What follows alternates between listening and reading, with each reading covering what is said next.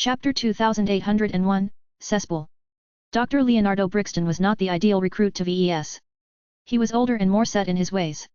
This meant that Goldie wouldn't be able to inspire as much loyalty and devotion to the Larkinson clan. Cyborg Mech sounded interesting, but VES wasn't convinced that it was worth the trouble to bother with fully or semi-organic mechs at all. All of the fleshy bits reminded VES too much of Dr. Jutland's shenanigans. Yet the value of recruiting a cyborg mech designer whose expertise straddled both classical mechs and biomechs was unquestionably high. There was no way that Master Brixton withheld too many of his core trade secrets when instructing his blood descendant. VES may not have reached this level as of yet, but even he had no intentions of passing any of his closest secrets to anyone aside from worthy offspring. Others simply didn't deserve to know. Not even his wife was privy to all of his secrets. The only people he truly trusted were those who he was able to shape himself. The more he was able to manipulate them, the more he was willing to pull them into his inner circle. So far, a handful of people such as General Viril, Venerable Joshua, and Dr. Rania was starting to earn his appreciation. They were much less stubborn and high-minded than his own wife and were much more pliable as a result. It also helped that they didn't seem to pursue any great agendas. With Gloriana, VES always had to keep her advocacy in mind. She did not see any contradiction between helping the Larkinsons and helping the Hexers. VES thought differently, and that was the cause of most of their disputes. He still loved her, though. Even though it wasn't entirely logical for him to feel this way, his heart never made sense in the first place. He just wanted to maintain a certain degree of separation from her on business matters. As VES thought about implications, he finally took a brief rest and woke up just before the start of the second phase. Ruizan Arena attracted a lot more attention these days. The amount of spectators had increased as many lifers wanted to witness Dr. Navarro's impending victory for themselves. Expectations were still high even though the current record wasn't optimistic. It was impossible for many fans to drop their confidence after suffering a modest setback. Dr. Navarro shall prevail. He will prove to the entire star sector that our biomechs are competitive. LRA. LRA. LRA. We should kick every metal mech out of our state. Groups of people wearing green clothing and banners all passed through the entry gates and moved up to their respective viewing platforms. The crown of trees surrounding the main dueling ring became more and more populated as many of them wanted to witness a turning point in the LRA's history. A lot of lifers came in order to obtain the answer to a simple question. Were their biomechs competitive enough? Today, the lifers deeply wanted Dr. Navarro to succeed. His biomechs not only had to make up for his disappointing score, but also win the hearts of the mech pilots who participated in the duel. The latter part had become a lot more contentious than before. If they know what is good for them, then the mech pilots won't betray their own states. They're trained in piloting biomechs. Why should they ever prefer to pilot dead machines when they can pilot living mechs instead? Our offerings are far superior. The partiality of the 10 mech pilots who would be issuing their verdict at the end of the second phase was crucial. The locals all wanted the mech pilots to favor their own state while many foreign observers watched carefully in order to see whether the lifers were about to cheat. VES wasn't too worried about that. Even if his hosts couldn't resist the temptation to cheat, both VES and Dr. Navarro knew the actual score. There was no way to lie about the results when both of them were mech designers. That said, the Larkinsons were fully prepared for trouble this time. The clan didn't even bother to open their new recruitment hall this time. Plenty of Larkinsons had already left the surface and those who remained behind were fortified inside Gentle Lotus Base. The Infinity Guards had become more active as well. They not only put their available mechs on high alert, but also prepared several evacuation routes. Though a part of VES didn't want to show up at all, another part of him felt more alive. Old instincts and habits were starting to wake up. The complacency and lethargy that had settled over his mind started to shake off from all of the excitement running through his veins. His blood was pumping faster. His attention became sharper. His competitive streak rose. He wanted to win. More precisely, he wanted to defy the lifers for hoping that he would lose. As a proud mech designer, how could he tolerate any doubt in his own ability? While Dr. Navarro was a formidable opponent and a capable mech designer in his own right, his life experiences were much duller. Out of safety concerns, fewer people accompanied VES this time. More bodyguards accompanied him this time, though all of them had to stay outside the entrance of the VIP platform. Only a couple of people kept him company this time. Aside from Lucky, he only brought a single expert pilot and consultant. Damn, the stakes are higher than ever, VES. Do you think they'll get mad if they lose? Vincent cheerfully asked as his hoverchair floated forward. Venerable Janza slapped the side of the floating device. Watch your words. Do you even realize what you are saying? You'll make a lot of people upset towards us if they hear your words. Show some care. She's right, Vincent. I didn't bring you here to brag on my behalf. As pathetic as it sounds, I still find your insights useful. He enjoyed the commentary he received during the first phase of the design duel. He cared about Rila, though, so he decided to leave her behind. Vincent was a different matter. VES didn't care at all whether the bastard lived or died. It didn't matter whether the wounded Larkinson was an expert candidate. In fact, if Vincent happened to meet an unfortunate accident today, then VES would have one less future expert mech design to worry about. Not that he actually expected something to happen. VES only had to look around to spot hundreds of biomechs in the air and on the ground. Each of them were marked in the colors of the Planetary Guard and other government institutions. A lot more security guards on foot appeared as well. The authorities must have shipped in an entire security division to Ruizan Arena on short notice because there were guards posted around every group of fans. Their odd combat armor was organic in nature and so were their rifles. It made them look like infested humans, but strangely enough their monstrous appearance didn't inspire any fear or revulsion from the locals. I heard you made a deal with Master Brixton. The old master went straight to the point. I did. So what? He offered me a reward for doing something that I already planned to accomplish. I see no reason to refuse a free deal. You should have refused his offer. The two of you share a connection now. No matter how benign it seems, you cannot deny that you are a bystander now. I was never a bystander to begin with. VES pushed back, heedless of the fact that he was talking to an esteemed master. I didn't ask to get involved, but since someone pushed me into this cesspit, I might as well go for a swim. Master Klein looked exasperated. I had hoped you would show more prudence, but I did not sufficiently account for your youth. It is rare to hear a master admitting a fault. We are still human, Mr. Larkinson. We may stand at a greater height than you, but we are still plagued by the same flaws that afflict any individual. In fact, some theorists claim that our faults are magnified. VES definitely believed in that theory. No mech designer achieved success by going through the motions. Being abnormal was practically a necessity. Can you tell me what's in store for me once I advance to senior? Het. Master Klein smirked as a hint of a miss.e.m.e.nt shoved aside his irritation. You must have asked this question to many high-ranking mech designers, correct? It's worth a try. Well, I will give you the same answer that my other colleagues have told you. Don't worry about it. Becoming a senior is a major threshold. While it is not considered to be a significant transformation, your approach to mech design will undergo a major transition. You will have to look beyond your immediate mech designs and start to consider the bigger picture. I see. VES looked disappointed. I'll look forward to that then. Do biomech designers have a harder time advancing than classical mech designers? This is not a simple question to answer. The threshold to become a biomech designer is higher because there is much more knowledge involved. While this means that our numbers are not as great, each of us are more brilliant on average. This is not a boast, but a fact that is backed up by plenty of studies. I believe you. The logic holds up. Even I'm a bit intimidated by having to learn so many biotechnology-related subjects. It's a different discipline. VES replied. Correct. It's a different discipline, though there are many ignorant critics who think differently. The fact of the matter is that mech design and biotechnology require different skill sets and aptitudes to excel at it. While there is a lot of overlap between the two fields, it still takes a genuine talent to marry the two together. What about cyborg mechs? VES curiously asked. From my shallow understanding, Master Brixton is a very renowned mech designer in this state. What makes his kind of products so special? You should ask this question to someone else. As much as I oppose his stances, I still respect his work. Master Klein didn't stick around for long. After he gained whatever he sought from VES, he quickly bid goodbye and returned to his seat.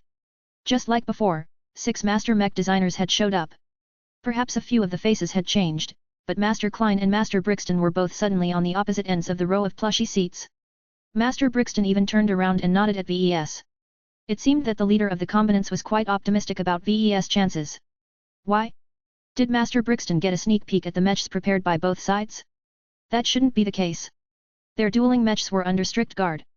Masters weren't even allowed to get close because there were a million different ways they could strengthen or weaken any given mech. At this time, a familiar bombastic voice boomed over everyone's heads.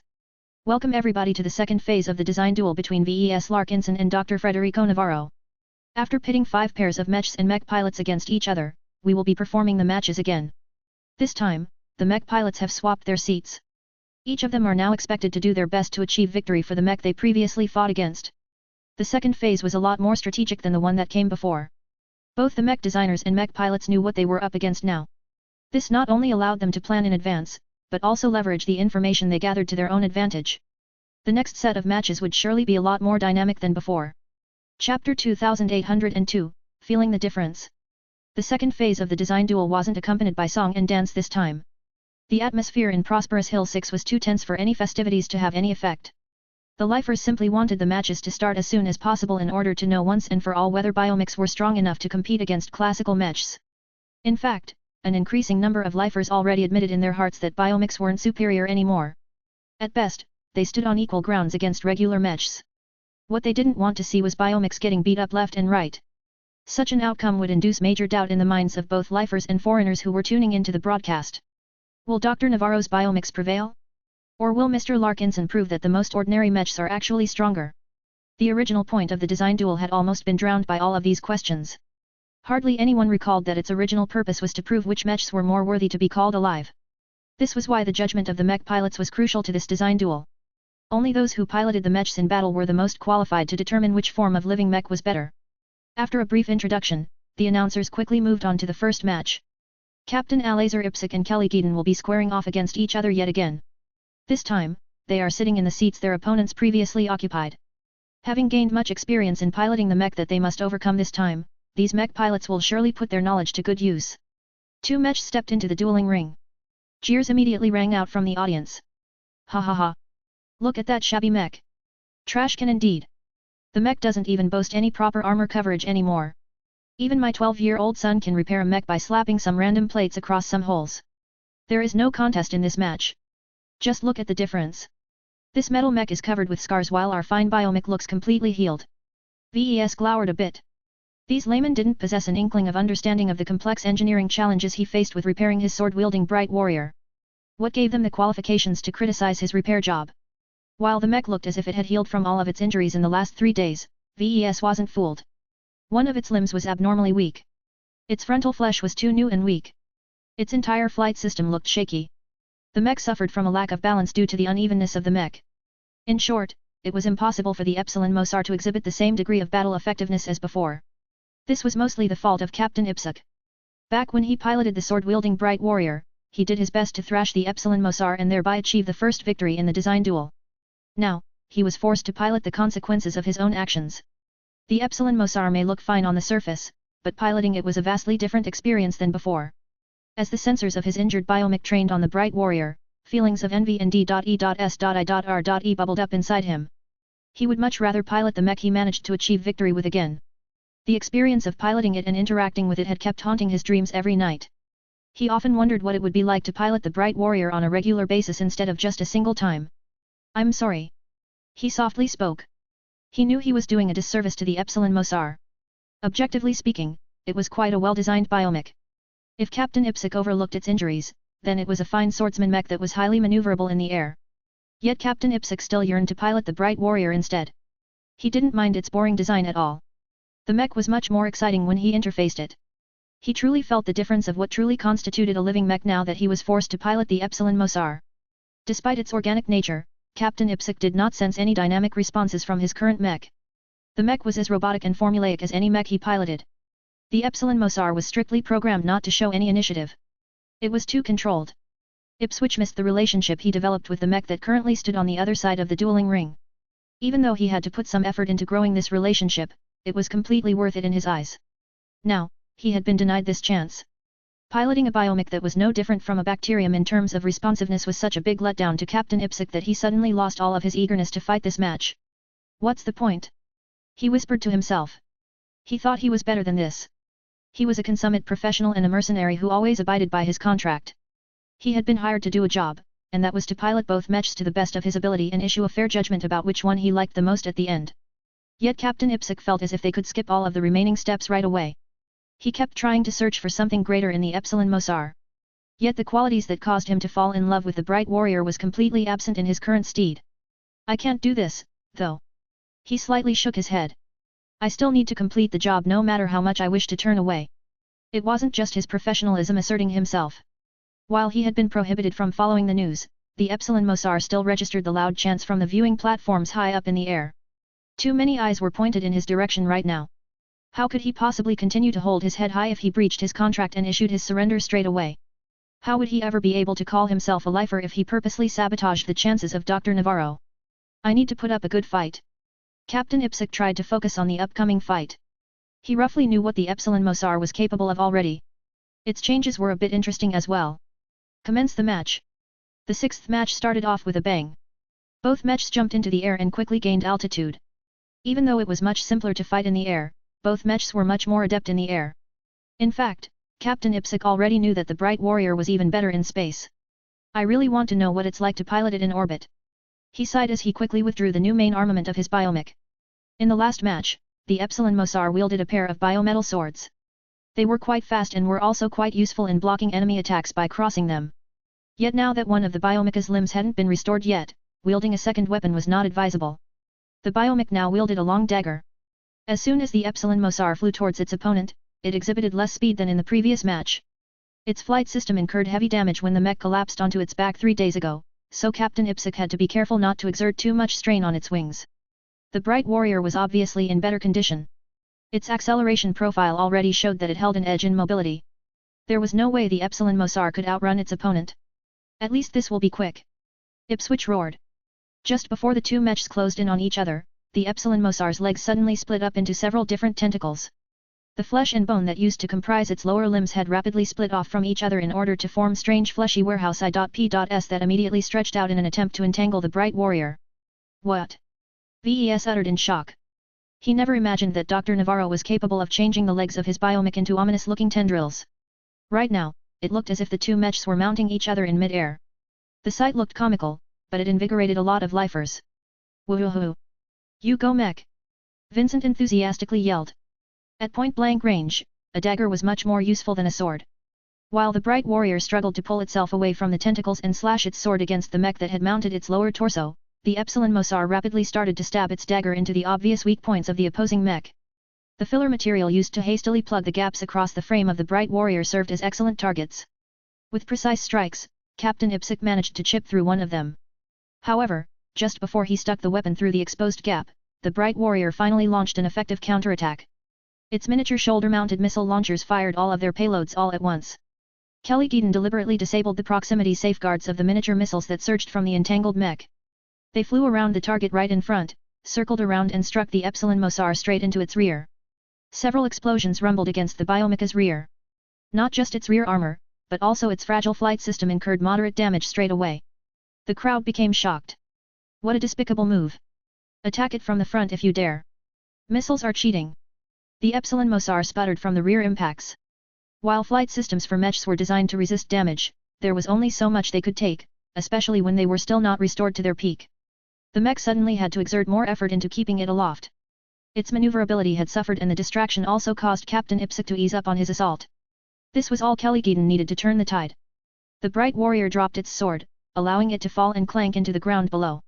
Instead, it utilized the strength of its own limbs along with activating nearly every booster at full power to tear at the tentacles.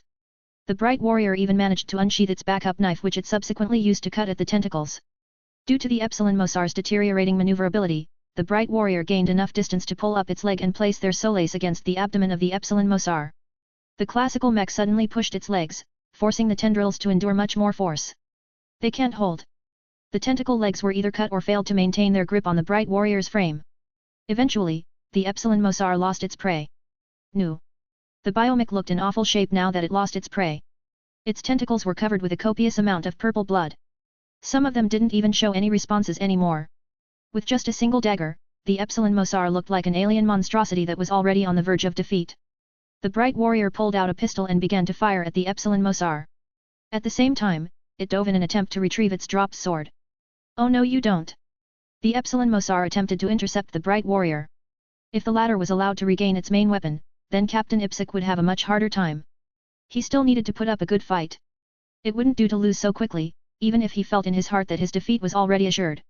Chapter 2803, Uneven Matches. The Epsilon Mosar's tentacle trap failed. After the biomech suffered a defeat during the first phase, it was in bad condition. Even accounting for the automatic healing process by dumping it into a feeder pool, major restorations still required a lot of attention and effort.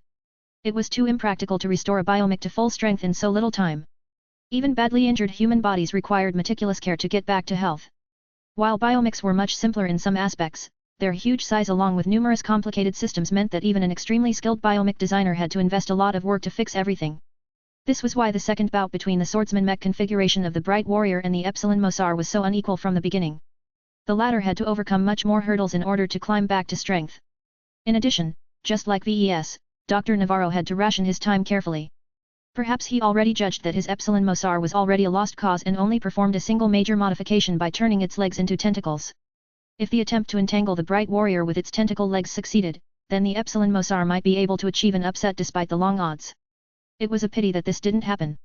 Instead, the bright warrior succeeded freeing itself from this surprising trap. Now that Kelly Geedon had become aware of the threat, she never allowed her mech to be caught in such a compromising position again.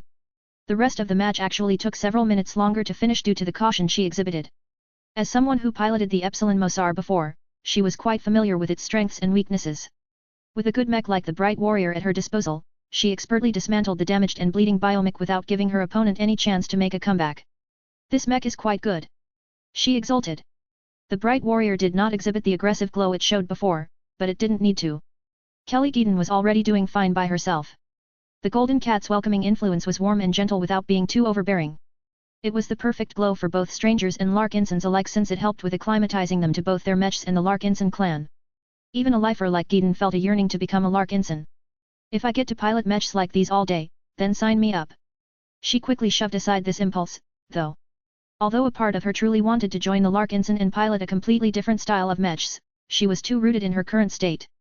She would have to abandon her family, her friends, her familiar environment and everything she valued. It wasn't worth it to leave everything behind. That did not mean she resented the Larkinson clan, though. This mech is definitely better than any biomech I've piloted so far. She whispered to herself.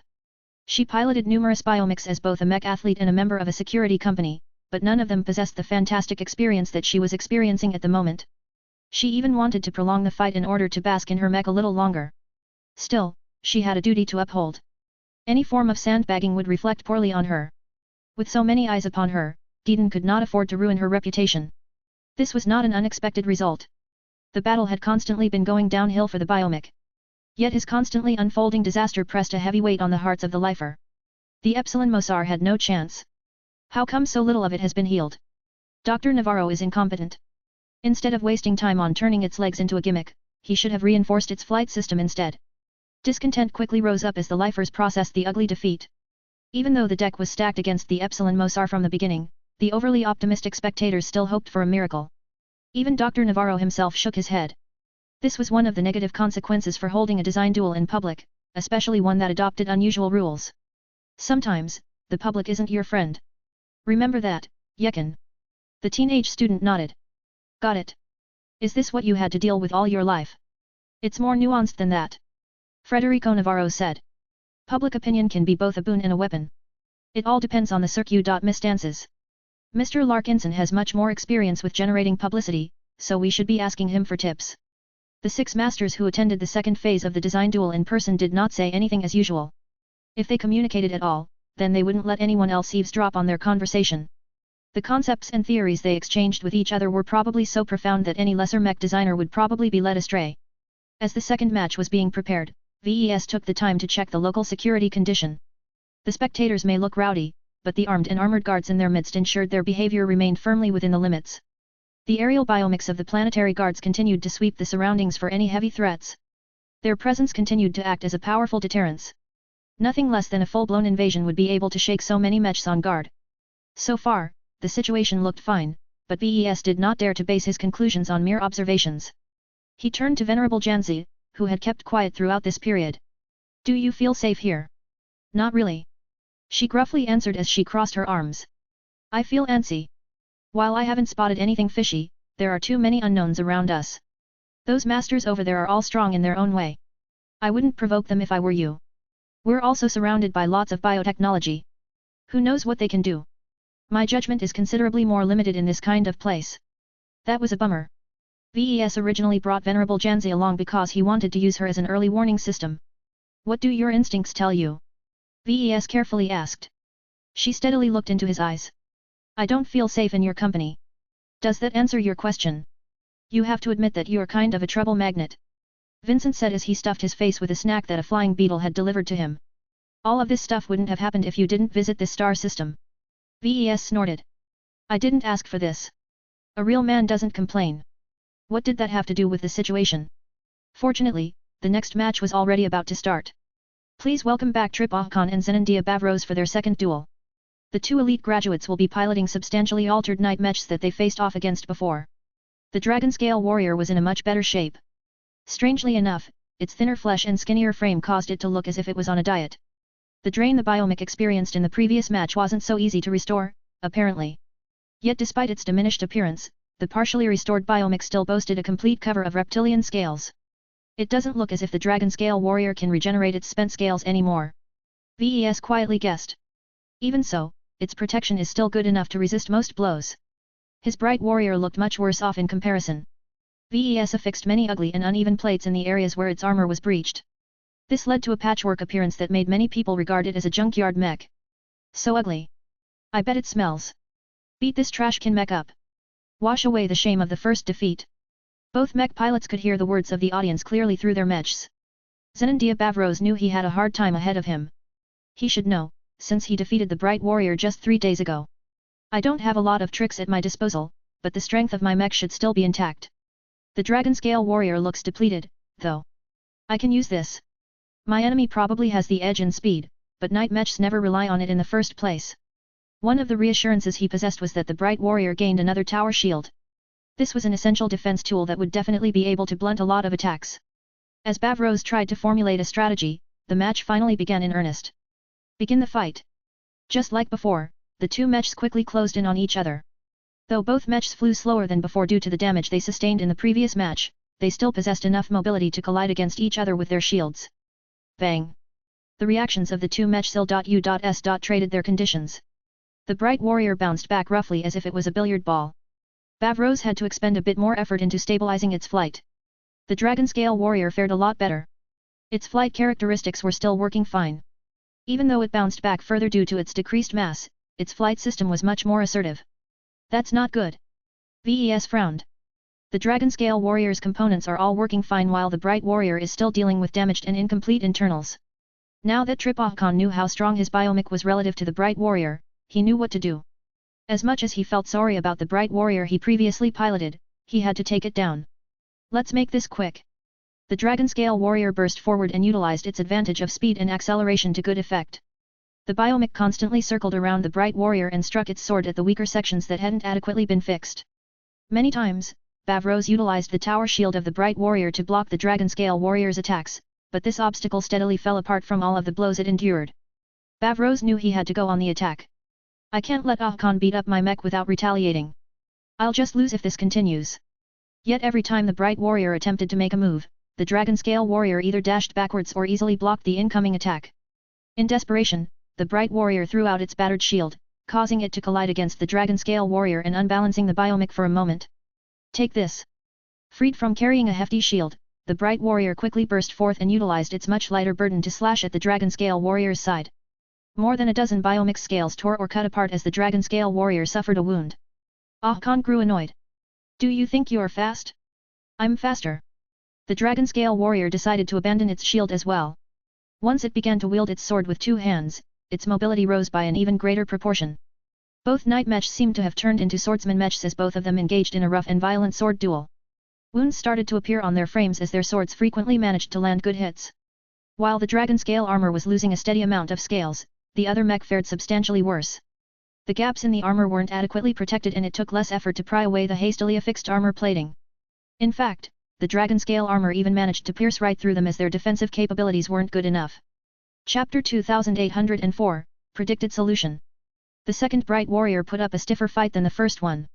Having discarded its C.U.Mpersum shield, the defensive mech was able to maneuver more freely, allowing it to evade many attacks while launching more sophisticated counterattacks in return. Yet all was not well with the metallic mech. The scaled biomech that pushed it back was faster and retained more of its original performance. While it didn't display any drastic tricks like turning its legs into creepy tentacles, the Dragon Scale Warrior's base performance was already good enough to suppress the Bright Warrior. The performance disparity was too great. Even when VES switched the Bright Warrior's design spirit from Goldie to Kilangso, there was only so much Bavros could do to keep his mech together.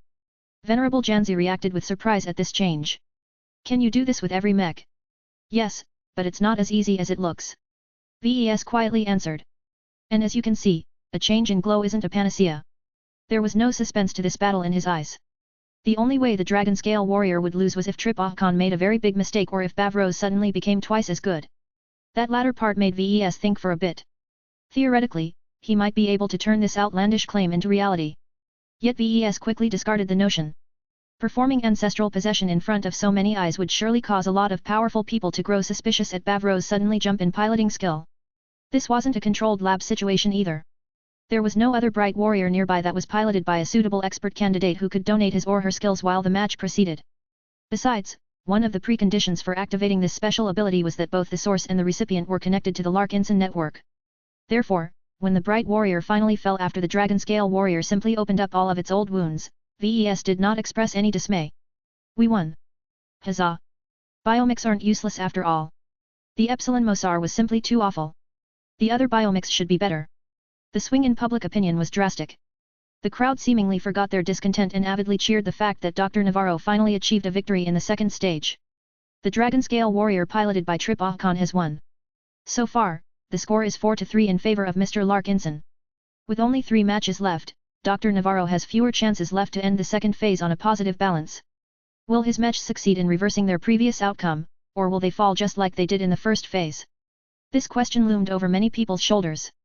Only 2 matches had taken place, but a pattern already became apparent. Both winning mechs had also achieved victory in the previous phase. Regardless of their unique qualities, the conditions they were in when they participated in their second fights were quite terrible. The format of the design duel made it difficult for either mech designer to deliver a pristine mech. If they had 2 weeks' time to fix up the mechs that had been savaged during the first phase, then the mechs that stepped into the dueling ring would have looked much better. It's kind of funny. VES briefly chuckled. This rule was originally meant to benefit Dr. Navarro. After all, biomechs are known for their regeneration ability. The problem is that 3 days is too short of an interval. Our mechs would probably look drastically different if we had 6 days to fix them up. Passive regeneration is a lot more effective if it has time to work its magic. This was how biomechs were supposed to be used. Any force that deployed organic machines required less crew to operate and maintain them. If they incurred any damage, then the maintenance crews could simply submerge them into feeder pools and come back a month later. The biomechs would likely be back in tip-top shape as long as they weren't missing any limbs or something. The third match started pretty soon. The happy crowd quickly lost their cheer when one of the most dreaded mechs of the design duel stepped into the field. The ferocious Piranha Mark the first version B made an appearance once again. The second-class version of the infamous mech line had achieved an overwhelming victory the last time.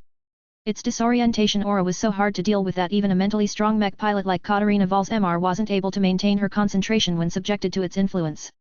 Now that she was piloting the mech herself, she reveled in what she could do with her former boogeyman. The corrosive damage it previously suffered had only been partially fixed, but that didn't matter too much since the ferocious piranha still presented an extreme threat at close range. Now it's my turn to terrorize you! She exclaimed. In contrast, Rez Killigan did not look forward to this match at all. The fairy stinger may have received lots of attention from Dr. Navarro, but his impression of the previous match was still too strong. Up above, VES became a lot more attentive. He glanced frequently at Dr. Navarro. There is no way the fairy stinger is the same as before. Its original incarnation is woefully inadequate. He guessed. Vincent nodded. I wouldn't want to fight the ferocious piranha up close at all. I'd rather keep my distance and take pot shots at it. There's no other way to defeat it in my opinion. As soon as the match started, it became clear that Dr. Navarro had the same thought. The fairy stinger did not pull out any daggers. In fact, it didn't carry any melee weapons at all in order to reduce its mass. Instead of resorting to blades, the mech wielded a slim carbine that was able to fire laser beams. The biomech was already flying away from the dreaded ferocious piranha. Its carbine was slim enough to be fired with a single hand, which the organic light skirmisher took advantage of by rotating its weapon arm to an unnatural degree until it pointed straight backwards. Laser beam after laser beam began to strike ferocious piranha's surface in quick succession.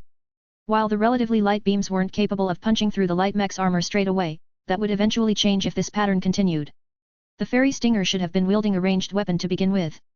Come on, fairy stinger. Keep your distance.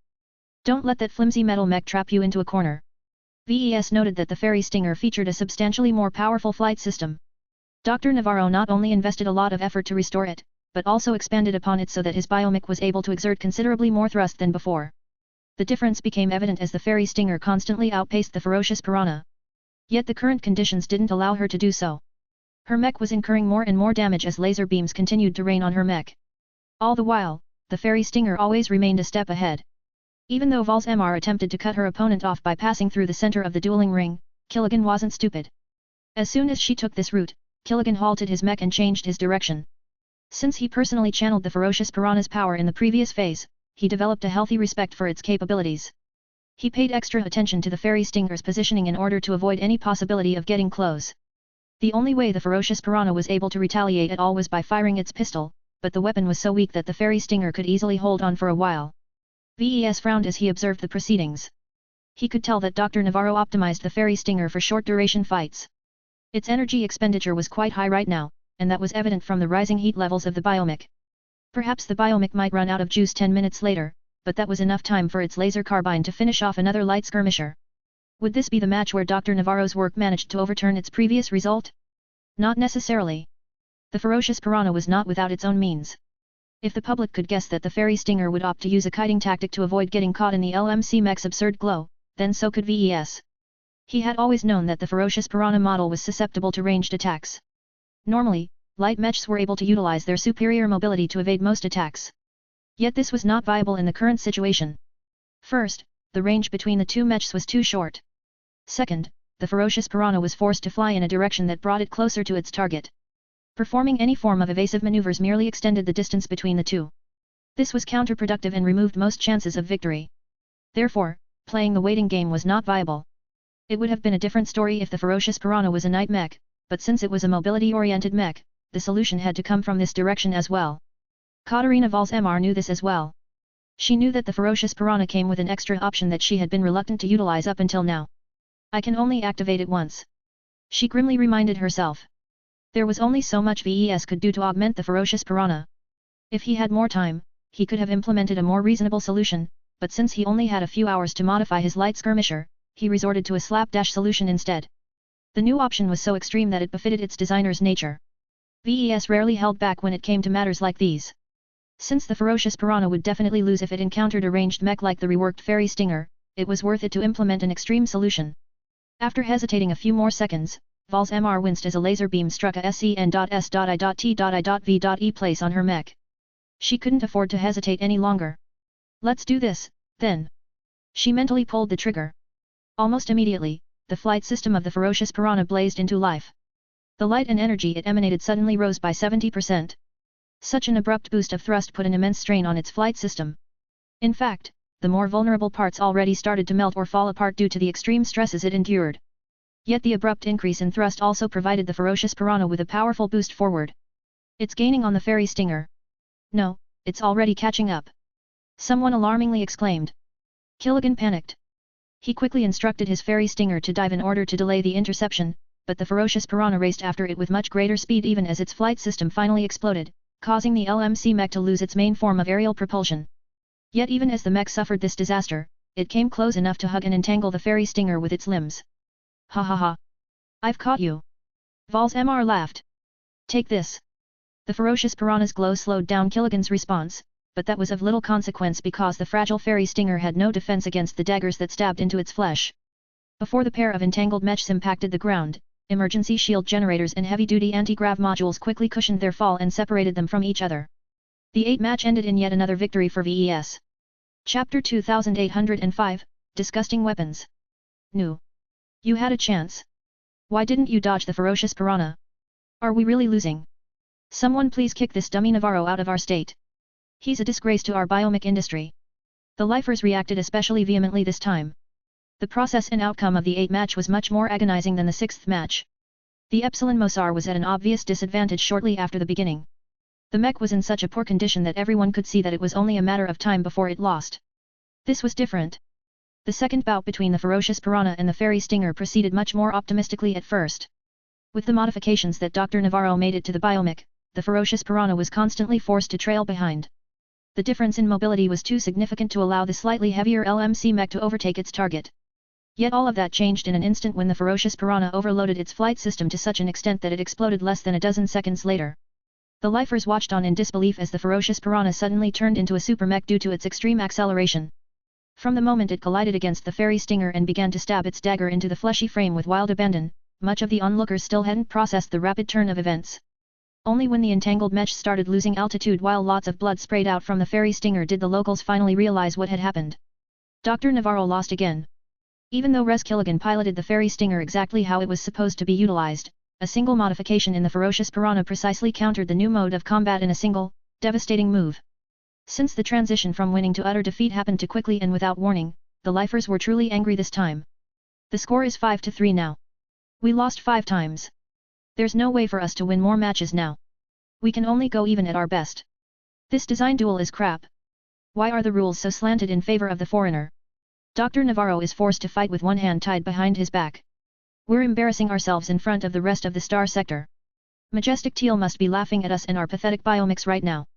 Just when VES thought the anger couldn't get any worse, VES briefly saw a plume of smoke rising from the distance. What is that? VES noticed that the master mech designers sitting not too far away no longer held a casual posture. All 6 of them had adopted a serious demeanor. Master Werther Klein looked especially concerned. Master Leha Brixton sent a challenging glance towards the conservative mech designer. The other masters each held ambiguous expressions. Venerable Janzi activated her COMM and quickly accessed the news. A small ammunition depot in the outskirts of Velan blew up. The details are scarce, but it's likely that someone deliberately triggered it. No lives have been lost, thankfully. Unfortunately, this was not the only incident that occurred after the 8 match. The news portals rapidly reported numerous different incidents.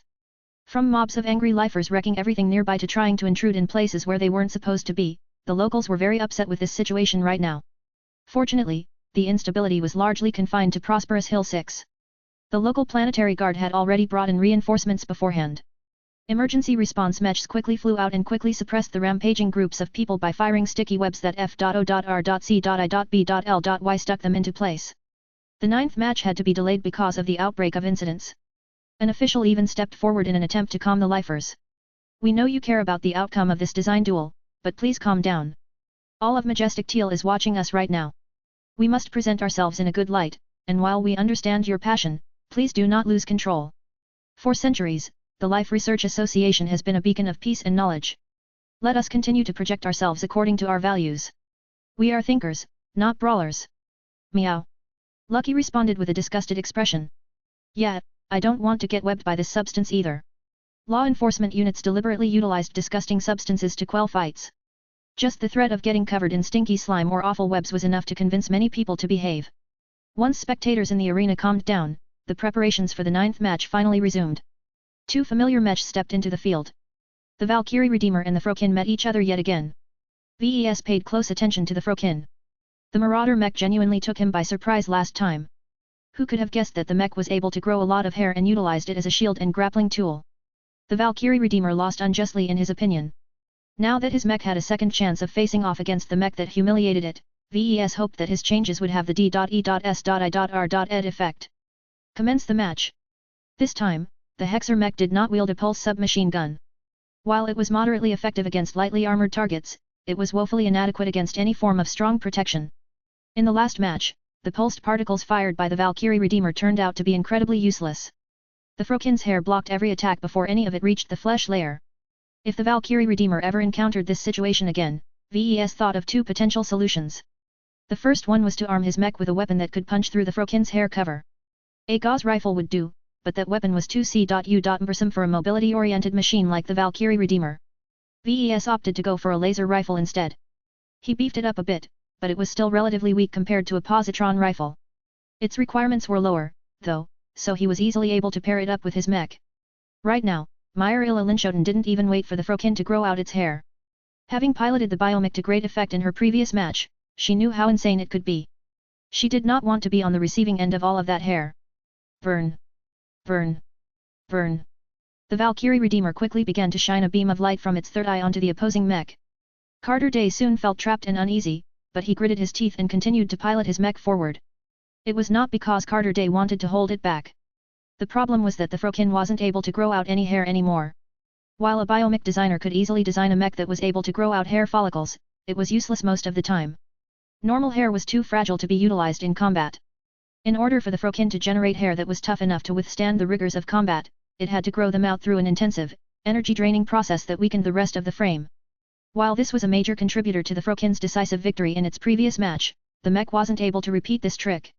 VES and many onlookers quickly realized this fact. As the Valkyrie Redeemer employed a kiting tactic to pelt the Frokin with damaging laser beams, the biomech did not form any special countermeasure to block the attacks. What is it up to? VES wondered. The Valkyrie Redeemer wasn't able to outpace the Frokin for long. The LMC mech had incurred substantial damage in the previous match, so its performance wasn't even close to its peak. When the Frokin drew near, the mech finally showed what it was capable of. All this time, it held an unusual rifle that had not opened from the start. It was only when it drew close enough that Carter Day finally pulled the trigger. What? The net was apparently made from the same substance of the hair that the Frokin previously grew.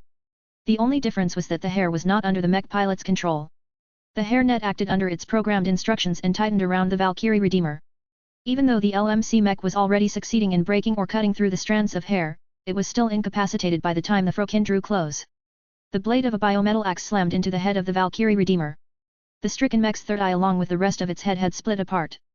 Lin Shoten was briefly disoriented as she was forced to switch to another set of visual sensors to observe her surroundings.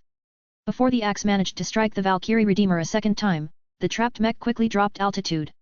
At the same time, the mech activated its shock and awe pulse while at the same time detonating a starburst grenade.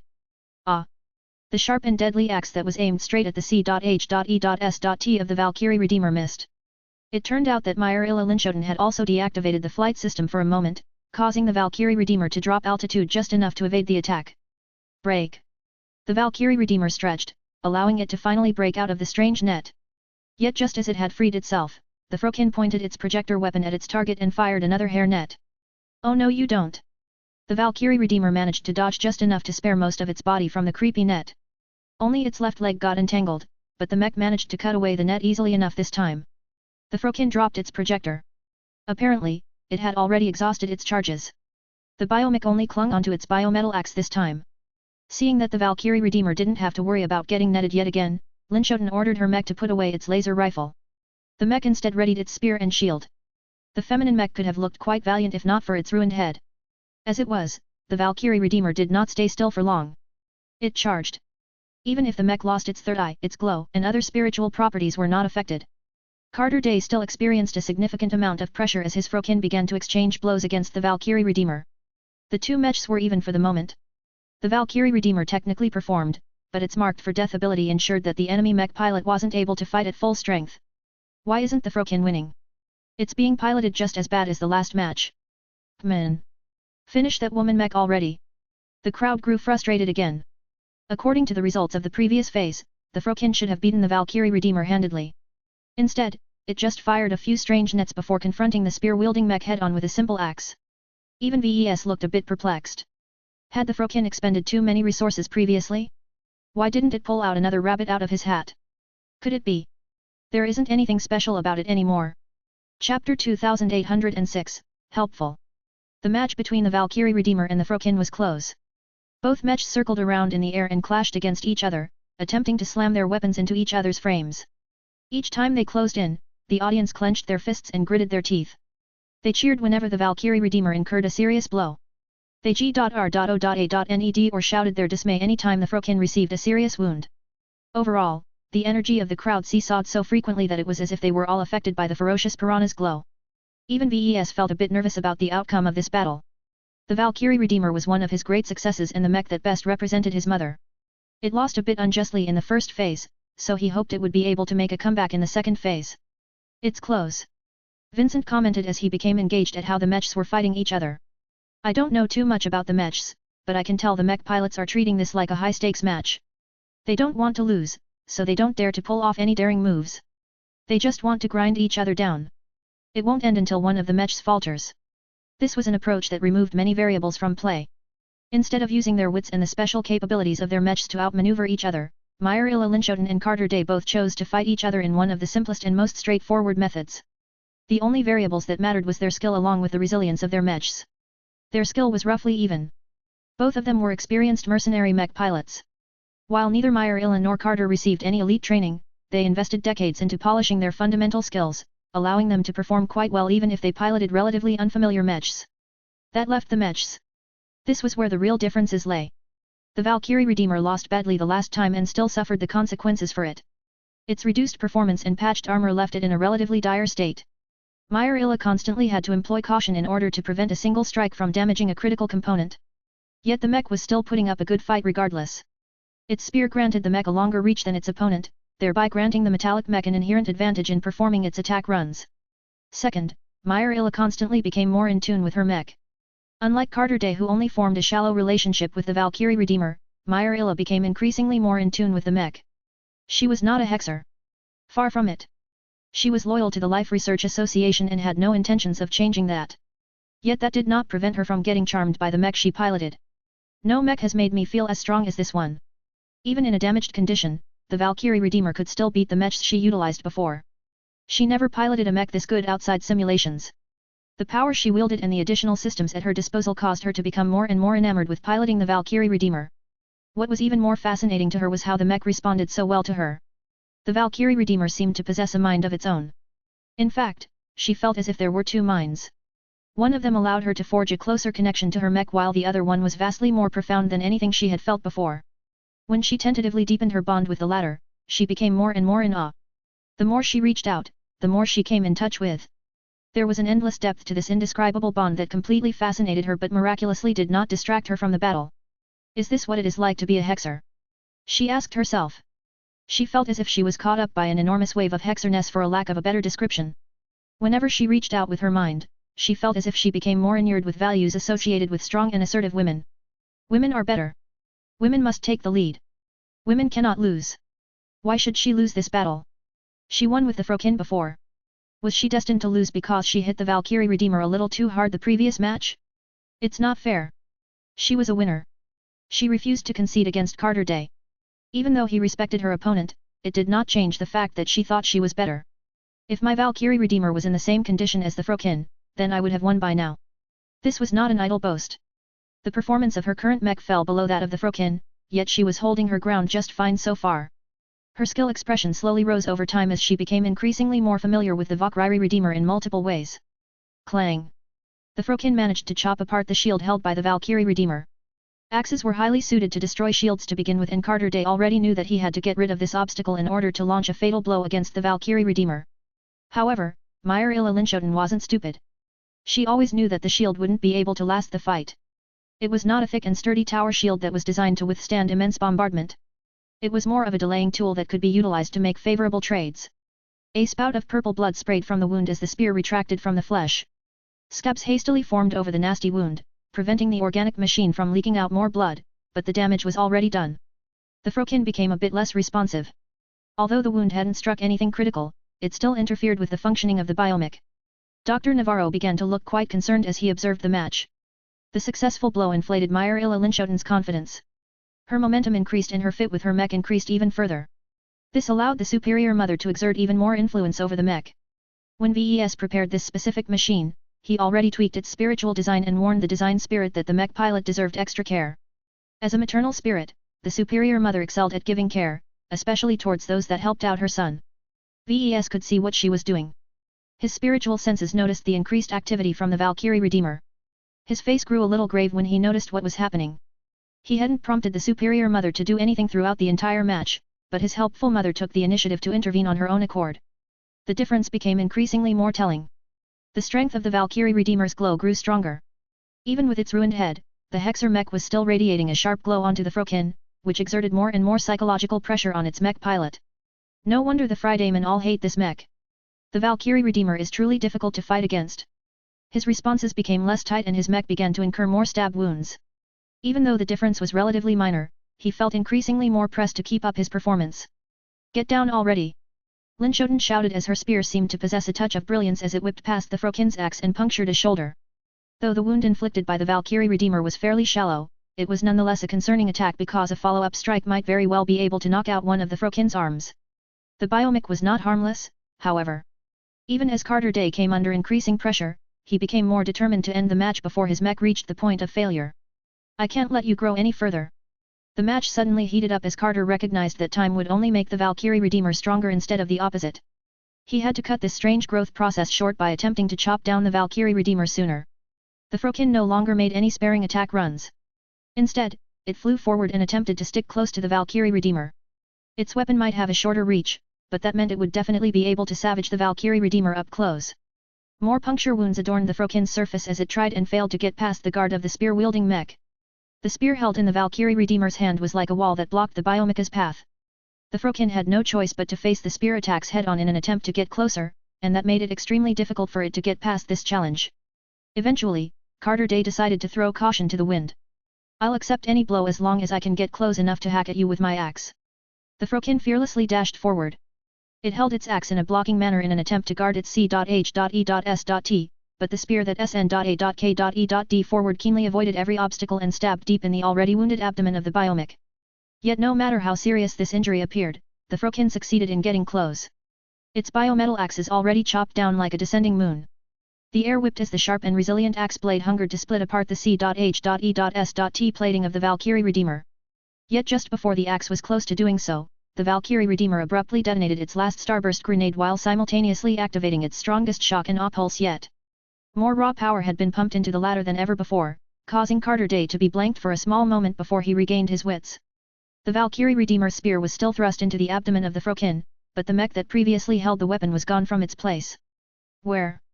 Carter became alarmed. The Frokin's axe cut through empty air, signaling that its opponent was truly gone. Wait a second. The sense of doom that was directed towards him no longer came from the front. Instead, it came from below. It turned out that the Valkyrie Redeemer cut off its propulsion at the same time it activated its close-ranged countermeasures. This caused the mech to lose altitude for just a moment until its flight system came online again. Myralala Linshoten pumped more power into the flight system than ever before, causing it to rise up just enough to empower her next blow. This is the end. She yelled as her will seemed to echo with her mech and the spirit that was supporting her from behind. The Valkyrie Redeemer's backup knife rapidly rose up from between the legs of the Frokin before sinking straight into the crotch of the biomech. More purple blood leaked out from the mech than ever before as the spear dug deep into the flesh and internals in its way. The Frokin suffered a terrible blow. Carter screamed, and so did much of the audience. Chapter 2807, Stripped Facade. The Frokin suffered a blow no one wanted to suffer. Men especially reacted with horror at the final blow of the Valkyrie Redeemer. A knife had been struck straight through the underside of the crotch of the Frokin. It would have been worse if Dr. Navarro equipped this particular mech with organs, but even in its B.A.R.E and smooth form, it was still a place where no mech wanted to get hurt. The Frokin obviously lacked an independent consciousness, but Carter Day's instinctual behavior caused the mech to bend in a manner that was very characteristic of mech who got hurt in this fashion. More blood poured from the biomech than ever before as the Valkyrie Redeemer cruelly twisted the knife before pulling it out. It was as if the Hexer mech delighted in paying back the suffering it endured at the hands of the formerly hairy mech. It was the female mech's turn to torment its opponent. As an experienced mech pilot, Myrila Linshoten was not stupid enough to let down her guard. While the Frokin belatedly recovered and attempted to put up a guard, the Valkyrie Redeemer was already a step ahead. Even though the Frokin descended from the air in an attempt to generate some distance from its opponent, the Valkyrie Redeemer was already a step ahead.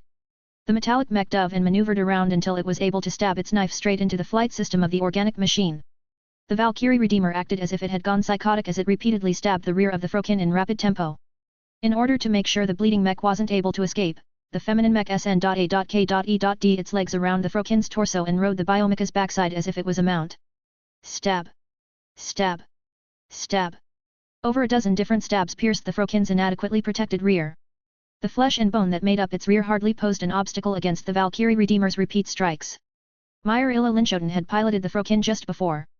She still remembered much of its properties when she interfaced with her mech, including where all of the critical parts were located and how she could damage them from the rear. This knowledge came in very handy at this time as her seemingly thoughtless attacks were actually premeditated. Each stab struck a critical component or cut through some vital connections. The sheer amount of purple blood flooding through the stab wounds was indicative of how much suffering the Frokin must be going through. In desperation, the biomech attempted to swing its biometal axe over its head so that its blade was able to chop into the mech that had glued itself onto its back, but the Valkyrie Redeemer merely reared its torso back, causing the attempt to fail. After suffering so many small but critical blows, the Frokin already lost a lot of strength. Its flight system had already been knocked offline so the two entangled mechs were rapidly approaching the surface. Everyone looked at the victorious Valkyrie Redeemer. Wielding a modest blade that was covered in blood, the damaged mech looked as if it wasn't done yet. The Hexer mech looked as if it was eager to emasculate another organic machine. This is why mechs need cod pieces. Vincent winced as he moved his hands over his lap. The 9th match has concluded. The announcer stated in a neutral voice. Mr. Larkinson has achieved an upset. The Valkyrie Redeemer's unanticipated success brings the score to 6-3 in favor of our foreign guest. The response to this result was graver than the previous one. It took a long time for the audience to process what had happened, but once they did, they became swept by denial and anger. This can't be. The Frokin was clearly in a better shape than the Valkyrie Redeemer, so why did our biomech lose? What the hell was Dr. Navarro doing? Why didn't he regrow the Frokin's hair? Did he actually think that stupid net launcher was going to work? Our current record looks awful. Our score has already gone negative and it's not possible for us to recover anymore. At most, we can make our defeat more graceful if we manage to win the final match. What good will that do? And didn't you forget that we lost the previous heavy artillery mech bout? Dr. Navarro's last biomech will have to fight an uphill battle if it wants to win. It's hopeless. The people's faith in Dr. Navarro's abilities had sunk to a low point at this time. Previously, the lifers watching the matches were still able to believe that the biomech designer was putting up a decent fight. After all, the outcomes of the latest matches fell in line with the past. The mechs that won the previous time also achieved another victory today. The Valkyrie Redeemer broke this pattern. The Frokin effectively countered the metallic mech in their first confrontation, but during the second one, the biomech was no longer able to grow out its hair for some reason. Without its absurdly effective hair, the Frokin wasn't that impressive anymore. It fought like any other biomech, but that was not enough to prevail against the Valkyrie Redeemer. The most emotional and unstable lifers lashed out again as a result. While the people who were spectating the design duel in person remained calm under the suppression of the guards, elsewhere the citizens of the LRA vented their anger in many different ways. Some shouted in the air as if they tried to warp reality with their words. Others started to abuse maintenance beetles left and right in an attempt to channel their frustration. Lots of beetles got kicked, stabbed, or crushed as angry mobs of people descended upon these innocent creatures to get their taste of blood. The authorities largely allowed the mobs to do so. In fact, more beetles flooded from the tree buildings and conveniently turned themselves into targets. As long as the mobs were preoccupied with trashing cheap, disposable beetles, they weren't doing something worse. More fires started to break out. While automatic fire suppression measures quickly doused these potential hazards, there were some instances where creative fire starters managed to ignite a number of vehicles. Fortunately, no one launched any powerful attacks or detonated any explosives, but the authorities received worrying signals. The responses from all of the people on the VIP platform were mostly grave. The conservatives such as Master Klein all smelled trouble on the horizon. However, those who aligned themselves with the opposition did not seem too troubled by the latest turn of events. Master Brixton did not even bother to put on a facade. The taunting grin on his face rubbed a lot of adherents of the conservative faction the wrong way. See what your complacency has led us to. The old man passionately spoke. Look at how fragile our people are. The false pride that you have instilled into their heads has kept them docile but also blind to reality. We were never as strong as we thought. Our biomech industry has stagnated for so long that not even our foremost professionals are able to pull themselves out of the pit they dug. Now look at us. Once we are stripped of our delusions, our true faces are revealed. Master Klein sent a very sharp glance towards the leader of the combatants. Master Brixton, the design duel has yet to come to an end.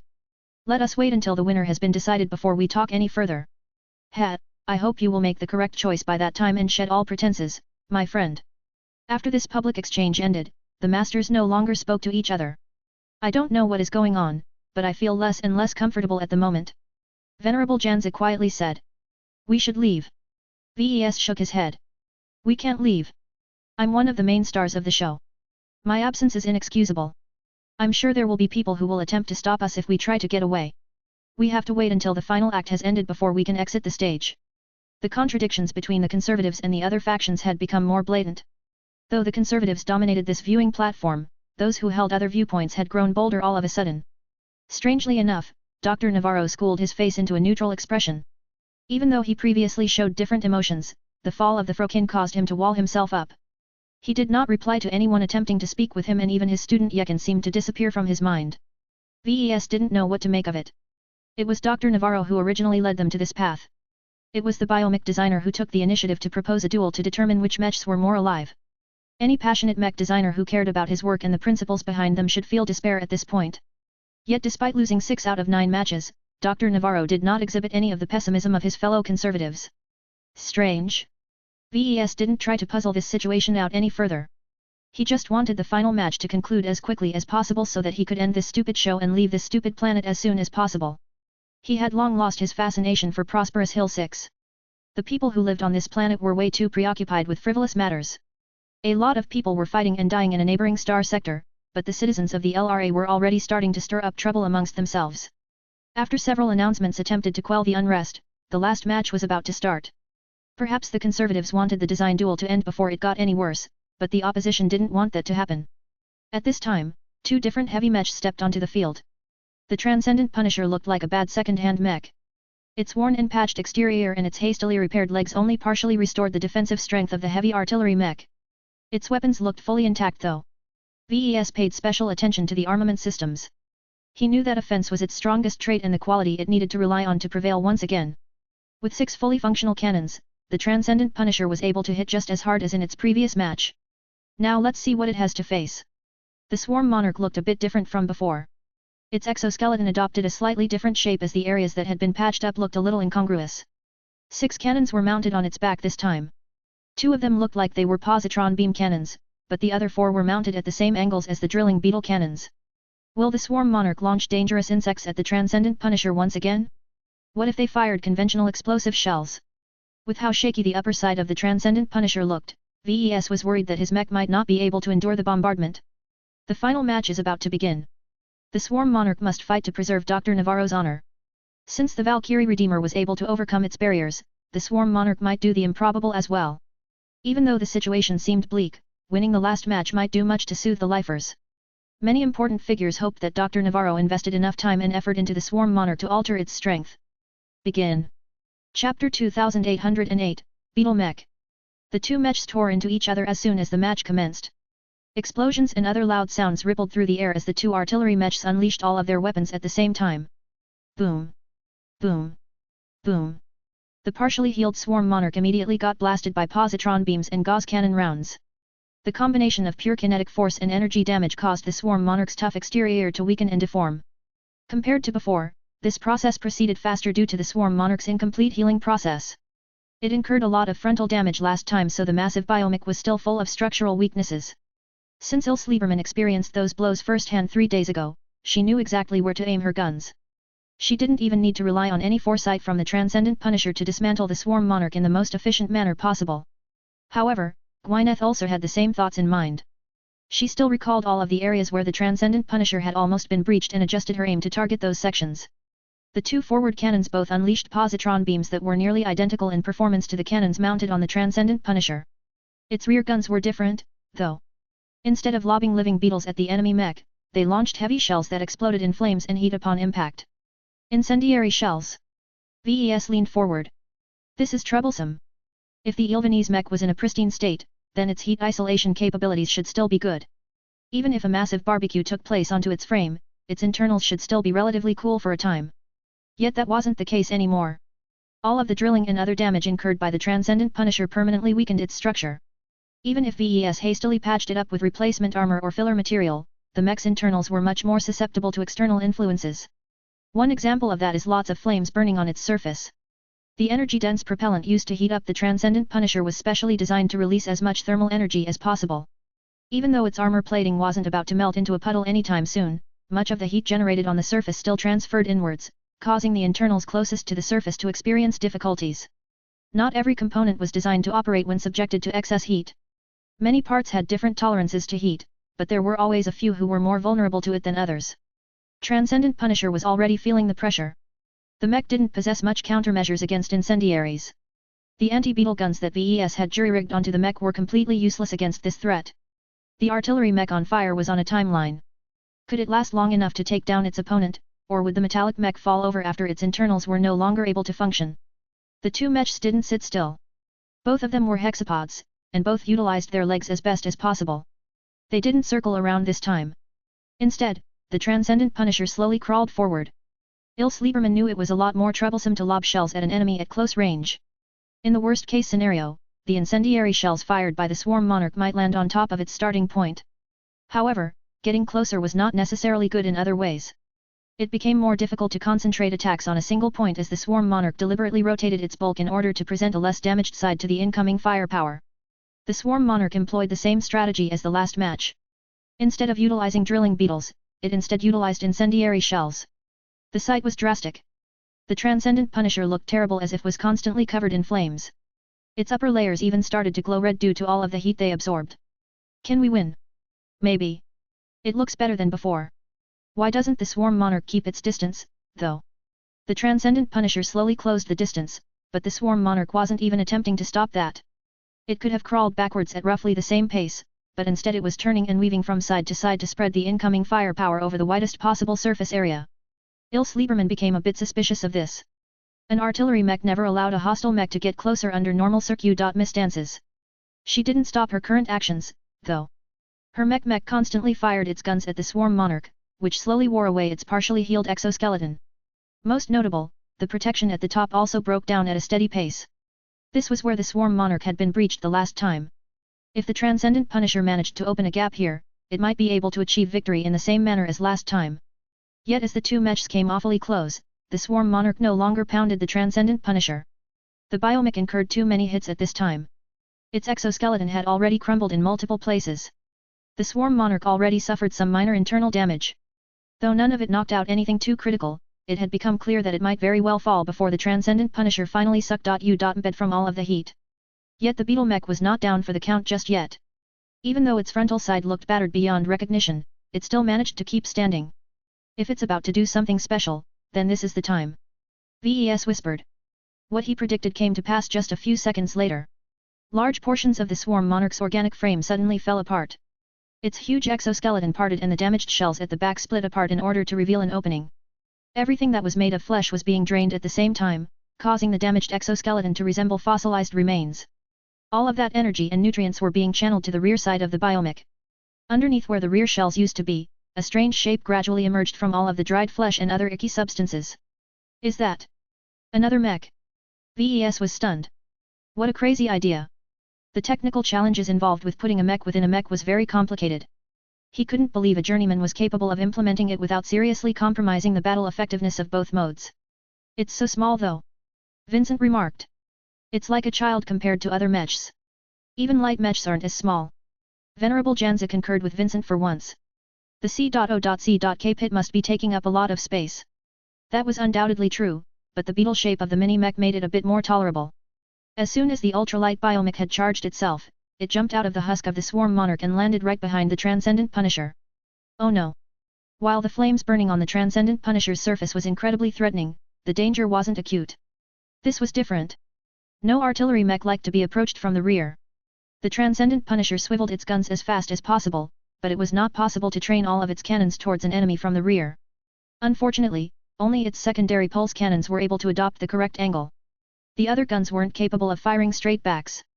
The Transcendent Punisher had no choice but to turn around in order to put its other weapons to use, but it took many seconds to rotate a heavy mech. At this time, the slim beetle mech that emerged from the swarm monarch started to skitter forward. Unlike its progenitor, the downsized beetle mech moved remarkably quickly. The ultralight biomech reached the rear of the Transcendent Punisher in no time. The secondary beetle mech already looked a bit beat up. The pulse cannons might be weak, but the ultralight biomech hardly boasted any protection. Unfortunately for the Transcendent Punisher, its pulse cannons weren't able to target the beetle mech any longer now that it had gotten this close. After a few seconds, the beetle mech finally revealed its arsenal. Is that a drill? Vincent widened his eyes. A drill extended straight from the miniature beetle's mouth. Compared to the main weapons of the drilling beetles from the previous match, this one looked substantially more threatening. The ultralight beetle then proceeded to do something remarkable. It jumped and clamped its legs to the backside of the Transcendent Punisher. Although the rear of the mech was covered in flames as well, it was not as intense as in the front. Perhaps Gwyneth Ulcer deliberately did this in order to prepare for this unorthodox move. The Transcendent Punisher did not take kindly to the parasite that had climbed onto its butt. The mech lowered its main body to the ground, but the angle adopted by the beetle was just high enough to avoid getting crushed. Damn! VES cursed. He could already tell it was impossible to shake off the beetle mech in this fashion. The 6 legs of the Transcendent Punishers weren't particularly long or versatile. The mech was never designed to traverse mountainous terrain or tilt its main body at extreme angles. This meant that it wasn't able to maneuver itself in a way that could threaten the beetle mech.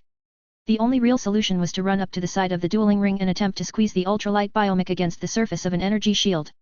The Transcendent Punisher attempted to do just that. It slowly skirted over to the edge of the dueling ring, but its opponent was already launching its attack. That's nasty. Vincent looked sick, and so did many other spectators. The beetle mech's mouth drill was spinning rapidly as it attempted to bore open a hole in the rear of the Transcendent Punisher. The Ilvanese mech couldn't do anything to stop the beetle mech. The Transcendent Punisher was like a warship. It could unleash devastating firepower at longer distances, but at point-blank range, none of the main armaments were able to turn their muzzles inward. They were physically unable to angle in a way that they were able to fire at themselves. This was both a safety precaution and an inherent design limitation. The theory was that artillery mechs should be able to rely on other mechs to get rid of threats at close range. While that mostly worked out in practice, this time was different. The Transcendent Punisher was all alone and despite the ultralight beetle mech's fragility, none of its powerful cannons were able to target the cleverly positioned parasite. VES didn't know how Dr. Navarro could implement such a powerful drill in a mech that was so small and weak, but it didn't take long before a cavity opened up in the rear of the Transcendent Punisher. The metallic mech was in big trouble at this time. The beetle mech retracted its drill and began to unleash its next weapon. Hundreds of tiny beetles poured out of the organic mech. They automatically crawled through the gap before proceeding to wreak havoc inside. The Transcendent Punisher may look relatively stable from the outside, but hundreds of infiltrators were slowly beginning to dismantle it from the inside. VES could practically feel the pain of the mech as it was enduring enough torture to render a human mad. He sympathized with his mech, but nothing could be done about the situation. He jerked upwards a bit. Wait. That might not be the case. His eyes narrowed as he grew a bit thoughtful. He implemented various surprises in each of his mechs. Even though VES hadn't felt inclined to activate them, seeing his mech in so much agony made him feel frustrated. No mech should undergo this level of torture, least of all one of his own. Chapter 2809, Spiritual Platform. The final match was a spectacle. After suffering multiple defeats, the last biomech to enter the arena finally showed a lot of fight. The Swarm Monarch was the heftiest biomech to take part in the design duel. Its mass, size, and other parameters granted it much greater capacity than any other mech. Usually, heavy artillery mechs utilized much of that capacity in favor of increasing its defenses, mounting bigger weapons, stuffing more energy cells and ammunition inside its frame and so on. Heavy mechs were able to bear a lot of parts and supplies, but they needed it because they weren't able to fight without all of these goods. Heavy mechs largely eschewed mobility in order to raise their other strength at a level that was unattainable by medium mechs. They broke the size and mass ceilings of smaller machines in order to provide great value in a single unit. Some mech theorists predicted that heavy mechs would become the only viable weight class of humanity. This was because heavy mechs were capable of packing much more weapons and armor than other mechs. Yet reality proved otherwise. They were slow and lumbering, making them incapable of performing scouting functions and other roles that demanded speed. They were easy to bombard from a distance because of their inability to displace themselves fast enough. They were also easily exploited by swifter mechs that could quickly get close and attack their vulnerable rear. Heavy artillery mechs happened to be the most representative mech types of this weight class, just as how light skirmishers defined light mechs as a whole. That meant that any heavy artillery mech, including the Transcendent Punisher, suffered from all of the aforementioned weaknesses. VES designed the Transcendent Punisher with the Larkinson clan in mind. He did not invest too much in its ability to fend off melee attackers or light skirmishers because that was not its role. Heavy artillery mechs excelled at unleashing devastating firepower at medium to long ranges, so their entire designs should strengthen this specialty. Perhaps such a mech would be better suited for the arena, but in a battlefield situation many mech forces would rather have a specialized model. This was why the Transcendent Punisher was suffering right now. Any escort mech could have easily dealt with the ultralight beetle mech that had emerged from the corpse of the Swarm Monarch and jumped onto the rear of the Ilvanese mech. In fact, even a third-class mech would have been able to defeat this tiny ultralight mech with ease. Yet due to the Transcendent Punisher's high degree of specialization, the mech was comically unable to fend off the parasite. With over 100 beetles crawling through the interior of the Transcendent Punisher, the Ilvanese mech was already starting to lose functionality. Its rear legs even started to stiffen up, signaling that the control or power transfer to this section was under serious threat. Nothing else Lieberman could come up with would work. If she had a choice, she wanted to separate or blast apart the rear third of her hexapod mech, but the Transcendent Punisher simply didn't work that way. Implementing such a function would not only demand a drastic rework of the Transcendent Punisher design, but also take up needless capacity that could have been spent on thicker armor or stronger cannons. The mech was never designed to function as a self-sufficient unit, so it needed external help in order to solve its current predicament. Since this was a duel, that wasn't possible. Yet VES had other means. Spiritual means. While he was pretty sure that he was not supposed to intervene directly in the match, he didn't feel as if there was anything wrong with his choice. Just like in the previous case where he manually switched the glows of his bright warriors, he was only activating something his mech was already capable of doing. The design duel was still about pitting his work against the work of Dr. Navarro. VES merely stretched the definition a bit so that it encompassed a wider net of spiritual phenomena. By borrowing this warped logic, VES' conscience remained fully intact. He wasn't cheating. Cheating was trying to do something extra that was not supposed to happen. What VES was doing instead was utilizing his existing work to a greater degree. When his mechs performed normally, they were actually holding back their potential. What VES was about to do would liberate them and allow them to perform to their fullest. The logic was simple. Since external influences such as design spirits were part of the strength of the Transcendent Punisher, what if another external influence came into play? VES just had a very interesting thought about Dr. Navarro's work. The Swarm Monarch relies on organic drones in order to enhance its performance. He muttered. Mechs like these were not common, but they were useful in many situations, particularly non-combat ones. Yet there was a good reason why drones hadn't dominated human warfare. Their dependence on algorithms and AIs made them vulnerable to subversion. It was a lot easier to hack a drone than to hack a mech pilot. Of course, this happened to be a scenario where Dr. Navarro felt extremely confident about deploying the Swarm Monarch. Perhaps he might have been forced to exhibit a lot more vigilance if he squared off against another biomech designer, but VES was different. He didn't know anything about biotechnology. For this reason, there was no way the Transcendent Punisher possessed any countermeasures against organic drones. The living beetles that were wreaking havoc inside the frame of the mech were merely able to go about their day because there was virtually no chance that the mech possessed some kind of organic hacking module that was capable of subverting their bioprogramming. In fact, the Transcendent Punisher didn't possess any virtual security countermeasures against mechanical drones either. Other mechs were supposed to solve this issue, but VES belatedly realized he had yet to design a mech that excelled at cyber warfare. Well, that's another mech I'll have to add to my list. He quietly promised. Hacker mechs existed under the category of auxiliary mechs. While they usually weren't armed, their frames were packed with auxiliary modules that were geared towards code breaking, jamming, communication, sabotage and other cyber warfare functions. While most hacker mechs weren't capable of taking over control of drones on the battlefield, they were usually good enough to disable the small machines or at least debilitate them so that their threat was reduced. Most SHI.P.S possessed numerous powerful security systems that made it hell for boarding parties to advance through their hulls. Hacker mechs could interfere with many of these defensive measures and increase the odds of capturing a ship intact. Of course, there were many other areas where hacker mechs could play a useful role. They were also useful in a defensive capacity. They could be employed to guard a unit against hostile hackers or assist in detecting sabotage. While hacker mechs weren't all that common in the Unistar CL.U.S.Ter, VES knew they were much more common in the prosperous parts of human space. In any case, the Transcendent Punisher was not a hacker mech, but that didn't mean that it was helpless against the saboteur beetles. VES recently realized that the spiritual foundation of his mech served as a base that allowed it to channel the presence and abilities of other spiritual entities.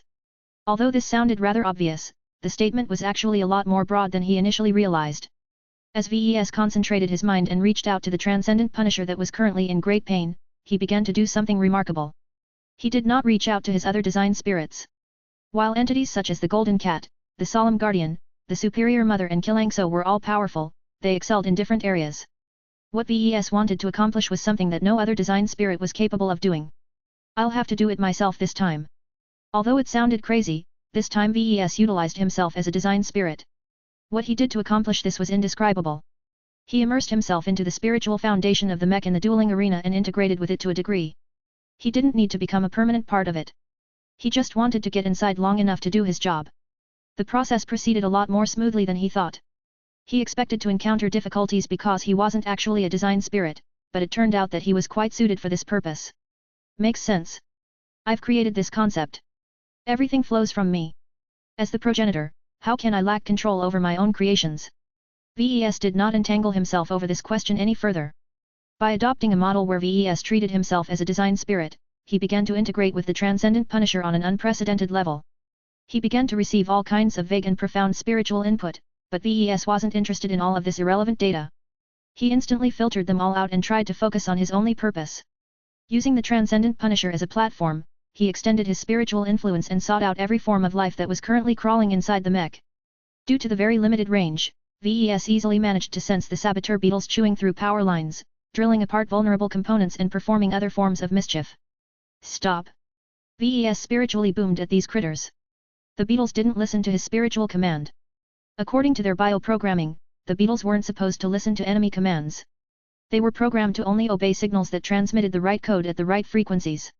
VES didn't know all of that, but his manner of communication was a lot more direct and intimate.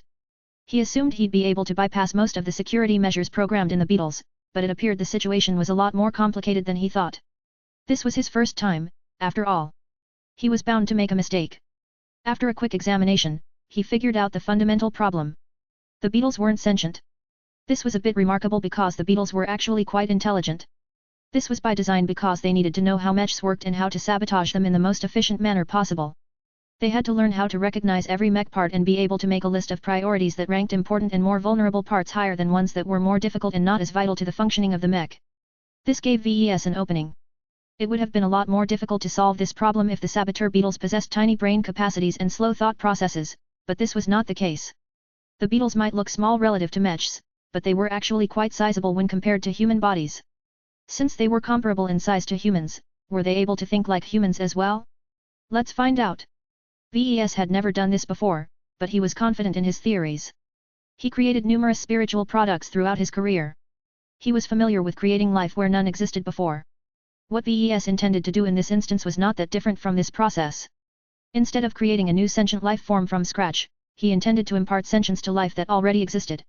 How exciting! He tried his best to contain his enthusiasm.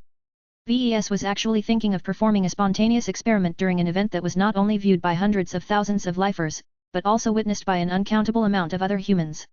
He simply couldn't resist. Chapter 2810, Imparting Thought. One of the most important ways to distinguish sentient life from non-sentient life was the ability to resist instinctual behavior. The main reason why humans were able to dominate old Earth and rule over every other form of life on their origin planet was because of their capability of higher thought. Since VES constantly worked with different forms of spirituality, he began to develop his own thoughts on sentience. According to his personal understanding, sentience was a higher quality of thinking that humans were able to defy their instincts. What did this mean? It meant that sentient life forms were able to resist their biological impulses. This allowed them to pursue greater purposes that instinctual creatures would never be able to perform. For example, Clixie did not automatically hunt down and eat every pet bird or mouse whenever she was hungry. Kilangso was able to get over the fact that the flagrant sword maidens killed her mate, upended her entire life and basically initiated the events that led to the end of Ian Corona 7's entire ecosystem. VES was able to hold on to his principles and remain honest even when he was presented by tempting offers. All of these examples and more signified how sentient beings were able to use their higher functioning to override the programming of their own species. Of course, that didn't mean that sentient thinking was able to override instinctual impulses entirely. Instead, the two usually maintained a balance. This was a very complicated discussion that was best left to exobiologists and other experts. What VES cared about was stopping the saboteur beetles from wrecking the transcendent Punisher.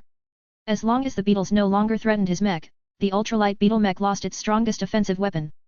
VES keenly recognized that this small backup biomech did not possess a lot of solutions. It was more of a glorified mech C.O.C.K pit that was able to fight when the main mech was no longer able to fight. Let's see how I can do this. If VES wanted to impart sentience in creatures that were explicitly designed to act as drones, then he had to add something that they didn't originally possess. He had to inject them with spiritual energy. He considered various ideas and decided to try out the simplest solution first. His spirituality reached out and tried to affect the beetles. VES exerted himself a bit more in order to impart spiritual energy into their heads. VES had a feeling that most of his spiritual energy strayed away. Hardly any of it caught on to the beetles, which meant that this was an incredibly wasteful and inefficient process. However, VES didn't care too much. As long as at least a portion of his spiritual energy managed to sink into the nearly non-existent minds of the beetles, then he was able to proceed. Interestingly enough, his spiritual energy encountered remarkably little rejection. Even non-sentient creatures should have possessed the ability to resist foreign influences, but perhaps there was something about his own life domain or his affinity with other life forms that caused the beetles to lower their resistance. It could also be that they were designed to obey specific instructions and that VES inadvertently took advantage of a loophole. Whatever the case, VES flooded the minds of the beetles with his spiritual energy. The moment any of his energy entered their minds, they immediately went to work. Perhaps other forms of spiritual energy would wreak havoc to the mental capacities of the organic products, but this was different. VES dedicated his entire career towards fostering synergy. He possessed a gentler domain than other mech designers and he was able to achieve an unprecedented degree of cooperation with many forms of life, whether it was mechs or exobeasts. The saboteur beetles weren't all that different from the life forms that VES had cooperated with before. As his mind touched these simple creatures, he felt a rigid purpose in each of them. Their entire lives revolved around performing their narrow mission. How sad! There was hardly anything in their minds except how to best destroy mechs and other complicated machinery from within. The only other functions they possessed were all related to their primary mission in some way. They were able to procreate, but that was only because this made it easier to maintain a healthy stock of saboteur beetles. The beetles were able to fight against hostile organic creatures or bots if any of them hindered their mission. The disposable insects didn't live to old age. Instead, they died exactly 262 days after they were born, because that was the point where their organic functions began to deteriorate. Rather than waste precious space and resources, the older beetles might as well die off and make room for fresher replacements. Other than that, there was very little about them that signified that there was anything present. Even their eating times and bathroom breaks were regularized according to their biological clocks. The more VES learned about the beetles through exploring the essence of their lives, the more he became disgusted at what he saw. This was not life. This was a perversion of life.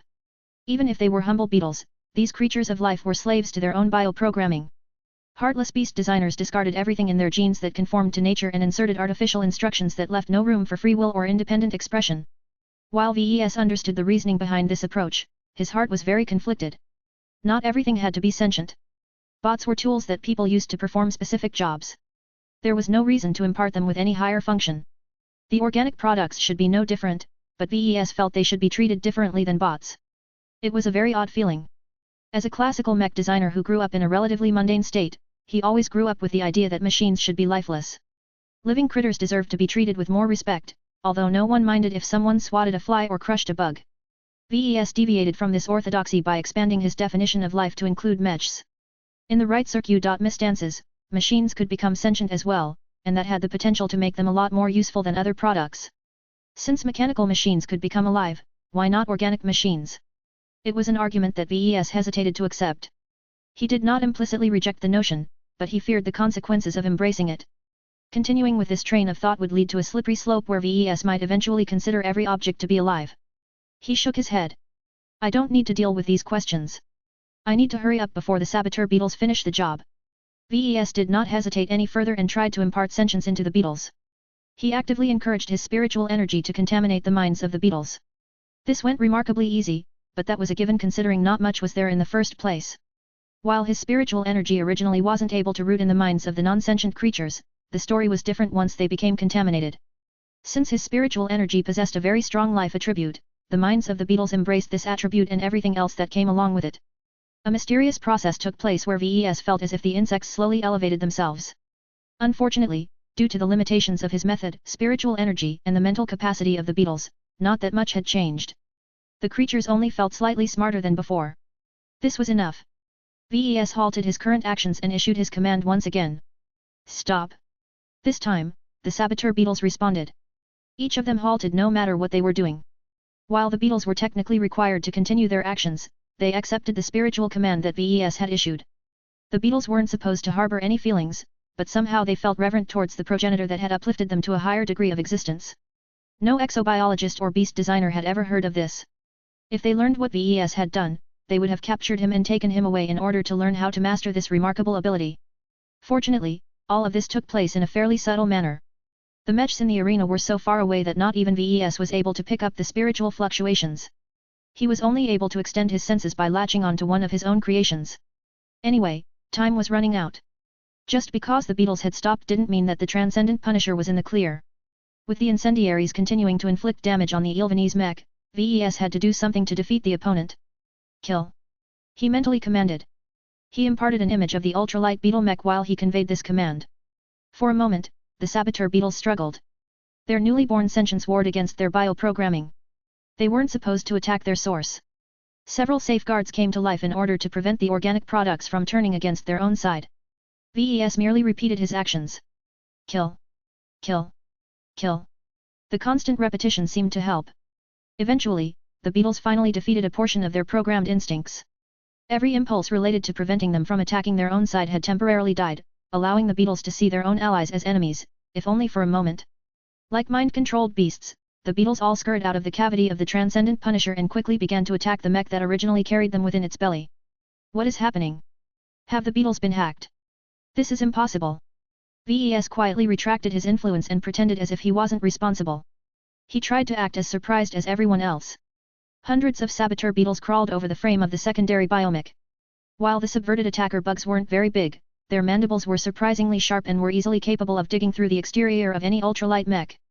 It only took a dozen seconds for the first beetle to chew through the thin and fragile exoskeleton of the beetle. The internal organs were not even reinforced, so they sucked.u.embed in an instant as soon as the beetles tore into the vulnerable flesh. There was nothing the beetle mech could do to fend off the attacking creatures. None of the commands transmitted by the small mech succeeded in asserting control over the saboteur beetles. Even the command that forced the beetles to commit suicide failed to produce any effects. As the mech was rapidly being chewed apart, the officials couldn't hold back any longer. A strong gravitic wave emanated from the arena that pushed all of the out-of-control beetles away from their current target. Another forcefully doused the flames on top of the heavily damaged Transcendent Punisher. Energy shields came to life to prevent both sides from attacking each other any further. The final match of the second phase has ended. On account of what has happened, we have no choice but to declare the Transcendent Punisher to be the winner. If the match hadn't ended, the saboteur beetles could have easily breached into the tiny C.O.C.K pit where Gwyneth Ulcer piloted the beetle mech. While many people were able to realize this, the drastic turn of events was too shocking for everyone to accept. Why did the saboteur beetles rebel? Weren't they close to defeating the Transcendent Punisher?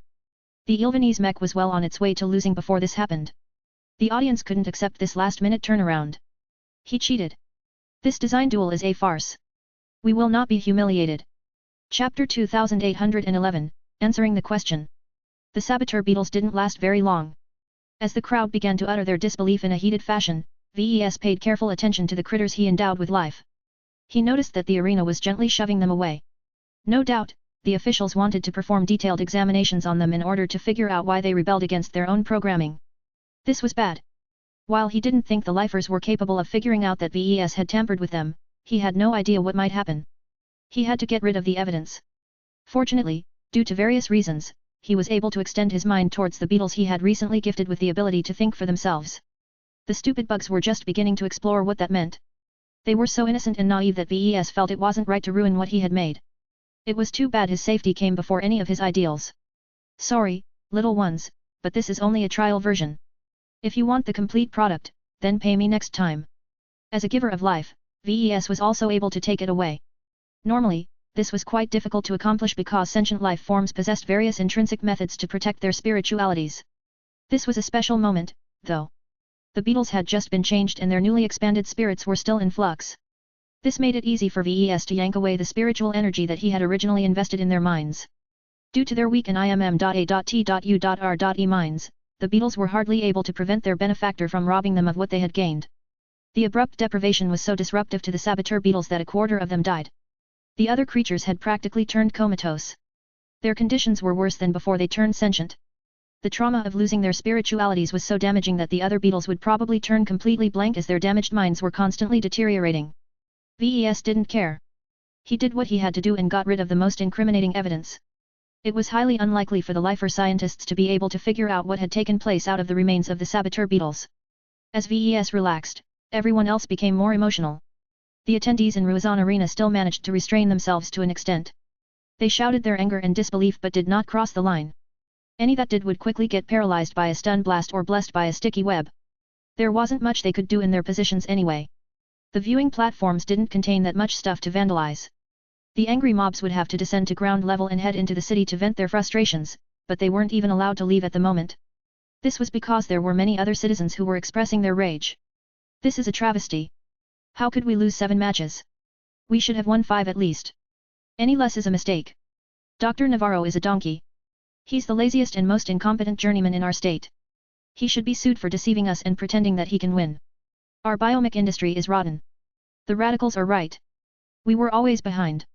We just didn't see it. This match has made it clear that any random journeyman outside our borders can beat our biomech designers with ease. We were just too blind to recognize the truth.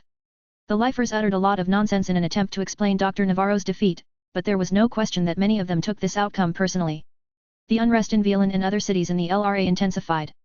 A lot of people got caught up in the mania that had descended over the public. The opposition was too strong for that to work. The fact that the opponents of the conservatives were able to force the broadcasts to continue was a sign that this was not a spontaneous operation. The Life Research Association had truly entered into one of the darkest moments of its history. The authorities were trying their best to quell all of the problem areas, but they were vastly overstretched. Too many people in too many different places had gone crazy, and it took far too much time for law enforcement to forcefully calm them all down. In a normal situation, the design duel should have been suspended a long time ago.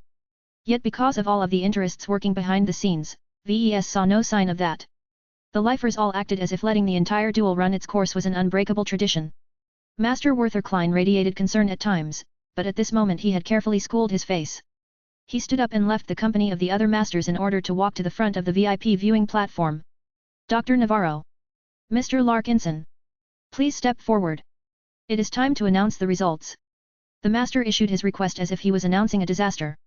Those who valued stability were desperately hoping that sanity would prevail, but there was no sign of that today. VES tried to plaster a pleasant smile on his face. He knew that he was probably being watched by trillions of people. While he was used to attracting the public eye, he usually did it on his terms. Well, here goes nothing. The pair of journeymen stepped forward until they stopped right behind Master Klein. Both of them looked quite presentable in their formal clothes, but their presence was incomparable to that of a long-established master. Many lifers were familiar with Master Klein's appearance. The old man had been alive longer than almost any person in the star sector. Due to his high position, he had been in charge of various functions throughout his centuries-long life. His face practically symbolized the conservative faction considering how often he acted on behalf of the government of the LRA. Yet now, the people looking up at him no longer held as much respect towards this sagely figure. With the help of agitators, the citizens of the state began to see Professor Klein's caution and restraint in a bad light. These old fogies at the top are far too slow. If younger folk were in charge, we wouldn't have ended up in this position. Professor Klein should have retired at least a century ago. In fact, all of those old masters should have made room for their heirs. Their minds are all stuck in the past, so all of their decisions are at least several centuries out of date. As the arena buzzed with insults and snide remarks, Master Klein raised his palm. The crowd silenced. No matter what they thought, they still respected the identity of a master. Peace, everyone. Please stay calm. We are aware of your complaints, but please maintain control of yourselves. We are not savages. We are lifers. This day has already sparked enough destruction. Do not shame ourselves any further. The entire star sector is watching us as I speak. Shame was a powerful motivator. The lifers were very willing to act out if they were solely trying to channel their rage. They were a lot less willing to go crazy if they turned into monkeys in front of foreigners. Master Klein was not an incompetent speaker. The riots that were taking place across Prosperous Hill 6 were slowing down. While people were still angry, they were a bit more willing to stop and listen. Our state is founded on furthering the development of biotechnology. The old biomech designer explained. We live to support the brilliant researchers who do their best to push their respective fields forward.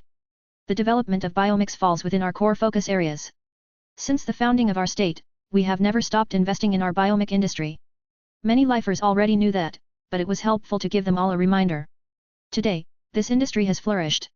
Yes, our market is mostly confined to our state, and yes, Dr. Navarro's products haven't fared too well against the works of Mr. Larkinson. Yet is this cause for us to determine that 4 centuries of effort into developing biomechs has been wasted? Be reasonable. Our biomech industry is much greater than any single biomech designer. Numerous master mech designers preside over our sector today and there are many talented seniors who will carry on the torch tomorrow. We have not reached the peak of our growth. VES didn't buy into the speech. It sounded overly vague and pointed towards an uncertain future. However, many lifers bought into it. Master Klein was easily able to lend weight to his reasonable-sounded words due to his high regard.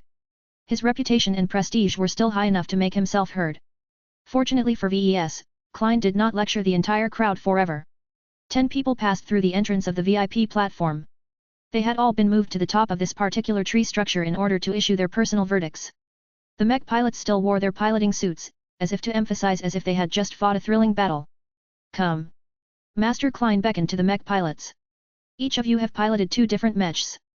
There are no other mech pilots who have experienced the mechs of both these young mech designers. Since you have the rare P.L.E.A.S.U.R.E of being able to compare your piloting experiences, you are well placed to determine which of them are more alive. This was indeed the case. Up until now, VES had not published any of his second-class mech designs to the public mech market. None of his mechs were for sale in the Life Research Association. While he did design a bunch of third-class mechs, none of them aroused any interest in this state. They were too fragile and weak to compete against actual second-class mechs. This meant that it was very likely that the 10 mech pilots standing before VES were truly the only ones who were qualified to issue a judgment on this matter. Before you speak, please remember that the central question is not about which mech is stronger or better. Master Klein reminded the mech pilots. Instead, you are being asked to determine which mech is more alive. You can interpret this word in any way you wish. Just be honest. Everyone directed their attention to the first pair of mech pilots. Captain Alazer Ipsik and Kelly Geedon looked a lot more grizzled than VES expected. They looked a little tired but held up reasonably well considering how many people were paying attention to them at the moment. I will start. Captain Ipsik stepped forward. His eyes were solely directed at VES. I had already made my choice at the end of the first phase. I have piloted many biomechs. The Epsilon Mossar designed by Dr. Navarro is a little different from what I have experienced before. While it brings a few novelties, it is familiar territory. A grim smile appeared on his face. The Bright Warrior is different. It is made of metal, yes, but it is anything but dead. Unlike a biomech, the Bright Warrior has a quality that immediately stood out to me. In fact, when you study what mech pilots say about Mr. Larkinson's mechs, you'll find out that what I've experienced is not unique. Let me say to you that all of those mech pilots aren't exaggerating. The hype is real. To me, the Bright Warrior is alive. It is more alive than the Epsilon Mosar. In fact, now that I have experienced the former, I can never convince myself that any biomech can be an equal. Chapter 2812, Misinterpreting. Captain Alazer Ipsika's verdict was very clear. He spoke with such certainty and conviction that no one doubted that he was telling any falsehoods. The entire audience remained silent as they processed the mercenary captain's words. Many already speculated that Captain Ipsik would favor the sword-wielding bright warrior over the Epsilon Mosar. After all, he won a glorious victory with the former but lost handedly when he was forced to pilot the latter. It didn't help that he piloted the bright warrior when the Larkinson mech was fresh and in its best condition. By the time he piloted the Epsilon Mosar 3 days later, Dr. Navarro was only able to remedy a limited amount of issues. Aside from its odd tentacle legs, Epsilon Mosar didn't have any property that conveyed an advantage to the half-fixed biomech. All of these factors meant that Captain Ipsik experienced a biased perspective on both mechs. If he was assigned to pilot the Epsilon Mosar first, his opinion might have differed, although it may very well not if the bright warrior lost in the initial bout. While these circustances did not sound fair to Dr. Navarro, there were other mech pilots who possessed the opposite perspective, so it all balanced out in the end, at least in theory. Of course, no one expected them to issue a completely impartial judgment. Aside from their nationality and their personal biases, their wins and losses most certainly colored their opinions. This was what the lifers were truly worried about. If the matches ended at a score of 5-5, then there were as many mech pilots who gained a positive experience with a given mech as those who gained a negative experience. Neither mech designer enjoyed an inherent advantage in this case. Yet because the final score was 7-3, the citizens of the LRA were deeply fearful of what the mech pilots might say. What if their positive experiences with VES mechs clouded their judgment? What if the rush of victory was so overpowering that the mech pilots forgot about the charm of biomechs? Recency bias also played a factor. If a mech pilot won both matches with different mechs, the individual might favor the latter because the memories of piloting it were more fresh. What was important to note in this context was that the first phase ended with a score of 3-2 in favor of VES, while the second phase produced a score of 4-1 in favor of the same mech designer. This effectively meant that 8 mech pilots experienced VES mechs in a good light while only 2 mech pilots went through the opposite. All of this happened within an hour from this moment. The audience's worst fears seemed to be turning into a reality from the moment they heard Captain Ipsika's judgment. The lifer who possessed a wealth of experience in piloting biomechs did not just lean towards the living mechs designed by VES, but he practically threw himself into this direction. The man looked so enthused about LMC mechs that he came across as a religious convert. Perhaps he might be one step away from kneeling in front of VES. Such a sight would have dealt a heavy blow to the reputation of the LRA's biomech industry. Master Klein maintained a stoic face. It was clear that he already expected this response. Not only was he aware of all of the factors that VES just considered, but he was also familiar with what LMC mechs did to mech pilots. Out of every other kind of classical mech, the mechs designed by VES were some of the best when it came to providing a fantastic user experience. While this did not directly make the mechs stronger, they were certainly more well received by their users. Captain Ipsika's case happened to be one of the most extreme cases where everything fell into place for VES. It would have surprised many critics if the mercenary captain voiced his support for a mech he defeated during the first phase and lost with it in the second phase. Madam Kelly Geedon, you are next. Please voice your opinions without any reservations. Each of us deserves to know the truth. What Master Klein did not mention was what would happen if anyone was caught lying. In fact, there was no way for anyone to speak any falsehoods under these circumstances because second-class lie detectors were scarcely effective. The LRA excelled in many aspects of biotechnology, and one of those areas happened to be human augmentation. Their understanding of human physiology and so on was so high that they probably developed the best lie detectors in the entire star CLU.S.Ter. Even if Master Klein and the conservative faction wanted to pervert the results, the 5 masters belonging to the other factions wouldn't let that happen. VES briefly turned his head. He noted that Master Brixton of the Combinants was paying very careful attention to the proceedings. The glowing pupils signified that the old but ambitious cybermech designer wasn't even hiding the fact that he was employing his most advanced methods to check whether the mech pilots were being influenced in any way. I struggled to make a choice. As you know, I piloted the Epsilon Mosar first. Even though I lost with the mech, I don't believe it is the fault of the biomech at all. It's not the easiest mech to get into considering that it is optimized for dual wielding, which I do not excel at. Other than that, it is a fine biomech. As for the Bright Warrior, all I can say is that piloting it is a new adventure. While I did enjoy piloting it and winning with it, I think the novelty of piloting something different has caused me to think more positively about it than I should. If I try to detach myself from that glowing halo, I think I'm more inclined to go with what I am familiar with. To me, biomechs are my bread and butter and they continue to be dear to my heart. The audience all seemed to sigh in relief at the same time. Dr. Navarro wasn't getting steamrolled. Even though Kelly Geedon's experiences with Dr. Navarro's biomechs weren't positive, the bright warrior failed to overcome her inherent love of biomechs. The lifers all saw hope. If Geetan was able to remember her love for biomechs, then so could the other mech pilots. Perhaps the win-loss record was not as pivotal as everyone thought. VES grimaced a bit. He took this outcome as a personal failure. He was so convinced by the attraction of his mechs that he was certain that he could have won over someone like Geetan. Besides that, Geetan's reasoning made it clear that she didn't strictly answer the central question. She adopted a different interpretation of the issue and merely told the audience which mech she liked more without any deep consideration of whether biomechs felt more alive. If VES directly challenged her on this point, she might have issued a different answer. He refrained from doing so. He was confident he had won over a lot more mech pilots. He just hoped the rest wouldn't misinterpret the question as well. Mr. Tripah Khan. Please step forward and issue your verdict. The youngest mech pilot of the bunch responded. He looked stiffer and more formal than the others. His relative inexperience in these settings caused him to grow very nervous all of a sudden. It was one thing to pilot a mech in front of the entire star sector. As a mech pilot, he was trained to excel at it. Yet addressing trillions of people in a public broadcast was another matter. In my first match, I rode the night mech version of the Bright Warrior to defeat. Ah Khan slowly began. In my second match, I achieved the only victory of this phase with the help of the Dragon Scale Warrior. While I did not get to pilot the former at its best, I've witnessed enough to form an opinion about it. I can't say which one is better because both mechs have their merits. However, if I had to choose which one is more alive, I think that the Bright Warrior is really something special. It supported me from behind throughout the first match, and I never really felt as if the fight was doomed until my mech could no longer keep up. I never experienced that from any biomech and I think this quality alone is remarkable enough for me to vote for Mr. Larkinson. VES received his second enders.e.m.e.nt. Even though Ah Khan's arguments sounded a bit weird, it was undeniable that he had become another fan of LMC mechs. The crowd grew a little rowdy. Dr. Navarro failed to sustain his momentum from earlier. With VES ahead by one vote, it became harder for the biomech designer to overtake his opponent. Zenandia Bavros spoke up next. As Ah Khan's opponent, his experiences were opposite. The Dragon Scale Warrior is a great mech. I love its scale regenerating ability. I lost when I piloted the Bright Warrior. While the mech makes me feel great, it's an illusion. What does it matter if I feel good if my mech is still behind in performance? I would rather pilot a mech that brings solid benefits to the table. To me, the mechs that are more alive are biomechs because my chances of surviving are greater if I pilot something more powerful. What kind of crappy argument was that? VES couldn't believe that Bavros would utilize such twisted logic in order to hand over a victory to Dr. Navarro. The worst part about all of this was that it appeared that Bavros genuinely believed in what he said. While VES had his misgivings, the rest of the audience didn't see any problems with Bavros' answers. The score evened up again. Rez Killigan stepped up next. He looked much more presentable than the prior two mech pilots due to his military bearing. Just as Mr. Bavros has said, results matter.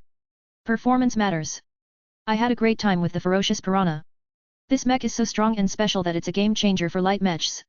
Piloting it made me feel as if I was cheating while fighting against it caused me to feel as if I was going through a nightmare. I don't have anything good to say about the Fairy Stinger.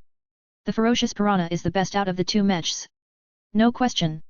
The military scout didn't even mention which one was more alive to him, but if he was forced to give an answer, he would probably favor the Ferocious Piranha. It couldn't be helped.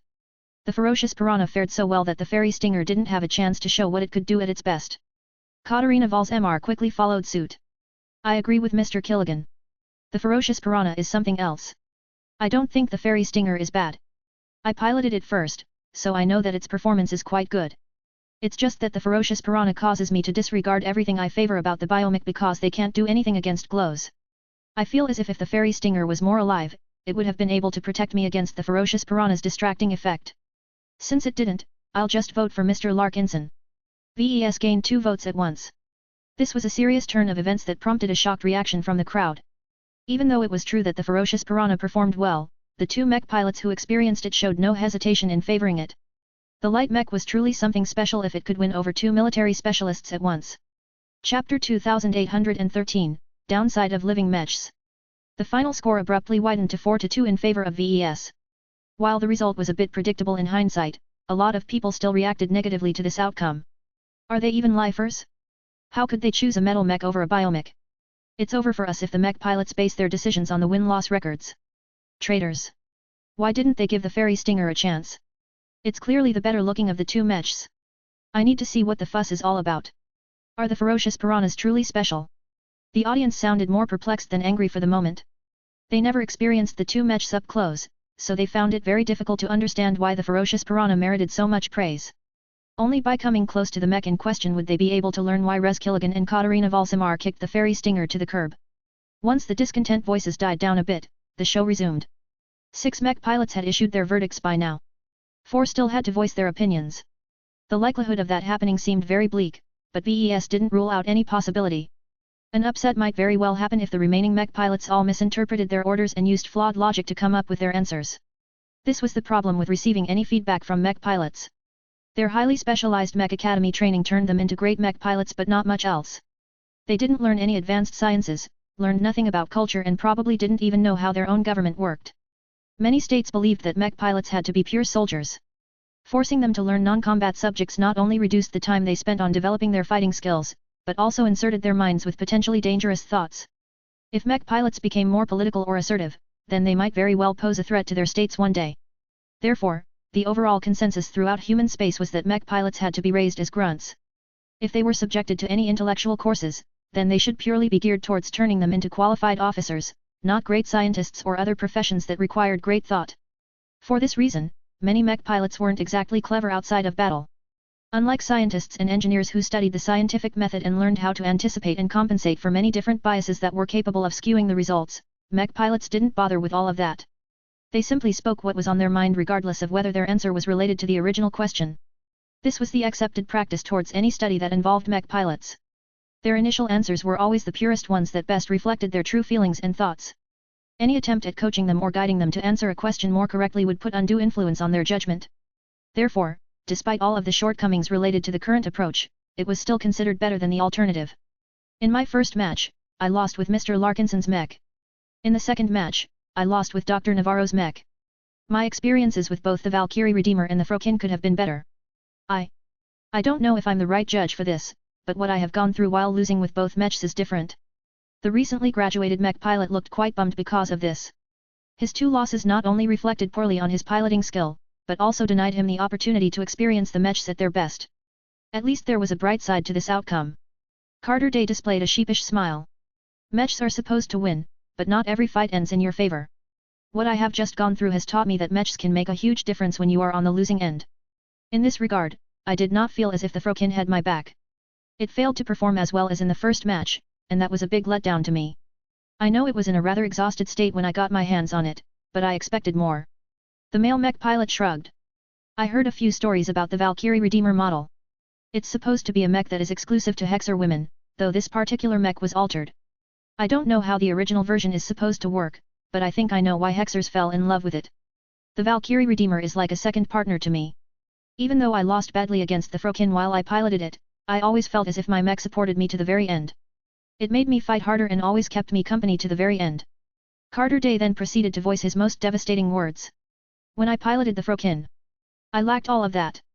The biomech was pretty much dead to me. I was left on my own, and I can't get over that. The only mech that is alive of the 2 is the Valkyrie Redeemer. Hexer mech or not, the version I piloted is AP.L.E.A.S.U.R.E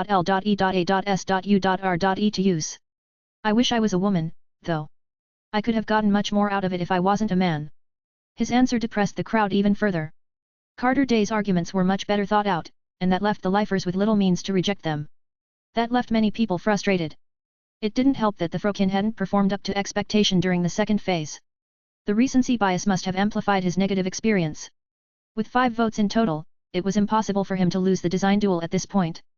The worst outcome that was possible at this moment would be to lose the next 3 votes, thereby resulting in a tie. There was no way that would happen. VES didn't believe that all of the remaining 3 mech pilots would choose to favor Dr. Navarro. Not when VES Mechs achieved more wins than losses. As Mr. Day's opponent, my time with the Valkyrie Redeemer and the Frokin went differently. Meyer Illa Linschoten spoke when it was her turn to issue her verdict. I piloted the Frokin when it was at its best and I piloted the Valkyrie Redeemer in a less than ideal state. Ordinarily, that should have given me a better impression of the former. I do have to admit that I think highly of the Frokin's combat ability. It is one of the finest biomechs I've ever piloted. The ability to grow out all of that hair and use it to entangle and frustrate other melee mechs is very useful. She sighed. The Valkyrie Redeemer is better though. While I wish I had piloted it when it was at its best, what I managed to get is still convincing enough for me to become a fan of this model. While I'm not a hexer, there's something about this mech that just brings out the best of me, not just as a mech pilot, but also as a woman. I think this is what a living mech should truly be like. No matter how powerful the Frokin felt in my hands, the Valkyrie Redeemer actively worked with me to achieve victory, and I appreciate that. I think every mech pilot would feel better if their mechs supported them in battle. Meyer Illa Linschoten dealt another heavy blow to Dr. Navarro and the lifers who rooted for him. With the 8 mech pilots speaking out, the total score turned to 6-2. With this kind of disparity, it was impossible for Dr. Navarro made a comeback, and everyone was aware of this reality. Is this a mistake? This can't be. Traitors. Hang them all. They're no lifers anymore. They're working for the enemy. Although this outcome was not an unanticipated one, VES noticed that Dr. Navarro mournfully lowered his head. The biomech designer's reaction showed that he had genuinely tried to achieve victory. He had just picked the wrong opponent. Of course, this wasn't enough for VES to drop his suspicions towards Federico Navarro. No matter how sincere he might have been, Navarro had to know that he was facing an uphill battle. The show wasn't over yet. Even though victory and defeat had basically been decided at this point, 2 more mech pilots were waiting to voice their opinions. What they were about to say could either widen the disparity between the 2 mech designers further or offer some redemption to Dr. Navarro. Gwyneth Ulcer slowly stepped forward. I think highly of both the Transcendent Punisher and the Swarm Monarch. Both have their good points. The Transcendent Punisher is a powerful heavy artillery mech, and I managed to win with it. However, there was just something about it that always rubbed me the wrong way. I felt as if I'm not the right mech pilot for it. I'm sure it's a great mech, but if it holds back because it doesn't like me, then I'm not sure if I want to condone this kind of machine. She smiled. The Swarm Monarch is a lot different. It's a biomech, and a multi-layered one at that. I think its features best represent the potential of biomechs. Even if those saboteur beetles got hacked for some reason, I don't hold it against the Swarm Monarch. In my opinion, a mech should be dependable and usable to every mech pilot with the right skills. If living mechs are capable of rejecting their own mech pilots, then I don't think that's good. I would rather pilot a silent mech like the Swarm Monarch that responds exactly according to my intentions. Her answer was confusing. On one hand, she acknowledged that the Transcendent Punisher was likely the one that was more qualified to be called a living mech. On the other hand, she explained her misgivings about VES' interpretation of living mechs. Her concerns were valid. If VES had designed more mechs, then he could have made use of more neutral mech models for this design duel, but because he was too young, he didn't have much choice. Adapting the Transcendent Punisher to a foreign mech pilot was the best he could do to fill up the 5th slot of his dueling mech roster. Since Gwyneth Ulcer's reply wasn't entirely clear, someone had to decide how to adjust the score. Master Klein broke the silence. I will interpret Madame Ulcer's answer as a vote in favor of Dr. Navarro. Everyone waited for the final mech pilot to issue her verdict. Ilse Lieberman had already listened to the answers of 9 mech pilots. That caused her to approach this issue from multiple angles. I think the mech pilots who spoke before me already touched upon many of the points I wanted to say. They all have a point. Mr. Larkinson's mechs are truly amazing. I can even see why they are called living mechs. While I agree with what Ulcer said about mechs, I don't see that as a reason to reject them. Mechs are our partners. As long as we treat them well, they will definitely return the favor when we need it most. Her eyes turned a little dreamy. I think that you need to develop a relationship with mechs like these. I really wish I had months to do so with the Transcendent Punisher. I would have probably fought a lot better if I did. As for the Swarm Monarch. I'm sorry, Dr. Navarro, but I don't see why it should be called alive. I know for certain that the mech will largely remain the same even if I invest months into developing a relationship with it. No matter if it's a biomech or a classical mech, nothing will come from befriending it as long as it's not designed by Mr. Larkinson. Her answer was loud and clear. She voiced her support for VES, thereby changing the final score to 7-3 in favor of VES. This score happened to mirror the outcome of all of the matches. Now that the mech pilots made their opinions known, the design duel had formally come to an end. As much as Master Klein wanted a different outcome, he had no choice but to recognize reality. Of the 10 mech pilots, 7 of them have voted in favor of Mr. Larkinson. 3 have offered their support for Dr. Navarro. The outcome is clear. VES Larkinson is the winner of this design duel. A momentary silence ensued. The lifers already received a lot of forewarning, but when it finally happened, they were still stunned. Some of the conservative-leaning mech designers and officials immediately began to get angry. I object. Chapter 2814, Culmination. In the end, VES won the design duel. Even though a lot of important-sounding people began to voice their objections at the proceedings, VES momentarily tuned them all out. After he received the backing of most mech pilots that took part in the design duel, both he and his competitor accepted the outcome in their hearts. The objections didn't matter.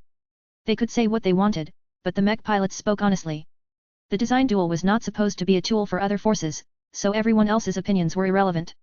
An air of doom and gloom enveloped Dr. Navarro's form. Right now, the biomech designer didn't think about the humiliation he suffered after losing the design duel. He didn't think about disappointing the expectations of the LRA. Whatever political considerations he had in mind did not come forward at this moment. Before all of that came into consideration, he first had to process the loss as a mech designer. The high-stakes design duel prompted both VES and Dr. Navarro to put their beliefs on the line. The central question on which kind of mech was more alive played a central role in how they viewed their own products. Were biomechs truly alive? For a very long time, Dr. Navarro always assumed this was true. Unlike mechs made out of metal and other lifeless materials, biomechs were made out of the same building blocks as living organisms. Since biomechs shared so many similarities to other life forms such as humans and exobeasts, why shouldn't his products be considered alive as well? For a long time, he worked with the belief that the biomechs he designed and birthed were all alive in a sense. They might not be capable of independent thinking, but his mechs always bloomed when they were put to use. Yet now that he had finally challenged this assumption against someone who claimed to design better living mechs, Dr. Navarro suddenly experienced a crisis in his mind. The devastating outcome of the design duel not only caused him to recognize that his biomechs were inferior to that of other mechs, but also caused him to question the very foundations of his design philosophy. Are biomechs truly alive, or have I always lied to myself? He whispered to himself. Although he was afraid of answering this question, he couldn't avoid it. His head began to ache as he began to contemplate answers that he never wished to confront. What is true? What is false? While Dr. Navarro had to deal with an existential crisis, VES went through a different ordeal. It was as if he entered a high. Something similar to an inspired state swept over his mind as he finally basked in the recognition that he had proved the superiority of his living mechs. Biomechs, which were often regarded as the ultimate representatives of living mechs, no longer had a leg to stand on when it came to this issue. From now on, VES would be able to refute anyone who claimed that biomechs were the actual living mechs by referencing this design duel. In a well-developed second-rate state which actively supported a biomech industry and embraced biomechs on a wide scale, VES managed to overcome numerous disadvantages and decisively defeat the lifers at their own game. Numerous talks with higher-ranking mech designers such as Master Willix and Master Klein caused him to make a few new realizations about his design philosophy. A strong and viable design philosophy should never be squirreled away. Mech designers constantly had to push themselves in order to improve. If VES didn't publish his mechs or never put them into actual use, he would never be able to know where he stood relative to the competition. This was not confined to his mech designs. While it was important for his products to be adopted by others, the design approach and principles that tied them all together were also important. If no one recognized or appreciated his individual approach, then was he truly on the right track? Useless mech designers never made it far. Every successful mech designer had to be able to fulfill the core purpose of their profession, which was serving the mech pilots who utilized their products. While an individual mech design might flop for any kind of reason, that did not necessarily mean that VES was a failure or that his approach was wrong. As long as his design philosophy is useful and desirable, then VES would always be assured that he was heading in the right direction. Every mech designer craves recognition. Now that he received it in spades, his design philosophy seemed to undergo a minor sublimation process. While VES couldn't describe what had changed, he felt so good at the moment that he was certain that he was one step closer to becoming a senior. When VES finally pulled his attention back to the present, he noticed that the conservatives who objected to the outcome of the design duel had all been silenced. Master Klein might not like the result, but as an authority figure within the mech industry, he was obliged to maintain fairness. It was beneath a master to lie or manipulate the results of a fair design duel, and anyone who thought that he would be persuaded to rob VES of his victory didn't understand what it meant to be a mech designer. The format of the design duel may not make sense to you, but this is what Mr. Larkinson and Dr. Navarro have decided upon. The master spoke in a definitive tone. While I agree that the rules could have been better, it is too late to request a change. The only way to conduct a better design duel is to start a new one. This particular event is over, and our institution has already registered the results. We will not tarnish our credibility by altering the outcome in full view of the entire star sector. Everyone recognized that this was the right decision to make, but that did not sit well with the most ardent supporters of the conservative cause. Finalizing this defeat meant that the Life Research Association officially suffered a humiliation on home grounds. Even if people disregarded the confusing question of which mechs were more qualified to be called alive, the record of the matches already spoke for themselves. As the defeat of Dr. Navarro sank in, the public largely responded with resignation and dismay. Hardly any of them were in the mood to lash out. They already did that a while ago when Dr. Navarro's mechs were performing badly. Enough time had passed for them to come to terms with the biomech designer's defeat. This was good. While VES tried his best to defeat Dr. Navarro as convincingly as possible, he didn't want to drive the lifers into a frenzy. He wanted to be able to leave Ruizan Arena in peace. Both of them already attracted way more attention than they could handle. Now, they just wanted to leave and process what had happened. Dr. Navarro needed a long time to adjust his mentality. The foundation of his design philosophy suddenly turned shaky after his loss caused him to doubt the assumptions that were at the heart of his work. VES had to go over his gains as well. His design seed became more vigorous than ever. While he was happy with his upgrades, he still had to figure his total gains. His design philosophy had definitely taken a step forward when it came to realizing the concept of a living mech. He was so excited that he almost missed what happened next. Master Klein. An old voice suddenly interrupted the conservative master's droning speech. Will you continue to deceive our fellow lifers, or will you and your fellow conservatives finally disclose the truth? The truth is much more ambiguous, Master Brixton. The Life Research Association cannot afford to be affected by misunderstandings. Misunderstandings? Huh? Who are you kidding? Master Brixton boomed. Look at what your caution has wrought. The outcome of this design duel is indicative of the stagnation that has settled on our biomech industry. This is not the time to hold this debate, old friend. On the contrary. If not now, then when? Our entire state is paying attention now. There is no better time than to announce the news that you have kept under wraps for all this time. Something about Master Brixton gave VES a very bad feeling. He quickly reunited with Lucky, Janzi and Vincent. I don't know what's going on, but we better leave as soon as possible. He whispered. No one objected to his suggestion. They quietly left their places and moved to the exit. Unfortunately, the guards didn't let them pass. While all of this went on, Master Klein and Master Brixton were locked into a staring contest. The air between the two apex biomech designers grew tense. Sparks seemed to fly between the two. Even VES experienced a bit of spiritual pressure from their invisible confrontation. Don't do this, old friend. Master Klein whispered. We have not reached the point of no return. Hope is still alive. Hope is currently on life support. Master Brixton angrily spat back as he stepped closer to his rival. Isn't that right? 1.5 years ago, the Supreme Sage and the leader of our state conducted a dangerous experiment and encountered an accident. Ever since then, you and your cabal have continually tried and failed to wake him from his awful condition. The truth is that he has not exhibited any brain activity for all this time, even activity that is necessary to sustain his life. The entire public was shocked. VES was shocked as well. To hear that the most foremost scientist and leader of the Life Research Association was brain dead was so astonishing that many people couldn't wrap their heads around this news. For 4 continuous centuries, the Supreme Sage was the idol of every researcher and the patron of every citizen of the LRA. The man had been alive and well for such a long time that none of the lifers believed that he could ever die. With his extensive expertise in biotechnology, the brilliant visionary probably possessed at least a dozen ways to extend his life. This was what made Master Brixton's announcement so unbelievable. Yet when people turned their attention to Master Klein, the orthodox leader did not issue an immediate denial. Was Brixton telling the truth? For all intents and purposes, the Supreme Sage is brain dead. The challenging master provocatively declared. According to our rules, our government should have convened a council to declare a successor. It is clear that our current Supreme Sage has already died more than a year ago. What is left is simply an empty husk that the conservatives don't know what to do with. Each second his carcass is subjected to another experimental treatment is another second the conservatives are defiling his bodily remains. The plot was finally bearing its fangs. Many of the oddities that VES had noticed in the past few weeks suddenly made a lot more sense. It turned out that the design duel was just a precursor to a much more shocking announcement. In turn, Dr. Navarro's loss combined with Master Brixton's unexpected revelation were both part of a greater plan to discredit the conservatives. The goal of the opposition was nothing less than to topple the current regime. Robbing the dominant conservative faction of their support was an essential step to depose it from its throne. If it turned out that the Supreme Sage had truly died in mind and spirit, then the conservatives no longer enjoyed the backing of their strongest and most powerful leader. This left them vulnerable and more exposed than ever before.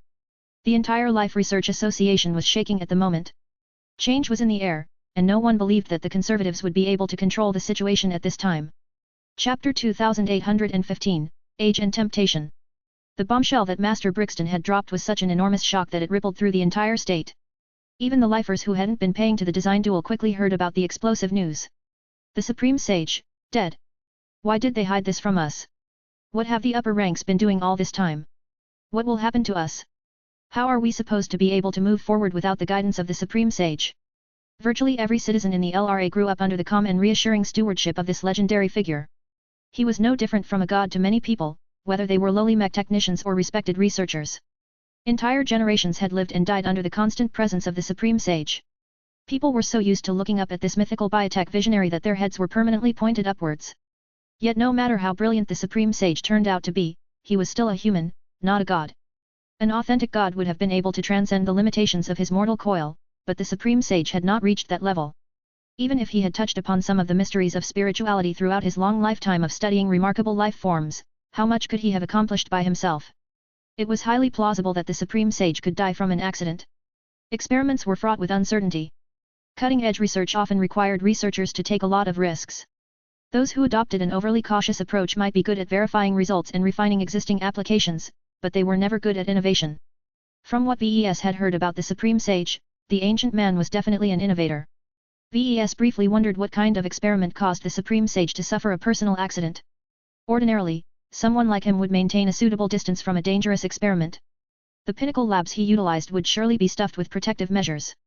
The only realistic way for the Supreme Sage to be affected by his own experiment was, if he was the test subject himself. VES widened his eyes. Even as Master Werther Klein and Master Leho Brixton hurled competing narratives at each other, VES was already fantasizing about what kind of experiment could take such an esteemed and successful researcher down. He instantly recalled the case of the Newman. The giant humanoid biomech that Prescott Museum put on exhibit symbolized the failure of an unknown mech designer to escape the end of his life. In his first meeting with Master Klein, VES learned that biotech experts were capable of performing many horrible and taboo experiments. They constantly had to resist the temptation brought by their knowledge. Usually, biomech designers and other professionals were able to maintain their composure. The punishment for failure or getting caught was too great. Any rational scientist wouldn't want to ruin their lives by performing an unnecessary experiment. What if it becomes necessary? That was a good question. When researchers reached the end of their lifespan and weren't able to procure any means of extending their lives, what then? The ordinary punishment of imprisonment or execution no longer held sway over their hearts. Since they were already about to die in a few years, why should they value what little they had left? From a rational perspective, performing a crazy experiment that would most likely fail but had a tiny chance of giving them a new lease of life made a lot of sense. Any punishments or accidents the researchers suffered was no worse than dying in their deathbeds shortly afterwards. Instead, by letting all of their restraints go, they might be the first ones to come up with a brand new treatment to effectively prolong a human's life. VES could see this happening to many researchers who possessed the necessary expertise to conduct such experiments. From what he had observed about this society, the LRA's emphasis on science and rationality conflicted with its attempts to impose morality and ethics onto its researchers. While VES had no doubt that the institutions of the LRA succeeded in swaying the majority of biotech researchers onto the right path, the problem was there were too many scientists in the state. Even if only 0.1% of all of those researchers turned out to be bad apples, that still represented many thousands highly competent experts who could create all kinds of biological horrors if they stopped holding back. Who was the best, smartest, most successful, most experienced and most resourceful scientist in the LRA? The Supreme Sage. With his wealth of knowledge, his grand vision and his control over the pinnacle labs, he could conduct far grander experiments than the Newman Project. Perhaps the Supreme Sage secretly collected all of the research data on illegal life extension and consciousness transfer projects that intermittently took place in his state. After all, even if all of those experiments ended in disaster, the data and results they produced were still of great value to other biotech experts. Human civilization didn't abide by the concept of tainted research. Even if some crazy doctor performed heinous and cruel experiments on his own patients, data was data. It didn't matter if thousands of patients were killed or mutilated under the twisted machinations of the doctor. As long as the research data was sound and corrected for any incorrect methodologies and biases, millions of other doctors would have no qualms at all in utilizing these valuable gains for their own ends. If the Supreme Sage was a pure scientist like VES suspected him to be, then this old but brilliant man would definitely feel tempted to use the wealth of tainted data to form his own grand experiment. No matter how much of a role model he was to the entire LRA, if his body exhibited problems and if every other method of extending his life had been exhausted, then VES did not believe the Supreme Sage could remain a saint. VES sighed. Even the greatest figures of humanity were fallible in the end. Gods didn't exist, and humans could never be gods as long as they were slaves to their baser d.e.s.i.r.es. After realizing these underlying dynamics, VES believed he figured out how the LRA worked. He no longer believed that the biotech-oriented state was so sincere about pursuing its noble mission. The stated aim of propelling biotech sciences forward and convincing the rest of humanity to switch to an organic tech base was nothing but a smokescreen as far as he was concerned.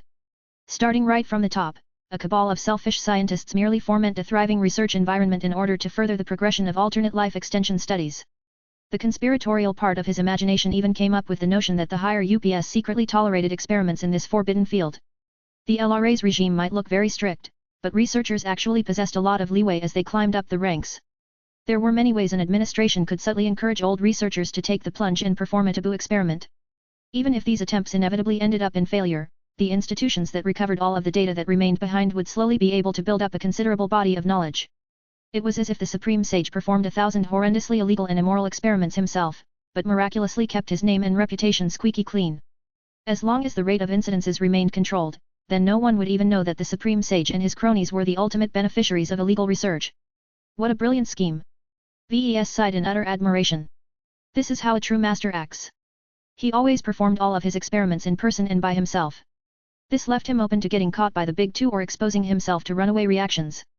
This was an awful approach. Unfortunately, VES had no choice but to act in person to perform his risky experiments. The Larkinson clan was nothing like a proper state such as the LRA. VES didn't have thousands of scarily competent spiritual adepts and spiritual engineers under his command. Perhaps that might change in the future, but for now, VES could only look up at the Supreme Sage's methods and admire the LRA's grand design. Of course, VES was not just a bystander at the moment. He was in fact caught up in the middle of an oncoming storm. What do you mean we can't pass through? Venerable Jens's force of will flared up and pressed against the bio-suited guards blocking the entrance. Our patriarch has already concluded the design duel. Since an internal political dispute is developing, we have no business being here. Let us leave right away. Our apologies, Venerable, but our orders are strict. We are not allowed to let anyone pass through this exit without explicit instructions from our superiors. Then call your superiors. We have tried, but we have only been met with silence. Until we receive word, we cannot make any exceptions. The LRA was a hierarchical state where the lower ranks were expected to unquestionably obey the instructions of their superiors. Bending the rules sounded alien to them and breaking them entirely was strictly unacceptable. While that led to a well-regulated state in times of peace, VES had seen how such a rigid structure could easily become hindrance in times of chaos. Considering the escalating political fight happening not too far away behind him, VES was growing more and more concerned. He wanted to be gone before anything happened. Yet because the guard officers were indisposed or distracted by the unfolding arguments, VES remained stuck in place. What was worse was that his guards were stuck on the other side. Naita and his new honor guard were all armed to the teeth, but that didn't matter if they were too far away to come to his aid. Oh hell! Screw this all! Janzi, let's suit up and bunker down. Got it. She replied. Even if she detested his leadership and wanted to put someone else in charge of the Larkinson clan, this was not the time to argue with VES. Having been with him for a long time, Venerable Janzi had gone through enough crises to develop her sense of caution. Both VES and Janzi approached the backside of Vincent's hover chair. VES opened up a hidden panel and inputted a brief code that caused a hatch to slide open. The pair of true-blood Larkinsons then proceeded to pull out dense metal coffer-like objects. After they verified their identities, the metal objects expanded on their own and enveloped the forms of the two humans. In no time, VES suited himself up in his unending regalia. He finally felt safe now that he was covered head to toe with unending alloy. Out of a sense of caution, VES did not choose to extend a cape from his back this time. That would only cause his form to become more eye-catching, thereby turning himself into an attractive target to anyone with an itchy trigger finger. While Venerable Janza didn't enjoy the same degree of luxurious protection, her high-quality protective suit was certainly one of the better infantry gear that the Larkinson clan had recently procured. The only reason why Janza didn't wear anything heavier was because they required special training and wouldn't fit inside Vincent's hover chair. Hey, what about me? Where's my fancy suit? The chair-bound Larkinson complained. VES sneered behind his faceplate. You're already wearing a suit. The hover chair possessed a special function that caused the occupant's form to be covered by something akin to a hazard suit when activated. Vincent was already covered by it when he noticed the actions of his fellow Larkinsons. The only problem was that this hazard suit looked woefully inadequate. This isn't fair. I'm an expert candidate. I should be wearing something more solid. At least give me a codpiece. Chapter 2816, Disappointed. While the Larkinsons were gearing up for war, the arguing masters failed to come to an accord.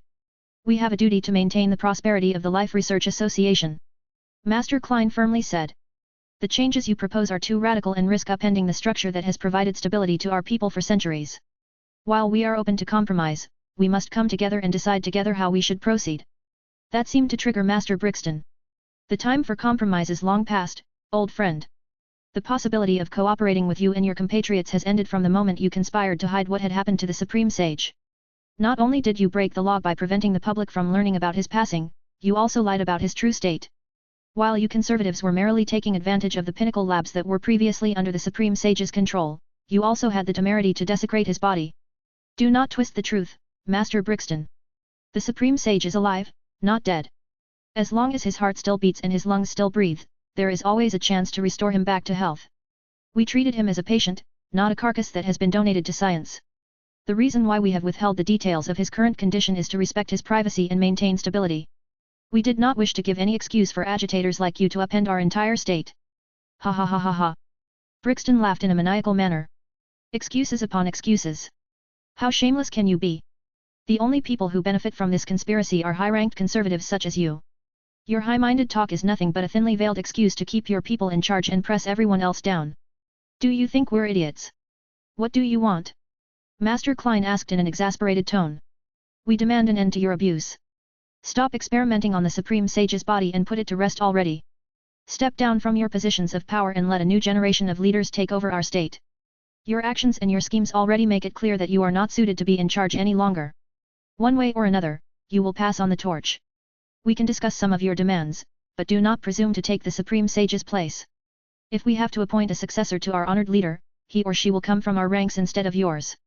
We are still the majority in our state. Are you certain about that, old friend? A sly grin appeared on Master Brixton's face. He pointed at a group of conservative biomech designers and other important officials. Come. Show him how out of touch he is. Show him what you think about his misdeeds.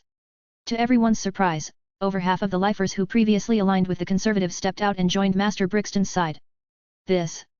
Master Klein couldn't believe what was happening. While the conservative faction was large and encompassed many subgroups, they were all united by common goals. No matter how much internal disputes took place within their ranks, the conservatives were firmly united against chaos and the opposition. Yet before his eyes, conservatives belonging to many different subgroups all stepped out and signaled their change of heart in the most direct fashion possible. There was no turning back for these defectors. They had pretty much thrown their lot with the opposition. Master Klein looked disappointed at his former comrades. He trusted them once. Now, he had to face the prospect of treating them as his opponents. I can believe that some of you have lost patience with our current direction. It has been too long since we have achieved any significant progress. However, why would you throw your lot with these radicals and fringe groups? Don't you realize they are just using you all to bring our state into turmoil? A senior known as Professor Bludder scowled. Look at where a slow and gradual approach has taken us.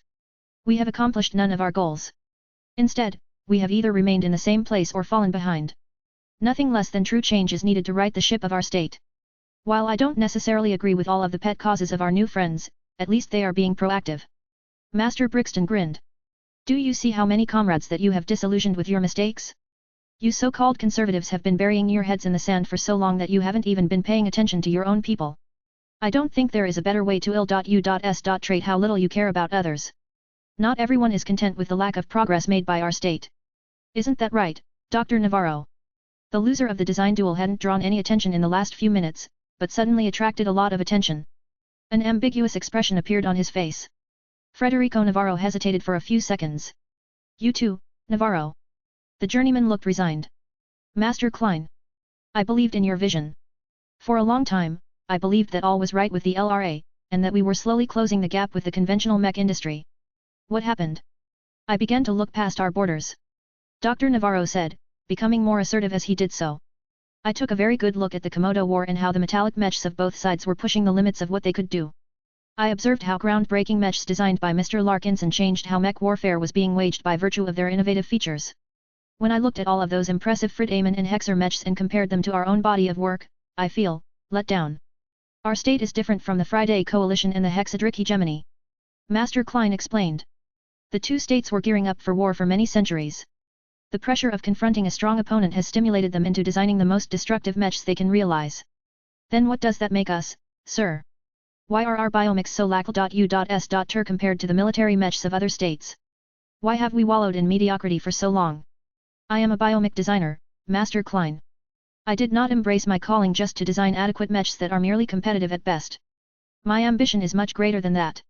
Yet as the recently completed design duel has taught us, my biomechs are far from being able to compete against the products of a classical mech designer. You have no reason to feel ashamed of yourself, Dr. Navarro. You are comparable to many of your peers in other states. Mr. Larkinson is an outlier. Even if he is technically a journeyman, his products are as strong as the mechs designed by seniors or higher-ranking mech designers. You are using the wrong tool to measure yourself. Dr. Navarro thumped his C.H.E.S.T with his hand. I know that, sir, but that does not change my point. I have always set my sights to the top. If I wish to aim for the top, how can I compare myself to ordinary mech designers? Only by challenging someone as formidable as Mr. Larkinson will I know where I stand. You know the results. In the current environment, it is extremely unlikely that I will ever be able to catch up to rising stars like Mr. Larkinson. Then work harder, Navarro. A biomech designer like you should never place too much emphasis on outside help. If you want to realize your design philosophy and reach my level, you won't be able to do so by destroying the stable infrastructure that has allowed our biomech industry to flourish for many years. It won't come to that, sir. Navarro shook his head. Master Brixton and the others don't wish to plunge our state into civil war. They just want to accomplish change. As long as enough people support this cause, I hope you will act sensibly and recognize that you and your fellow conservatives are not wanted anymore. As Dr. Navarro stood by the side of Master Brixton, many people sympathized with his choice. He was one of the many biomech designers who had become disillusioned with the majority. As a reluctant defector, he didn't necessarily support the opposition, but nonetheless found common cause with the movement. There were a lot more lifers like Dr. Navarro in the LRA. Biotech experts and other citizens were following everything through the broadcasts. Navarro just happened to serve as a great example of what they might do as well if they followed suit. At this point, Master Klein's momentum had stalled. From the moment Master Brixton spoke out, he pulled out card after card that successively weakened the reputation and prestige of the conservatives and the ruling authorities.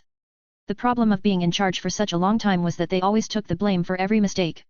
VES, who had been watching the events unfold from the rear, didn't feel as if the conservatives were totally wrong on the matter. Even the numerous times they desecrated the Supreme Sage's body could be excused.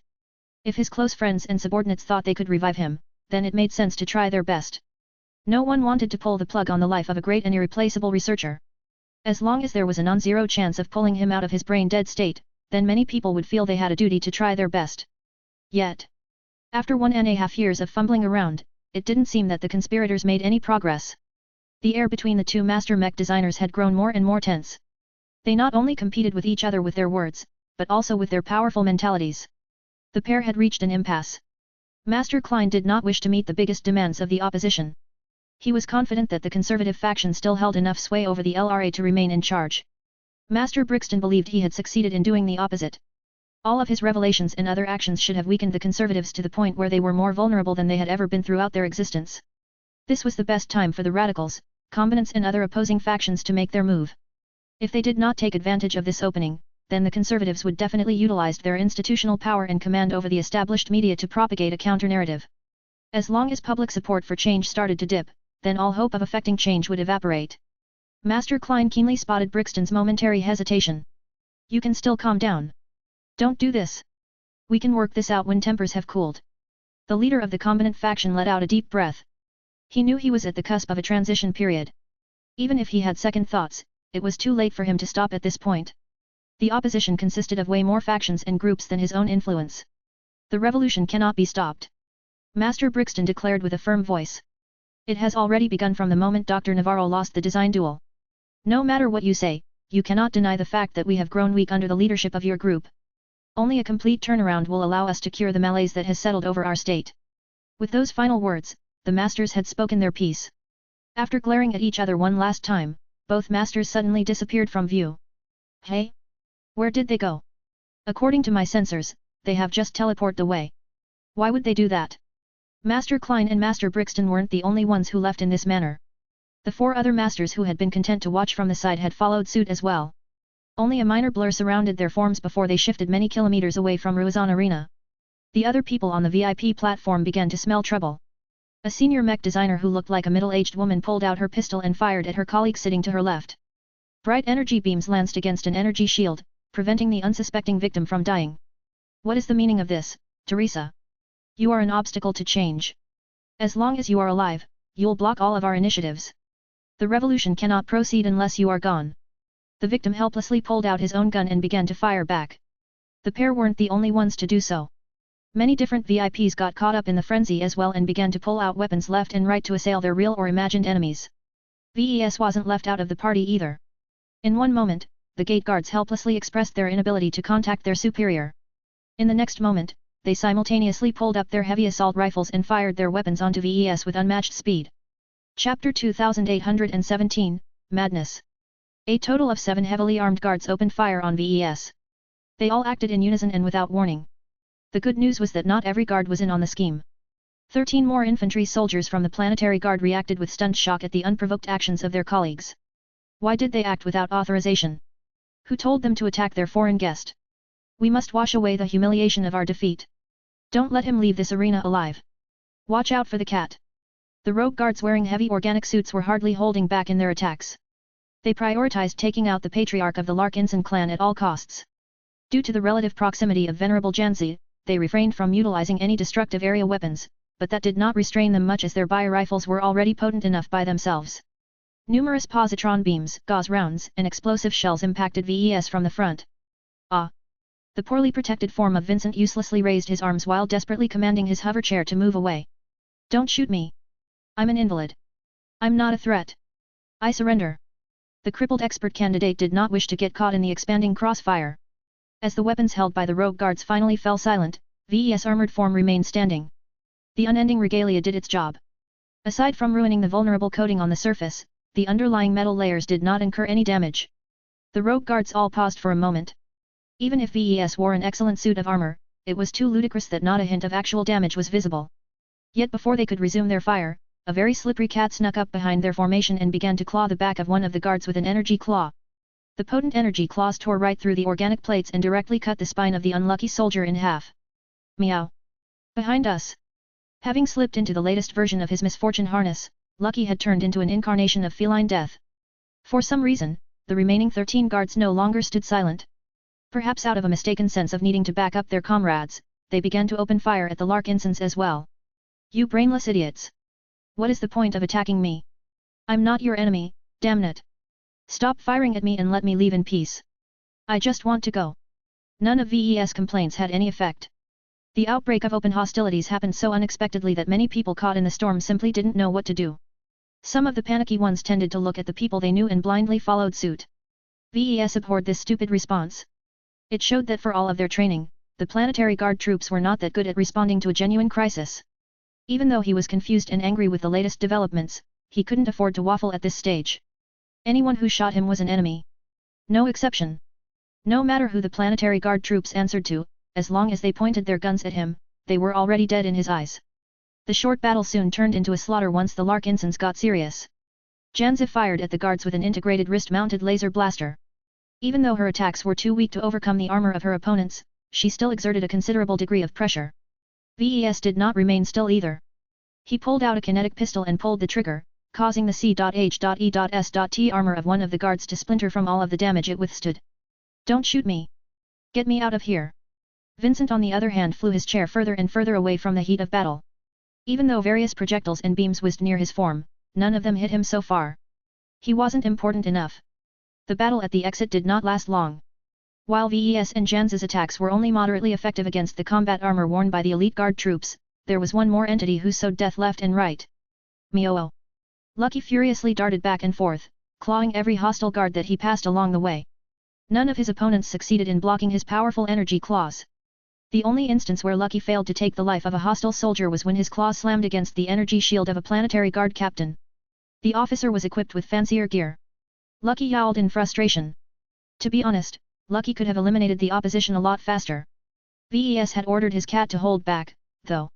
There was no reason for Lucky to expose his phasing ability. The energy shield that enveloped the rogue officer's form did not last long. It turned out that his energy shield was a vastly inferior model that was generally issued to valued middle-ranked personnel. VES continually depleted the shield with his kinetic rounds. Lucky attacked the shield from the other side. The combination of pistol and claw attacks quickly exhausted the compact battery powering the mass-produced shield generator. It only took a single claw to decapitate the rogue captain. With his death, every hostile guard had died. The remaining Planetary Guard troops were frozen as they witnessed their comrades being massacred. They didn't know what to do. Perhaps some of them wanted to assist their comrades, but the speed in which the Larkinsons demolished their foes prompted them to think twice. As more lifers were continuing to fight each other across the entire VIP platform, any sense of order had disappeared. Normally, these respected experts and officials would calmly discuss their disagreements over a meal or something. If they wanted to resort to harsher methods, then they would never take action in person. This was what their underlings were supposed to do. Why take risks at all when they were capable of dispatching plenty of disposable minions to do the job in their stead? None of that was apparent at the moment. For some reason or another, seniors, ministers and other important lifers decided there was no better time to get rid of their opponents by pulling out their guns and opening fire in person. Since all of their bodyguards were stuck at the other side of the fortified exit, none of the VIPs could leave the fighting to someone else. They all took action in person. This is crazy. This entire state has gone mad. Fortunately, none of the powerful lifers spared any attention to the Larkinsons. Most of them were too caught up in their personal vendettas to spare much attention to the foreigner who briefly humiliated their state. What worked in VE's favor was that he had exhibited plenty of power. None of the lifers qualified to enter this platform were suicidal. They did not want to become the next idiots who died after an energy claw tore out their throats. Open the gates and let us pass already. VES aggressively demanded the surviving guards. We can't. There are hundreds of bodyguards on the other side. If all of them engage in hostilities at once, this entire tree structure will collapse. It's well on its way of burning down at this rate. VES really didn't want to shoot these neutral guards, but their continued obstruction was grating on him. Did he have to shoot his way out of this war zone? Before he could argue any further, the tall and giant tree structure shook. Massive groaning sounds echoed throughout the air as VES and everyone else felt as if the floor underneath their feet was tilting. The fighting quickly died down.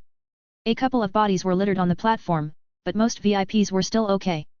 Hardly any of them possessed military training, so they were unable to overcome the energy shields worn by their opponents. What's going on? Someone asked. Are we under attack by Mechs? It doesn't seem like it. It's as if the tree structure itself is moving. Crack. Just a few seconds later, the platform abruptly split in half. The tree structure G.R.O.A.Ned and convulsed as its entire trunk was splitting into multiple slender trunks. It was as if someone animated the giant tree. The split trunks began to bend and swirl as if they were massive tentacles. Even though their movements were agonizingly slow, their humongous size meant that their movements were extremely violent. Fly. Everyone on the VIP platform activated their anti-grav modules or other means of flight. The guards who were stationed on the other side of the top floor had taken flight as well. At their level, none of them lacked the means to levitate themselves. However, being able to float was one thing. Being able to fly away fast enough to escape the convulsions of enormous tree tentacles was another thing. Ah! One VIP suddenly went splat as he got smacked by the tip of a tree tentacle. A dozen guards launched into the distance as another tree tentacle collided against armored forms. The powerful impact most certainly exceeded the inertial dampeners of their protective armor, which meant that their bodies had definitely turned into a bloody soup. Every survivor looked horrified at what had happened. The worst part about this was that this wasn't the only tree structure that had gone crazy. All of the other ones were going berserk as well. Hundreds of thousands of lifers who went out to witness the design duel in person were suddenly caught up in a nightmare as their own elevated seating platforms turned hostile. Since many of them were ordinary citizens, a considerable portion didn't possess any flight capabilities. Tens of thousands of innocent civilians dropped to their deaths. If the giant tree tentacles hadn't crushed or smacked them to death, then they most certainly lost their lives after impacting the ground. Screams of women, children, and other uninvolved people echoed throughout the entire disaster area. VES and many other survivors couldn't process the madness of this act of slaughter. What was the point? Since Ruizan Arena's entire design revolved around surrounding the arena grounds with a crown of twisting tree structures, virtually every spectator got caught up in this tragedy. Those with flight capabilities started to cry and howl at all of the traumatic sights they witnessed. In just a couple of minutes, all of the surviving lifers had lost many friends, family, and fellow citizens. Patriarch Naita and the rest of the honor guard finally reached VES and surrounded him in every direction. Venerable Janzi and Vincent floated awkwardly outside the tight protective envelope. Meow. Lucky felt more at ease. With the arrival of the bodyguards, his job of protecting VES had become a lot easier. We need to get you out of here. Naita insisted.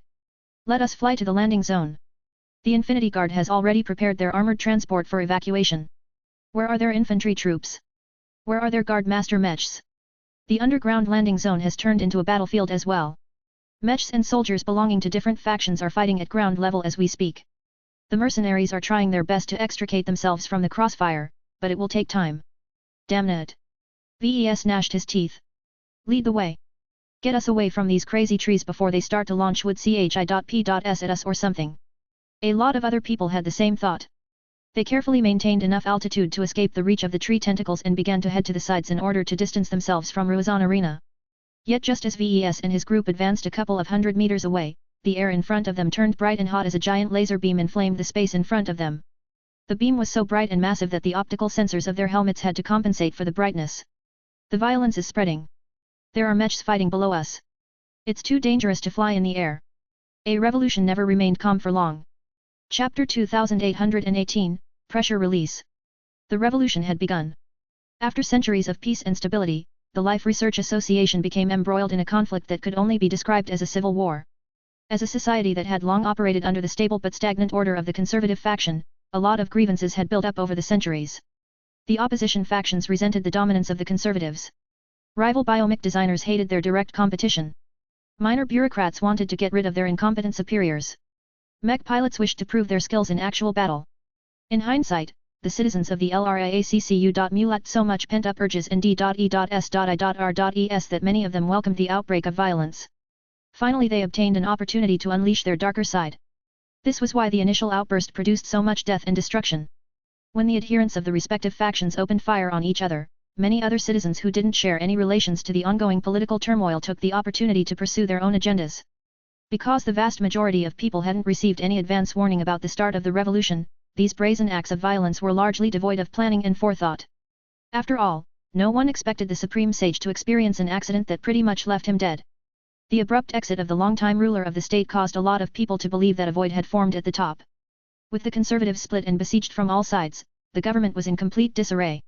Without sufficient guidance or instructions, the overly rigid government institutions were far too slow to respond to the rapidly unfolding chaos. Let alone suppressing the troublemakers, the authorities weren't even able to defeat the defectors from within. Johnny! Why are you attacking us?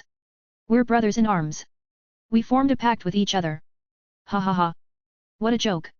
I only S.U.C.K.E.D up to you because you're the district commander's crony. I never liked you from the beginning. The corrupt regime must fall, and getting rid of you will help my buddies in taking over this city. You're mad. You won't get away with killing me. This is treason. Hiding the Supreme Sage's death and experimenting on his body is true treason. Compared to the crimes of your friends, our cause is righteous. Everyone formed a different idea of what was right and wrong. As long as someone wanted to enact a plan, they came up with many possible rationalizations to justify their actions. Perhaps even the madman who activated Ruizan Arena's war mode came up with his own excuse. Around two-thirds of the people who bought a ticket and witnessed the design duel had died.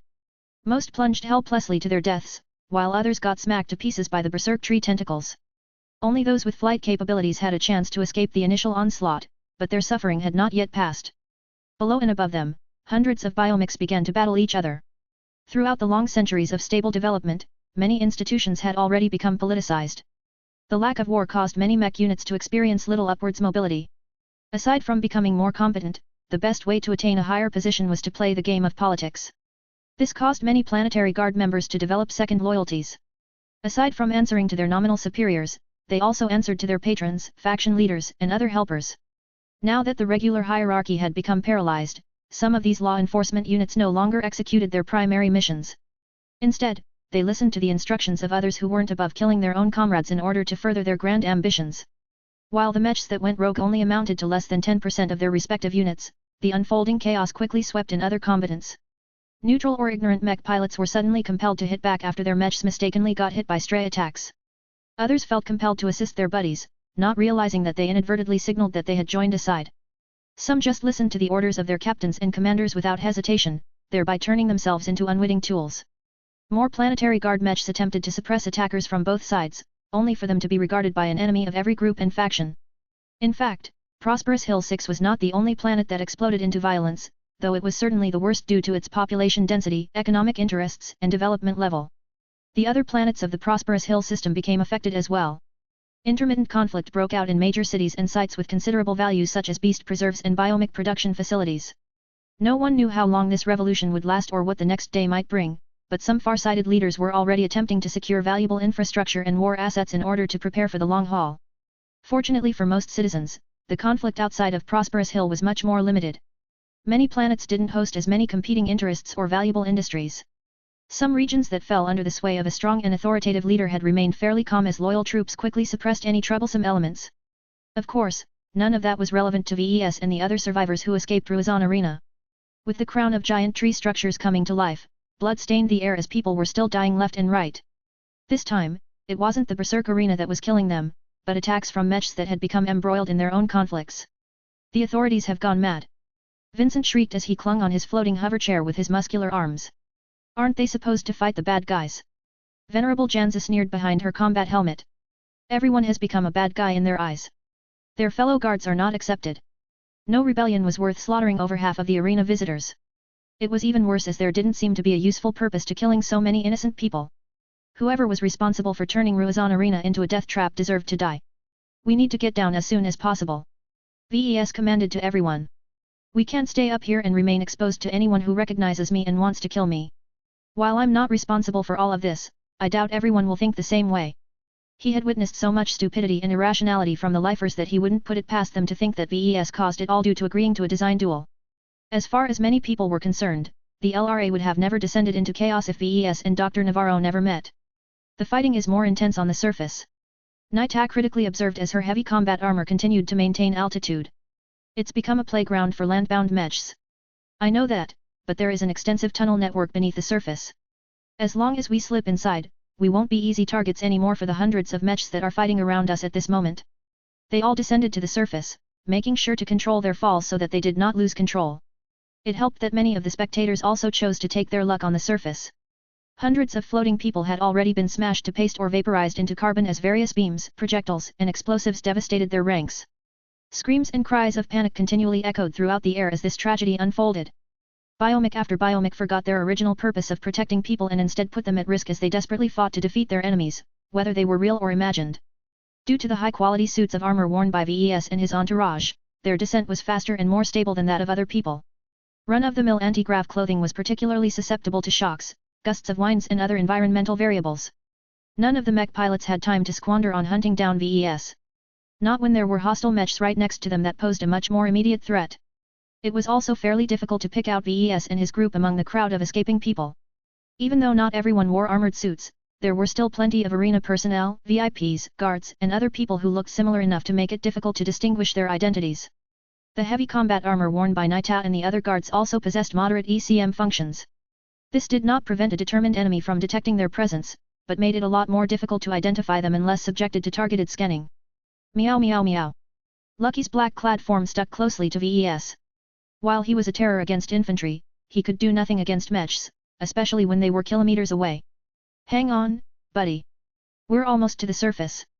The group descended at an angle away from the arena. VES didn't want to go anywhere close to the out-of-control tree tentacles. While they were randomly whipping around in the air, they could easily whip the ground around the arena at any moment. They seemed to have landed in one of the rear areas of the arena grounds. This was the place where the majority of spectators arrived and left. Various shuttles and passenger transports were parked in a large and open landing zone. Right now, many visitors were flocking to these vehicles. They all wanted to get in and leave the premises as soon as possible. Boom. However, the fighting had not left this area untouched. VES turned around to see a large transport with a capacity of 500 people getting crushed into half after a mech had slammed against the side of the vehicle. Not too far away, two swordsman biomechs were swinging their blades at each other, uncaring whether their feet trampled any shuttles or humans who failed to run away in time. The power of mechs was too terrible. Vincent's crippled body was already shaking. What are we doing? Let's get out of here. VES, can't you hack one of the shuttles and fly away? None of these vehicles are safe. Naitaya retorted. We won't make it far with all of the fighting that is going on. We need to get on board the armored transport prepared by the Infinity Guards. They had to go underground to do that as the Infinity Guards assigned to escort VES didn't dare to poke their necks out. Their escort mechs mainly consisted of guard masters, which excelled at defense but possessed little offensive capabilities. They quickly found the nearest entrance that led to the underground complex. Hundreds of panicking lifers were already trying to escape the violence on the surface, which caused the passageway to become congested. It turned out that the gate up ahead had been locked and sealed. Get out of the way. Naita boomed through her suit. No one listened to her command. Instead, they pressed their bodies forward even harder as if they thought that could get them inside. Naita and some of the honor guards started to arm their rifles and point at the backs of the mass of people. Their intentions couldn't be more obvious. Yet before they opened fire, Venerable Jan's armored suit jumped in front of their muzzles and pressed them down. Stop! Don't shoot! She urgently called.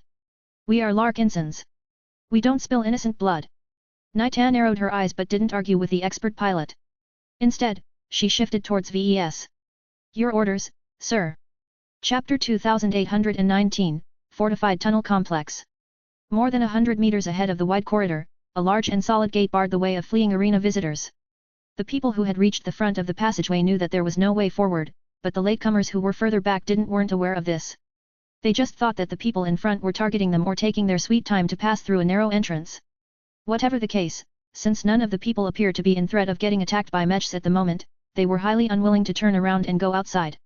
Obviously, this wasn't good for VES and his group. The sheer crush of people was so dense that not even their armored forms could bowl through so many bodies. Not without inflicting severe harm on them at least. It was too risky to do that, though. Even though it was unlikely that any of these random people could harm armored soldiers, letting them get very close was a risk that Nita did not wish to take. To her, the solution of the problem was very clear. If the panicking civilians weren't willing to listen to her request, then she had to open up a path by force if necessary. Her mission trumped nearly every other consideration. If keeping VES alive meant killing the people in front of her, then she would do so without hesitation.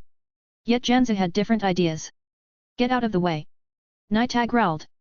We are too exposed at the moment. This tunnel can collapse at any moment. I know that, but that doesn't mean we have to turn ourselves into butchers. Then how else will we get through? Let me try. We don't have to kill them all to reach the other side. As Janzi and Nita argued, VES took a step forward, causing the two women to halt. You have 30 seconds to open a path, Janzi. If you can't do it, then don't blame us for what happens next. Consider it done. With every step, her momentum grew. Despite not interfacing with a mech, her force of will expanded, causing every single person in the crowded corridor to stop and turn towards the rear. Make way. She spoke. Her suit amplified her voice. The entrance to the tunnels below are blocked. Let us proceed forward and we will make an opening. Amazingly, the people formed a path. They pressed to the side and even took the initiative to take a few steps back in order to make room for others. Her force of will possessed a reassuring quality that somehow lessened the panic and hysteria of the crowd. While VES and plenty of Larkinsons were already accustomed to Jen's presence, the same was not the case for average civilians. None of them experienced the profound influence of an expert pilot before. They hadn't even come in touch with glows, so their sensitivity towards any mental pressure was still high. The first impression was always the most profound. The lifers didn't even know who Venerable Janzi was or what her true motives were. Yet due to the power and authority she exuded, the civilians instinctively trusted her and looked up to her. Her presence imposed a much-needed sense of calm over the crowd. While the lifers were still aware of the unfolding chaos on the surface, they somehow felt that the expert pilot in their midst would be able to lead them to safety. The blockade had parted. Venerable Janzi opened up a path without resorting to any excessive means. She turned to VES and exerted a bit of pressure at him. She did not like the fact that she had to intervene in person to prevent a needless massacre. Let's go. VES simply commanded. He ignored Janzi's silent challenge and walked all the way forward until he stopped right in front of the barred gate. The entrance was built like a vault door and looked like it could withstand a direct attack against a mech. The bone metal surface showed that it had been grown into shape. VES didn't sense any living mechanisms though. Vincent's hoverchair stopped right next to him. Who would build such a ludicrously strong entrance?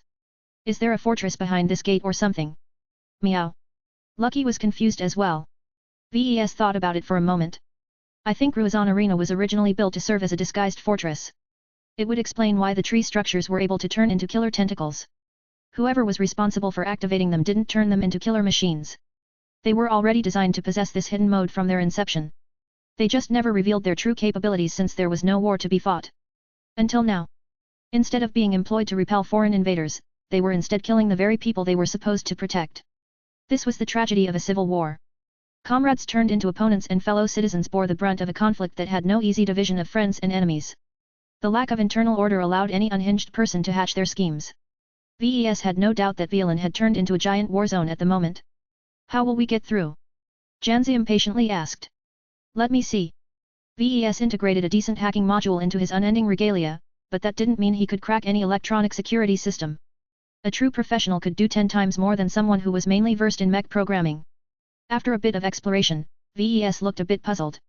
While the security system isn't military grade, it's much better than I expected. Does that mean you can't get through? I didn't say that. I am just telling you that the underground tunnel complex might be more sophisticated than I thought. No one had noticed that Lucky had quietly slipped away. He flew underneath Vincent's hoverchair and phased through the floor. Once the gem cat left everyone's sights, he snuck up to the door mechanism and recognized how to tamper with the systems. During his time with Calabast, he learned a lot about messing with security systems. She even dumped a massive amount of data on how to recognize critical parts and how to sabotage them to achieve specific outcomes. Soon enough, the entrance beeped and began to slide open. The corridor rumbled a bit as something heavy impacted against the surface not too far away, but VES and everyone else didn't care. Once the gate fully slid open, VES and his fellow Larkinsons passed through with their weapons at the ready. The crowd of civilians behind them didn't dare to follow too close. It's quiet, Naita said through their short-ranged communication channel. The interior is laced with dampening materials. Our onboard sensors aren't able to resolve any details. VES suddenly recalled the Odinai mounted on his unending regalia. He had transferred it from the Valkyrie Prime to his personal combat armor a short time ago, but never thought about activating it until now. The Odinai was absurdly effective, but it drained an immense amount of power. Still, considering the current crisis, VES really needed to know what was up ahead. The tunnel complex underneath and around Ruizan Arena was massive and winding. Who knew whether someone prepared an ambush? Wait a moment. VES cautiously activated the Odinai and inputted some custom settings. A small pulse immediately started to emanate from the system bot object.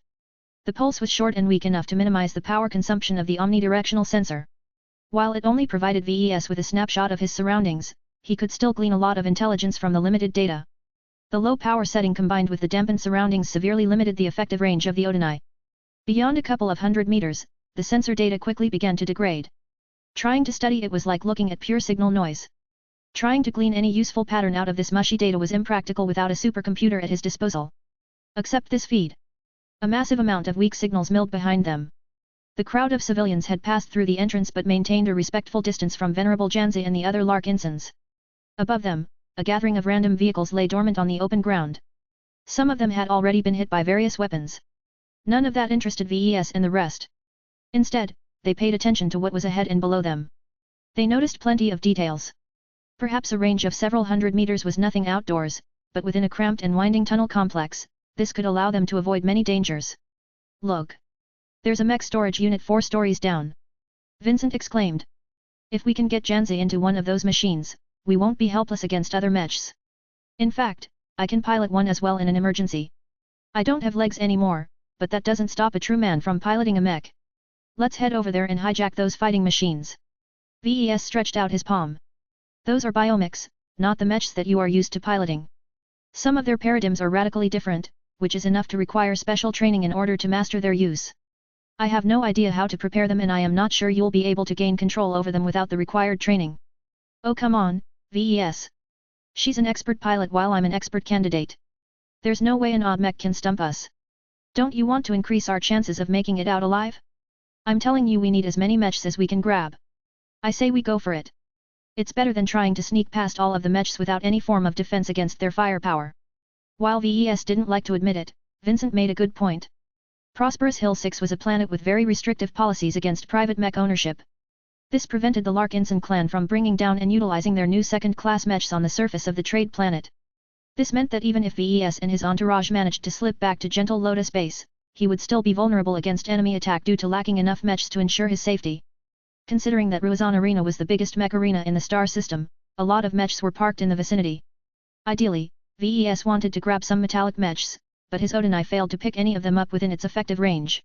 He also had no idea where the arena operators stored his damaged dueling mechs, but they were probably placed way too close to the violent tree tentacles for him to risk retrieving any of his own work. Let's try and take a look. VES reluctantly decided. If the mechs are usable, then I won't say no to hijacking them. Just take into account that it probably won't work out. From what I have learned about biomechs, they're so different that it's like dealing with alien technology. The group of Larkinsons briskly navigated the tunnel complex in an attempt to reach the biomechs in storage.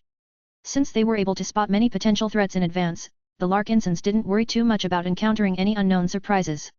They managed to take out automated defense systems in advance and silence any alarms before they had a chance to trigger.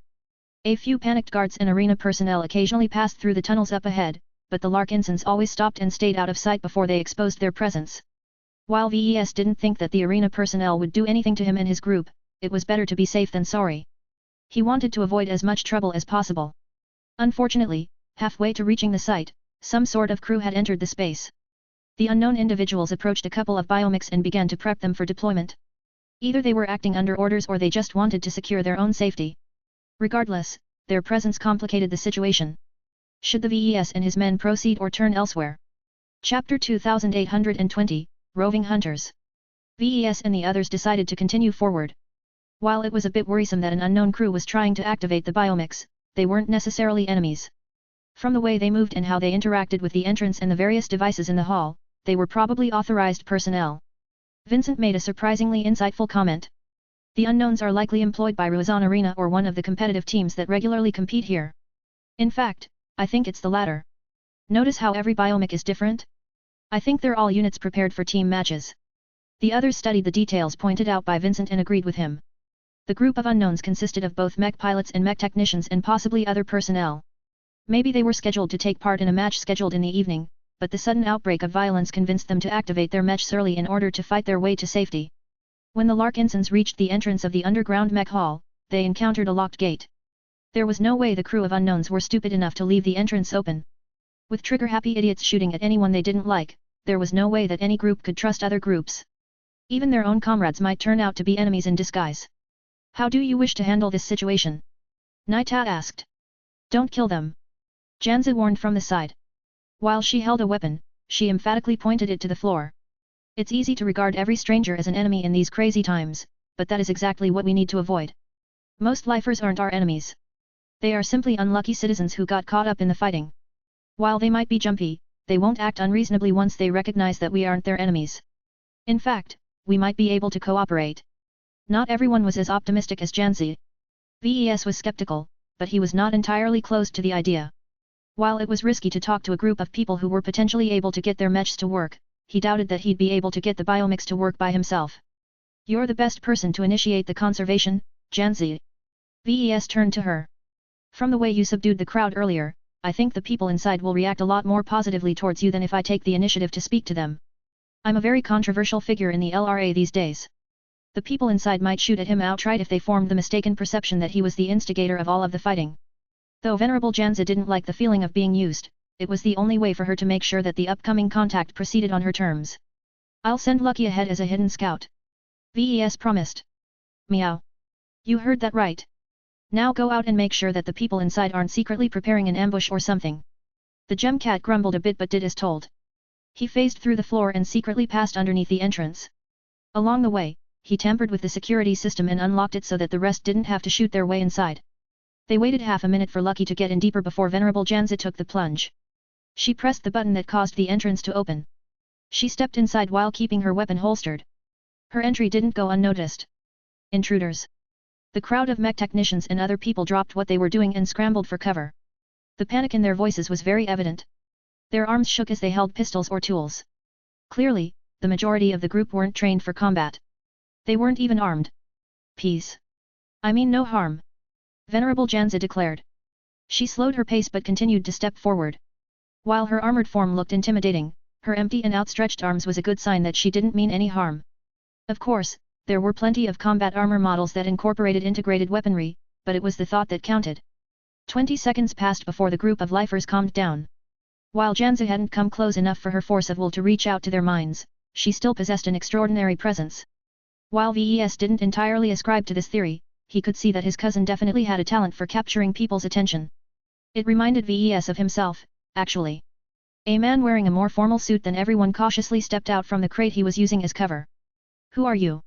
He asked suspiciously. The man held a pistol in a steady grip.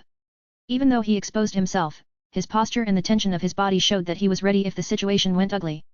Janzi tapped the side of her helmet, causing her faceplate to turn transparent. I am Venerable Janzi Larkinson of the Larkinson clan.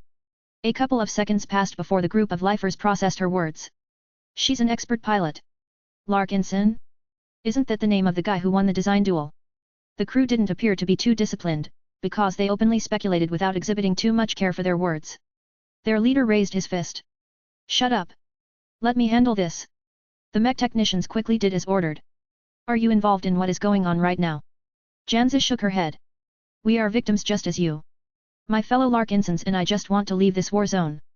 While we were trying to make our way out, we noticed the mechs here. Do they belong to your crew? The man nodded. That's right. Let me introduce myself. The name's Captain Cecil Rivington. I'm in charge of the roving hunters. The mechs behind me all belong to my team. Roving hunters. Vincent spoke up from behind. For some reason, he threw caution to the wind and drove his hover chair forward. You're a Prime Division team, right? Last I saw, you're a middle-of-the-pack team.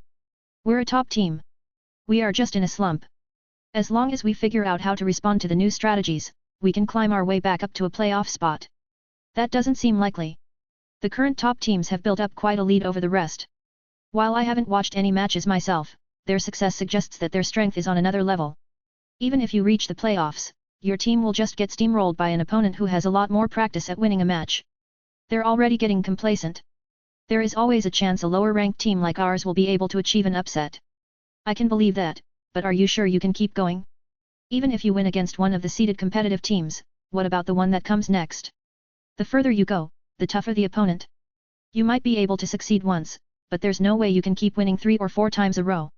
For some reason, Vincent and the captain of the Roving Hunters got embroiled in a heated discussion about the strength of the latter's team.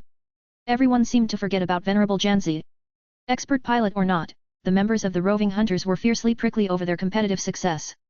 None of them seemed to have realized that their competitive season was likely suspended due to the civil war that broke out. Didn't these idiots realize that their passion was completely misplaced at the moment? VES couldn't handle this inane discussion any longer. He stepped out along with the rest of his bodyguards. At this time, VES performed enough examinations to know that the Roving Hunters didn't possess anything deadlier than a handful of pistols. They were also quite far from activating their stored biomechs. The entry of VES and 12 heavily armored guards quickly caused the locals to shut up and grow nervous again. They all knew they stood no chance against the newcomers. Vincent managed to break the ice, though. While Captain Rivington grew tense again, he didn't exhibit any outright panic. That was good. VES had encountered too many people who had lost their sanity. It felt nice to be able to talk with someone who kept their head on their shoulders. Captain Rivington, I presume you know who I am. Who hasn't heard of VES Larkinson, the mech designer who precipitated the revolution? I'm not a part of this madness. This is all the fault of the opposition groups. Think, Captain. Would I be here with just a small group of guards if I was a part of some nefarious plot? Well, if you put it that way, that does sound stupid. VES gained a decent handle on Captain Rivington. Even though he was the head of a fairly successful team of mech athletes, he possessed a grounded mindset. At the very least, Captain Rivington and the Roving Hunters were not involved in any political struggles. They were merely bystanders who were at the wrong place at the wrong time. Let's get to the point. Time is short and the chaos of war can reach our position at any time. I want to borrow some of your biomechs. Not much. Just 2. I hope we can use the strength of your organic machines to safely take us away from here. It seems like downtown Villain had turned into ground zero of this conflict, so having a couple of extra mechs around is quite handy. The Roving Hunters remained silent. Captain Rivington carefully considered the proposal. VES expected to be met with rejection. No one liked to give away their mechs, especially at a time where military might was more important than ever. Our biomechs are custom jobs that are precisely configured by my teammates. Rivington replied. They aren't tools. They are personal steeds. I would hate to hand any of them over. They were never meant to be piloted by other people. Besides, are your mech pilots even qualified to pilot a biomech? Look at the situation we're in. Do you really think you are going to play another match at this rate? The arena where your matches are held has just turned into a literal death trap that has already eaten thousands of your fans. The citizens of this planet don't even need to attend an arena match in order to witness actual mech fights. They just need to watch from their windows to get the show of their lifetimes. VES crossed his arms. Besides, reserving your competition matches for a season that will likely be cancelled is a pointless endeavor. There are much more important priorities, such as preserving your life and the lives of your team. I see you have more biomechs than mech pilots. Let us utilize any spare machines that you have left. Together, we stand a much greater chance of fighting our way past the chaotic fighting. Do you really want to expose the lives of your fellow people because you were so fixated on maintaining the purity of your biomechs? According to his scans and Lucky's secret examinations, the Roving Hunters only had 3 mech pilots in their midst. There were 12 mechs stored in the back, so the competitive team had plenty of machines to spare. Captain Rivington was aware of this as well. Look, if you really aren't involved in all of this, then I am open to lending our biomechs to you. I want them back after we make it out. You have to help us all escape. We can agree to that. VES smiled and relaxed. You've made the right choice. We stand a much greater chance of fighting our way out if we pool our strength. Chapter 2821, Competitive Biomechs. The biomechs owned by the Roving Hunters all possessed flight capabilities. This was good. Flight translated to mobility, and mobility was essential to flee the most dangerous areas of Villain quickly. Each biomech stood silently while locked within braces extending from the walls. The braces supported the biomechs while at the same time keeping them in place so that they wouldn't be able to go out without authorization. It turned out that one of the reasons why the Roving Hunters failed to get their biomechs out of the braces was because they didn't have the right codes to unlock them. Competitive teams were only allowed to bring their mechs out if they received permission from the arena. As you can see, our biomechs are stuck. Captain Cecil Rivington stated the obvious. Usually, an arena official will come and unlock the braces for the mechs that are scheduled to make an appearance. The rules are so strict because an incident occurred in the past. VES raised his eyebrow. What happened? There used to be a team that went on a 12-match losing streak. It got so bad that the team risked getting relegated to a lower league. When that happens, you lose your sponsors, mech pilots, fans and a lot of potential income. Suffice to say, the team will pretty much be ruined, and the owner and team leader will lose the most. I guess that team leader didn't take his impending relegation too well. Correct, sir. The short story is that the team leader went bonkers and started to hop into his biomech. Back then, the braces were still there, but they were under the control of the team, so he easily managed to free his machine. I won't detail all the damage that ensued, but he was able to inflict a lot of damage before internal security intervened. All of this meant that Ruizan Arena had become a lot more strict towards rogue biomechs since then. Not only were teams compelled to store their mechs in strong and secure braces, but they also had to implement other locking measures that prevented the machines from being used on an impulse. Removing all of these locking measures took time, and some of them couldn't be removed without the cooperation of an arena inspector. VES suited form looked up at the mass of bone-like cages that kept the roving hunter machines in captivity. If this is the case, what was your plan to free your biomechs from these contraptions? We figured we could cut through enough braces to free an arm or something. Once one of our biomechs is able to move a limb, it could use its own strength to break the other braces. It will still take time to unlock the other locking mechanisms, but our mech technicians can handle those aspects. VES glanced at the crew responsible for maintaining the biomechs of the roving hunters. They consisted of a mix of young interns to seasoned specialists. While biomechs were famed for their low maintenance requirements, that didn't mean that every problem could be remedied by dumping them into a feeder pool. Regardless of whether they were made of metal or flesh, competitive mechs frequently incurred damage.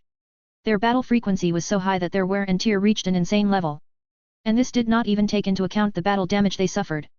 Due to the peculiarities of biomechs, fixing major issues such as missing limbs required a lot of manual intervention. For example, reattaching a new limb and trying to integrate it with the older body not only demanded specialized knowledge, but also lots of practical experience. Every biomech was unique. Their growth always diverged from the template, and as they aged, they became more distinct. Every injury healed in different ways, and every replacement part caused the biomech to diverge even further from their starting point. In most cases, these changes might have detrimental effects on the performance of a biomech, but as long as the problems weren't too exaggerated, the impact was negligible enough. A competitive team that did not do their best to keep their mechs in peak condition risked suffering many preventable losses. A team of the caliber of the roving hunters actually employed over 100 specialists to care for their biomechs. Due to the complexity of organic machines, each biomech technician specialized in a narrow field. For example, there were biomech technicians who only trained in servicing and repairing joints. Others specialized in healing and servicing the biceps of biomech limbs. It couldn't be helped. The knowledge that someone needed to learn to master every essential aspect about servicing biomechs was too immense. The use of a decent quality cranial implant was essentially mandatory to be able to become the highest grade of biomech technicians in the LRA. They had essentially become biotechs experts themselves after they mastered all of this knowledge. This was one of the many reasons why most people outside of the LRA didn't bother with biomechs. While an ordinary mech was also a complicated product of engineering, mech technicians didn't need to know how all of it worked in order to straighten a piece of armor plating or replace a damaged component. Therefore, even though the crew answering to Captain Rivington were merely biomech technicians, VES did not look down on them. As proud as he was in his ability to work with mechs, his expertise in machines made out of flesh and bones was vastly inferior to that of these humble techs. That said, VES was not completely useless in this instance. He might know little about organic machines, but electronic machines were much more familiar to him. The arena systems mainly operated on conventional systems, which meant they were difficult for the biomechs to deal with but familiar enough for VES to manipulate. With Lucky's hacking capabilities, the security suite posed little hindrance to VES. He tore past the blockade and accessed the controls to the mech hall. Make way. The braces are coming off. The biomech technicians near the machines quickly flew back to a healthy distance. The entire hall rumbled for a tiny moment before the bone-like braces gradually retracted from the organic machines they clutched. The braces smoothly retracted into the wall. VES only freed 5 out of the 12 biomechs. While it would have been nice if he was able to take away the rest, they simply didn't have the means to transport them at a time. Rather than leave them open for other parties to subvert, it was best to leave them locked so that delinquents wouldn't be able to use them for destructive ends. 3 of the biomechs were reserved for the mech athletes. Captain Cecil Rivington was a swordsman mech specialist. As the team leader, he not only possessed the highest skill, but also knew how to take charge. His swordsman biomech was the most impressive unit of the 12. The Tarragon's sculpted uncovered muscle drew admiration from Vincent, though he was quite distressed to see that there was nothing between the legs. A woman called Carly Jinton was his second. She was a ranged mech specialist but knew her way around if an enemy ever got close. Since pure ranged mechs were a bit impractical in competitive matches, she usually piloted marauder mechs. The Blue Star was typical of this mech type. The speed-oriented biomech was capable of wielding both a mace and a carbine, though not at once. The third mech pilot was a younger man called Oliver V. Lambier. He was the rookie of the roving hunters and did not possess any exceptional fighting capabilities. His talent might be good, but at this point the 28-year-old could not compare to the likes of Venerable Janzi. He piloted a fairly sturdy spearman mech called the Optimon. It was a slower, more defensive-oriented mech that carried both a spear and a medium shield. VES couldn't do much about it, though. After discussing with Janzi and Vincent, he set his sights on two spare biomechs. The first one was a night mech, of course. Different from the Shield of Samar, the primary defensive mech of the roving hunters was a rather speedy and agile biomech. Most of the time, ranged mechs are of limited use in group matches.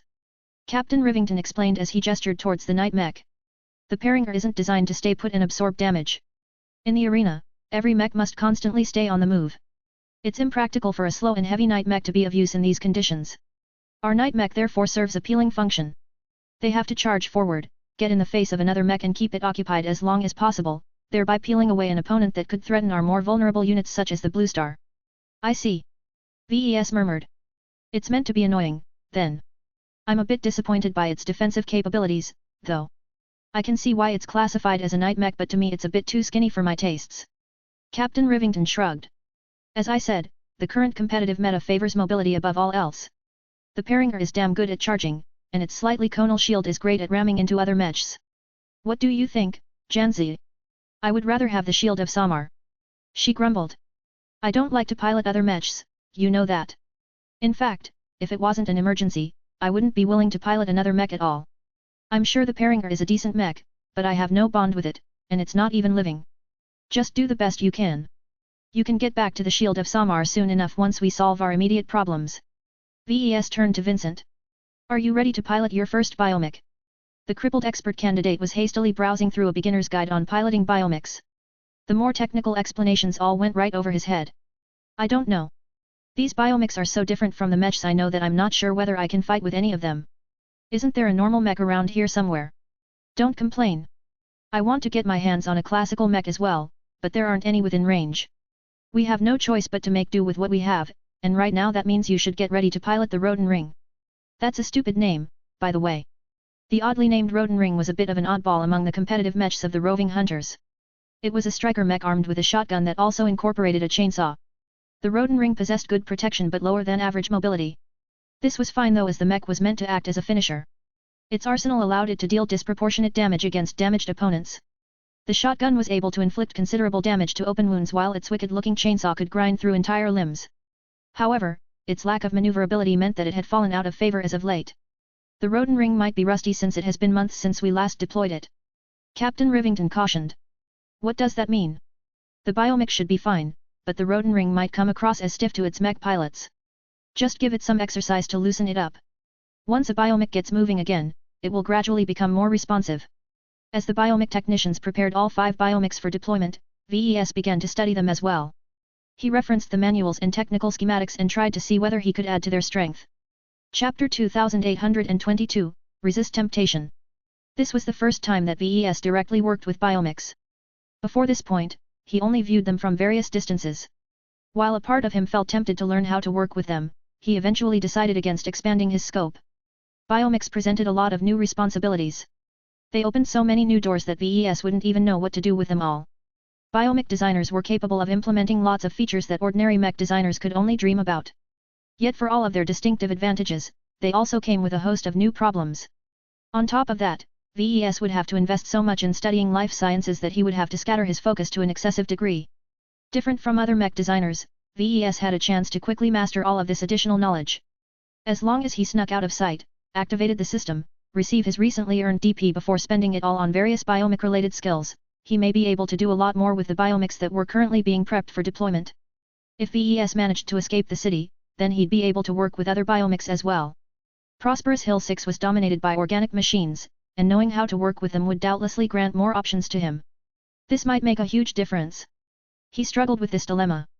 While learning to work with biomechs sounded tempting, he knew that it wouldn't amount to anything unless he invested in it all the way. That meant he wouldn't be able to invest his DP in skills and sub-skills that furthered his current focus. His design philosophy might also shift as a response. VES was quite afraid of that as he believed his current orientation was already the most suitable for him. He instinctively felt that delving into biomechs might cause him to go astray. As VES explored his conflicted feelings, he comprehended why he felt so reluctant to study biomechs. He didn't want to have anything in common with the crazies of the Five Scrolls Compact. The massive cult excelled in biotechnology. Their fanatical researchers utilized their extensive understanding of biology as a springboard to harness one of the greater powers of life, which was spirituality. I'm a mech designer, not a madman. VES feared that he wouldn't be able to resist the many temptations that biotechnology and biomechs offered. He was already towing the line at his current state, and that was when he was only able to work with inanimate objects. If he somehow became able to combine his spiritual expertise with an understanding on how living organisms worked, then the horrors he could produce may very well put a dark god like the Unending One to shame.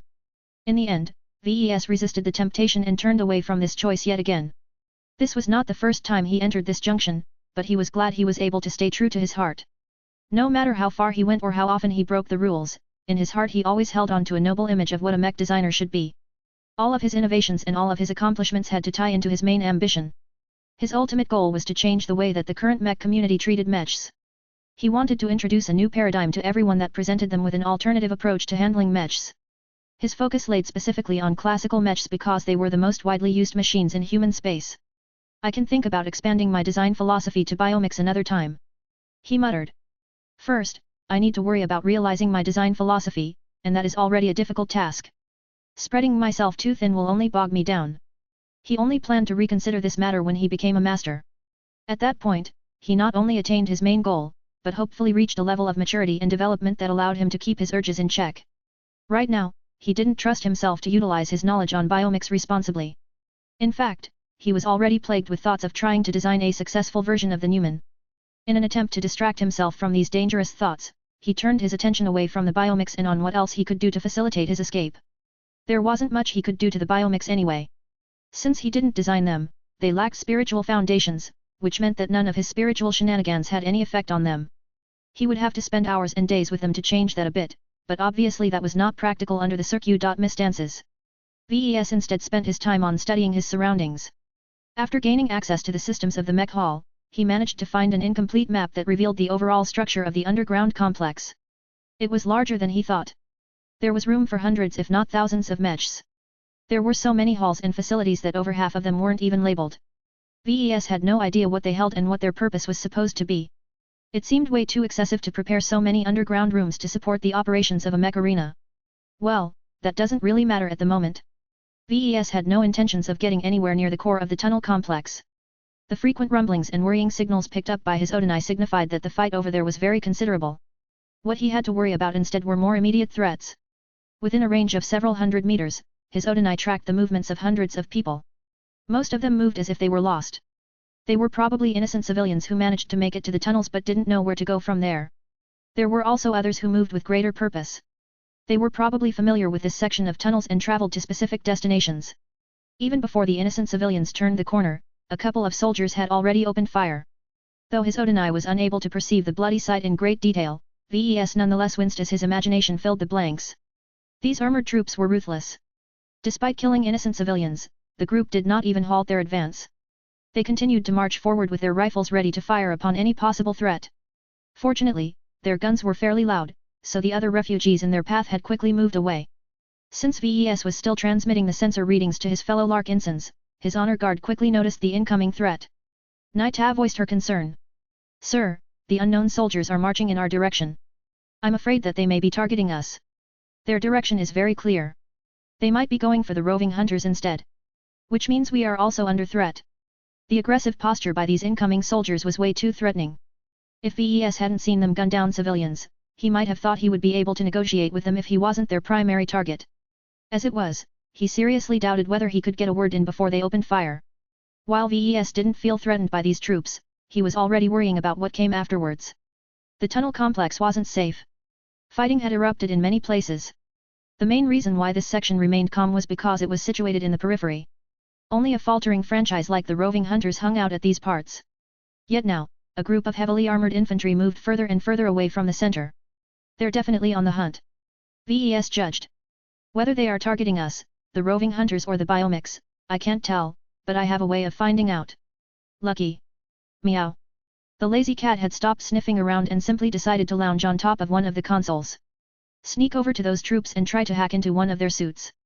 If you can, retrieve any data on their missions or instructions and send it back to me. We need to know what they're up to before they arrive, so you better leave quickly. Meow meow meow. Even though Lucky complained about the task, he nonetheless moved into action. The black-clad cat phased through the floor and quickly swam towards his targets. VES was very confident that Lucky would be able to retrieve useful intelligence. The incoming troops moved with such purpose that he felt it was unlikely they were merely wandering around. It didn't take long before Lucky returned. His head poked out of the floor next to VES. Meow. VES received a rather haphazard data burst. It not only contained a more complete map, but also other scattered data that seemed only partially useful. What VES paid attention to was both the allegiance of the soldiers and their current orders. Who the hell are the ultralifers? He frowned.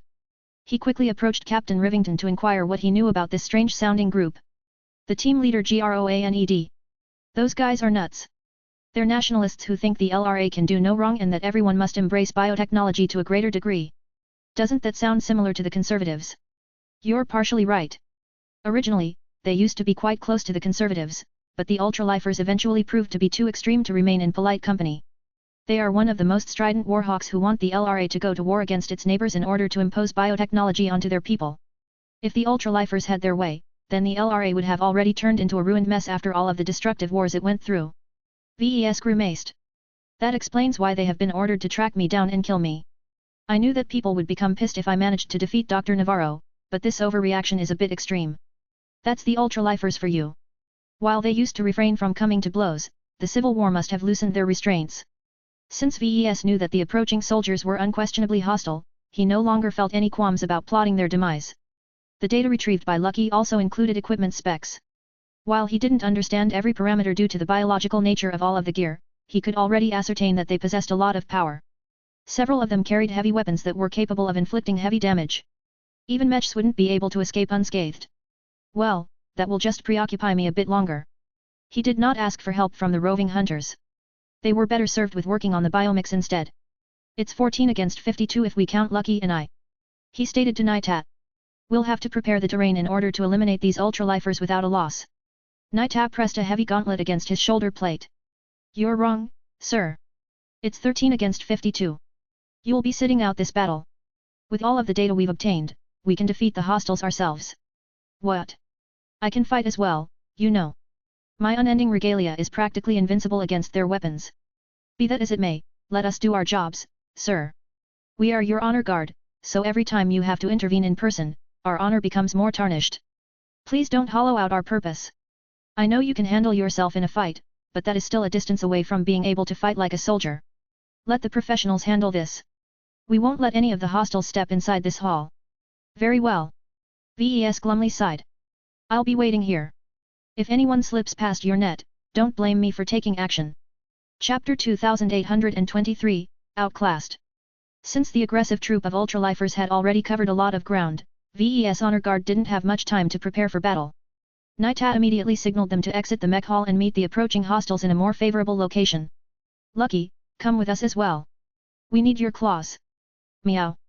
This time, Lucky was much less reluctant to obey orders. He happily jumped on top of Naitat's thick helmet and perched on it as if he was sitting on a throne. One honor guard remained behind as an insurance. As powerful as the Odinite turned out to be, Naitat didn't trust it to detect every possible threat. If some stealthed infiltrator managed to avoid its gaze, VES might easily get attacked when he thought he was safe. For this reason, the remaining honor guard hovered very close to VES. Even though he felt this was a bit excessive, the alternatives were worse. It took less than a minute for the honor guard to pick their battlefield. They chose a relatively large space that was interspersed with various cargo containers. It was evidently used as a secondary loading hall, so it was both large and full of objects to hide behind. However, the ceiling was fairly high so anyone who flew upwards would enjoy a commanding view of the loading hall. As VES tracked the positioning of his honor guard, he found it curious that they chose to spread out and take cover by themselves. Barely 20 seconds passed before the soldiers entered the hall. They did so quickly and professionally. Not only did they avoid clumping up too much as they passed through the entrance, a couple of them also started to launch grenades that released a lot of sensor-blocking particles upon impact. The hostiles detected the presence of the honor guard in advance, Damn. I guess they're not that easy to fool. VES observed. It wasn't difficult to detect the suit signatures of his honor guard. Their medium and heavy suits of combat armor were designed for frontline combat, not for preparing ambushes. Their energy signatures simply couldn't be hidden.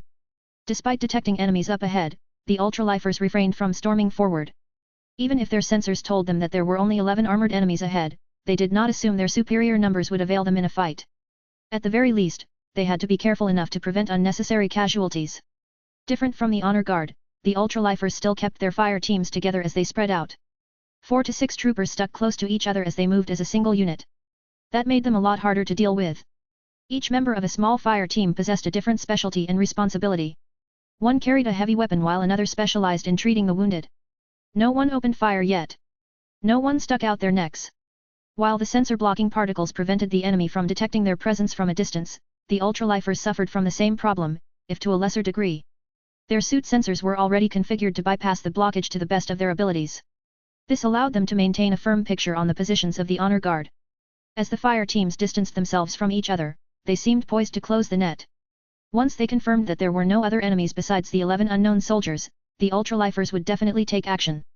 Yet before their commanding officer could issue any orders, Lucky took action first. Without anyone noticing it, a black blur shot out from beneath the feet of one of the soldiers and directly clawed the man's brains. This time, Lucky didn't hide his phasing powers. The sensor-blocking particles that inhibited sensors also inhibited communications, which meant that he was much more free to unleash his powers. Before the remaining members of the fire team could turn around and respond, Lucky dove into the crate that the fire team had pressed up against and disappeared. Seconds later, a black blur emerged from another cargo container. 2 different armored troops lost their lives in an instant as the insides of their heads turned into sliced ham. As more soldiers died in an inexplicable fashion, the ultralifers did not choose to retreat. Instead, they threw all caution to the wind and stormed forward. Kill the foreigners. LRA forever. Life is supreme. Heavily armed soldiers covered with bone-like plating coated in green jumped out of cover and surged forward heedless of the tiny terror that was harvesting their lives at a steady rate.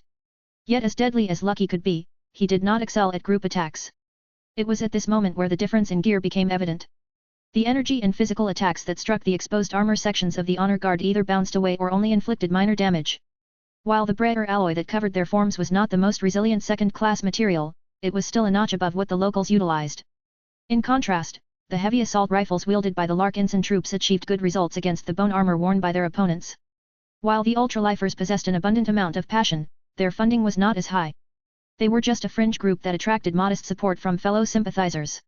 While their elite units might be better equipped, an ordinary strike force like the current one was equipped with much more standard gear. The disparity in quality quickly became evident as the well-trained honor guard managed to gun down numerous opponents despite their relatively tough shells. Employ kinetic attacks. Their bone armor is much less capable of withstanding physical damage. The bone armor was much more capable of dispersing the energy of incoming laser and positron beams. While they broke eventually, the time it took to do so was too long. Loud impacts sounded from both sides as the soldiers pummeled each other with their heavy rifles. As they drew closer, they also started to employ other weapons. Each honor guard was capable of launching grenades from the shoulder of their suits. At a certain point, they simultaneously launched their payloads in order to achieve as much surprise as possible. The grenades issued to the honor guard were laced with higher quality exotics. Their explosive fury was much greater than regular consumables. While the ultralifers mostly managed to survive the blasts due to the protection of their combat armor, they did not come out of it unscathed. Of course, the enemy utilized grenades as well. The honor guard frequently had to reposition as their cover and their surroundings got blasted by explosives with various effects. The ultralifers appeared to be fond of acid grenades. Whenever they exploded, they spread highly corrosive substances onto every nearby surface. Even brayer alloy was unable to withstand the corrosion. The armor of the honor guard sizzled as the upper layers began to dissolve. While the acid alone wasn't enough to penetrate their armor, the affected sections had been weakened to such a degree that a strong attack might be able to punch through. This was exactly what happened as one Larkinson honor guard moved backwards in order to avoid getting surrounded. As he moved, a soldier happened to fire a powerful positron beam that bore straight through a weakened section located on the left leg. Ah! No! While Lucky was steadily killing hostiles left and right, the ultralifers advanced so quickly that more honor guards sustained considerable damage. This was especially when the ultralifers whipped out their more unconventional attacks. One soldier that was weighed down by lots of gear began to open some containers. Strange lizards emerged from them and raced towards their targets remarkably quickly. While many of the odd lizards got shot before they reached their destination, their hide was tough and covered with enough scales to withstand a couple of attacks. Once a surviving lizard managed to get close, the beast jumped and crushed the rifle held by an honor with its jaws. The crushing force of the lizard was so high that the weapon was already beginning to crack. Even though it was still able to fire, it was much harder to aim and turn with a hefty lizard hanging over the weapon. The honor guard threw away the bitten gun and pulled out a pistol with one hand and unfolded an axe with the other hand. Elsewhere, Naita achieved a much greater impact. Instead of hiding behind cover, she jumped out of it. Many attackers couldn't resist and fired their weapons at the enemy that was stupid enough to appear in the open. However, none of their attacks had any effect as the unending alloy that VES had personally applied to the exterior remained unaffected. Naita was aware of the advantages of her gear. Her tall form stormed forward as her heavy rifle blasted every enemy that attempted to shoot at her. Gauze round after gauze round flung out of the kinetic portion of her weapon and cracked through bone plating with considerably greater force than the shots fired by the rest of the honor guard. Even though her rifle was achieving a good effect, Naita quickly holstered it once she drew closer to the enemy. Instead, she withdrew a foldable sword that was similar to the ones issued to the other Larkinson guards. Yet as her armored bulk slammed into the form of one bone-suited ultralifer and cut the sword across the armor of another enemy, it became clear that this was no ordinary sword. Although it took considerable force to cut the blade through solid bone plating, the fact that it was capable of doing so at all took many ultralifers by surprise. Avoid that sword. Don't get close to this monster. Her close proximity along with her thundering approaches didn't produce too many kills, but that was because the ultralifers desperately wanted to avoid a close confrontation. Their fire teams quickly lost cohesion as they were forced to run away in order to stay out of the range of Naita's unending alloy reinforced sword. Two ultralifers wielding hammers eventually approached. These melee champions wore a different model of bio-armor that provided much greater muscular enhancement. Not only did they run faster, but they also exerted more force as they swung their hammers at Naita from two different directions. At the same time, the soldiers who were further away fired their weapons at Naita's helmet.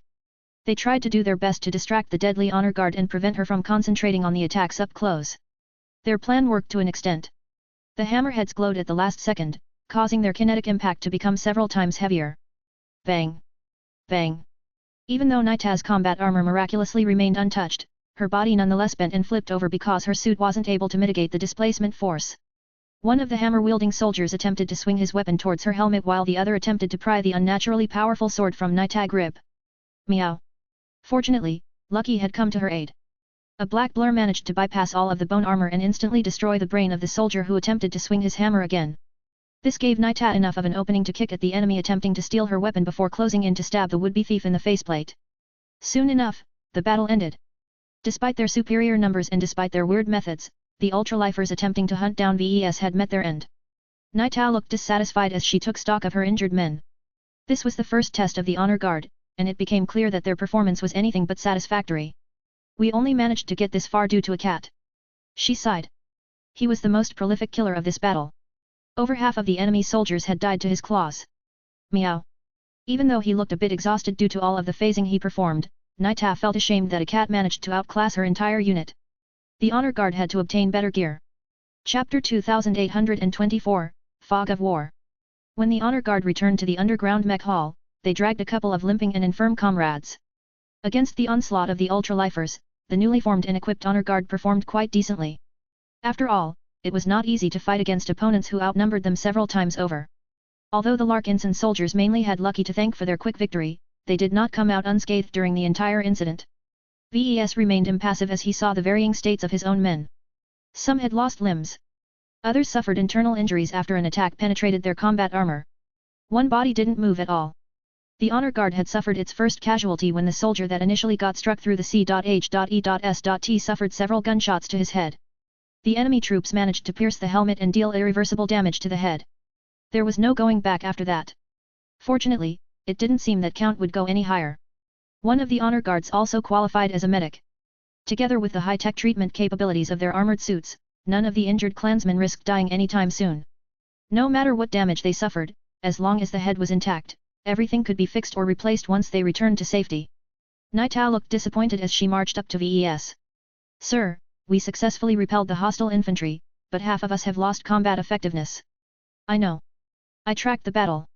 You performed quite well against second-class opponents, I think. You killed 52 enemy troopers while only losing one of your own in return. That's an excellent ratio. There is no need for you to feel ashamed of yourself. You don't need to be gentle to us. Our performance is not up to par. We need to do better in order to live up to the expectations of our role. We cannot remain dependent on Lucky all the time. Meow. Lucky nodded his head. The gem cat didn't want to fight all the time either. Taking action was tiring, risky and not even his main purpose. Just because he had become good at it didn't mean he wanted to kill people left and right whenever VES encountered trouble. VES knew that Naita made a very good point. Up until recently, VES invested much of his attention to strengthening the Larkinson clan's mech forces. His constant efforts paid off and his mech forces had become much stronger as a result. He thought about what he had done to foster the growth of the avatars of myth, living sentinels, and so on. He designed Larkinson exclusive mechs that possessed unique advantages. He developed prime mechs that allowed his expert pilots to exert their strength to a greater degree. He invented battle networks to allow his mech pilots to pool their strengths and exert greater power than ever before. On top of that, he also directed the attention of his clan to strengthening his mech forces. Many Larkinsons endeavored to expand and improve these vital troops since the founding of the clan. The leadership and institutions of the clan had become so fixated on strengthening the Larkinson clan's mech forces that other priorities didn't get as much attention. The lack of development of the Larkinsons' infantry forces had become more acute than ever now that VES ended up in this situation. In a place where his own mechs were far away and where many indoor spaces only allowed the entry of human-sized combatants, he began to feel awfully exposed. I'll allocate more resources and attention to strengthening my guard forces. VES promised to her. Considering my growth in status along with all of the dangerous areas we might enter, my threat level will only continue to rise. I'm already satisfied with the trajectory of our mech forces, so I don't need to invest as much attention to them. Providing you with better gear is already on my list. There were many more aspects that his honor guard and his other infantry forces had to work on besides acquiring stronger equipment. However, it took time and lots of continuous effort to raise the standard of his infantry from an afterthought to a reliable and powerful combat asset. VES thought about one of the discussions he held with General Vril. Considering how little attention his infantry received so far, he felt it was better if they stepped outside the shadows of his mech forces. Even if the division complicated security matters, his infantry should nonetheless gain their own identities. Only in this way would they be able to take pride in their service. VES quickly studied the sensor readings from his Odinai to figure out what happened, but aside from seeing lots of people fall over or run around like headless chickens, he failed to spot a threat. I need to supply more power, he concluded. Being able to observe several hundred meters in every direction was very valuable, but it left him dangerously ignorant of threats lurking beyond. The area outside of the Odinai's current detection range was completely shrouded in darkness as far as he was concerned, and that was a very major deficiency. While the underground mech hall he was in right now was not as well equipped as a proper mech workshop, it still offered several useful amenities meant to make it easier to service giant machines. Power supply was one of the most essential functions. Some tools and equipment required lots of power to function, and it would be inconvenient if they couldn't be used because there wasn't a source of secure and stable power output nearby. VES looked around and quickly marched over to the side. He reached out and peeled away a biometal panel that hid an industrial power outlet. Such outlets were present in pretty much any area where mechs were being worked on. The only complication was that the outlet in this case was organic in nature. Well, electricity is electricity. It doesn't matter if it's being channeled by a regular cord or an organic cord. Despite not knowing too much about biotechnology, the design of the power outlet mirrored that of a conventional one. After a few seconds, he roughly understood its operation and pressed a few buttons. He performed some diagnostics and experimentally channeled external power to some inconsequential modules. After confirming that the external power source worked normally enough, he cautiously directed more and more power to the Odinai. Due to its relative size, VES had little choice but to mount it to the back of his combat armor. Right now, the orb glowed brighter and brighter as VES received more sensor input. In the vision provided by his implant, it was as if the surrounding retreated at a steady pace, revealing people, spaces, and assets that were previously obscured. Amazing! VES knew he couldn't sustain this condition for long, though. The Odinai was remarkably energy efficient so it did not warm up due to waste heat generation, but the story was different for the power management system of his unending regalia. Parts of his suit were steadily warming up. Even though its heat management system was not a slouch, it was not designed to deal with power levels that were more usually seen in mechs than infantry suits. Still, as the fog expanded, VES managed to observe a lot of interesting activity. Most of them weren't immediately relevant to him.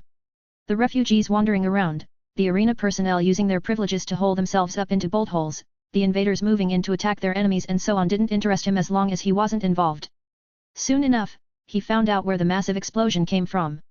It turned out that a mech squad that consisted of 9 biomechs had forcefully breached a large hangar hatch 2 kilometers away.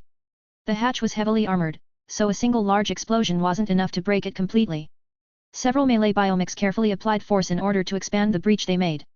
VES grew a bit suspicious towards these biomechs. Why would they expend so much effort to create an entrance? He instructed his Odinai to resolve more details from this unknown mech force. There was a risk involved with doing so. Active scanning always allowed the target to pick up something unusual. Fortunately, the situation was so chaotic right now that VES doubted that his scans would attract too much attention. After his Odinai strained to gather more data, VES finally learned who they belonged to and what their mission might be. Damn! We're in trouble. He recognized a couple of signs that reminded him a lot of the deceased infantry that had attempted to work their way to this hall. It turned out that the unit that his honor guard had fought was merely a reconnaissance unit. Once the ultralifers confirmed VES' current position, they quickly decided to send in the big guns. What is the matter? Captain Rivington asked. You guys need to hurry up. A hostile mech squad has just entered the tunnel complex some distance away. They're likely going to make their way here to kill us all before we can evacuate. How soon? A few minutes, maybe 10. It depends on how many obstructions they encounter and how much they insist on fulfilling their mission. Regardless, we need to get all of the Mechs up and running in 5 minutes at most. The team captain cursed. Boys! You heard the man. Rush your work and don't pay any attention to the details. Skip every check and steps that aren't crucial. Mr. Larkinson, can you assist? I won't be of much use, but I will do what I can. Thank you. I'll be entering the C.O.C.K pit. All 5 mech pilots entered the C.O.C.K pits of their respective biomechs. Captain Rivington, Carly Jinton and Oliver V. Lambier did so with practiced ease and familiarity. It was different for Venerable Janzi and Vincent. Even though they both read through a crash course in piloting biomechs, these organic machines possessed so many different nuances that it was impossible to master their use in a single sitting.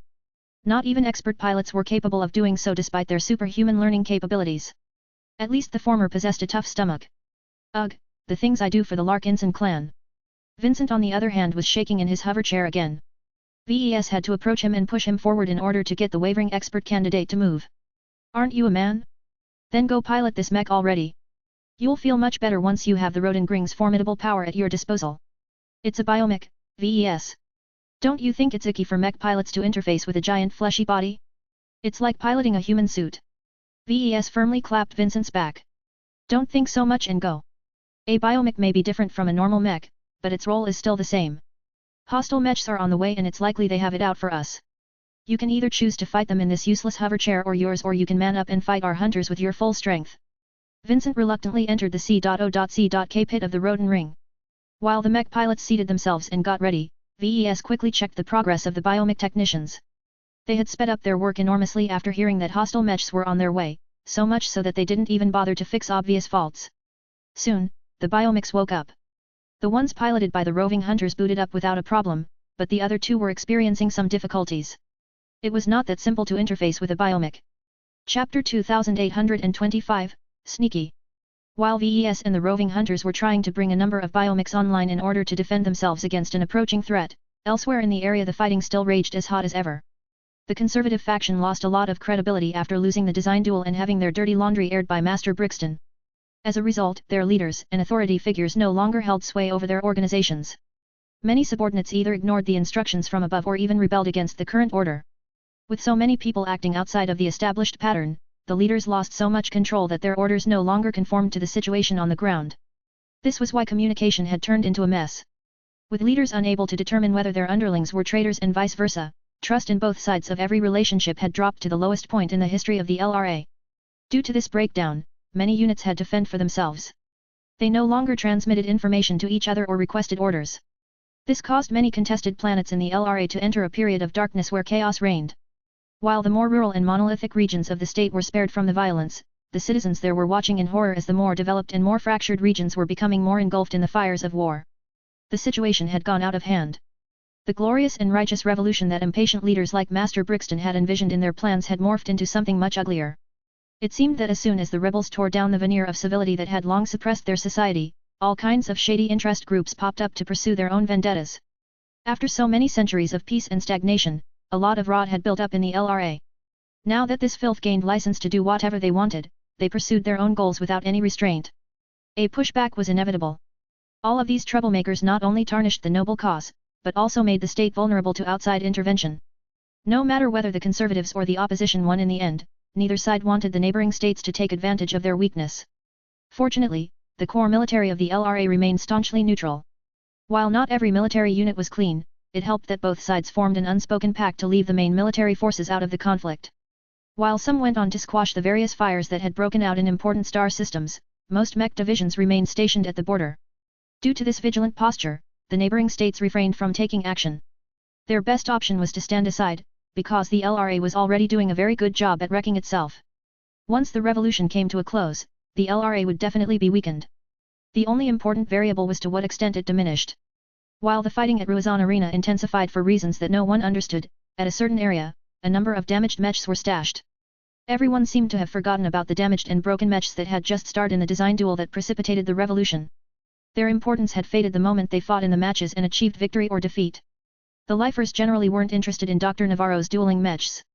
They already had plenty of biomechs and they could have bought one from his mech company if they happened to be fans of his work. As for the mechs prepared by VES, the fact that they were mechanical limited their attraction to the locals. Only foreigners and a small number of lifers comprehended their value and uniqueness, but few were in a position to do anything about it. The site where the arena personnel stashed the dueling mechs was largely inaccessible. The arena took the security of its dueling mechs seriously. There were too many instances in the galaxy where saboteurs and hackers managed to tamper with competitive mechs just before they participated in a match. This was why many competitive venues employed tight restrictions surrounding mechs that were employed in a recent match. Every time something happened under their watch, the arena would receive a lot of blame. Of course, at this time, hardly any arena employee could spare any attention towards safeguarding any dueling mechs. In fact, with all of the killing and destruction going on, they probably abandoned their posts and holed up in the nearest stronghold or bolt hole from their positions. Strange glows enveloped one of the 10 mechs. The Valkyrie Redeemer, which had previously fought a thrilling battle against the Frokin, disappeared in a matter of seconds.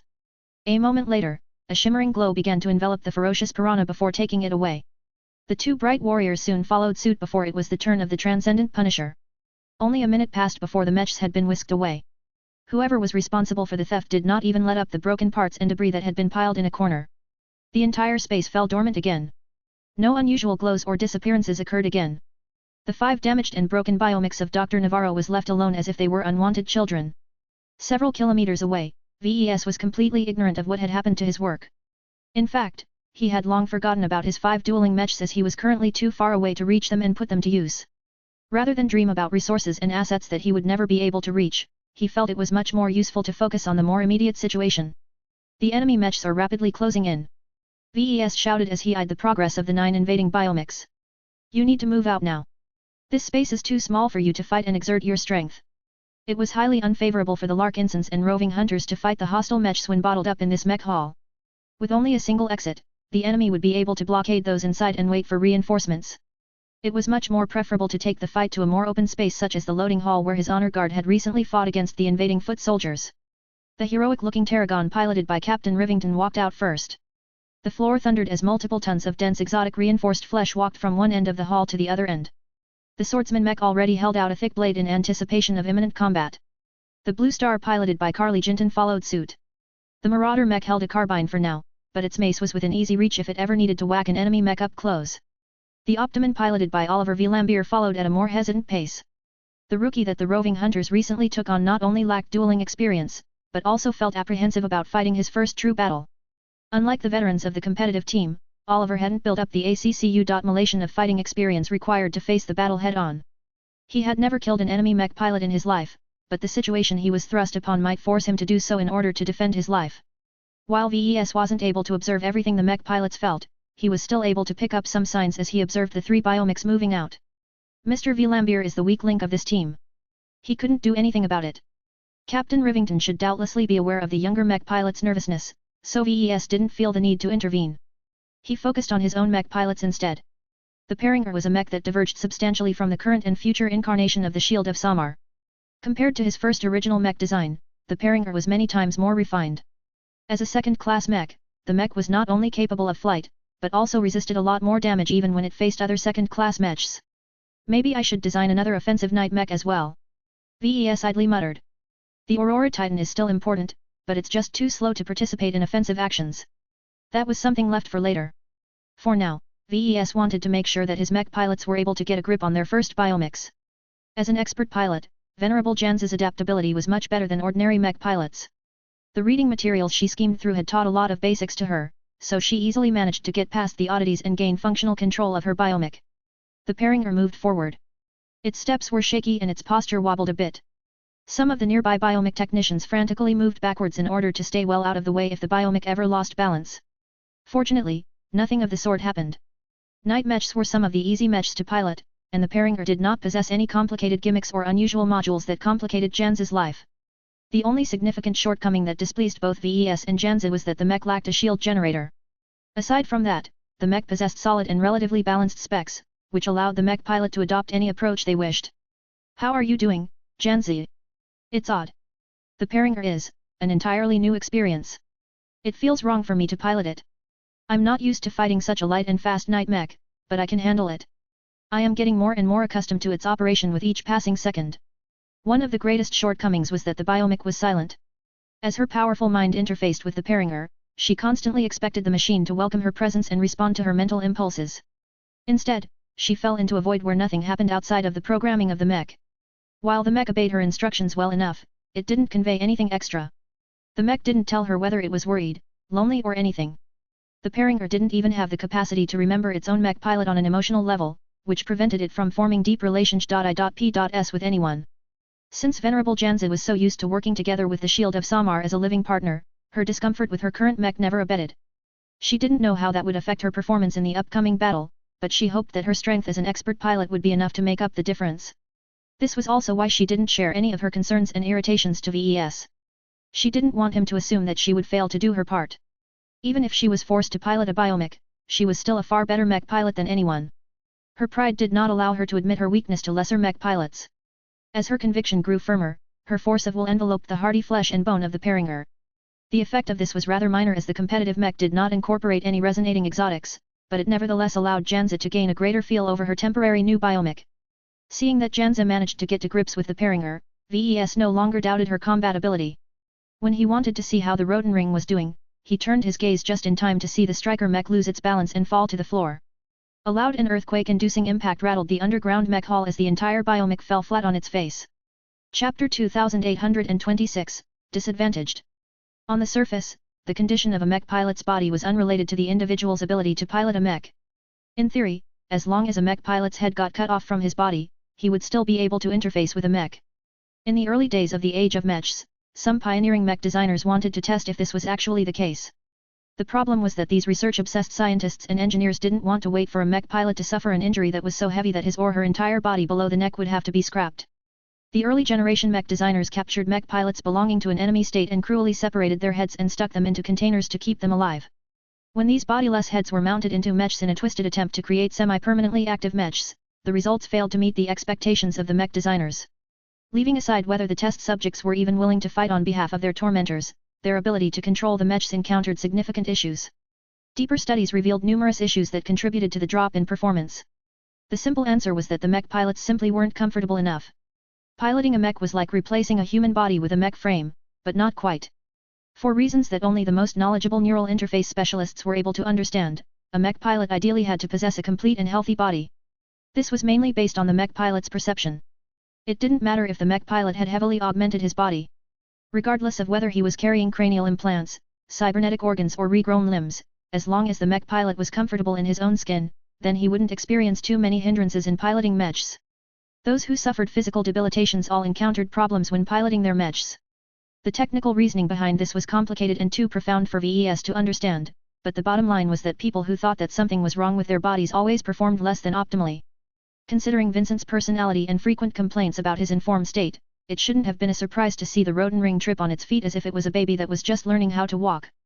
The consequences of a mech tipping over was quite severe. Their weight was so great that VES would have lost balance if he wasn't wearing an armored suit. Plenty of tools and objects shook from their positions and the sudden displacement of air even pushed them away. The biomech technicians had fortunately retreated far enough to remain unaffected, but they all looked incredulous at what had happened.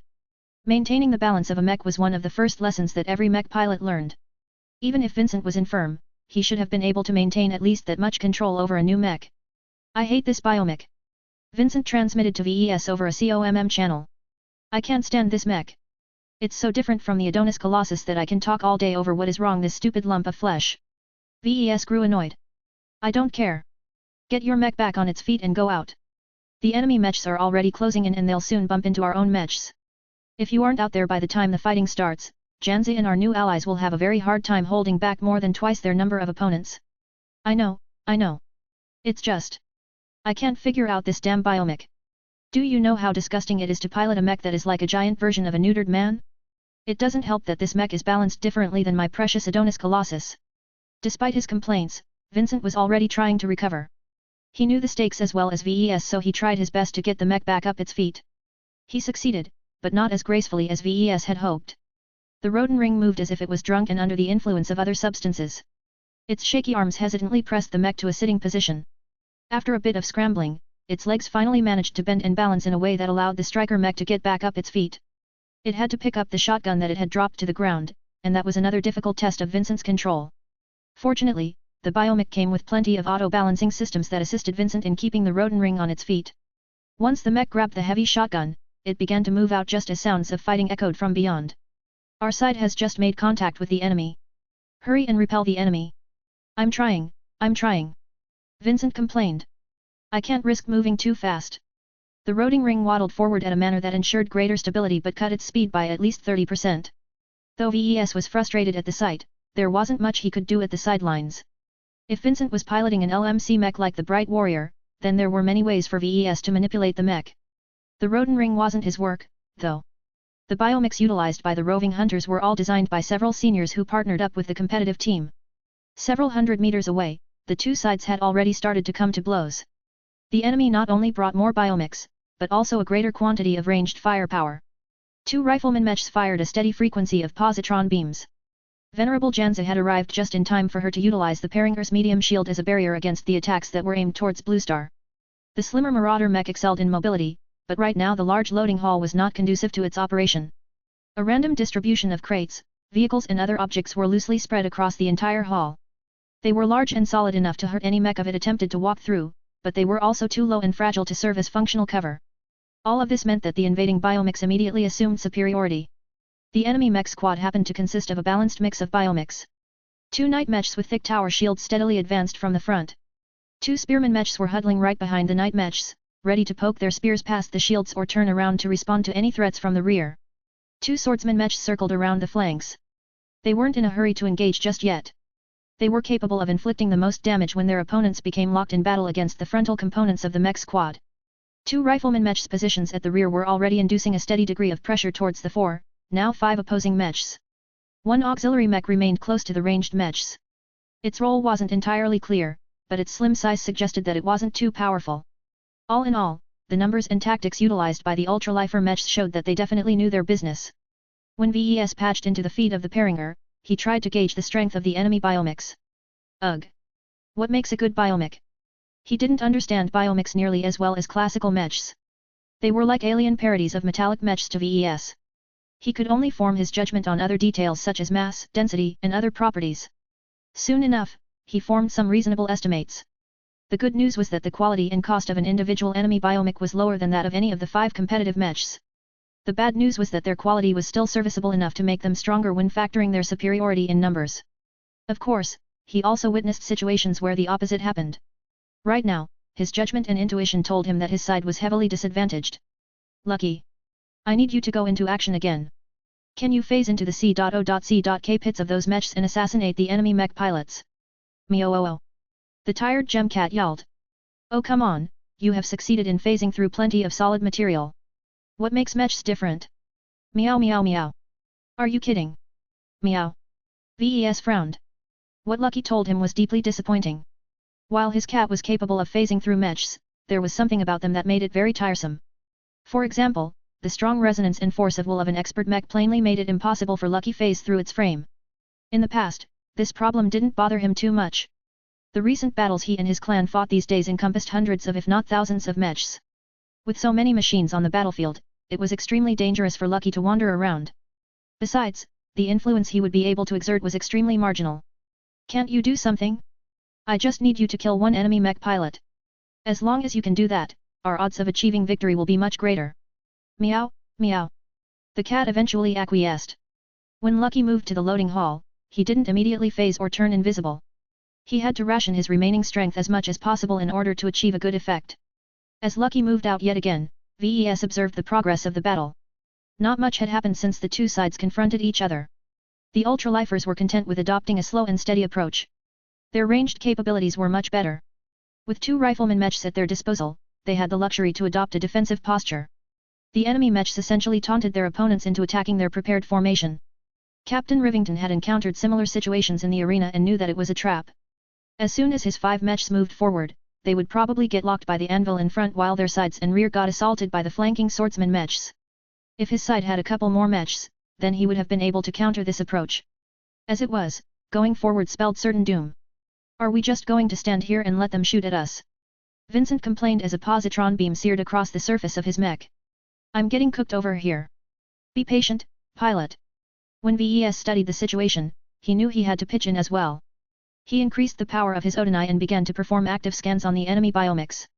At this point, it didn't matter if the enemy was able to detect what was going on. It was more important for VES to gain a detailed understanding of their inner structure and expose their weak points. I knew it. Biomechs have flaws as well. VES worked alongside Gloriana so many times that he had picked up plenty of tricks and insights about identifying flaws. The deep scan readings he received helped immensely as nothing on the surface of the biomechs could be hidden from the power of his Odinai.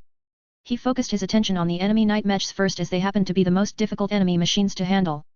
Even if their offensive threat wasn't as high, their ability to lock up their opponents was one of the biggest reasons why Captain Rivington didn't dare to go into action. Captain, please take a look at the data I've transferred. I've just scanned the enemy night mechs and discovered a major weakness. Chapter 2827, Exploits. Positron beam seared across the loading hall. The energy splashed against the biomechs of the roving hunters, causing them to incur increasingly more damage. In response, the Blue Star fired back with a kinetic carbine. While the weapon packed quite a punch despite its size, it was clear that it could not exert any pressure towards its targets. The main element of the Ultralifer squad formed a double column behind the shields of the 2 night mechs in front. The oversized bone shields were so broad and thick that they practically served as impenetrable barriers. Whether this tight formation was attacked from afar or up close, every frontal assault would undoubtedly fail. This caused the defenders to fall into a difficult dilemma. Due to the positioning of both sides, it was impossible for the roving hunters and the Larkinsons to flank the hostile main element. Their only choice was to attack from the front or slightly to the sides, but that was useless as the night mechs could simply reorient themselves. With those sturdy night mechs in the way, the only outcome of an attack would be to get bogged down. The night mechs would find a way to entangle their opponents and the spearman mechs would either prevent a breakthrough or help with containment. The swordsman mechs that were hovering at the sides would subsequently close the net and demolish the defenders from the rear. This was why Captain Rivington and the rest did not dare to advance. Every path forward led to certain defeat. Yet what else could they do? Staying in place would cause their mechs to get whittled down from range. Retreating back to the underground mech hall where the biomechs were originally stashed would not only endanger VES and the rest of the roving hunter crew, but also force them to fight a cramped frontal battle in which the enemies enjoyed a huge advantage. It all came down to lack of numbers. With 4 mechs down, the defenders were at a huge disadvantage. Even if their competition mechs performed better, it was too difficult to overcome a balanced and all-encompassing squad composition. Captain Rivington was so used to fighting fair matches that he became indecisive at this moment. Unlike league matches where rules ensured that both sides started on a level playing field, there was no fairness on the actual battlefield. Even though his side possessed a great advantage with an expert pilot by his side, he knew that there was only so much the young woman could accomplish with an ordinary mech, let alone a biomech. This was also why he listened carefully to the analysis provided by VES. He knew that the only way to overcome such a difficult challenge was to resort to other solutions. The enemy employs different models that look commercial in nature. These mechs tend to be eccentric. They have pronounced strengths and obvious shortcomings due to the limitations of their individual mech designers. We can handle the other mechs if it comes down to it, but tell us how to defeat the night mechs. Captain Rivington urgently requested. Night mechs are tough to take down regardless of their quirks. It's practically their job to outlast their opponents. VES responded over the COMM channel. The model employed by the Ultralifers are actually much more optimized for aerial combat. They're slow and unwieldy when stuck to the ground. Their turning speed is abysmal, so as long as you can outflank them, you stand a good chance at striking a heavy blow to their flanks and rear. Their backs are covered by those spearman mechs. Besides, their formation is too difficult to deal with. The enemy biomechs are all covering for each other. I can tell that the mech pilots have trained and fought together for a long time. The teamwork they exhibit is too similar to long-lasting teams. I'm aware of that, but I may have a solution for that. Please get ready to move out regardless of what happens. I anticipate that the enemy will react very strongly to what is about to happen. What are you talking about, Mr. Larkinson? I'm transmitting my analysis of every enemy biomecha's weak points to you and your comrades. While I can't guarantee the veracity of my analysis due to my unfamiliarity with biomechs, I think that you will be able to achieve a good effect if you can strike these places. No matter what form a mech takes, much of their engineering principles remain the same. The 5 mechs of the roving hunters received a surprisingly large and detailed data burst. As a competitive mech pilot, Captain Rivington was very familiar with receiving weak point analyses from his staff. In order to increase the odds of victory as much as possible, it was essential to study the enemy's mechs and identify how they could best be taken down. Of course, the competitive teams all knew that their mechs would be scrutinized in this fashion. If they deployed the exact same mechs time after time, then they would definitely get destroyed in an instant, as all of their properties were transparent to the enemy. This was why it was essentially to modify competitive mechs a bit after every match. Changes to their armor scheme, modules, weapon loadout and more ensured that they would always keep their opponents guessing. Right now, Captain Rivington and his teammates all felt as if they were in the rare position of knowing every weakness of all 9 enemy mechs. Even though VES only had a limited time to examine every mech with his Odinai Omni sensor, the quality of sensor readings along with all of the lessons he learned from his wife allowed him to pick out every glaring weakness in a matter of seconds. Anyone who received this analysis would have a lot more confidence in facing their opponents, but it was different for the roving hunter mech athletes. They most of all had trained extensively in exploiting the weak points of their opponents. In a close match where every tiny advantage could mean the difference between victory or defeat, mech athletes were accustomed to making the most out of every scrap of relevant information. Another mech pilot who could make excellent use of the analysis was Venerable Janzi. Even though she was still acclimatizing to the Paringer, her control and battle prowess had already reached a level unreachable by ordinary humans. As for Vincent, he was still too distracted by trying to get a grip on the Rodenring to care about the new overlay that pointed out the areas where he should focus his attacks.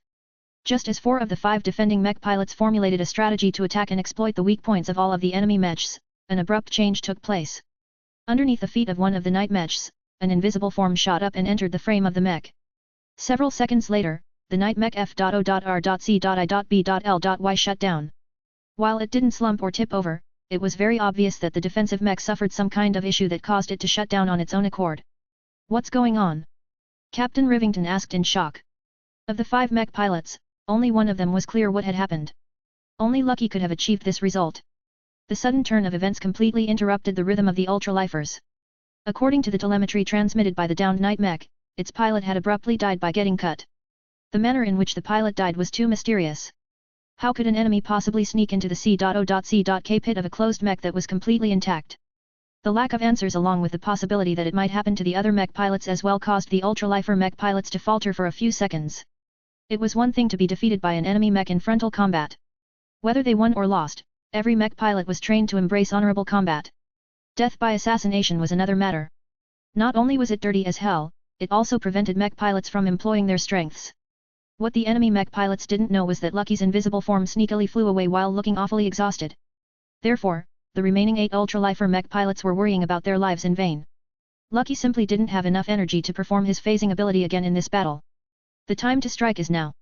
Captain Rivington and Venerable Janza keenly grasped the disruption caused by Lucky's intervention. The Tarragon and the Perigner surged forward in unison, which quickly triggered the other 3 friendly mechs to follow suit. Even though the Rodenring lagged behind due to its slower speed and Vincent's control problems, the other 4 mechs moved with inherent coordination. Venerable Janzi explicitly took the lead. The Perigner charged at the sole working night mech and slammed its scorched and damaged medium shield against the enemy's tower shield. Even though the Perigner was lighter than the enemy night mech, its running start pushed the defending machine back so hard that it almost lost balance. Just as the Perigner recovered from the heavy crash, its sword swung in a moon shape, causing it to divert the spear stab that threatened to poke a hole in Janza's borrowed biomech. This granted the roving hunter mech athletes a great opening. The Blue Star surged forward first and began to assault the surviving night mech's flank with its mace. Its blunt weapon bashed against the fingers of the enemy biomech, causing it to drop its sword. At the same time, Cecil Rivington's Tarragon dashed forward and stabbed the night mech's side. The swordsman mech's sword penetrated deeply into the exposed enemy night mech because it pierced straight through a small weak point that VES had identified beforehand. As this was happening, the Optimon piloted by the rookie performed a similar charge to that of the Perigner. The only difference was that its shield collided against the night mech that had just shut down. Due to its inactive state, the night mech failed to brace or perform any corrective measures, causing it to fall backwards and disrupt the tight column formation adopted by the enemy. The enemy spearman mech that had previously huddled behind the dormant night mech had to dash backwards in haste, causing its rear to collide and press against the rifleman mech that was positioned behind. This was one of the biggest disadvantages of a packed formation. Though it took the Optimon a bit of time to recover from its violent collision, the biomech piloted by the rookie valiantly attacked one of the spearman mech, forcing it to focus on parrying and blocking the incoming blows. At this moment, the Rodenring hefted its heavy shotgun and fired a powerful blast of pellets that peppered the uncovered flesh of the spearman mech. A large portion of the pellets bounced uselessly off the enemy mech's shield, but a significant portion still sank into any exposed flesh within reach, causing these areas to bleed. The Roden ring was about to fire at its current target again, but Vincent suddenly noticed that the swordsman mechs that had previously positioned themselves at the flanks were rapidly closing in from the sides. Do you think you can ambush me? Think again. Vincent spat back. His Roden ring slowly turned around before firing its shotgun continuously at the charging swordsman mech at close range. Chapter 2828, Mental Block. The squad of ultralifer biomechs should have been able to defeat any frontal assault. Yet the single disruption that occurred when one of its night mechs suddenly shut down not only caused the formation to expose a flaw, but also leave the rest less prepared to receive the charging mechs. Right now, the double-column formation entered into complete disarray as the more agile and tricky roving hunter mechs employed their strengths to the best of their ability. Finish off this night mech first. Captain Rivington shouted as his swordsman tried to thrust its sword through another weak point. Don't let it catch a break. Mech athletes were very sen.s.i.t.i.v.e towards displays of weaknesses. After getting slammed into and losing grip of its weapon, the remaining enemy night mech came under so much pressure that its wounds rapidly increased. Amazingly, it still held up. The mech even tried to grab and entangle the weapons that struck its frame. The mech pilot was so determined to occupy the attackers that it didn't seem to matter if the night mech incurred more damage. There wasn't any good solution available to the roving hunter mech pilots. They knew they wouldn't be able to attack the more vulnerable enemy biomechs if this large and intractable obstacle was in the way. Even if they were aware of its weak points, since the most critical ones were positioned at the rear, it was impossible for Captain Rivington and his second to take the enemy night mech out in an instant. Due to the disrupted formation, the spearman mechs positioned in the rear needed some time to get into action. Yet just as one of them attempted to stab at the Tarragon, the Paringer surged forth and slammed its shield against the enemy's shield. Different from Oliver V. Lambier's shield charge, Venerable Jan's charge was not only stronger, but exerted its force at such an angle that caused the stricken spearman mech to disrupt its stance, causing it to lose its balance for a moment. The Paringer took advantage of the opening to stab its sword through one of the weak points on the C.H.E.S.T of its current foe. Although VES had identified the area in the front as a weak point, in fact it was still quite strong and resistant against damage. It was just weaker to a relative degree. This didn't seem to faze Janza though. She attacked so hard and fast that the Paringer's sword sank deep enough to inflict substantial internal damage. Even though the spearman mech retaliated remarkably quickly, its short spear bounced against the Paringer's shield. This allowed Venerable Janza to press her offensive night mech forward and launch numerous stabs at a range that was too close for the spearman mech to utilize its primary armament. The enemy mech pilot was aware of this. The spearman mech dropped its weapon in order to pull out a backup knife, but Venerable Janza already predicted this move and commanded the Paringer to kick at the reaching arm. As the spearman mech failed to pull out its secondary weapon, the Paringer plunged its sword at the holster that held it, causing it to rupture and drop the knife to the floor before it could be used. In an attempt to relieve the spearman mech of its dire condition, the two riflemen mechs overloaded their weapons and fired a pair of extraordinarily powerful beams at the Paringer.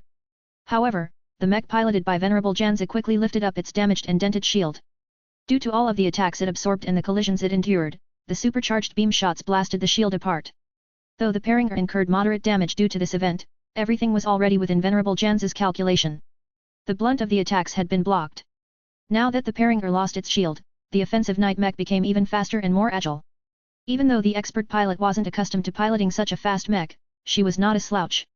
Even though the blow failed to sever the arm that was carrying the shield, the wound weakened the limb to such an extent that its hold became shaky. That's mine now. The Paringer's free hand grasped the side of the shield and forcefully attempted to pry it away from its current owner.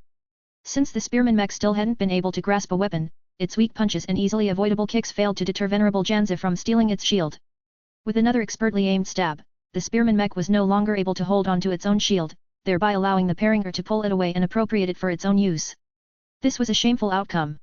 Losing one's weapon or equipment to an opponent was one of the worst humiliations that a mech pilot could suffer.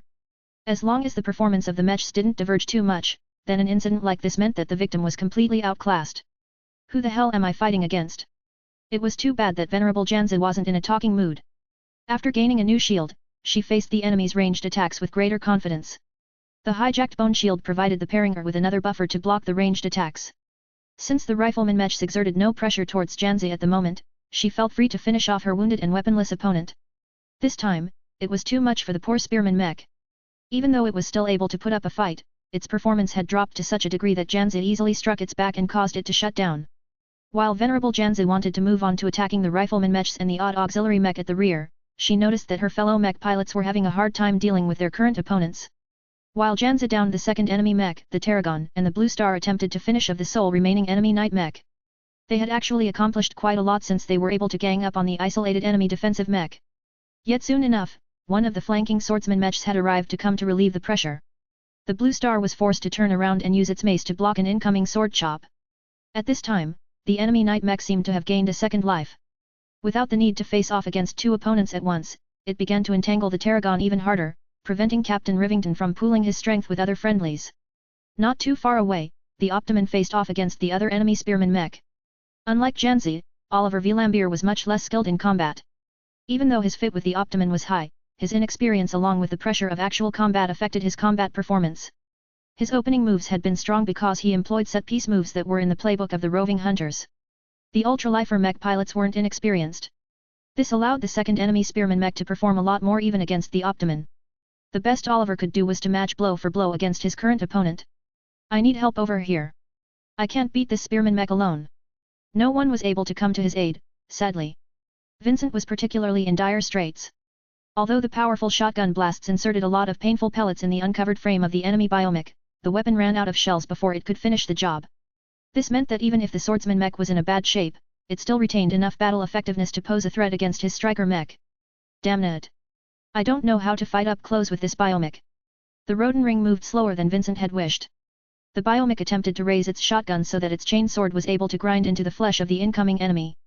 Unfortunately, the swordsman mech was able to sidestep the obvious attack with and slash its blade deeply into the Roten ring's side. If the striker mech wasn't covered with thick bone plating, this strike could have inflicted severe damage to a limb. In fact, if the enemy swordsman mech wasn't so damaged, it could have pierced through this layer of protection. Unfortunately for the ultralifers, the continuous shotgun attacks weakened the biomech to the point it was only able to muster up 60 to 70% of its strength and speed. This merely caused the performance of the enemy swordsman mech to fall in line with that of the current Roden ring. Damn! Why are biomechs so difficult to work with? Whoever came up with this stupid idea? Vincent barely managed to lift its combined weapon in time to block the continuous sword strikes. However, once his enemy figured out that the Roden ring wasn't able to move quickly, the swordsman mech started to flank and attack from tricky angles. Soon enough, the Roden ring began to get more and more beat up. While its bone plating was very helpful with mitigating incoming damage, they were not as tough as Night Mech armor. As long as the enemy swordsman mech attacked the same plate several times, it would definitely crack or split. Blood began to pour from various points of the Roden ring as Vincent continually failed to leverage the full strength of his borrowed mech. It didn't even seem to matter whether he was an expert candidate. His unfamiliarity with the Roden ring, his discomfort with biomechs and his missing limbs all contributed to such an awful performance that Vincent failed to hit anything with the chainsaw attached to the Roten ring's attached shotgun. When the enemy swordsman mech attempted to perform a powerful chop, Vincent urged the Roden ring to lift its weapon to block the incoming attack from above. As a slow mech that moved even slower due to the deficiencies of its mech pilot, the lower half of the mech became an obvious target. You bastard! You just had to hit the leg. While the devious sword chop wasn't capable of amputating a leg with a single blow, it pierced through the bone plating with such force that it cut a decent portion of organic muscle. When the swordsman mech pulled out its blade with a bloody splash, the Roden ring almost fell over because its damaged limb wasn't able to support its entire weight onto it anymore. The swordsman mech darted in against and attempted to land an identical blow to the other leg. As long as both legs sustained severe damage, the hefty striker mech would no longer be able to support its own weight. The fear of getting his legs cut off again frightened Vincent to no end. Even if it was just the legs of his mech, in this situation he was so caught up in the battle that his fears inadvertently caused his immersion to deepen. As someone who suffered the misfortune of losing his legs, Vincent never wanted to relive this experience again. Due to his trauma and urgency, several mental blocks that previously prevented him from piloting the Roden ring to a deeper degree melted away. His eyes seemed to burn as the mech under his command moved substantially faster. I won't lose my legs again. Even though Vincent wasn't able to prevent the swordsman mech from sinking its blade into the other leg, the Roden ring still managed to whip its chainsaw out fast enough to cause it to sink into the C.H.E.S.T of the enemy mech. Once the chains began to whir, a large quantity of blood and flesh began to tear away. Chapter 2829, Traumatic Trigger. Biomechs differed from classical mechs in various ways. Aside from the obvious differences in composition, biomechs also demanded a different piloting approach to their users. Vincent Ricklin didn't know what he was getting into after he interfaced with the Roden ring. The quick lesson he received before did not prepare him at all for all of the changes he experienced. The first and most obvious difference was that biomechs didn't make use of electronic processors. Instead of performing all of their thinking on precise and highly controlled CHI.P.S, biomechs performed all of their processing tasks through special tissue that resembled brain matter. While they were designed to operate as similar to electronic processors as possible, they nonetheless exhibited several distinct differences due to their growth-based production method. Since every organic chip had to grow into shape on its own, these biological processors exhibited substantial copy-to-copy variation. Every brain was unique, and that applied to these organic CHI.P.S as well. What was even more interesting was that the organic CHI.P.S grew in unison with the rest of the mech. This meant that they weren't produced in a separate facility and installed onto a biomech. Instead, the organic processors already played a central role in regulating the growth of a biomech from the moment a seed began to grow. This caused the connection between the two to be substantially more intimate, which in turn exposed a mech pilot to both greater and different data input. All of this made Vincent feel as if he was stuck in an alien mech. Many other factors played a role as well as biomechs introduced plenty of changes that caught ordinary mech pilots off guard. While Janzi was able to roll with the changes due to her powerful will and superhuman capability to adapt to different mechs, Vincent possessed only a shadow of her capabilities. In fact, he wouldn't have been able to get the Roden ring to walk if he wasn't an expert candidate to begin with. His lack of familiarity with biomechs was so bad that he had hardly managed to increase his fluency with his biomech as time went by. He was just as bad at piloting the striker mech as before, up until his current opponent crossed a line that Vincent never tolerated. From the moment the enemy swordsman mech attacked the Rotenring's legs, Vincent suddenly snapped. If there was one affront that Vincent couldn't tolerate, it was crippling his lower body.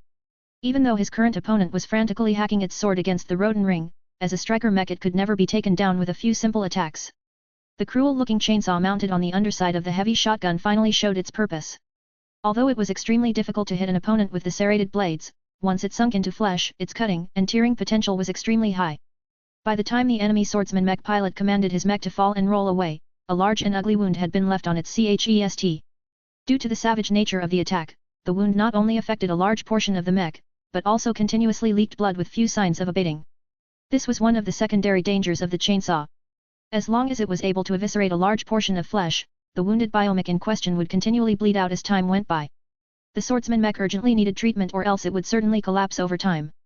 The effect of the chainsaw explained why it was mainly employed against biomechs. The effect was significantly weaker against classical mechs. Their excellent compartmentalization and lack of blood meant that this kind of bleeding would never occur.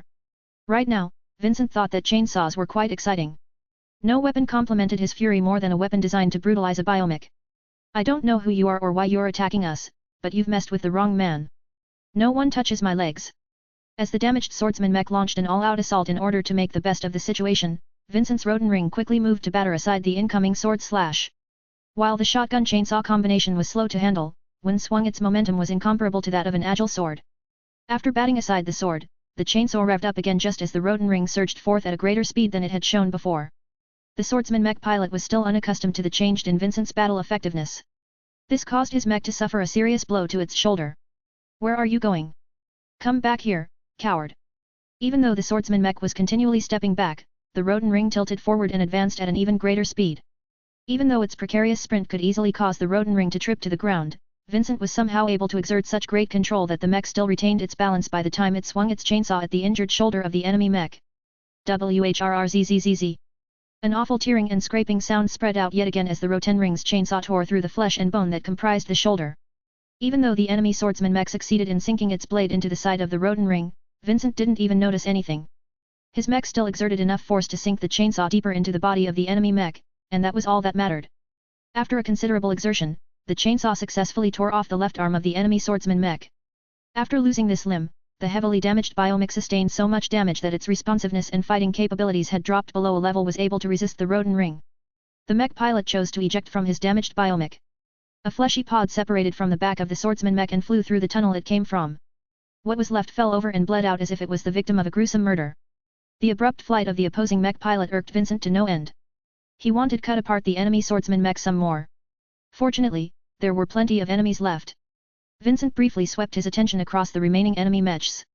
The remaining enemy melee mechs tried their best to keep the Tarragon, Blue Star, Optimum and Paringer occupied while the ranged mechs tried to weaken them at range. What gave the attackers an edge was that the auxiliary mech had finally gone into action. Even though it acted too late to save the mechs that had been downed, its capabilities quickly changed the dynamic of the remaining clashes. Every time the roving hunters or venerable Janzi attempted to launch an attack that was bound to inflict serious damage, their weapons bounced against an energy shield. The most peculiar aspect about this shield was that it was both localized and incredibly strong. Unlike large area shields which enveloped an entire area in a protective dome, the auxiliary mech was able to project small energy shields that not only minimized energy consumption, but also concentrated its remote shields so that it could withstand more serious blows. This mech needs to be taken out. Vincent didn't even bother to command his biomech to load new shells into his heavy shotgun. Instead, he urged the Roden ring to circle around and make its way straight to the auxiliary mech. Of course, the enemy noticed the striker mech's obvious approach in advance. Yet due to the fact that it lost several mechs, its numerical superiority wasn't so overwhelming anymore. To several people's surprise, the two ranged mechs stopped firing their steaming rifles. Instead, they turned around and moved to block the way forward for the Roden ring. What can a bunch of riflemen mechs do? Vincent contemptuously scoffed. His mech jumped upwards and engaged its flight system. Even though the Roden ring wasn't the best at flight, it was still enough to allow his mech to leap over the heads of the riflemen mechs. Yet just as the Roden ring passed over the enemy ranged mechs, Vincent suddenly felt an acute threat from below. What the hell? The organic rifles wielded by the rifleman mechs morphed into a different shape. A bayonet knife extended from the front while the overall body of the weapon had become more streamlined. In an instant, two spears shot upwards in an attempt to impale the Roden ring from below. That realization triggered something inside him again. His eyes practically turned red as he did something incredibly crazy. He stopped trying to fly forward and instead tumbled his mech in midair until it was upside down. This not only prevented the Roten ring's legs and underside from getting hit by the spears, but also put it in a good position to counterattack. Take this! The Roden ring boosted downwards with incredible momentum. The chainsaw batted aside one of the spears but couldn't prevent the other from sinking into a shoulder. However, this injury seemed inconsequential in relation to what happened next. The striker mech dropped headfirst on top of one of the rifleman mechs. Even though a small energy shield had formed in its path, the falling force of the mech was far too great for the auxiliary mech to stop. A violent collision ensued as the Roden ring practically crushed one of the rifleman mechs onto the ground. The converted spear wielded by the latter clattered away as the mech was squashed to the point that its mech pilot died because its C.O.C.K pit turned into a pancake. Even though the Roden ring sustained severe damage from the fall as well, it was able to scramble back up and hold its chainsaw. Vincent was really starting to like the Roden ring. Unfortunately, his latest reckless stunt damaged the biomech so much that its speed and other functionality had dropped to the point where the rifleman mech was easily able to maintain distance. Yet just as the enemy biomech converted its spear back into a rifle, the Paringer charged from behind and slammed its stolen shield straight into its back. A few quick sword stabs later caused the rifleman mech to be taken out of action. It's over, Vincent. You've done enough. It turned out that Venerable Jansen not only managed to defeat her second opponent, but also help out the roving hunters by ganging up on their own adversaries. The Tarragon was already advancing towards the auxiliary mech with its sword ready to slice apart the annoying remote shield-generating mech. The remaining mech pilot wasn't stupid enough to stay while his defenseless mech was being dissected. The C.O.C.K pit of the auxiliary mech flew out. Just as it was about to enter the tunnel in the back, a kinetic round precisely hit the egg-like orb, cracking it apart in mid-air. The Blue Star lowered its carbine. Carly Jinton huffed. I may be a mech athlete, but I won't show mercy in war. The crisis had passed, for now. The roving hunters and the Larkinsons managed to defeat the Ultralifer mech squad. Even though the odds were against them, their unconventional advantages allowed them to win without suffering any casualties. Don't be so happy yet. VES interjected over the COMM channel. My sensor is detecting increasing activity from afar. There are a lot more mechs on the move. Chapter 2830, Not as Lifeless. VES and the biomech technicians all stood awkwardly on a floater platform as it smoothly flew through the large tunnels that ran throughout the underground complex. After the roving hunters and the two Larkinson mech pilots defeated the Ultralifer mech squad, the victors barely had any time to celebrate their victory. The Odinai detected more mechs were on the move. The Omni sensor didn't pick up their presences directly.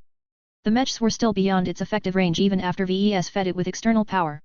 Instead, the Odinai managed to pick up the vibrations and other signs that multiple heavy objects were stomping in the distance. While these heavy objects could have been anything, the most obvious candidate was other biomechs. Sadly, VES couldn't glean any more solid information from the indirect readings. Vibrations and fuzzy gravitic signals didn't tell him anything about who the biomechs belonged to, how strong they were and whether they had any hostile intentions towards him and his Larkinsons. With all of the madness taking place in and around Ruizan Arena, he could take nothing for granted though. There was no way a fanatic fringe group like the Ultralifers only dispatched a single infantry platoon and mech squad to the starting point of the revolution. It seemed that every single faction and interest group had dispatched their forces to this location beforehand. If the Life Research Association was still running properly, then these different groups would have respected the rules and laid low. Yet now that law and order had broken down, no one exhibited any restraint anymore. Considering how much notoriety VES had built up among the Lifers, it would be foolish for him to entrust his safety to any of the locals. Only the Larkinsons, the Glory Seekers, the Crossers, and the Infinity Guards could be trusted on this planet.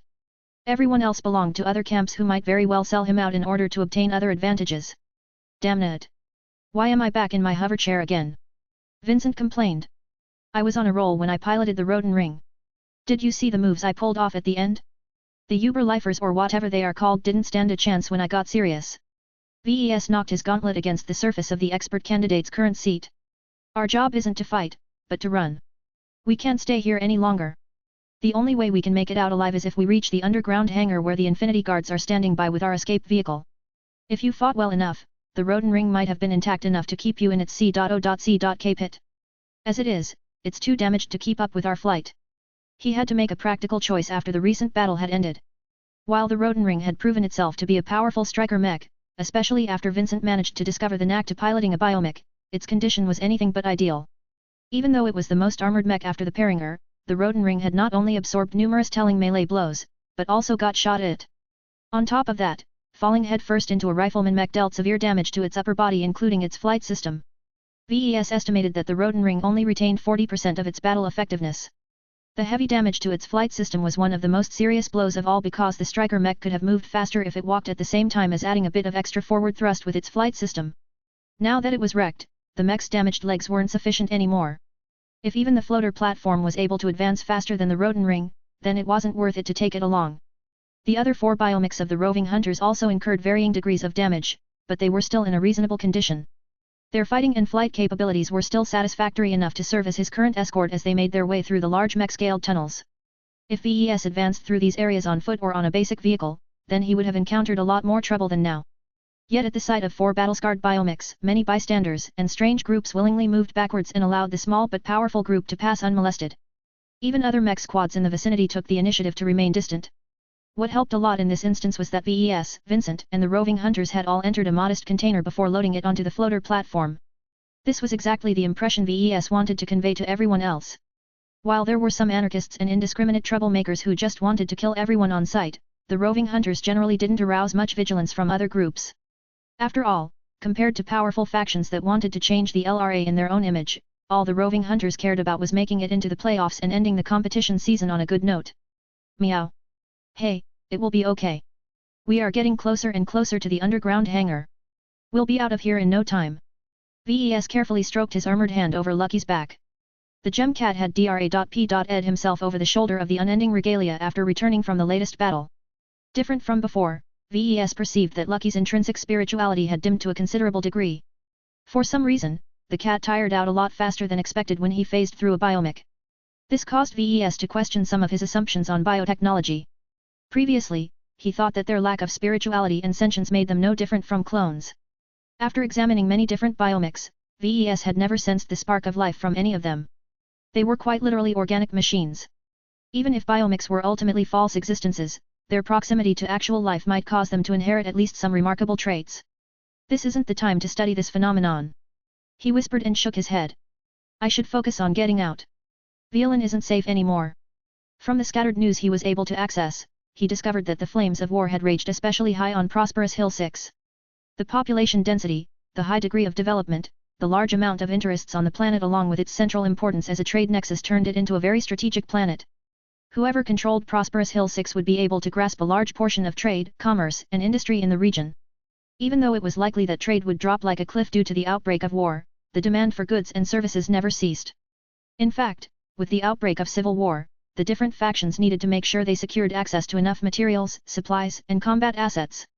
Whoever ran low on mechs and SHI.P.S first would doubtlessly lose speaking rights in how the war would be settled. As VES thought about how he could evacuate from the surface under these difficult circustances, something big softly knocked against the surface of the container.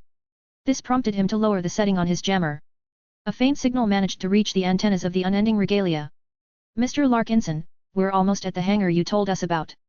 We need you to use your scanning capabilities to take a peek of what is going on inside. So far, our most SEN.S.I.T.I.V sensors have detected plenty of worrying signs such as fires, shockwaves, and other concerning indications. Understood.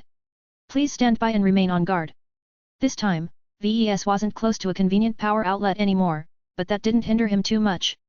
Shortly before he evacuated the underground mech hall, he rummaged through the pile of spare parts and managed to find an organic energy cell. Even though it looked like an organ that someone scooped out of an exobeast, it functioned exactly like a regular energy cell. VES just had to mount it to an interface and put some cables together to create a makeshift mobile power supply. A very dangerous one, but a working one nonetheless.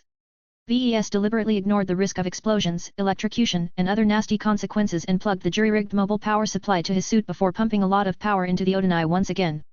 A strong and strange sensation emerged from the Omni sensor and pulsed in every direction. Even the biomech technicians sitting a short distance away felt the raw power of the Odinai. Soon enough, VES received a snapshot of everything within a range of a couple of kilometers. The immense underground hangar dominated a considerable portion of this picture. When VES counted the amount of active and broken mechs inside, he suddenly noticed something alarming. Stop! The party quickly halted. Everyone was confused why VES told them to halt. Weren't they close to exiting the tunnel complex? Why stop at this point? VES didn't intend to hide anything and transmitted the sensor readings to the 4 biomechs that escorted the floater platform. The original plan is shot. Do you see the 4 piles of debris surrounding that wrecked transport? Yes. Captain Rivington answered. What about them? Don't tell me. It's just as bad as it looks. That transport that got sheared in half was supposed to be our escape vehicle. Those 4 mechs were the guard mechs that had been tasked with protecting me. Now, they're all wrecked, and my long-ranged sensor isn't picking up any surviving. There is no help for us ahead. There were several different groups of mechs and people in the giant hangar up ahead. They were all scattered in different locations, and from the way the mechs were firing at each other, they weren't exactly peaceful. VES didn't anticipate this outcome, though he should have. Last he contacted the Infinity Guards, the situation was still under control. If he had arrived at that time, he would have been able to evacuate smoothly. Unfortunately, VES had wasted too much time along the way. Even though he didn't regret enlisting the help of the roving hunter, it meant that the mercenaries assigned to guard him weren't able to last, especially as their mechs consisted entirely of guard masters. We need a new plan. He stated. What about sneaking into the hangar to hijack a random shuttle? Maybe the fellows inside will make the same response as the groups we've passed. Can you guarantee that none of these potential hostiles will shoot at our escape vehicle as we try to make our way out? It only takes a couple of shots or less to down an unarmored shuttle. Continuing onwards without a solid plan was sheer folly. They had to figure out a more viable solution to escape. Could they take an alternate route? Perhaps, but most ways led back to the immediate surface where the fighting was much more intense according to all of the peripheral vibrations the Odinai captured. The best escape routes were all beyond the underground hangar. Due to its nature, it connected to various entry and exit tunnels that connected to the surface at several different locations. As long as VES and his group reached one of the furthest ones, then they would be able to emerge at the outskirts and away from the heat of the battle. How can we pass through the hangar without getting embroiled in combat? Chapter 2831, Too Distant. General Vril. A female voice screeched. The entrance to Vril's office slid open to allow for the entry of a very irate woman and her cat. Gloriana stomped over to the front of the desk while holding a vigilant-looking Clixie. Meow. The Rubarthan sentinel cat hissed. What is your wish, madam? Why aren't you dispatching our entire fleet to Prosperous Hill 6 already? Why are we still parked in the outer system as if nothing has changed? Calm down, please. Raising your tone will do no good. General Vril urged as he put down his current work. The woman sighed and sat down on the chair. Speak. The Life Research Association is in the grip of a revolution. The so-called Supreme Revolution has turned allies against allies and friends against friends. The Lifers are so split up right now that they are attacking each other for both deliberate and inane reasons. We can't afford to get caught in the middle of their fight. Why not? Gloriana frowned. We don't have a stake in this fight. We're not their enemies. You may have kept yourself out of this fight, but your husband is different, ma'am. Patriarch VES took part in the event that directly triggered the revolution. While we all know it isn't his fault that the opposition factions have risen up against the conservative faction, not everyone sees it that way. Then doesn't that mean it's even more vital for us to pull VES out of that hellhole as soon as possible? It's not that simple. Even though the Lifers are fighting against each other across the entire state, they still maintain at least some common agreements. One of them is that they should never let a third party become the ultimate benefactor of their internal struggle. Well, they're doing a very poor job at that.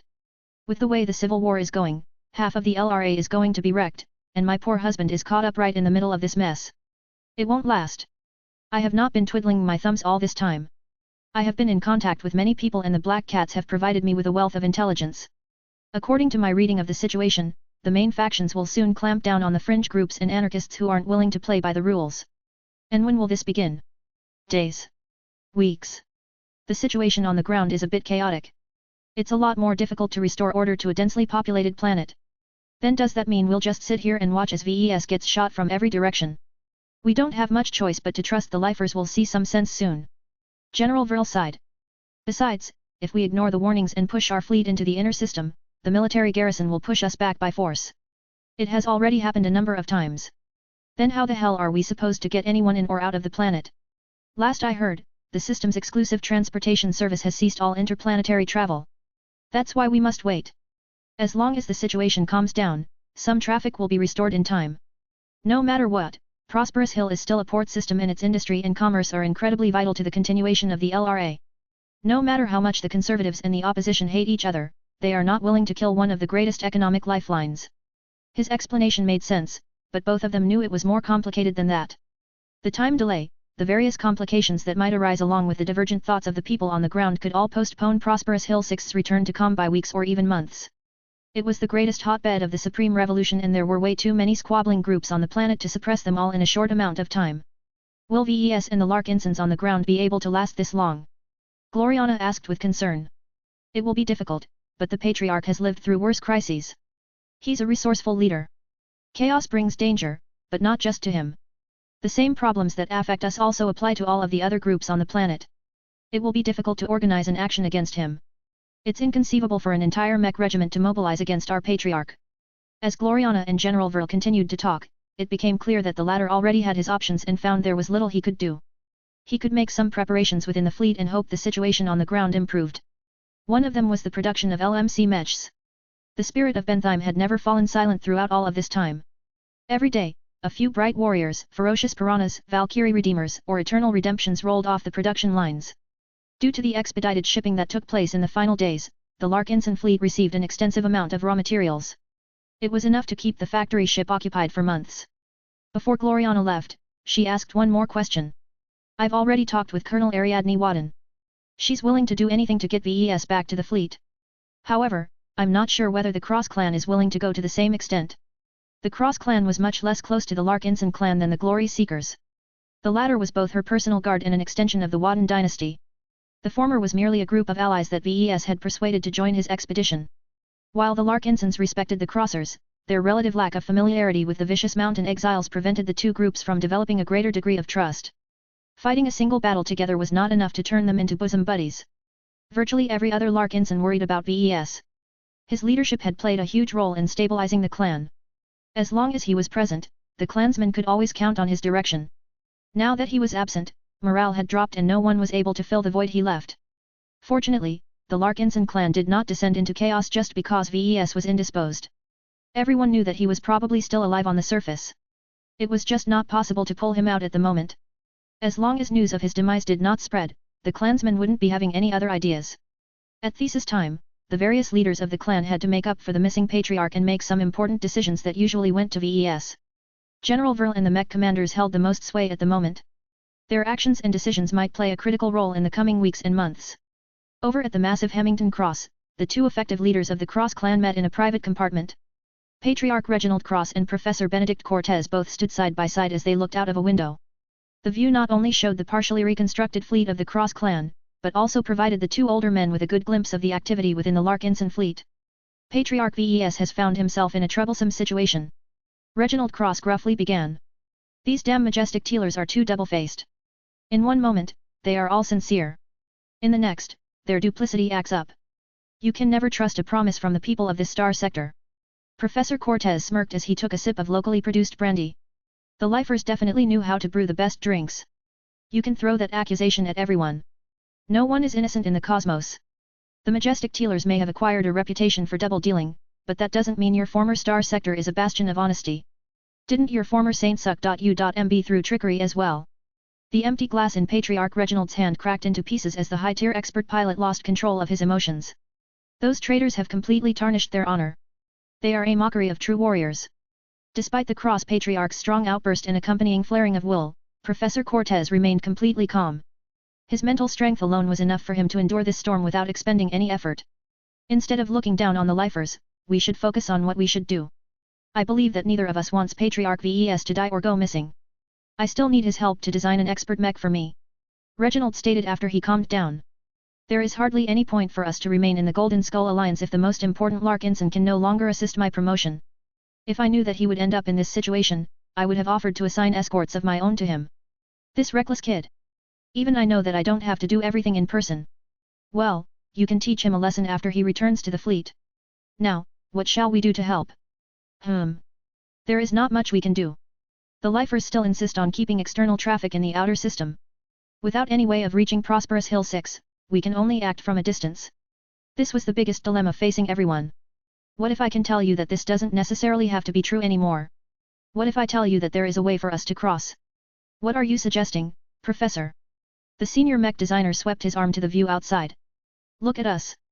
We have hundreds of SHI.P.S and thousands of mechs, and we are just one fleet. How many other fleets are lingering in the outer system? There are thousands, if not tens of thousands of different fleets and individual SHI.P.S in this star system. The vast majority of them are foreign, and they must all be chafing to get close to Prosperous Hill 6 in order to pick up their officers, crew members, family members, and so on. While they are all deterred by the military patrols of the LRA at the moment, as long as everyone moves into action at the same time, it's impossible for the local authorities to stop our advance. Patriarch Reginald's eyes widened. He could easily imagine such a sight. As long as every foreign fleet or starship ignored the warnings and boldly crossed into the inner system, then it was impossible for the local garrison to shoot them all down. Not only would the local patrols be overstretched, but killing so many different foreigners would also land the LRA in hot water. While Patriarch Reginald was attracted by the idea, he quickly began to frown. How can we possibly implement such a plan? We'd have to gain the cooperation of many different organizations, all the while keeping the lifers in the dark. Unlike the Larkinson clan, the Cross clan didn't have anything comparable to the Black Cats. Yet, the Crosser intelligence and covert operations capabilities were very basic. Let me worry about that, Reginald. Professor Cortez smirked. I can probably work together with the Black Cats on this, but I can accomplish a lot on my own. The foreign visitors here are much more agitated than you think. He would know. He had plenty of experience with getting people to act according to his wishes. Chapter 2832, Split Hanger. It felt frustrating to VES and everyone else to interrupt their escape due to an unforeseen outcome. Their original escape plan became invalid because the armored transport and the escort mechs they were supposed to meet no longer existed. Without those 4 extra Infinity Guard mechs, the remaining 4 biomechs would have to endure a lot more pressure. A lot less people wanted to mess with 8 mechs as opposed to half that number. While the scale of combat within the massive tunnel complex was rather small, it became worse as the areas got bigger. For example, the massive underground hangar space up ahead hosted several different groups of mechs. Perhaps the roving hunter mechs could fight against one of these groups, but if another group joined in, then the situation would quickly spin out of control. Both VES and Captain Rivington were aware of this possibility. After fighting off the ultralifers, the 4 mechs that they had left were all in damaged condition. Their ability to fight was not as good as before. Should they turn back and escape in another direction? They didn't know. Every decision introduced a host of new problems. The longer we stay here, the greater the risk we'll get swept by one of the bigger groups of combatants that are currently fighting on the surface. VES explained his thoughts over the private communication channel. If we turn around and try to find an alternate path to the surface, we'll have to cross through a lot of terrain. At every junction, we risk bumping into hostile mechs. The other viable exits might not even be as secure as we think. Captain Rivington grimaced. We can't go forward either. From the sensor readings you've passed to me, it's clear that the different groups of mechs have already shown a lot of aggression. They're fighting with each other even as we speak, but the intensity of their attacks is very conservative. They're all on guard against newcomers who might come in and take advantage of their depletion. VES looked at the sensor readings and wished that his Odinai could glean more details. While he was quite amazed at its capabilities, continued use also allowed him to figure out its shortcomings. He couldn't figure out who they answered to or what organization they were a part of. They weren't sending any transmissions outside the hangar and all of their internal communications were too difficult to intercept. Lucky noticed his glance. Mio. Can you go out there and take a look at the different fighting forces inside? Mio. Lucky's tail drooped. Too little time had passed for Lucky to recover from his earlier exertions. The gem cat overexerted his phasing ability and had to pay the price for tapping so much into his power. VES didn't blame his cat for his inability, but he blamed himself for getting into this position in the first place. He had built up his clan into a formidable independent power that could have easily squashed much of the unrest at Ruizan Arena if all of them deployed at once. Yet despite this immense ACCU.malation, VES was only left with his cat, a paltry number of bodyguards and 2 expert pilots, one of which had lost his borrowed biomech. It was one thing to complain about his weakness when he was still poor and lacking in resources. It was another thing to lament about having control over thousands of powerful mechs but not being able to reach any of them in a life-threatening situation. Even though VES enjoyed a thrill every now and then, he did not enjoy any part of the current situation. Right now, he didn't want to give up going forward. The exit was relatively close and they could get far away from the active zone of fighting if they took one of the exits that was originally reserved for discrete entries and exits. We need to take a closer look and examine the people who are fighting in greater detail. He concluded. Not all of them are necessarily our opponents. If we can co-opt one of the groups of mechs, we stand a much greater chance of getting away. That's a workable idea. One of the honor guards volunteered to go forward in order to observe the mechs and transmit the findings back to VES so that he could make informed decisions. This was a high-risk mission, but the honor guard gladly fulfilled this vital duty. It didn't take much guessing that he was a kinner. While the hangar had turned into an active battle site, that didn't mean that everyone got shot on sight. There were plenty of civilians and random people running around inside. They either holed up in their vehicles in the hopes of riding out the crisis or attempted to activate them in order to flee the entire area. It was too bad that some of the groups didn't want anyone to escape. While these belligerent mech squads didn't bother to waste their energy or ammunition on shooting at random people on foot, it was a different story for moving vehicles. When the honor guard discreetly snuck in and observed the closer gatherings of mechs, he sent a directional burst transmission back to VES and the roving hunters. There were 6 different groups of mechs in the underground hangar. Each of them claimed their own side while their ranged mechs shot at the positions of other groups. I recognize those guys with the black-coated mechs. Captain Rivington quickly spoke up. They're the Treason Showstoppers. They're a visiting competitive team that was scheduled to take part in a match against a local team this week. Are you friendly with them? VES asked. No. Not at all. In fact, they come from a more rural province of the LRA. The lifers living in the more remote star systems of our state are always at odds with people like us who come from the bigger planets and star systems. In fact, the Treason Showstoppers outright hate us because they think that we are S.U.C.K.I.N.G up too much funding and development. That doesn't sound like a serious problem. VES replied. The Showstoppers might be at odds against people like you under ordinary circustances, but not that their lives are at risk. I think they will be much more open to teaming up with fellow mech athletes. You don't understand what the Showstoppers are like.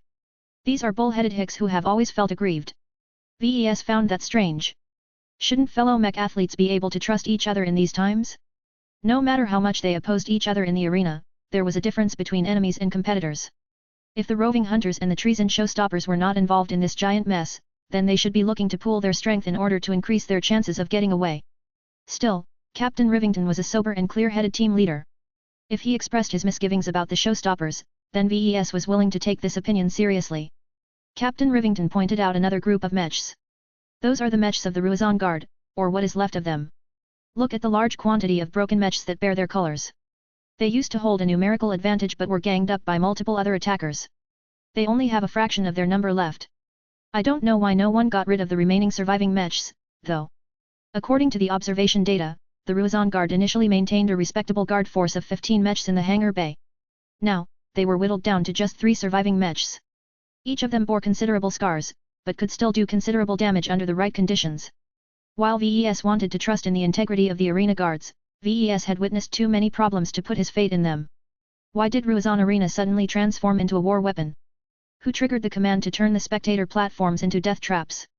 How many Ruizan guards were part of this conspiracy? If VES wasn't able to answer these questions, then he had no choice but to remain suspicious. The Ruizan Guard could have been co-opted by different factions and interest groups in the same way the Planetary Guard had split up.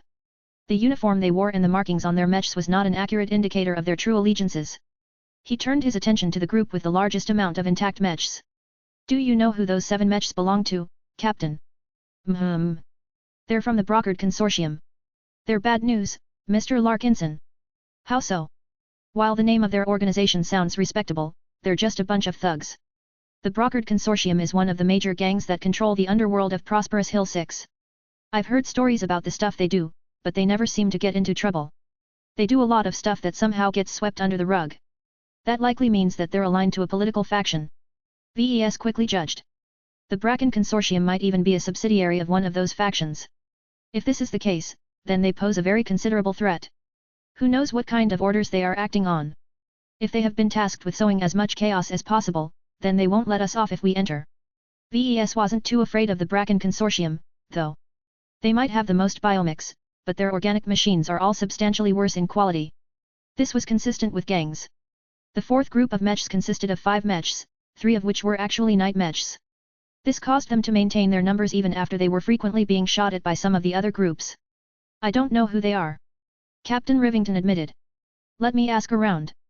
None of the roving hunters recognized them either. Their purple and brown striped coating didn't ring a bell to any of the locals. The purple biomechs either didn't come from prosperous Hill 6 or hailed from an obscure organization that normally didn't show itself in the public. VES didn't know what to think from this group of mechs. He wasn't able to determine whether they were friendly or hostile and what they thought of him. They might care less about foreigners like VES or they might treat him as a devil. The fifth group of mechs were so peculiar that VES was able to guess who they belonged to. These are cybernetic mechs. These are very rare in the LRA. They either hail from the Combinant faction or are tied to it in some way. Sounds plausible, but you never know. Are you friendly with them, Mr. Larkinson?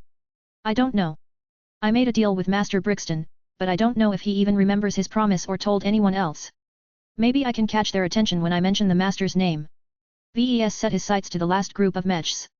Different from the rest, the mechs were fully metallic and mechanical. I know those guys. They're the Right-Siders. The Red Mechs are part of a foreign mercenary corps that has been lingering on this planet for a couple of years now. I've seen their mechs in and around the arena several times, but I never learned why. They may have been hired to provide extra security, but that doesn't really make sense. If Ruizan Arena really needs to beef up its guard presence, then it could easily contract local mercenary outfits or simply expand its own strength. That sounded weird. If the Right-Siders consisted of locals who fielded regular biomechs, then hardly anyone would question why they hung around the arena. Yet since they were foreigners who didn't seem to have any business with the arena, then their continued presence was very suspicious. As VES examined these 6 groups, which ones should he approach? Chapter 2833, An Appeal. 6 different groups of mechs occupied the massive underground hangar. In fact, from all of the wrecks strewn around the massive space, there might have been more. VES couldn't figure out why they were all hostile to each other. While the mechs aligned to powerful factions might be compelled to fight their opponents, there were many other people and organizations who didn't appear to have anything to do with the factional struggle. For example, the roving hunters and the treason showstoppers were fighting for sport, not for a cause. They only cared about winning titles and defeating their opponents in the arena. There was no reason for them to actively fight against anyone in a civil war unless they had to defend themselves. And what are those other groups doing, exactly? The mechs of the Brockard Consortium and the Right-Siders did not just huddle in place but actively shot at other mechs. Were they showing aggression in order to project strength or were they truly trying to kill everyone? All of this violence seemed senseless. With so many different sides in a single active battlefield, clear goals got lost amidst all of the chaos. VES didn't feel as if any of the 6 groups were accomplishing anything that met their goals. He suspected that they were just fighting each other at this point because they got pulled into battle. Inertia caused them to keep firing because not doing so implied weakness. Because all of the other mechs were still actively fighting, a group that just wanted to quit and leave was forced to defend itself by continuing to fire their guns. This theory explained why the fighting continued but the intensity had died down. Every side incurred varying degrees of damage. A lot of ammunition and energy cells got expended as well, so the mechs all had to ration their remaining resources. I might be wrong, though. VES recognized. He simply didn't have enough information to know for sure. His Odinai was powerful in many ways, but it was not a hacking tool. Using it did not allow VES to magically tap into highly encrypted and certain types of tight beam communications. He didn't have much time to think. The situation in this area was already volatile and it would doubtlessly become a lot more difficult for him to survive if time went on. His past experiences with crises taught him to always seize the opportunity when the variables were still relatively favorable. The mounting pressure caused him to think more rapidly than before. Several different ideas flitted through his mind until he made an important realization. Why approach one of them at a time when I can appeal to all of them at the same time? Trying to communicate with the groups one by one was inefficient and dangerous. What if he approached the wrong fellows? What if one of them consisted of complete nutjobs who would stop at nothing to hunt VES down because he was one of their priority targets? Of course, if VES spoke to all of them at once, he might definitely trigger the aggression of multiple hostile groups at once, but then again he may also be able to persuade friendly groups to join his side. He did not believe that everyone who happened to be stuck here wanted to get embroiled in all of the fighting. The outbreak of the Supreme Revolution may have been a planned operation, but he seriously doubted that a large group of people knew about it beforehand. Captain Rivington. Yes, Mr. Larkinson. Let's go bold. What I am about to do is not without its risks, but I think it's the best way to resolve our current dilemma. It took a bit of time to sway the roving hunters. They had a lot of reservations about his plan, but VES was far too confident in his abilities to stop. What was important was that the roving hunters had no other way to get out themselves. Even if they turned around and sought another path out, they would doubtlessly bump into one of the aggressive mech squads that roamed above and below ground. The indirect sensor readings provided by the Odinai made it clear that the fighting was at least 10 times more intense closer to the arena. VES emerged out of the secure container along with his bodyguards. Even though Naita protested vehemently about his course of action, he directly overruled her concerns. We're already knee-deep in danger. Rather than hiding in the shadows like a rat, I would rather face the danger head-on. Besides, I am not without protection. He tapped his unending regalia for emphasis. The group cautiously approached the entrance and emerged right into the large hangar. Due to all of the fighting, the place looked like a mess. The cavernous underground hall exhibited impact craters and melted surfaces in every direction. Few shuttles and transports survived the crossfire. Some of them had been blown up to the point their organic remains had spread to every corner. Others exhibited a massive hole as a powerful beam or projectiles punched right through the thin and weak flesh and membrane of the civilian vehicles. The larger the vehicle, the greater the chance of getting wrecked. If VES hadn't closed his armored suit beforehand, his nose would have been assaulted by all kinds of disgusting smells. The spread of damage also damaged much of the illumination systems. This caused the overall light level of the massive hangar to dim. Some areas were so shrouded in darkness that only silhouettes were visible with the N.A.K.E.Di. Their entry did not go unnoticed. If VES and his bodyguards entered alone, then they probably would have blended in with the other helpless people running around without aim or hiding helplessly in their vehicles. Yet the appearance of 4 damaged but still battle-worthy mechs represented the emergence of a new threat. Previously, the different groups only had to worry about fending off 5 possible opponents. Now, their burden increased once more, which none of them liked. VES knew he had to change this impression quickly. He briefly considered whether he should hide his identity and hide behind the name and reputation of the roving hunters, but he felt this was counterproductive. His reputation was much bigger and more profound than that of a single competitive team. No one would take the roving hunters seriously, and what he could offer in his own name was much more than Captain Rivington could ever dangle in front of their heads. VES used the flight capabilities of his suit to float in the air and stop right above the Perringer's scavenged tower shield. If anyone took the initiative to take pot shots at VES, he could always dive down and shelter behind the protection of the thick shield. Venerable Janzi activated a spotlight mounted on the frame of her borrowed biomech. This was a trivial stage technique that instantly directed the attention of every mech pilot to VES. The different groups all interrupted their shots. They all wanted to know what the newcomers wanted to do and whether they posed another threat. When VES saw that he succeeded in attracting everyone's attention, he began to channel a portion of the Golden Cat's glow. The presence he exuded became magnified. With the help of this old trick, VES knew that all of his deeds and words gained greater weight. It was an excellent method to captivate a crowd. Ladies and gentlemen, I am VES Larkinson, the patriarch of the Larkinson clan and one of the most successful journeyman mech designers of our star CLU.S.Tur. May I have your attention, please? No one raised their rifles and fired at him. VES considered that a good sign. He deliberately phrased his introduction in a way that emphasized his prestigious and highly accomplished identities. Compared to an average second-rate citizen, VES had leapt way past their status and occupied a position that was firmly above their heads. Whether he acted as a patriarch of a rising spaceborne clan or a mech designer who accomplished a huge amount of sales, his current identity likely surpassed everyone else's in the underground hangar by at least 100 times.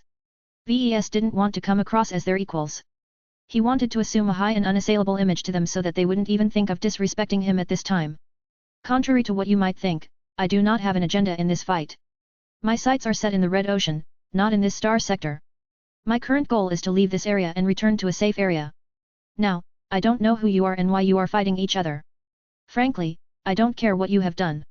What matters is getting out. I am sure that many of you share the same goal. Do you really want to fight and die in this dark hole without accomplishing anything meaningful in your life? He was met with silence. That was good. Since he still managed to capture everyone's attention, he quickly resumed speaking. Think about the current circustances and your place in it. The Life Research Association has completely fractured. No matter how long this civil war lasts, it will inevitably ravage large parts of the state and inflict a lot of suffering and misery to everyone. That not only includes the masses, but also you and your families. Do you really believe it is worthwhile for you to get pulled into this quagmire? VES swept his arm across the entire hangar. Look at these fallen mechs and bodies. These poor mech pilots and bystanders all died in this obscure area. No one will remember their sacrifice. No one can even tell what they accomplished with their deaths. This could be you one day. No matter who you fight for, do you really want to be used by pawns in this senseless conflict? Make no mistake. This is not a war that is driven by liberty. It is a war that is purely motivated by selfish motives. Perhaps he was a bit uncharitable towards the warring factions, but with all of the innocent people who died, it was very hard to consider either side to be righteous. If you are disgusted by what is happening in your state, then choose not to take part in it. The rebels may have wronged many citizens by enabling all of the violence, but they are right when they claim the LRA has deteriorated. If you want to fight for your cause, then feel free to do so, but if you are not a fan of it, then you have another choice. VES extended his palm in a welcoming gesture. Join me. Join my clan and free yourself from the vortex that has gripped your state. Our Larkinson clan welcomes any strong and talented mech pilot. You can bring your families and friends along with you as well as long as they are not opposed to us. Let me offer you a better future where you are part of one big family, where all of us are working towards greatness and where you can pilot the only mechs that can unlock your full potential. He transmitted a silent signal to the Paringer. Venerable Janza began to excite her force of will. The night mech seemed to gain more definition as the Larkinson expert pilot began to announce her identity in a way that other mech pilots were able to recognize. I have facilitated the rise of many expert candidates and expert pilots. VES shamelessly boasted with a grin. No one knows more about how to elevate mech pilots than I.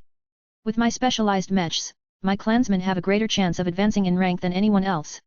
The statistics are clear. If you are content with remaining as an ordinary mech pilot, then stay in the LRA if you want. However, if you wish to attain greatness and become a hero that everyone looks up to, then grasp your chance and join my clan. Chapter 2834, In Trust. VES couldn't tell how well his audience received his speech. On many different occasions, VES spoke in front of a crowd of people. Their expressions and emotions were very clear to him. He could read the air and sense the mood up close. This was different. The groups of mechs were all spread out across hundreds of meters at the very least.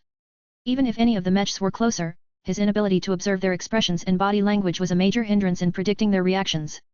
A tense moment went by as silence met his plea. What he had just offered to them all was not a decision that any of them could make lightly. Almost no one would be able to decide to drop everything in order to join a spacefaring clan that was on an expedition to a different galaxy. This was as if VES was fighting against an enemy army, but suddenly asked them to abandon their oath and everything they worked for in order to defect to his side. Such an absurd situation would never happen in reality. However, this was a different situation. VES bet that most if not all of the armed groups in the hangar weren't intimately involved in the revolution. If they were merely bystanders rather than committed soldiers, then the offer he made should sound very appealing. Several more seconds passed as some of the mechs made ambiguous movements. It seemed that some of the mech pilots were arguing fiercely with their fellow mates. It took 30 seconds for the first group to issue a response. The flashy biomechs with the emblems of sponsors painted on their surfaces were the first to finish their decision. We're in, if you will have us, sir. Our clan is glad to welcome brave and upright mech pilots. What is your name and what do you seek for you and your men? The lead mech took a step forward but took care not to raise its weapons. You can call me Captain Inker Devlin. I'm the big chief of the Treason Showstoppers. We're far away from home, so we want to get out of this star system as soon as possible and go back to check up on our families. If our home planet has turned into a battlefield as well, then we'd like to ask for help from your clan in evacuating our loved ones. Can you do that for us, rich guy? It depends on how out of the way your home planet is, but I have thousands of mechs and dozens of combat carriers at my disposal. If it isn't possible to divert my main fleet to your home, I can dispatch a small flotilla or hire some mercenaries to do the job in my stead. Don't underestimate the wealth and resources I have at my disposal. Apparently, that was enough to convince the showstoppers. The mechs took the initiative to emerge out of their cover and approach the roving hunter mechs at a slow and cautious pace. The tension in the hangar rose. This was because no one was able to gauge the sincerity of the showstoppers. Before the roving hunters had entered, the Treason Showstoppers fought hard against several enemies. They definitely managed to down their fair share of mechs if they had managed to remain standing up to this point. Since the showstoppers had blood on their hands, they definitely weren't as simple as they sounded. There was a considerable chance that Captain Devlin had merely made an empty promise in order to lower VES vigilance and attack him when he let down his guard. You're making a mistake. Captain Rivington told him on a private command channel. Those showstoppers are SCU.bags who won't feel any qualms in killing you. The more powerful and important you make yourself sound, the more they will be tempted to do something to you. Maybe they'll kidnap you in order to earn a lavish ransom, or maybe they'll just take your life straight away in order to claim a bounty that someone must have put on your head. I'm aware of that, but I have a plan. VES quietly retorted. If you want to help, then look strong and keep an eye on any potential attackers. VES knew he was playing with fire at this moment, but he had little choice at the moment. In order to reduce the chance of betrayal from the showstoppers, he had to persuade another group to come over by his side. Now that the remaining ones saw that the showstoppers achieved success, the next group began to entertain his offer. You guys are rich, right? How much do ordinary mech pilots earn in your ranks? Please introduce yourself. Lieutenant Zine Saran. Currently in the service of the Right-Sider Mercenary Corps. Currently. Well, if the pay is good enough, you might convince me and my boys to change employers. VES smiled. To be honest, salaries are not a big deal in our clan, but that is because the benefits we provide are already massive. Aside from being able to earn merits to redeem our exclusive in-house augmentations, we also offer you the opportunity to pilot unique mechs and learn from the very best. What do you mean by the latter? Our clan has 5 expert pilots.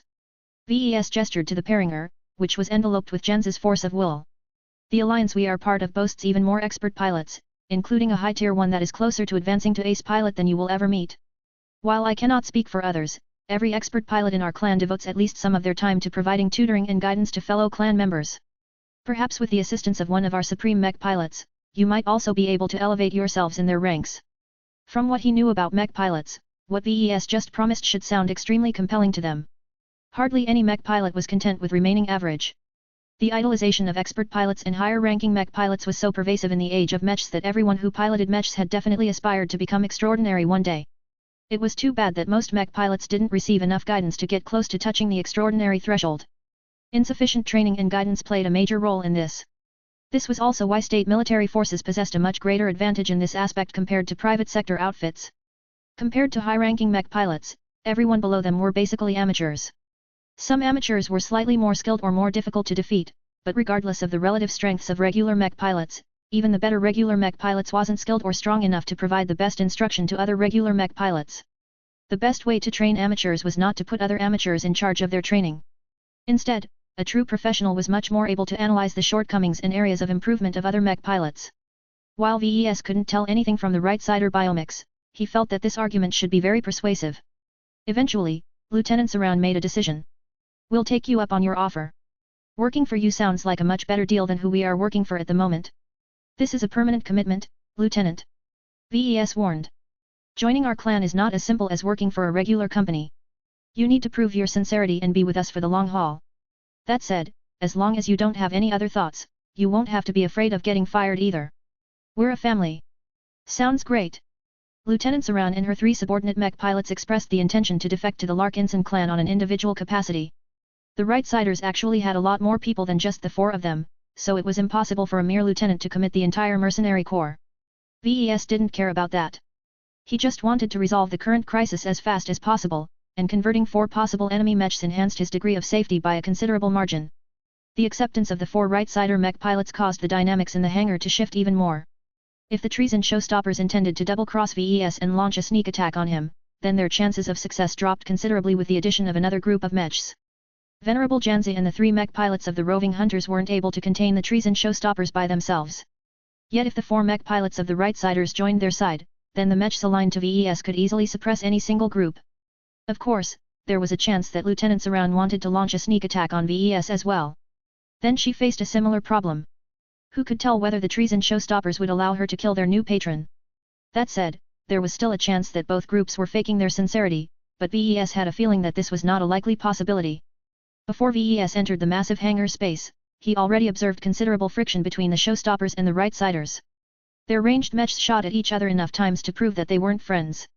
As the mechs of the 2 groups closed in, VES kept a very careful eye on the sensor readings of his Odinai. Even though VES stopped feeding external power to it, its current setting possessed enough range and power to detect any transmissions between the showstoppers and the right-siders. If they transmitted any secret messages to each other, then VES would certainly know. VES knew that if he wanted to gain control over the hangar, then he needed to form a coalition that outnumbered every remaining group. Whether this coalition was temporary or permanent was not in his consideration. The veneer of cooperation was already sufficient for him to pass the current danger. Since no one else took the initiative to speak to him, he directed his attention to the cyborg mechs. Do you hail from the combinants, by chance? Silence. I'm acquainted with Master Leha Brixton. You probably know who I am talking to. While I am not a supporter of his cause, he owes a favor to me. He entrusted one of his apprentices to me. Perhaps he wants to make sure that his legacy won't be lost if he and his side loses this war. While I am glad to take one of his students away from this state, I can't meet this promise if I am stuck here. I don't know what mission you have right now, but are you willing to set everything aside to ensure that I will be in a position to achieve one of Master Brixton's objectives? One of the cyborg mechs finally transmitted a message. If what you say is true, we will not allow anyone to obstruct your departure. This was a clear enough message. The cyborg mechs might not be in for the long haul, but as long as they guaranteed they wouldn't pull anything off, then that was a considerable gain. The cyborg mechs moved in with the rest. With half of the groups of mechs joining with VES, the remainders were left in an awkward position. Neither the Ruizan Guard, the Brockard Consortium or the group unidentified purple biomix showed any indication of responding to his outreach. It didn't matter. VES had already taken control of this situation. He had collected so many defectors that it was not viable anymore to attack him. His temporary coalition had grown too strong. Chapter 2835, Fast and Flimsy. Despite his success in charming 3 separate groups of mech pilots in joining his side, VES felt anything but secure. He would only feel safe when he returned to Gentle Lotus Base. While Gentle Lotus Base was hardly a bastion of safety due to a critical lack of mechs, VES would at least be surrounded by his own Larkinsons. VES didn't have to worry about treason from his own men. Even if they held their own individual ambitions that weren't quite in line with the Larkinson clan, Goldie made sure that no one harbored any treacherous thoughts. Since these people weren't a part of his clan right now, he wasn't able to extend the same level of trust to them. They were complete strangers who only made a verbal promise to join up with him. VES encountered many situations where people said one thing to him but did the opposite. He briefly turned his gaze to Naitat. His bodyguard was still carrying the Larkinson mandate. If he wanted to, he could immediately induct the new mech pilots into his clan. The problem was that if the induction attempt ever failed for some reason, then the hidden traitor would definitely become exposed. This might trigger a fight that VES did not want to see. This left VES with an unpalatable choice. In order to avoid spooking anyone into acting drastically, he had to assume a confident image and pretend that everything was going according to plan. Only by bluffing everyone would he be able to exert enough authority to ensure everyone's compliance. It would be a lot more difficult for anyone to start anything drastic when it appeared that everyone else would come to his aid. As the mechs of the treason showstoppers, the right-siders and the combinants reached his side, his temporary coalition ballooned to 15 mechs. The Ruizan Guard, the Brockard Consortium and the unknown purple outfit happened to have the same amount of biomix. Still, VES had gained the allegiance of enough mechs to feel assured that none of the remaining groups wanted to provoke a fight. Just as VES wanted to instruct the mechs on side to advance as a single collective, his Odinai suddenly picked up concerning activity. The Omni sensor picked up a large amount of indirect activity. Vibrations, gravitic signals and more suggested that a large amount of mechs were on the way. VES didn't know who they belonged to or what their intentions might be. All he could tell was that there were at least 40 of them and that they all moved in unison. A lot of thoughts passed through his mind. The apparent direction and speed of these unknowns suggested that they were moving with purpose. Why would anyone dispatch a mech company in this direction? VES didn't think that anyone here was their target. Neither the roving hunters, the treason showstoppers or anyone else was worth hunting down. They were all grunts. Perhaps the only possible question mark was the identity of the mech pilots of the purple biomix. Yet it was too improbable that they were the target of the incoming mech company. The purple organic machines didn't appear to be too expensive in power. No, the most likely possibility was that this was another attempt by the Ultralifers to take him down. Since the initial mech squad failed to defeat him and his new allies, the Ultralifers probably decided to dispatch a full mech company this time. Damn crazies! He muttered under his breath. VES knew he had to make a quick decision yet again. He decided to follow his instincts and transmitted the sensor readings to every mech regardless of their allegiance. He decided to take another gamble. An unknown force of mechs are advancing on our position. VES quickly broadcasted. According to our sensor readings, they are closing in fast and are likely armed to the teeth. Unlike you guys, many of these distant readings are similar, which indicates that they are identical copies of the same model. In other words, these 40 or more mechs are all united. His words exerted a considerable degree of pressure on the others. Regardless of whether they had joined VES side or decided to stay apart, none of them had the strength or numbers to resist an entire mech company by themselves. In fact, even if all 30 mechs in the hangar pooled their strength together, they would still be 10 mechs short. Even with the help of Venerable Janzi, it was very unlikely that a band of outnumbered mechs that weren't even unified would be able to resist the might of a coordinated mech company. This was especially considering that every mech here had already endured combat before.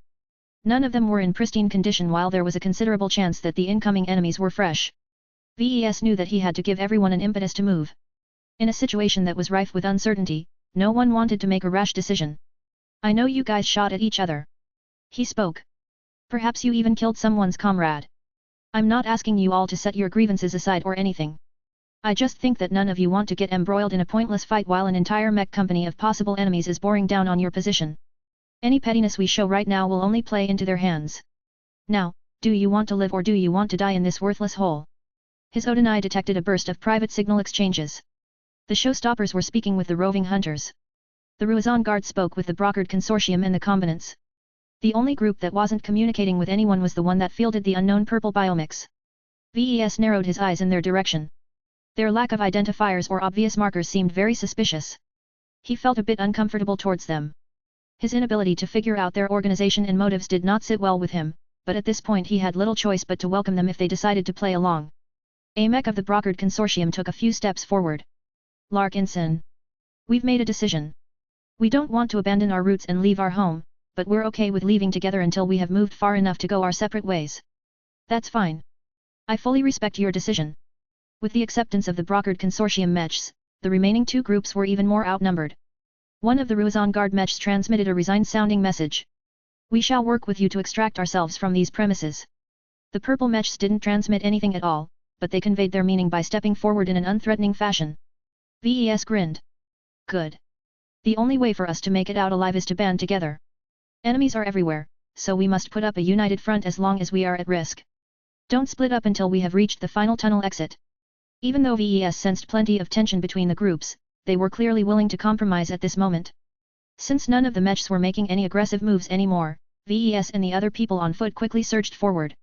He wanted to find a ride that could bring him away as soon as possible. He quickly encountered a problem. Damn, I don't know how these organic vehicles work. Every shuttle or other vehicle that looked reasonably intact were all organic in nature. While there used to be a few metallic shuttles in this space, all of them had fallen victim to collateral damage. Even if VES was capable of repairing them, it would take hours before VES could make them flight-worthy. You guys. He gestured towards the biomech technicians of the roving hunters. Help us find an escape vessel that can fit us all. Don't worry about finding the perfect one. We just need a fast and survivable escape vehicle that you can subvert as quickly as possible. The most senior technician frowned. We've already examined the most intact vessels. The best BIOS huddles are fast and tough, but these upscale vehicles are notoriously difficult to steal. If the vehicles were mechanical in nature, then VES could have gained control over them himself. If that wasn't enough, he could always rely on Lucky's hacking suite. The programming of a biomachine was partially the same as modifying a living organism.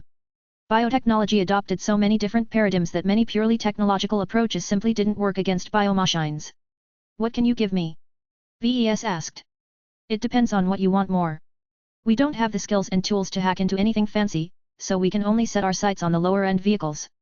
Do you want to ride on a fast and flimsy shuttle taxi or a big and sluggish transit bus? I take it the latter still won't be tough, right? No, but it might prevent a single mech attack from killing everyone inside.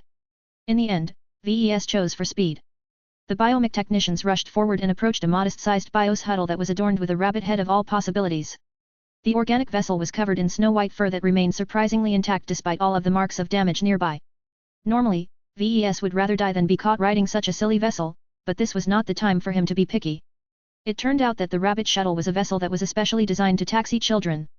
Once the biomech technicians worked their way inside, they encountered a pink interior and lots of cute little seats that wouldn't fit anyone but children under the age of 10.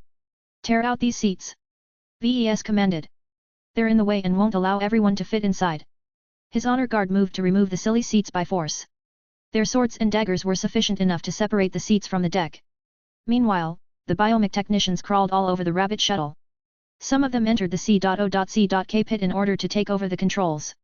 Others inspected the main thrusters while a couple more were examining the rabbit head. VES checked the Odinai and saw that the incoming mech company had come a lot closer. Damn! Everyone, get inside the shuttle. The unknown enemies will come in less than 2 minutes. If we don't get out right now, we'll be visible in their sights. We can't. The shuttle isn't ours yet. The bioprogramming of this vehicle is a lot more difficult than we anticipated. We need at least 5 minutes to gain preliminary control. We'll be dead if we continue to stay here for this time. Just get inside and lock the hatch. We don't need to gain control of this shuttle in order to evacuate. How? You'll see. VES grinned. Everyone stuffed themselves inside the shuttle in less than 30 seconds. The honor guard occupied a lot of space due to their large and bulky combat armor. VES hardly had any space to move. He and Lucky were practically pressed in the middle. Outside, 2 different biomechs carefully approached. The Optiman and the Paringer had both freed up an arm in order to grasp the Rabbit Shuttle and lift it up until the vehicle was securely in their grasp. The 2 biomechs began to fly in the air and accelerate forward. Even though it looked precarious, it worked. The shuttle and its passengers accompanied the rest of the mechs to the exit tunnels. Chapter 2836, Signal Interception. 30 mechs flew through a long and dark tunnel. Each of them belonged to several different groups that had previously turned their weapons against each other. Perhaps they would have continued to shoot and fight each other until they suffered a mutual defeat if outside factors hadn't interfered. The intervention from VES along with the approach of a strong external mech force prompted the groups to lay down their previous grievances. By accepting the offer to pool their forces together, the mech pilots stood a better chance of preserving themselves. This did not mean that their grievances had melted. Even when he was stuffed inside the cramped rabbit shuttle, VES could feel the underlying tension and vigilance of the different groups of mech pilots. Their formations remained tight and maintained a healthy distance from each other. Of all of the groups that VES had persuaded along the way, only the roving hunters were truly worthy of his trust. They had fought alongside the Larkinsons once before and they did not exhibit any signs of betraying him. Captain Rivington and his men came across as some of the most decent and normal lifers that VES had met so far. This was quite an accomplishment. While VES was used to dangerous situations where he didn't have as much reliable protection as he liked, he felt a lot more out of his element this time. What frustrated him was the type of mechs that everyone utilized. The overwhelming number of them were biomechs, with only the right-siders fielding purely metallic mechs.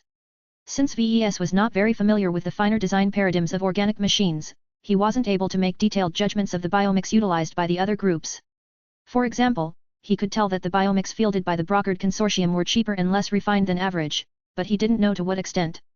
Were they on the lower end of a mid-range mech? Were they upper-budget mechs? He wasn't able to make a definitive judgment.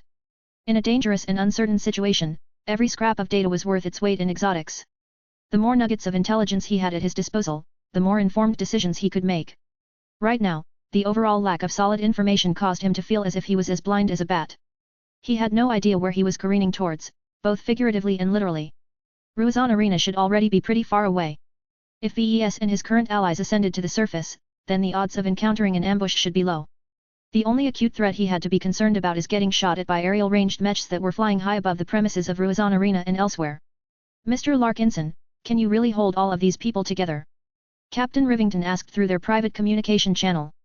I have serious misgivings with your decision to put all of these different groups of mechs together. They were enemies to each other before you arrived. VES sighed behind his helmet. Beggars can't be choosers. I'm aware of the risks, but we can't be too picky. As long as they are willing to play along, I won't mind their presence. Look up. I think we are nearing an exit. The tunnel noticeably curved upwards.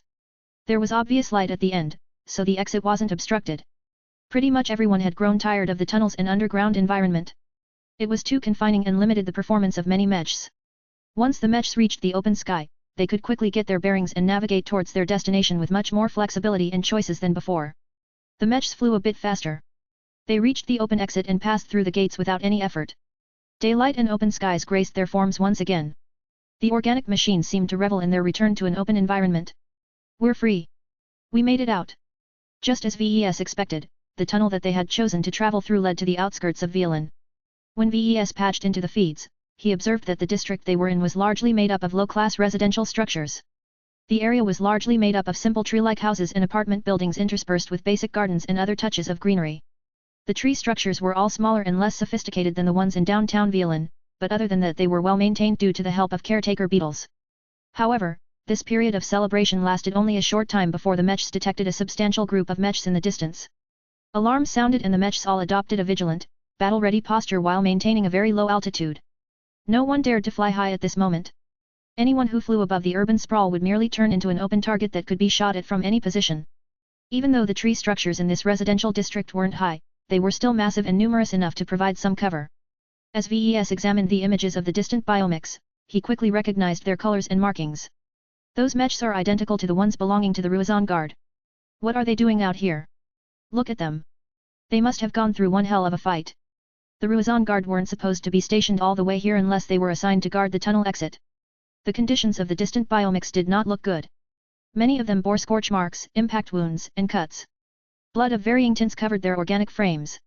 Their equipment didn't look in good shape either. Who did they fight? I don't know. Both sides were able to observe each other. The Ruizan Guard stationed on the surface seemed to be taken aback at the emergence of a gathering of different groups. Just as VES thought that this stalemate would continue, his Odin detected an encrypted signal being transmitted between one of the Ruizan Guard mechs in the distance and one of the Ruizan Guard mechs flying a short distance away from his rabbit shuttle. VES had a bad feeling about this. He already knew that many official organizations had been subverted by different factions and interest groups. Plenty of them had abandoned their duties in order to fulfill objectives that had nothing to do with their official responsibilities. He needed to know what the Ruizan Guard mech pilots were saying to each other. However, since the mechs communicated through organic systems, it was not possible to hack them utilizing ordinary measures. Lucky.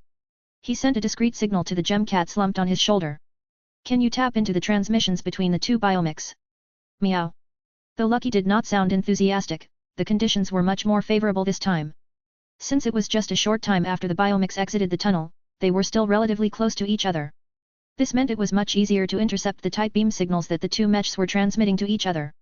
Unfortunately, the situation didn't work out the way he anticipated. While it was possible to intercept the signals, they were highly encrypted. Even though Lucky possessed formidable hacking powers, his brute force cracking capabilities weren't impressive. This meant that without a key or a clue on how to crack the encryption, it would take at least hours to decipher the lock. Meow. If Lucky was able to hack biocomponents, then this would have been a different story, but since this wasn't the case, VES couldn't use him to listen in on the conversation that must be taking place. VES already noticed that the temporary coalition had slightly shifted their positions. They were slowly opening up some distance to the 3 Ruizan Guard mechs they traveled with. If these biomechs joined forces with the 21 damaged mechs in the distance, then they might be able to overpower everyone else. Just like everyone else, VES wanted to know whether he could still regard the Ruizan Guard as friends or foes. If the latter was the case, then he needed to know as soon as possible. He suddenly came up with an alternate idea. He looked at the feeds and examined the distance between his rabbit shuttle and the Ruizan Guard mechs. It's not too far. But not too close either. Will it work? Some time ago, VES came up with a class of spiritual creations he labeled as spiritual augments. These were temporary spiritual constructs that he slotted into his mind in order to channel his spirituality in very specific applications.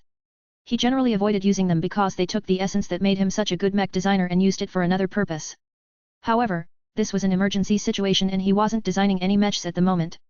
He decided to go through with this idea and pulled out an old design file stored in the deepest parts of his cranial implant. A spiritual ear appeared out of nowhere. The simple spiritual recorder projection was capable of conveying sounds to him even if he put it in a different room.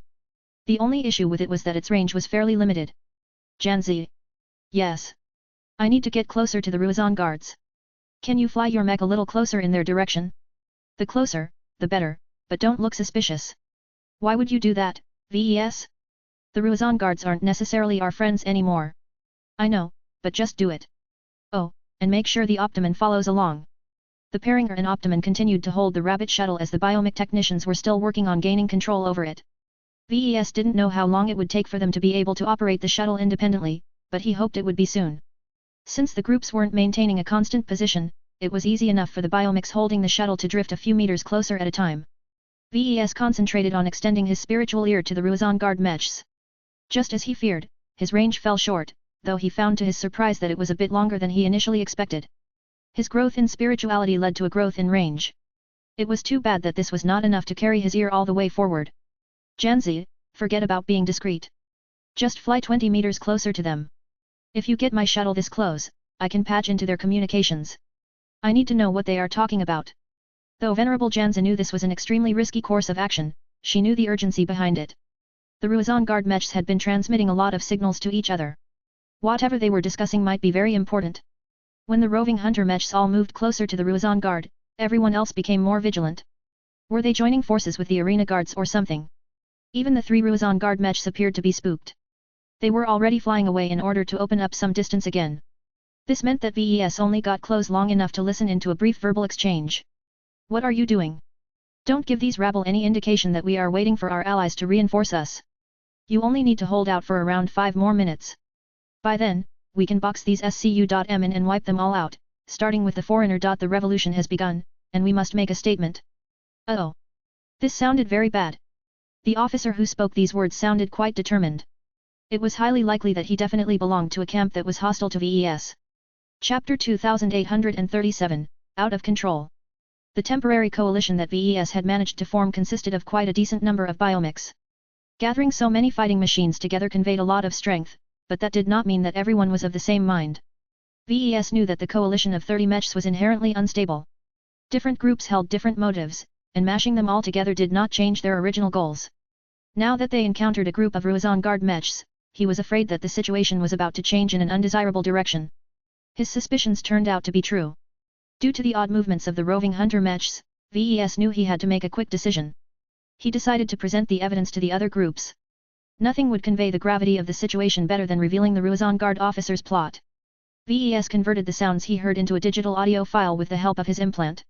He then proceeded to transmit it to all of the Mechs in the coalition aside from the Ruizan Guard Mechs. He could sense the change in their demeanor. Their Mechs flew noticeably more apart from the 3 Ruizan Guard Mechs in their midst. The Paringer and Optiman followed suit. They reversed course and tried to open up as much distance as possible. They all felt threatened. In fact, VES had emphasized the danger to them by cutting out the latter portion of the incoming transmission. By leaving out the part that made it clear that he was their primary target, the truncated message made it sound as if the Ruizan Guard officer wanted to commit indiscriminate slaughter.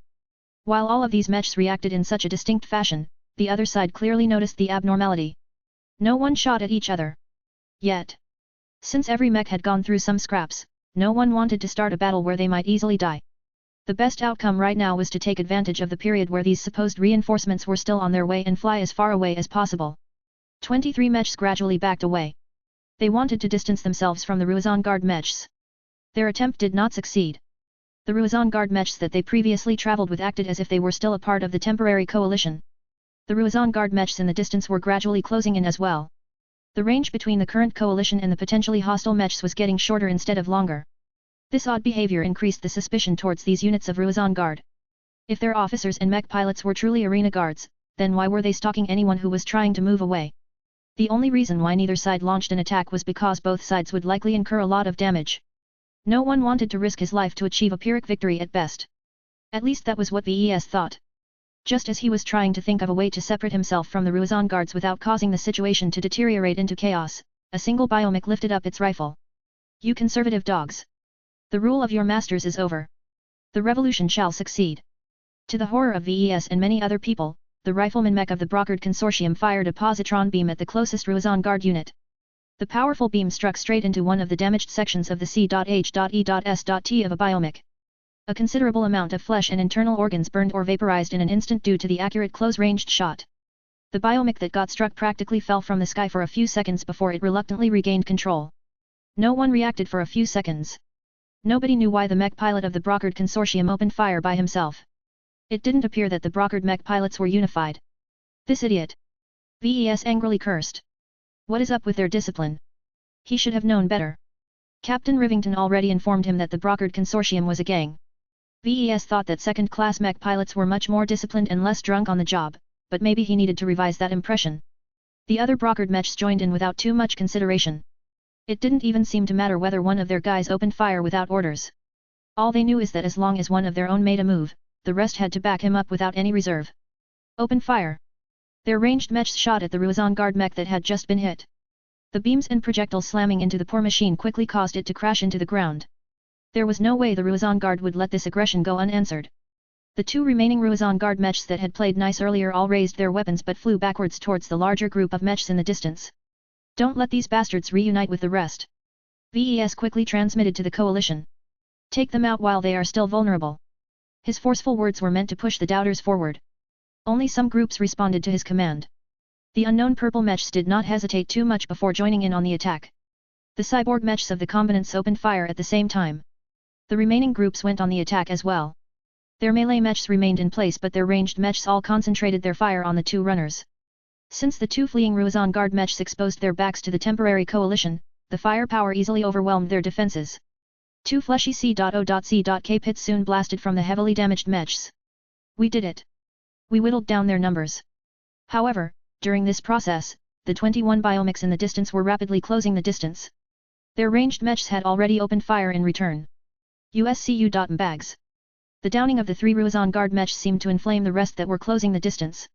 VES didn't know why the enemy went on the attack when they were down 2 Mechs, but right now the Rabbit Shuttle was in great danger. We're all going to die. We need to get out of this death trap. Shut up. Don't disturb us. We've almost cracked the controls. The Paringer and the Optiman were having a lot of difficulty keeping the inactive Rabbit Shuttle stable and secure. The Ruizan Guard Mechs with ranged capabilities all directed their firepower towards the shuttle. They knew exactly who was inside and how much they could achieve if they killed the most important passenger. Faced with all of the beams and projectiles attempting to slam into the organic shuttle, the Paringer had to block it all with its stolen tower shield with just a single arm while at the same time scrambling for cover somewhere below. I can't keep up with your movements, Venerable. Please don't make so many sudden movements. Oliver Vlambeer complained. My sudden movements are the only reasons why my current mech is still in good shape. I cannot allow the enemy to focus on a single point. The shuttle will fall or get crushed at this rate. The two mech pilots were anything but in sync. Venerable Janzi fought on an entirely different level from regular mech pilots while Oliver was still an inexperienced mech athlete. Meooo. Lucky clung his body tight against the unending regalia. The violent movements along with the realization that they were getting shot at frightened him to no end. Even VES felt his stomach lurching despite the inertial compensators in his suit keeping his body stable. I'm getting sick. Vincent screamed from his position in the corner. His hover chair had to be pressed into place on a vertical orientation due to lack of space. Kill me now. Just end my misery. There was nothing he could do. If the Roden ring was still in good condition, then he would have been able to avoid this nightmare. Out of the coalition, the biomechs of the Brockard Consortium fought the hardest, followed by the unknown purple organic machines. Both of these groups apparently had the greatest motivation to attack the unknowns. The others were a bit more reluctant. The treason showstoppers, the combinants, and the right-siders clearly didn't want to bear the brunt of enemy attacks. However, they didn't want their side to lose either, so they made sure to put in a serious effort. It didn't take long before the first mechs started to fall. The most heavily damaged mechs were attractive targets because they were easy to eliminate first. Faced with multiple attackers, these targeted mechs or biomechs quickly started to drop like flies. Numerous C.O.C.K pits ejected from the broken mechs. Most mech pilots decided to err on the side of caution because their chances of survival were much higher if they ditched their mechs. Even though losing their mech made the mech pilots vulnerable, there was no reason for them to hold their ground and fight to the death. They only wanted to hang on to their fighting machines because power gave them more agency. If they wanted to do well in this civil war, then it was important for them to possess the ability to fight against other mechs. Once they lost one, it was very uncertain if they would be able to get their hands on another one. This was why they did not abandon their mech straight away. We're too split. What concerned VES quite a bit was the fact that the Ruizan Guard were on the winning side. Even though they started off with fewer mechs, their teamwork and coordination was much better. Janzi, you need to join the fight. They won't last without your help. I can't. I need to shield your shuttle. VES sighed. I know, but we'll end up in a much worse situation if our battle line collapses. Just put the damn shuttle on the ground and help our comrades out. Leave the Optiman behind to guard against any sneak attackers. In the end, the Peringer and the Optiman placed the shuttle behind a CLU.S. tour of apartment tree structures. The latter biomech remained behind while the Peringer flew forth. I'm here now. Venerable Janzi shouted. Captain Rivington, work with me. We need to crush the Ruizan Guard as fast as possible. The Peringer approached the Tarragon's current opponent and attacked from the flank. When Janzi's mech drove its shield against a biomech of the Ruizan Guard, the sword-wielding machine lost its balance. Captain Rivington immediately spotted an opportunity. His Tarragon stabbed forward and sunk its sword deep into the abdomen of its opponent. Even though another Ruizan Guard mech attempted to drag away the Peringer, Venerable Janzi did not shift her target. With great skill, the Peringer avoided the spear thrust in its direction and chopped its sword onto the shoulder of the original target. Soon enough, the latter fell to the ground. Before it impacted against the surface, the broken biomech ejected its C.O.C.K pit. The Peringer and the Tarragon already moved on to ganging up against another Ruizan arena mech. The teamwork they exhibited allowed them to dispatch their second opponent in less than a dozen seconds. Their teamwork was impeccable despite their unfamiliarity. Captain Rivington was well versed in team-based tactics while Venerable Janzi was much more skilled than any other mech pilot on the current battlefield. Their timing, positioning and skill quickly made a substantial difference. 8 Ruizan arena mechs fell in quick succession, causing the remaining ones to back off in panic. The subverted Ruizan arena mech pilots had lost their courage against the surprising might of their opponents. While VES wanted to celebrate this great success, his mood sank even lower. While the fight ended in his favor, VES had never stopped paying attention to the tunnel they originally emerged. According to his Odinite, a large amount of mechs were flying through it at this very moment. The ultralifers were coming. Chapter 2838, Temporary Coalition. The coalition only had 18 mechs left by the time they repelled the Ruizan Guard mechs. The Brockard Consortium lost 2 biomechs while the Right-siders lost a metallic mech. The remainder all incurred varying degrees of damage. While the Optiman only got shot at a few times, other mechs withstood powerful hits or lost limbs. There was no way for this diminished coalition to repel the ultralifer mech company that VES knew for certain was coming. VES transmitted the sensor readings to all of the friendly mechs. We're not in a condition to fight off 40 mechs. Let's depart from this location. We should fly as far away as possible from downtown Violin while we still can. He deliberately used the word we in order to strengthen the suggestion that they were all in it together. Whether it made a difference or not, VES wasn't sure, but they were all following suit. The roving hunters took the lead as the Peringer and the Optiman picked up the rabbit shuttle again. The other groups automatically followed as this appeared to be the most logical decision they could make. In times of uncertainty, it was always better to group with friendlies. No one wanted to bump into a larger unit of hostile mechs. If the coalition didn't exist, then every group had only 3 to 5 mechs at their disposal. While this represented a lot of power in isolation, it was nothing compared to the larger elements that the other organizations were fielding. Even though Prosperous Hill 6 did its best to prevent mechs from proliferating too much, the sheer amount of people living on the planet made it inevitable that there were at least thousands of them in Violin alone. Now, the city had turned into a war zone. As VES examined the feeds of the city, he noticed plenty of rumblings in the distance. Tiny specks that represented mechs were dancing around each other while firing their weapons or closing in to swing their blades. Several tree structures collapsed as mechs collided against their trunks or explosions cracked them in half. More structures were burning as laser beams, positron beams, destructive incendiaries, and more caused the fire-resistant growths to become engulfed in flames.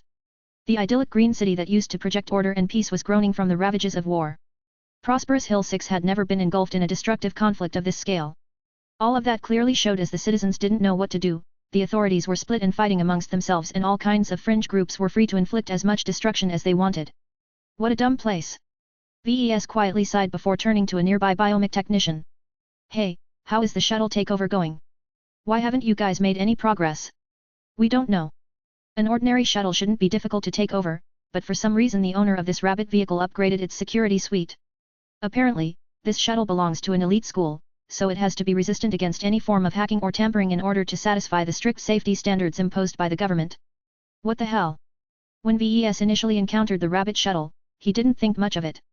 Its fluffy appearance and childish interior caused him to underestimate it. No one figured out that its security suite did not lose out to premium vehicles until it was too late. Boom! The shuttle suddenly shook as one of the 2 biomechs that held onto it had shifted. What's going on, Janzi? We're under attack. Venerable Janzi responded. A squad of unidentified yellow biomechs are attacking us from long range. Who are they? I don't know. I already asked the others but they are in the dark as well. Are there other attackers on the way? We haven't detected any so far. The yellow biomechs haven't moved from cover. If the yellow biomechs weren't determined to take their targets down, then why were they shooting in the first place? They were provoking way too many enemies if they fired indiscriminately at other mechs. VES didn't bother to decipher their logic. We need to reduce our visibility. Lose altitude and fly close to ground level. We won't be easy shots anymore if we're in the midst of all of these tree structures. The temporary coalition was already doing so. They flew lower until they were close to touching the ground. The reason why they didn't land was because flying was faster for many of the mechs and biomechs. What annoyed VES quite a bit was that the surrounding tree-like houses were too low to cover the upper portions of mechs. Depending on the height of the houses, the heads, shoulders, and even C.H.E.S.Ts of biomechs poked out of the tree line. This allowed the distant yellow mechs to continue to fire at the roving hunters and the other groups with abandon.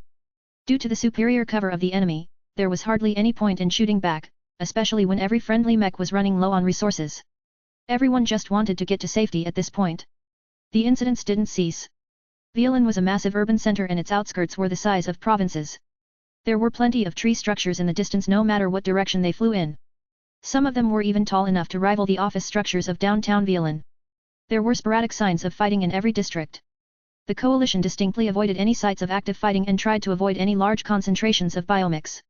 Unfortunately, it was unavoidable for them to bump into smaller concentrations of combat machines. VES felt nervous whenever he approached them, but he didn't need to be as the outnumbered biomechs made their way on their own accord. None of them wanted to mess with 18 mechs. Only a couple of them did not take the initiative to move away. In some cases, they were compelled to defend a fixed structure or location. In other cases, the unknown groups of mechs noticed the diverse composition of the coalition and started to have ideas. Hey, are you trying to get out of this place? We'd like to join you guys. We have 3 sturdy biomechs. We can be of use to you. Please take us in. We've got money. VES hesitated, and so did many others. After a biomech technician told him that the mechs belonged to a small-time gang, he decided to accept their entry. His coalition had already lost a fair amount of mechs and the remaining ones were in poor shape. Adding 3 fresh mechs to his lineup inserted some much-needed strength to his hand. Another gang had observed how the temporary coalition did not hesitate too long before accepting the strangers into the fold. We'd like to join as well. If you can take in the moon sharks, you can count on us as well. The second gang brought 5 biomechs, which was enough to make VES feel nervous. He only relaxed when he noticed that they were all weaker machines. The Tarragon and the Peringer could probably chop them all up in an even fight. Fine. VES responded. You can join our lineup, but don't make any aggressive moves towards us. Watch where you are pointing your weapons and keep a healthy distance from the rest. If you decide you want to leave, then notify us in advance. Alright, boss. The growth of the coalition not only caused everyone who was a part of it to feel more secure, but also started to draw in other groups. A third gang approached, then a fourth, then a fifth. Not just gangs, but also other small-sized outfits joined. Biomechs that belonged to various mercenary corps, security companies and other random organizations all seemed to think there was safety in numbers. The fact that VES accepted all of them only encouraged more groups to join the growing collection of biomechs. At some point, the new additions weren't confined to mechs. Will do, sir. We'd like to bring our crew and families along as well. Do you have room for a couple of extra shuttles? Sure. VES answered. Hey, do you have a spare shuttle? I think we have one lying around here somewhere. VES, his honor guard and the biomech technicians of the roving hunters no longer had to cram themselves in the rabbit shuttle. They all gave up on the blasted bio-vehicle and moved over to other shuttles that were already accessible. Even though there was a small risk that the vehicles came with back doors, VES didn't think that a local gang was sophisticated enough to hatch such a scheme. Since they were no longer stuck in the underground hangar, VES and the others had access to many more vehicles. If they wanted to, they could have approached and subverted any other parked vehicle on the street. VES and the Larkinsons decided to occupy their own shuttle. Now that they weren't forced to share space with the roving hunters, they enjoyed a lot more room. Finally. Vincent looked relieved. I can move on my own again. An honor guard who was trained in piloting shuttles took the helm. Even though an organic shuttle was very different from a conventional shuttle, most of the basic controls were virtually identical. Standardization stretched across tech bases. There was no reason for BIOS huddles to adopt a completely different control scheme when the standard one already did the job. After an entire hour went by, the coalition somehow grew from 18 mechs to 150 mechs. 150 mechs. At least 25 different groups of mech supplied and joined the growing army of mechs and biomechs. They also brought over 50 different shuttles, transports and other vehicles. Each of them were occupied with lots of people and some very valuable goods and supplies. All of these groups had pretty much formed a spontaneous refugee train. VES didn't even have to micromanage all of these different elements. Officers and underbosses rose up and organized the chaotic train on their own accord. Under ordinary conditions, gathering elements from so many different gangs, outfits, and other organizations would definitely stir up a lot of friction. This was especially considering that there were plenty of rivals and natural opponents in the train. Yet despite the underlying hostility between some of the elements, no one thought of pursuing their vendettas at this time. While there were plenty of fringe groups that wanted to take advantage of the chaos, there were many other people and organizations who just wanted to keep their heads down and stay alive. Right now, they were absolutely getting what they wanted.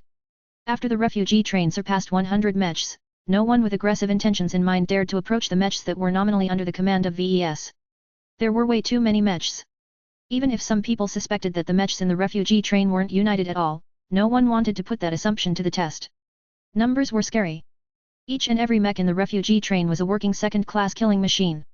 Even the cheapest and smallest one was already capable of destroying a lot of tree structures. VES became more and more worried that this house of cards would fall. Any strong opponent that could field at least 2 mech companies could easily make the refugee train fall apart. Yet none of that happened. To his considerable amazement, they never encountered any mechs from powerful organizations such as the political factions or a highly militarized organization like the Ultralifers. As VES and his growing band flew further and further away from Violin, it appeared there was nothing in the surrounding areas that were worth fighting. That did not cause VES to feel reassured, though. As Gentle Lotus Base would soon come within sight, he had to face a very difficult dilemma. Should he break up and disband the refugee train or should he bring them all back to his stronghold? Chapter 2839, Strength in Numbers. VES couldn't feel more relieved as he and his growing band of refugees left Violin's immediate sphere of influence. Along the journey, the swarm had ballooned to over 200 biomechs and over 100 different organic vehicles. Each of them came from various desperate groups that sought any scrap of order on a planet that had completely descended into chaos. No matter if they wished to join the Larkinson clan or not, no one split up once they became a part of the growing refugee train. One of the most primitive ideas of humanity and many other sentient races was the recognition that there was strength in numbers. While much of the chaos that had erupted in Violin emerged as a result of smaller and weaker organizations rising up to take advantage of the lack of order, they were ultimately small fry. Every decent armed organization possessed at least a handful of biomechs. While the authorities restricted the number of mechs that any single individual or organization could own, as long as the numbers remained limited, the local planetary guard never bothered to look too closely. That was because the government was also aware that there was safety in numbers. It was incredibly frightening if a single person or company suddenly brought 100 mechs to the surface of Prosperous Hill 6. Yet if there were 20 people bringing just 5 mechs each, then that was a much more manageable situation. Naturally, those 20 individuals had to be separate and unaligned from each other. This was why the planet was tightly monitored by the authorities. At any sign of collusion, the planetary guard would proactively step in to confiscate the war machines and break up the hidden collective. For centuries, this had been the modus operandi of the rulers of Prosperous Hill. With entire government departments in charge of tracking every mech and biomech and the parties that owned them, there shouldn't have been a way for anyone to organize them together. In the case of most small organizations, this was indeed the case. In the process of managing the small groups that had joined his temporary coalition, VES already started to feel impaired by managing all of the special needs and interests of these squabbling refugees. Even if they were engulfed in a life-threatening crisis, people hadn't entirely got rid of their own D.E.S.I.R.Es and priorities. The only reason why these issues hadn't led to serious problems yet was because the degree of danger was still enormous. Back when they were still close to downtown Violin, everyone could see and hear the enormous scale of fighting that took place over there. The burning and collapsing tree structures along with the hundreds and thousands of mechs clashing against each other served as a very clear warning that there were bigger threats at play. Perhaps their mechs might not be that much stronger than the ones in the hands of private outfits, but there was one crucial factor why they posed a much more serious danger. Their numbers were too great. VES scoffed. Everyone has to abide by the rules except for the ones who set them in the first place. In order to perform their enforcement and protection duties, the Planetary Guard, the local military garrisons and many other government entities did not have to abide by the strict restrictions. They could bring as many biomechs to the surface as they could justify. Normally, this shouldn't have been an issue since the war machines were all on the same side. At least that was the theory. Yet as the destructive scale of fighting that had led to the deaths of hundreds of thousands citizens showed, the government forces weren't on the same side. Centuries of rot, bribery and subversion had taken root in these institutions. VES didn't know how the radicals and other opposition factions had managed to command such firm loyalty of so many troops, but they succeeded to an extent that was inconceivable to the conservatives. With the help of Master Brixton's explosive revelations, the public's respect and regard for the ruling faction had dropped to the lowest point in the LRA's history. Even if much of the masses didn't pick a side, there were still plenty of impressionable people who decided to throw their support behind the revolution. All of these would-be revolutionaries were currently the main reason why the planet turned into a war zone. Their numbers had grown to such an extent that VES would never be able to survive if they directed their might at him. He and his refugee train simply didn't have the strength and cohesion to resist an attack from an organized faction. I need to keep my head down. His only use was to participate in the design duel. Now that it had ended, his usefulness came to an end. There was no incentive to protect him or kill him. Rather than waste resources on an irrelevant foreigner, it was better for these factions to deploy mechs and troops against their main opponents. He recognized that he didn't have to fear too much from them as a result. The conservatives and radicals had more important battles to fight. The real threat came from the fringe groups, especially the ones that were stronger than ordinary outfits. On the final stretch back to Gentle Lotus Base, VES shared his concerns with Venerable Janzi. Although his relationship with the female expert pilot hadn't been good as of late, they were still family. There was no point in acting on their animosity towards each other when their lives and the lives of other Larkinsons on the planet were at risk. The threat hanging over our heads won't evaporate when we return to Gentle Lotus Base.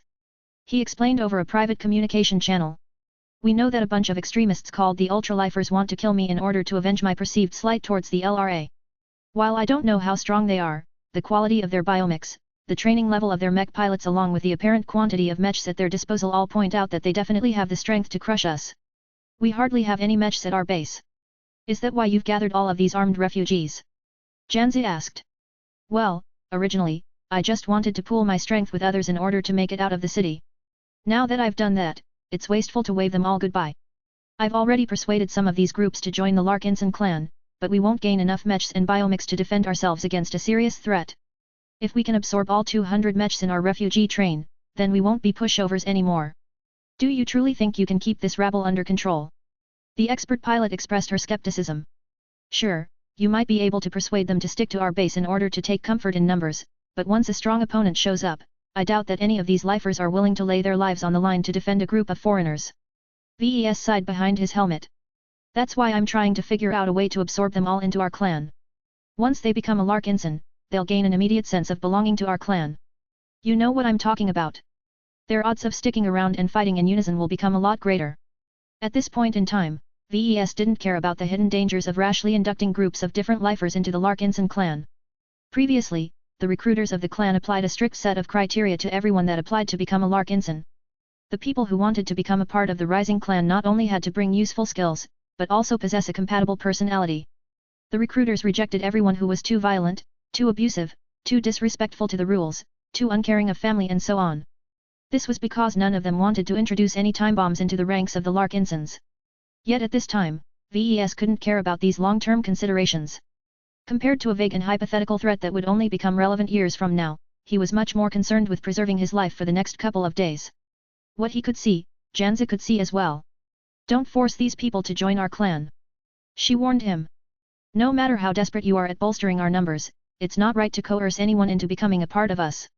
Those who are unwilling to abandon their old lives and leave their current homes don't deserve to get tricked. If you pull something like this off, I will stop you myself, do you understand? Hey, who do you think I am? I would never do that to anyone. I have principles, you know.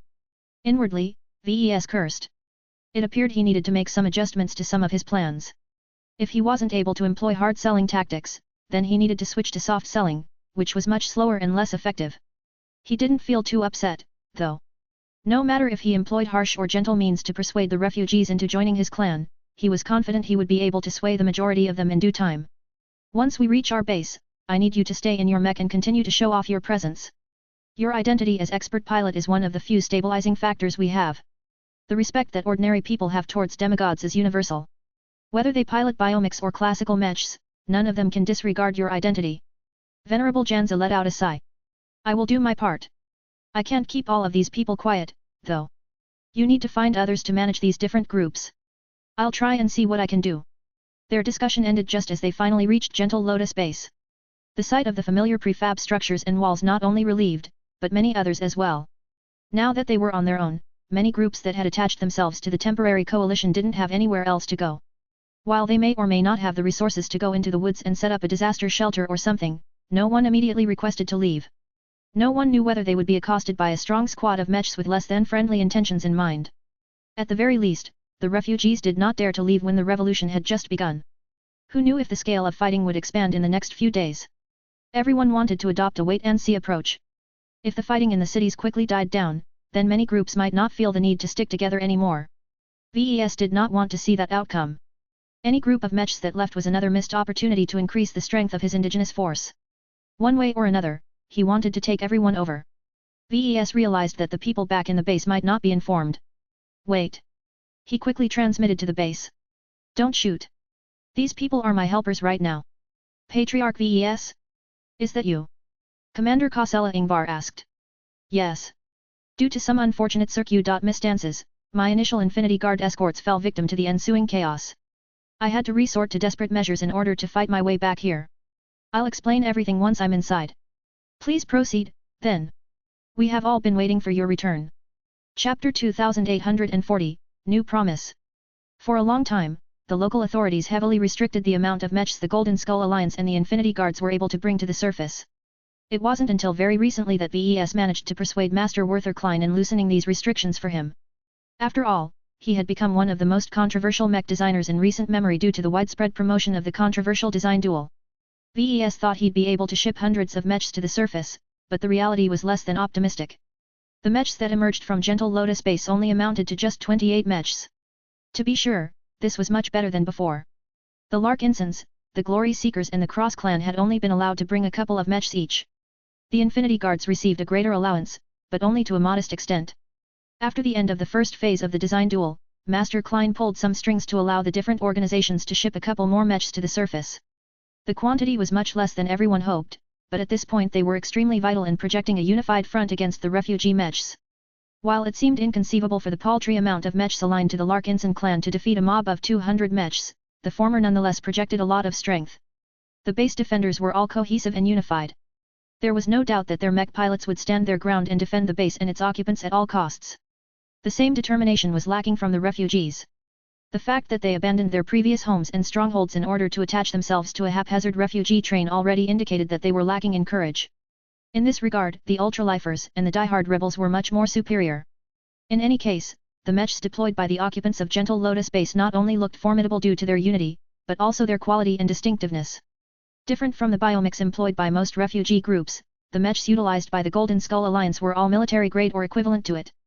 The quality of their armor systems, the power of their weapons and the discipline demonstrated by their mech pilots all made it clear that they were not to be trifled with. Each defending mech was at least 4 to 10 times more expensive than the biomechs utilized by the refugees. This was not a surprise to VES. Second-class mechs were much less affordable on a relative basis. Their power was greater, but only wealthy people and organizations could afford to field and maintain them. If an outfit wasn't good at generating revenue, then it could forget about fielding mechs. The fact that every individual group in the refugee train was able to field a handful of mechs indicated that they were all good at something. Even if they looked rather shabby and pathetic right now, it would be a mistake for VES to doubt their competence. It will be quite difficult to manage them all. VES muttered. When the BIOS huddle carrying VES, Vincent, and his honor guard arrived at the entrance of the base, the Larkinsons gladly let the vehicle inside. The first action he took after emerging out of the shuttle was to invite the roving hunters inside. He requested the roving hunter personnel to leave their vehicles and line up in front of him. Although Captain Rivington did not feel comfortable in doing so, he nonetheless exited the C.O.C.K pit of the Tarragon. What's this all about, Mr. Larkinson? The FIT team leader looked puzzled. Before, I promised that you would have a place in our clan.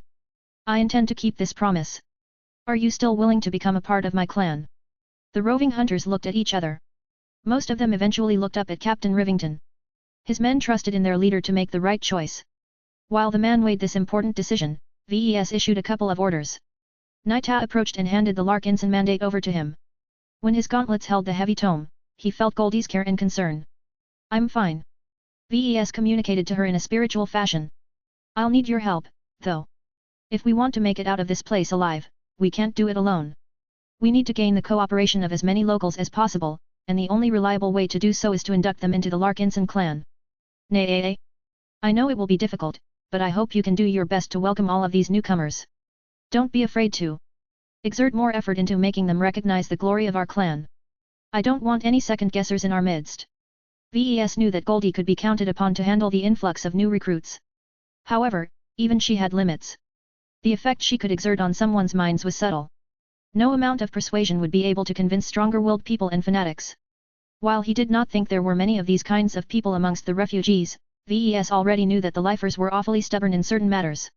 Just like the Ilvanese, they would continue to hold onto their principles no matter if they did not fall in line with the Larkinson clan. Considering their origin, VES could already predict that much of the new recruits would insist on utilizing biomechs and biotechnology in their daily lives. This was very problematic as the Larkinson clan currently didn't possess many accommodations for this tech base. The only exception was the recent acquisition of the Dragon's Den. At least the clan managed to rush the capital ship swap. Mr. Larkinson. Captain Rivington spoke up again. After thinking about it, we would like to go through with it as long as you can give us an assurance. What is your request? Will you continue to allow us to pilot biomechs? We have trained in piloting biomechs all our lives. While we can all pilot classical mechs to a degree, we aren't as good with them.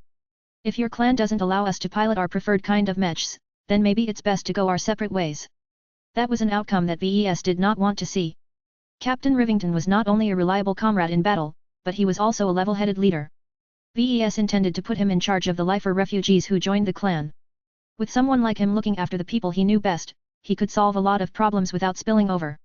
This was a significant decision. Fortunately, VES had already weighed the matter beforehand. I can agree to that. VES gently nodded. You may not know this, but we recently acquired a capital-class bioresearch ship originally built in the LRA. With this new vessel, we can provide enough support for a decent force of biomechs. As the patriarch of the Larkinson clan, I can promise to you that biomechs will definitely have a place in our mech roster. We can flesh out the details later, but with our new capital ship, I can assure you that biomechs will not be an afterthought. What about mech designers, sir? While I was initially okay with piloting commercial biomech models, now that I have seen all of your mechs up close, I feel that ordinary biomechs are too inadequate. Will you be able to provide us with high-quality biomechs designed in-house? That was a sharp question. VES didn't expect Captain Rivington to note this important detail. I don't specialize in designing biomechs, but I can hire those that do. VES honestly replied. In fact, a local journeyman who specialized in designing cyborg mechs is supposed to join my clan, but now that this state has become embroiled in war, I might have to look elsewhere. The team leader looked steadily at VES' armored form before nodding. That's good enough for me. Since you're a mech designer, you should know better than a bureaucrat why it's important to supply us with biomechs. We'll become very upset if you can't fulfill this need. Oh, you don't have to remind me. Now, if you have no more questions, please step forward. The Golden Cat did not exert too much effort to connect Captain Rivington to the Larkinson network. This indicated that the man genuinely accepted the clan in his heart. Welcome to the Larkinson clan. How do you feel? I never imagined it would be like this.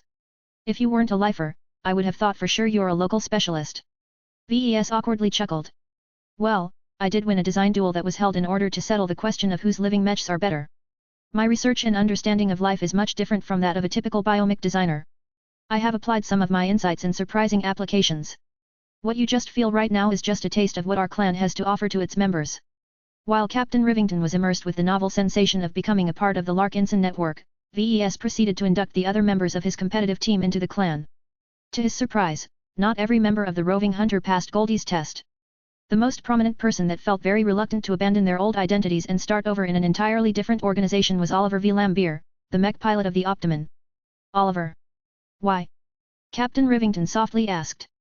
The rookie mech pilot looked apologetic. I'm sorry, boss, but the LRA is still my home. I know that everything is getting worse at the moment, but that makes it even more important for mech pilots such as myself to remain in the state. Once the people at the top solve their argument, our state needs a lot of help to climb back up to its old level. Both VES and Captain Rivington sighed. This was a noble sentiment and maybe a naive one as well. It just so happened Oliver V. Lambier was still young enough to hold romantic notions about his mech piloting career. VES shrugged. If this is what you wish, then we won't insist. Just make sure you are aware that you and your fellow doubters are separate from the comrades who have accepted our offer. They are Larkinsons now, not roving hunters, although I don't mind if they continue to call themselves that. What matters is that you aren't on the same side anymore. Do you understand? Oliver reluctantly nodded. He already noted that Captain Rivington, Carly Yenton and many of the biomech technicians gained an entirely different demeanor after they went through the induction ritual. Even though the young mech athlete had only joined the roving hunters a short time ago, he already knew his comrades well enough to notice such a significant change. It was clear that the joiners were already sincere in their intentions to live a different life. Captain Rivington moved over to hug Oliver and pat his shoulder. Hey, I don't begrudge your decision. If you want to stick with the LRA, then that is your business. Our door is still open. VES gently said to Oliver and the other refusers. You can reunite with Captain Rivington and your old comrades at any time. Until then, please take note of our base restrictions. As guests, we can't allow you to bring your mechs past our walls. I'm afraid that your Optimon can only be parked outside. I understand. We won't break the rules. Chapter 2841, Too Threatening. VES did not induct any other lifers into the Larkinson clan. While he was aware that a number of other groups such as the Treason Showstoppers and the Rightsiders wanted to defect from the LRA as well, he had to deal with other priorities. Besides, it was not a bad thing to force the others to wait. Everyone had witnessed how the majority of roving hunters had formally joined the Larkinson clan. While the ritual was a little hasty and lacking in terms of spectacle, the spiritual activity that took place caused everyone to feel the weight behind the changes. From the way the new members gained instant respect from existing Larkinsons to how they were warmly welcomed inside the base, everything that happened generated a considerable amount of envy among the onlookers. VES inwardly smiled at the sight. While he could not browbeat doubters like Oliver V. Lambier into joining his clan, he could employ all kinds of other tricks to increase the attraction to joining his clan. Marketing textbooks were filled with tactics and methods designed to exert psychological pressure onto consumers. Some of them were benign, but others were much less innocent. You guys haven't seen anything yet. He softly said. Meow. Lucky patted his paw against VES' helmet. Hey. I am not breaking the rules. I already told Janza that I will stick to softer methods of persuasion. VES never forced anyone to pilot his products. He just heavily encouraged the market to do so. Considering that tens of millions of mech pilots were utilizing his mechs to this day, he was doing quite well in this regard. After handling a few issues concerning the placement of the refugees, VES and several others proceeded to enter a structure in the center of the base before entering a conference room. A lot of familiar faces already showed up along with a few new ones. While VES vowed to never pull his body out of the unending regalia until the crisis had passed, he felt secure enough to retract his helmet. Ah, fresh filtered air. Meow. The stern-faced woman softened a little as the gem cat settled on her L.A.P. and looked up at her with his glowing green eyes. Oh, poor fellow. She spoke as she stroked his smooth back. You must have gone through a lot of difficulties to make it back. Did the patriarch treat you well? Meow. While Lucky received his regular dose of pampering, VES briefly gathered with the 3 expert pilots of the Larkinson clan. Due to the vulnerability and incredible value of the Larkinson fleet, it was irresponsible to station every expert pilot to the surface. VES and General Vril had to make a hard decision on who to transfer to Gentle Lotus Base. Eventually, the two settled on Venerable Genzi and Venerable Tusa Billingsley Larkinson. The former was of limited use in spaceborne battles while the latter fared great in many different circuit-misstances. In fact, Venerable Joshua was an even more versatile and adaptable expert pilot, but he was much less useful in this situation. There, the Larkinsons and Glory Seekers weren't restricted from fielding hundreds of mechs. This meant that Venerable Joshua could always join forces with lots of Valkyrie mechs in order to evoke the Hexer battle network. The power of this extraordinary attack allowed VES to feel completely assured about the fleet's safety. Together with the main fleet of the Infinity Guards, it didn't matter if the Golden Skull Alliance had yet to replenish its battle losses. When VES approached the pair of expert pilots, Tusa looked teasingly as the female Larkinson. "I heard you got into quite an ordeal. Are you missing your Shield of Samar?" "Shut up. At least the inspectors recognized that my prime mech is stronger." While Master Klein somehow convinced the authorities to allow the Larkinsons to bring down additional mechs, the inspectors did not allow any mech to make landfall. They were especially vigilant towards big and intimidating mechs. It just so happened that the Shield of Samar looked way too formidable. The irony was that Tusa did not suffer the same problem. Even though the ferocious Piranha won a brilliant victory during the first phase of the design duel, the mech looked too small and light to suggest it was capable of inflicting mass destruction. For this reason, the Piranha Prime along with a pair of other ferocious piranhas managed to make it past the inspection. It helped a lot that the inspectors only examined one of the regular ferocious piranhas. After approving one machine, they didn't bother to examine the other two, thereby allowing the much more dangerous Piranha Prime through. "Don't gloat too much, Tusa," VES admonished him. "Greater power conveys greater responsibility. Since you're piloting the only prime mech on this planet, I'll be counting on you to repel our toughest opponents." Venerable Tusa's smile dropped. "You can count on me. I don't fear any opponent aside from expert mechs. The odds you'll encounter them in battle are low. From what I have gathered, the main military forces intend to stay out of this wrestling match. Most of their expert pilots are way too honest and principled to take part in a civil war that just inflicts more misery to the citizens caught up in the crossfire." This was not a unique phenomenon. There were many other examples in history where a lot of military troops firmly stayed out to the fighting. From a practical standpoint, this was necessary to preserve a state. If the troops started to fight each other, the amount of destruction they could unleash was too great. It also weakened the state's ability to resist its neighbors from invading and rolling over the depleted defenders. However, the second angle was just as important. Many mech pilots looked up to expert pilots. If these heroes and role models saw no justifiable reason to intervene in a civil war, then a lot of military mech pilots automatically followed their example. Due to their strong principles, expert pilots were regarded as the moral consciousness of a military organization. Anyone who acted differently had to bear a stigma for doing so. This was enough to prevent all but the most ambitious and selfish soldiers from breaking their neutrality. Both Venerable Genzi and Venerable Tusa reacted in relief. "I hope it stays this way," Tusa said. "While I don't fear any opponent, defeating an expert mech without piloting one myself is as difficult as fighting a dark god." Genzi scowled. "Don't mention that." The emergency meeting began shortly afterwards. Once everyone sat around the oval table, VES briefly nodded at everyone. "Thank you for staying calm and doing your part. We're in a difficult situation right now, but we can still make it through as long as we work together." Everyone expressed their understanding of the situation. "Now, I have developed a specific strategy to ensure our continued survival on this planet. Much of it has to do with the refugee train I've led. I'm sure you've noticed them all. They're all parked outside the base but haven't made any moves to leave. If I have my way, many of them will become a part of my clan." "What?" Captain Serena Valise of the Glory Seekers looked shocked. "Are you being serious? Much of those lifers outside are degenerates. I don't need to look up their background to know that at least a third of the outfits are small-time gangs that consist of undisciplined mech pilots and other members. Adding them to your ranks is an affront to the honor of your clan." VES coughed. "You're not a Larkinson, Captain. I don't see how it is your business to suggest how I should run my clan. I'm in the business of survival right now, and that means grasping onto any form of increasing our strength as possible. Why not make our own mechs, then?" Commander Kosella Ingvar asked. "Ordinary, we are restricted from fielding too many mechs, but the Planetary Guard can't enforce those rules anymore. Why not look for a mech factory or something and produce some much needed for ourselves?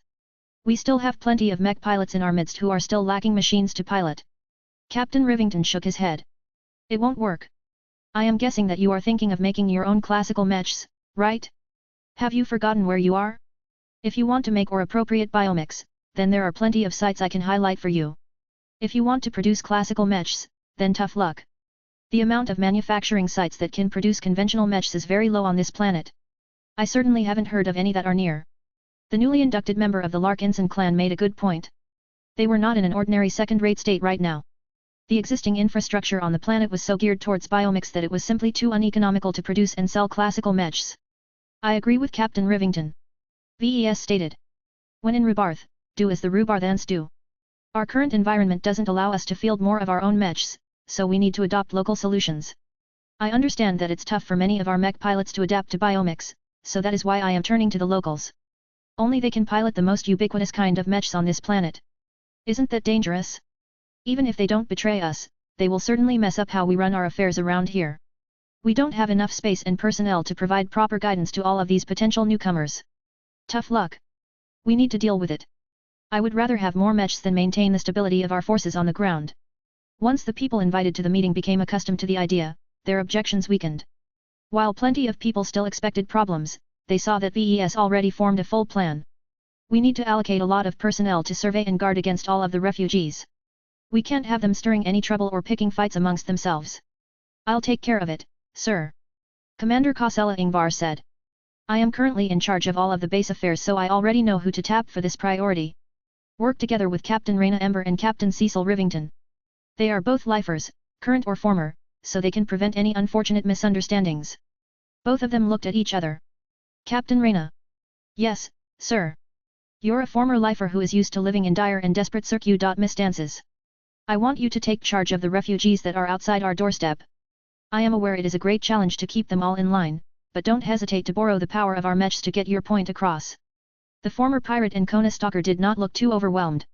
I will do my best, sir. Notify me if anything goes wrong. VES turned to Captain Rivington. Your help is needed as well. While Captain Ember will take care of any affairs concerning the refugees that haven't joined our clan, I want you to take charge of those that do. Since you are one of them, I believe you will do great in making newcomers feel at ease. This was a logical decision. While Captain Rivington didn't even have a good idea of what it was like to be a Larkinson, his loyalty was already assured. He was the right person to help other lifers adjust to their new circumstances. All of this sounds fine, sir, but what if we get attacked by a larger force? Captain Ullman Cross of the Cross Clan quizzed. From the intermittent news we receive, there are already reports of hundreds of mechs clashing against each other, and they're not even backed by any of the political factions. What if an organization that is capable of fielding twice as many mechs as the refugees attacks our base? That was a good question. No one had an easy answer to that. Chapter 2842, Limited Strength. Every plan and course of action required a certain amount of strength to complete. VES wanted to accomplish a lot of goals. Currently, he wished to blast off straight into orbit and fly back all the way to the outer system where he could reunite with his expeditionary fleet. Theoretically, some of the vehicles in the refugee train were able to accomplish this. Perhaps their range was limited since they were primarily designed for atmospheric travel. Due to their organic nature, the small and medium-sized biotransports suffered from a lot of problems once they ventured into space. They suffered from oxygen deficiency if they spent a prolonged time in space. Extreme temperatures assaulted their exteriors. Stellar radiation damaged their cells. The list of issues went on and on. It was much harder to make a biovessel space-worthy. That said, as long as the journey didn't take too long, VES could easily cope with these issues. While he wasn't able to modify a biovehicle directly, he could grab some spare materials and augment the vehicle with conventional parts. He could armor up a biotransport so that it wore its own spacesuit. He could hollow out such a vehicle and install conventional parts in their place that did the same job but much better. He could even fabricate his own shuttle as long as he had access to a decent workshop along with sufficient raw materials. In fact, the most ideal solution would be to steal a vehicle that was space-worthy from the start. Sadly, pretty much every vessel that satisfied his conditions was in the hands of the prosperous Hill Transportation Service. Due to their monopoly on interplanetary transportation and logistics, all of these excellent biovessels were either in the hands of powerful factions or locked inside highly defended bases. It doesn't even matter if we grab one of those vehicles. Venerable Tusa Billingsley Larkinson snorted. Anyone and their grandmother can shoot it down as long as they have a gun. He was right. Right after the Supreme Revolution broke out, many citizens with means attempted to escape prosperous Hill 6 by launching into space. Even though the fighting had also extended into orbit, as long as any vehicle managed to reach deep space, they would probably get shot down by one of the many thousands of ranged mechs in the surrounding area. In fact, this had already happened plenty of times. Thousands of flaming wrecks rained down from the skies in the first hour alone. Not just shuttles, but also mechs attracted a lot of fire as long as they flew high enough to be noticeable. This was why aerial mechs consistently lowered their altitude throughout their engagements. They didn't want to get sniped by a ranged mech that was situated on the other side of a city. The only way a vehicle would be able to survive the passage into deep space was if it was heavy protected or capable of maintaining stealth. The former was only reserved for bigger factions while the latter was very challenging from a technical aspect. As a result, it was not feasible for the Larkinsons and their allies to just pack up their bags and leave the planet at the moment. This realization weighed heavily on everyone. They each had the means to flee, but the environment was too dangerous to make the attempt. We indeed need more strength. Captain Almond Cross said. No one on this planet is our friend. Aside from the people in our base, we can't trust anyone, not even the refugees that are parked outside of our walls. The refugees had already begun to settle down. Some of them even deployed temporary structures in order to offer some rest or create a workspace to fix their equipment. Yet despite their docile demeanor, everyone in the conference room knew that the refugees could easily turn into enemies. The base occupants had to manage their relations with other people carefully. This applied to every organization and faction on the planet. In a situation where they were cut off from reinforcements and expected to fend for themselves, VES and his people could hardly afford to provoke too many enemies. The more enemies he attracted, the greater the chance of getting defeated by an overwhelming attack of enemy mechs. We can't make it on our own with our current level of manpower, supplies, and assets. We are especially short on mechs. If we want to expand our strength, we need to go out to acquire what we need to increase our security and work towards a possible escape route from this planet. Expanding their strength meant getting their hands on more mechs and everything related to them. VES understood this very early, so he proactively made the first steps by trying to attract refugees. VES wasn't interested in picking up ordinary strays. The stupid lifers could kill themselves for all he cared. What he truly wanted was to gain the allegiance of existing armed groups. Any small and absorbable organization that possessed mechs like the roving hunters were prime targets in his eyes. As long as they weren't too troublesome or aligned to any troublesome factions, then they were acceptable additions to the Larkinson clan. He highly preferred absorbing these strong but not too stubborn lifers into his clan over merely forming a temporary pact with them. He had no faith in verbal agreements and he had gotten screwed by them plenty of times in the past. Only an agreement with guarantees could make him feel assured. Goldie's vigilance along with the influencing mechanism of the Larkinson network were ideal in making sure that the new recruits wouldn't do anything detrimental once they joined. When the discussion turned to attracting more refugees, the Larkinsons themselves were okay with it, but the other members of the Golden Skull Alliance did not maintain the same level of confidence. This is a reckless course of action. Irvine Spfan of the Infinity Guards remarked. You are gambling on being able to control many different strangers. Your Larkinsons are very different from the average citizen of the LRA. This makes it very challenging to absorb so many lifers at once. You can easily lose control of the situation when the amount of newly added people and biomechs exceed that of your original numbers. The Infinity Guard liaison made a good point. The problem was that Irvine's judgment did not take the Larkinson network into account. Captain Valise and Captain Almond Cross briefly exchanged glances. They had been traveling with the Larkinson clan for some time now. They had observed firsthand how relentlessly the Larkinson clan expanded its ranks. Despite the insane pace of recruitment, the Larkinsons, both old and new, remained remarkably cohesive. It was insane. Only the oldest and most traditional organizations were able to maintain such harmony over so many people. Both the Glory Seekers and the Cross clan had tried to find out how the Larkinsons were able to convert their recruits so easily.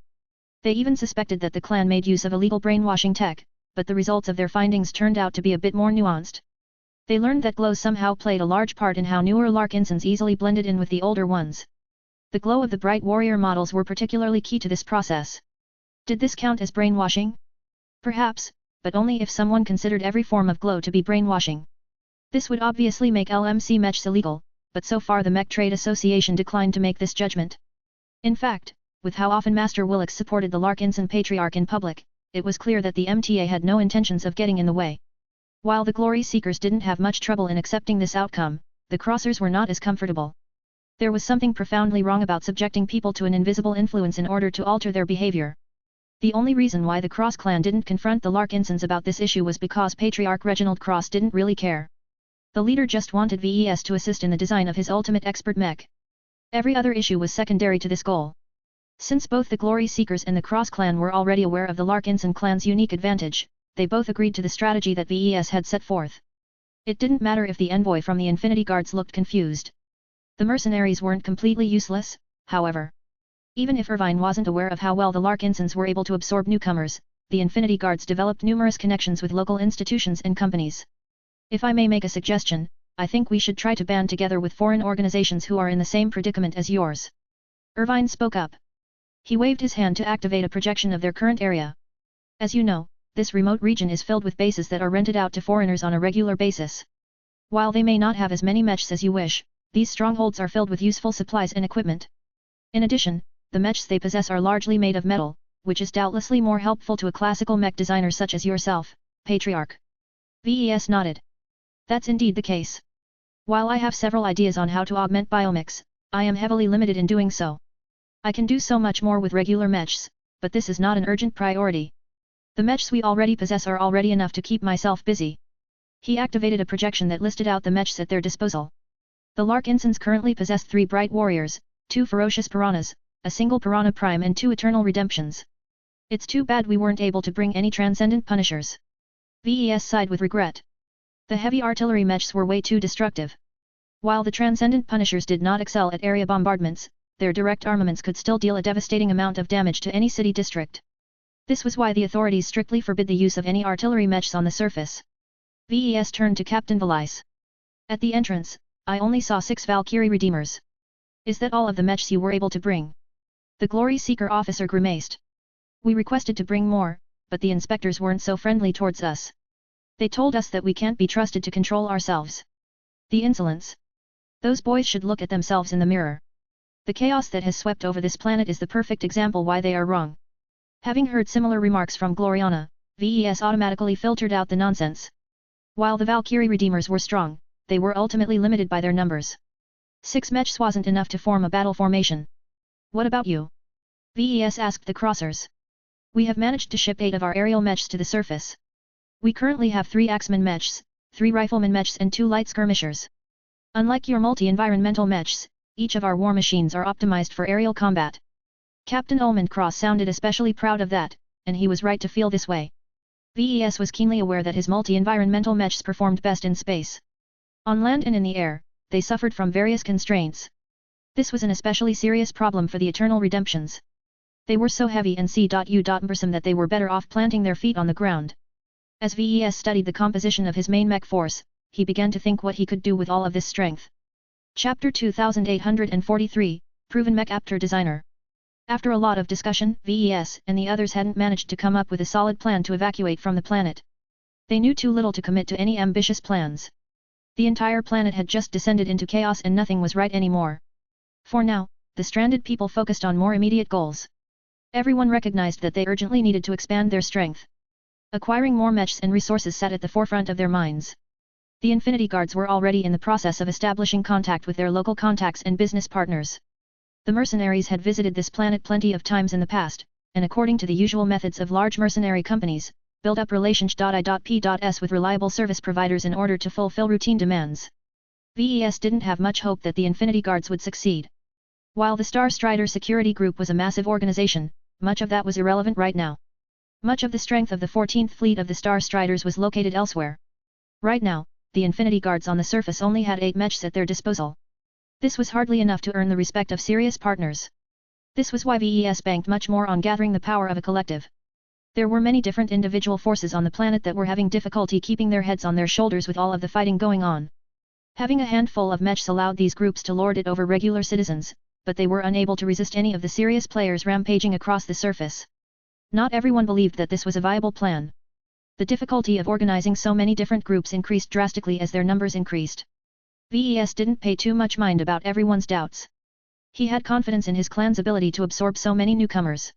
Of course, that did not mean that it was easy to expand his clan with lots of new members. VES and the Larkinson clan were very controversial among the locals. He knew that in order to succeed, he had to pass a very difficult test. The refugees outside our doorstep must become a part of my clan. This was not going to be easy. While some groups already pledged to join, there were plenty more who expressed misgivings about upending their entire lives. People like Oliver V. Lambier were so attached to their states that they had no intentions to leave. Right now, VES hadn't figured out the right approach yet. This was why he left this issue to Captain Raina Ember and Captain Cecil Rivington. Both of them were originally lifers who knew their own people a lot better than any other Larkinson. After the meeting, Captain Ember approached him in order to discuss potential solutions. I've gone through the descriptions of who the refugees are and where they hail from. I've noticed that all of them are city folk. What do you mean by that? They're quite picky. The Black Cat officer emphasized. Compared to people who live in more remote areas, the refugees you've picked up may be in a sorry state, but they still have the pride and arrogance of a lifer who live in one of the greatest cities of their state. Violin is not only a major population center, but also an iconic cultural center as well. It's a city where many local dramas take place. The people here are quite proud of their city, their planet, and their star system. Oh. VES encountered people like that before. A lot of Benthimers used to obsess about how they were better than other Briters and how the central government was stealing their wealth.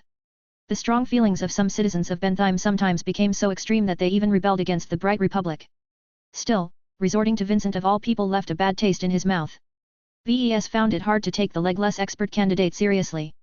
Yet he also remembered that Vincent was good at befriending people. He was already known for this in the Larkinson clan. In the end, he decided to refer Vincent to Captain Ember and Captain Rivington. If Vincent was able to help in any way, then that was great. If the results were less than ideal, then the two former lifers could always kick the idiot aside. After discussing their initial handling of the refugees, VES parted with the two and left the building. After a long day of trying to fight his way out of the city, VES was exhausted. He had just finished a design duel beforehand, so he had already gone through a lot of drastic events. While much of his mind was occupied with how to solve his current problems, he did not forget about the gains he made when he was declared the winner of the design duel. His spirituality had grown stronger. He knew this even if he didn't bring up the system status. His mind had grown a little more vigorous and he felt he could do a little more with the spiritual energy at his disposal. Aside from that, his design philosophy and his thoughts surrounding it had taken another step forward as well. This was even more important to him. His design philosophy defined the mechs he developed. Any change, no matter how small, would have a profound impact on how his products would look. My mechs are more alive than mechs that are made of flesh and blood. He spoke these words with the strength and confidence of a mech designer who put this premise to the test and succeeded in proving that he was right. Avoiding competition and trying to evade challenges might give mech designers more peace of mind, but these were ultimately signs of weakness. A strong and confident mech designer did not shy away from a confrontation. In fact, it was only when a mech designer collided against another peer that various truths and insights about their chosen specialty would truly appear. For example, the recent design duel put a very high focus on how the concept of life defined his mechs. VES always considered his mechs to be alive, but his definition for this word had always been rather abstract. This was no fault of his own. He simply never encountered anyone who challenged him on this aspect. Sure, there were plenty of people who denied that his mechs were alive, but he dealt with these doubters easily enough. What he truly needed was someone coming up with a competing idea of what a living mech should be. Despite all of the accidents that took place on this trip, VES felt it was still worth it considering the crucial insights he harvested. After witnessing and confronting a biomech designer who adhered to an entirely different perspective of living mechs, VES knew he did not have to be careful anymore about calling his mechs alive. An unknown shackle had broken off from his mentality. Before, he always felt that biomechs may have had a more legitimate claim to the term of living mech, but now he learned firsthand that biomechs weren't all that magical. While they were exotic in many ways, their actual effectiveness was much less exciting than he initially thought. Biomechs are just another form of mechs. He muttered to himself. They are not game changers, nor do they pose a threat to my own products. Even if there were fantastic biomech designers who could design much better products such as Master Klein, VES did not feel inferior. He bet that he could design something considerably stronger than any powerful biomech designer once he reached their level of strength. Of course, he had a long road ahead before he reached this point. It would take many decades before he could play with the big boys. After navigating to another structure, VES reached his bedroom and sat on his bed. He was still wearing his unending regalia, so he did not feel any additional comfort at the moment. Even though he was in the center of his own base, VES still insisted on wearing protection. The thought of wearing his combat armor continuously for several weeks on end did not make him happy, but he had little choice. There were too many threats on this planet that could kill him up close and from afar. Meow. VES turned his gaze to the side and saw that Lucky had already left his shoulder. The gem cat jumped onto a pillow and settled on it. He needed a long rest after exhausting his phasing ability. I hope you get well soon. I have a lot of work in store for you. Your infiltration ability is vital in scouting our potential allies and enemies. Meow. Hey, don't complain. I still haven't forgotten about the gem, you know. You promised several times to deliver something to me, but I haven't seen you working your B.U.T.T at all in the past month. Where the hell are you putting all of the exotics you eat? Lucky didn't want to talk to VES about this. The indignant cat turned his slender body around and deliberately closed his eyes. Well, whatever. A gem wouldn't help VES much right now. He still had a handful of them left, but it was too wasteful to implant them in any of the mechs at his disposal. The performance boosts wouldn't make a difference in any large-scale combat involving hundreds of mechs. Before VES planned to take a brief nap in order to reset his mind, someone requested to enter his room. Come in, he said while gesturing Naita to unlock the entrance. Venerable Tusa stepped forward. Ordinarily, VES would have been surprised at his entry, but he already sensed the expert pilot's force of will approaching beforehand. What's the matter, Tusa? I'd like to make a request. I already discussed this before with Commander Kausela, but she did not have good words to say about my idea. This sounded serious. VES sat back up on his bed. So you thought of going over her head? Yup. Tusa shamelessly smiled. Here's the thing, VES. I feel a bit constricted in this base. Sure, I know how my presence helps with stabilizing the people and all, but staying in a single place is not my preference. Janzi is much more suited to hold the fort. Are you asking permission to take the Piranha Prime and go on a patrol or something? Not exactly. I do want to take my mech out for a spin, but I don't want to fly circles around this base. I want to go further. There's an entire city in the distance that is engulfed in war. I want to reach it and see what I can do to help us, whether it is finding new allies, scouting possible enemies or finding valuable loot. I know it sounds risky and all, but I can take care of myself. No one is able to mess with me when I'm piloting my Piranha Prime, especially if there aren't any expert mechs in the field. This was a radical proposal. VES was taken aback by how willing Venerable Tusa embraced the unknown.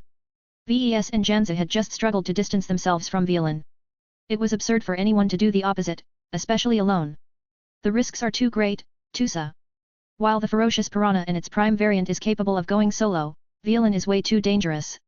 A metallic mech like yours is way too conspicuous on this planet.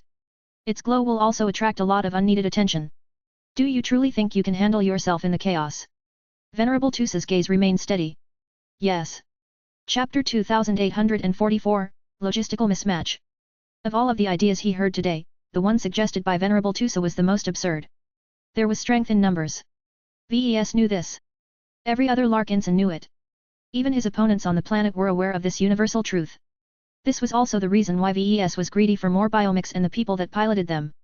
Biomechs and their accompanying pilots were worth far more than exotics and other ordinary goods at this time.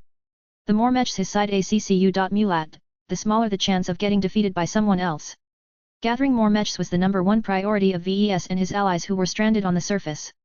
Do you think you can take over the entire planet by yourself? VES asked. His befuddlement was clear to see. Do you think you are some kind of lone wanderer who can solve the conflict by yourself? Do you see yourself as a courier who can deliver peace to the masses? What if our base falls without our assistance? You'll be the sole survivor of our people on this war-racked planet. Venerable Tusa did not look admonished. His expression was as firm as ever. I know it sounds risky, but I think we can gain much more if I split off and explore on my own. I'm good at this. You know that. I can take care of myself, especially when I have the ferocious Piranha. If you feel I really won't be able to make it on my own, you can assign some mechs to me. They'll slow me down, but as long as they carry some supplies, I can do a lot more in the field. Absolutely not. We need those mechs to defend our base and participate in any ambitious plans we might have. We cannot afford to divert a single mech to you.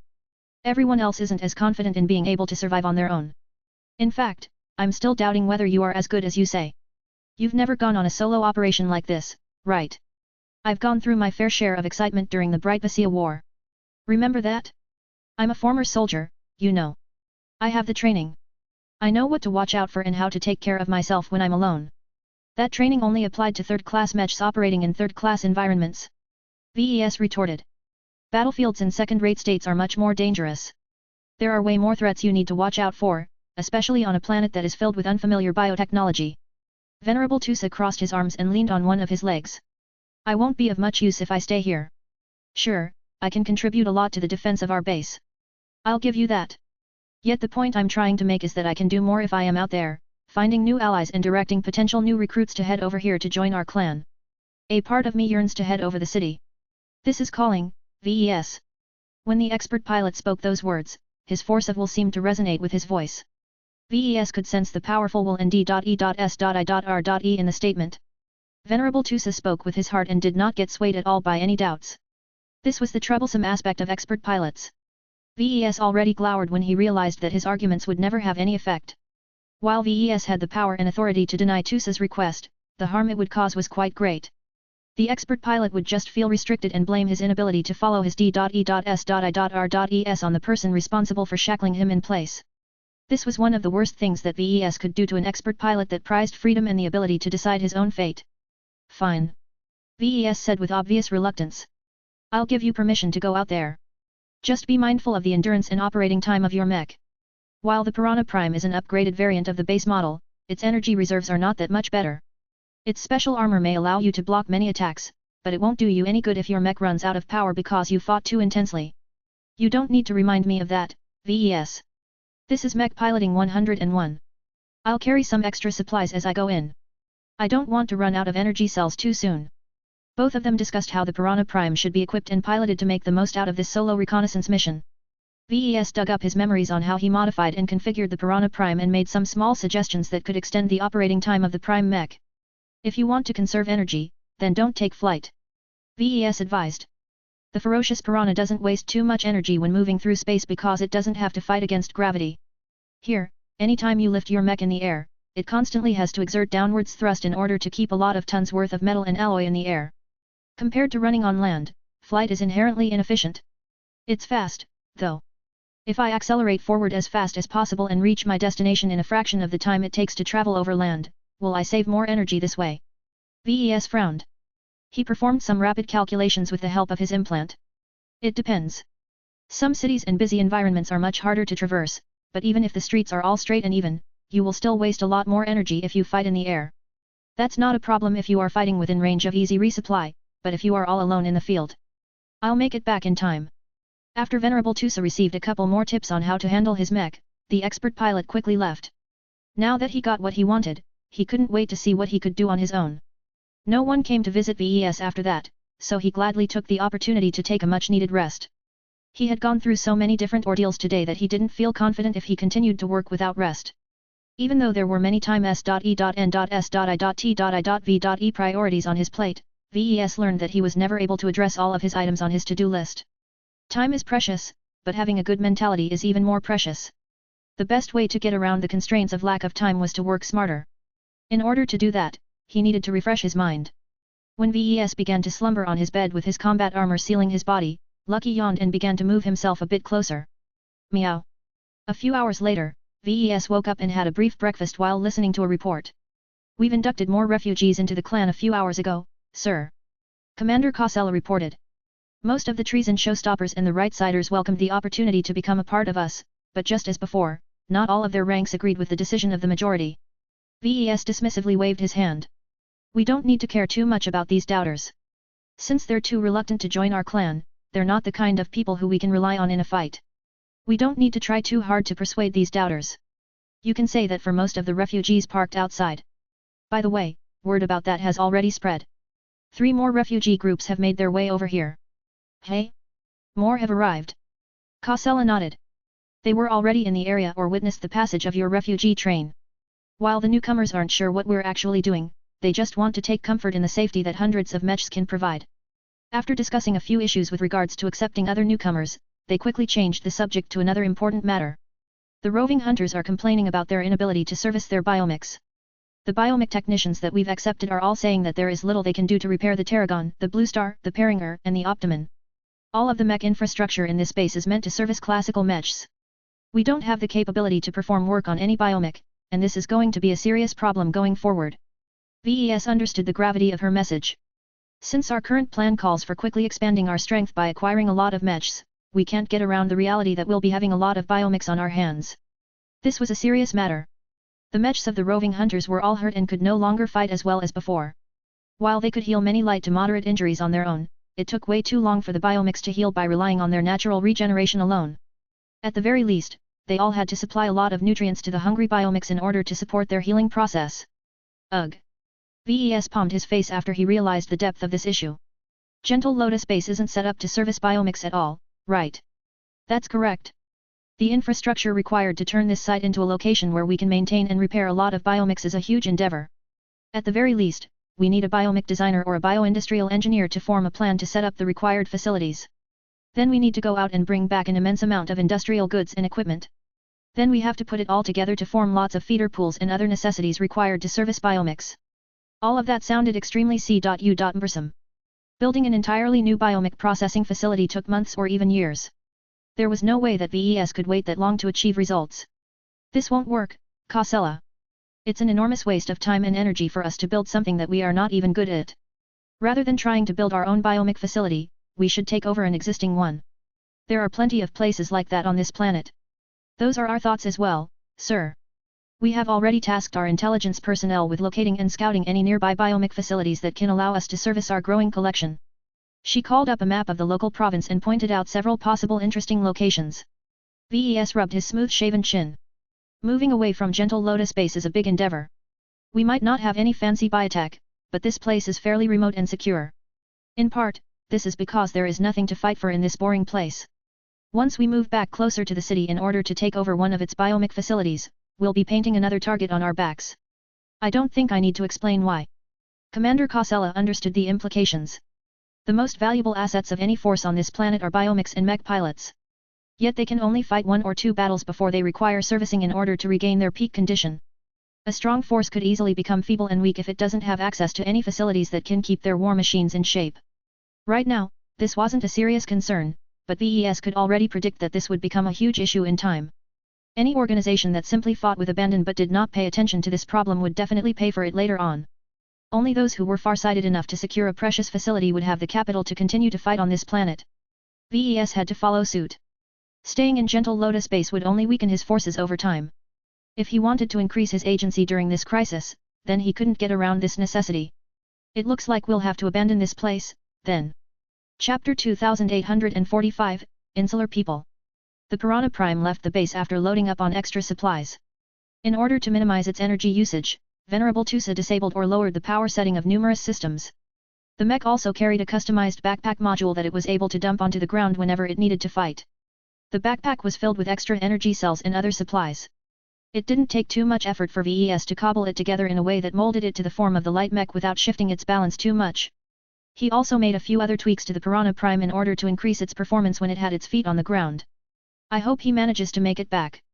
VES worryingly sighed. Venerable Tusa prepared extensively for this trip. Commander Cosella said as she stood by his side. He studied the map of Velan and memorized every noteworthy location. We also held several discussions on how he should respond when faced with difficult situations. He's not going in blind. All of that sounds great, but there's no way you can anticipate every possible outcome. I hope that Tusa doesn't make any stupid decisions over the course of his adventure. The departure of Tusa caused the base to lose a powerful defender. The Piranha Prime's unique properties were extremely well suited to the current situation. It had the power to break up entire formations and challenge even the most powerful opponents as long as they weren't expert mechs. If any hostile party launched an attack on the base while the Piranha Prime was away, then the defenders would certainly suffer greater casualties due to lacking a core mech. Venerable Tusa knew this, but he still insisted on going on a solo jaunt. From his perspective, the intelligence and other assistance that he was able to provide in the field was far more valuable than staying in place. For example, the expert pilot could be on the lookout for any large troop movements that could pose a threat to Gentle Lotus Base. He was also tasked with scouting several nearby biomech production and servicing facilities. The latter task was especially important. Due to the breakdown in central communications, VES and the rest no longer had access to real-time data on what was happening throughout the planet. The only way to get a solid look at various locations was to dispatch scouts. In order to make sure that the stranded Larkinsons obtained the data they needed to stay on top of the situation, they also dispatched lots of scouting drones. Hundreds of small bird-sized drones spread in every direction. Each of them acted on specific programming that told them to scout a complex route that wouldn't give anything away if any of them got captured. VES didn't have much hope in the drones. There were too many methods to detect, interfere, or shoot them down.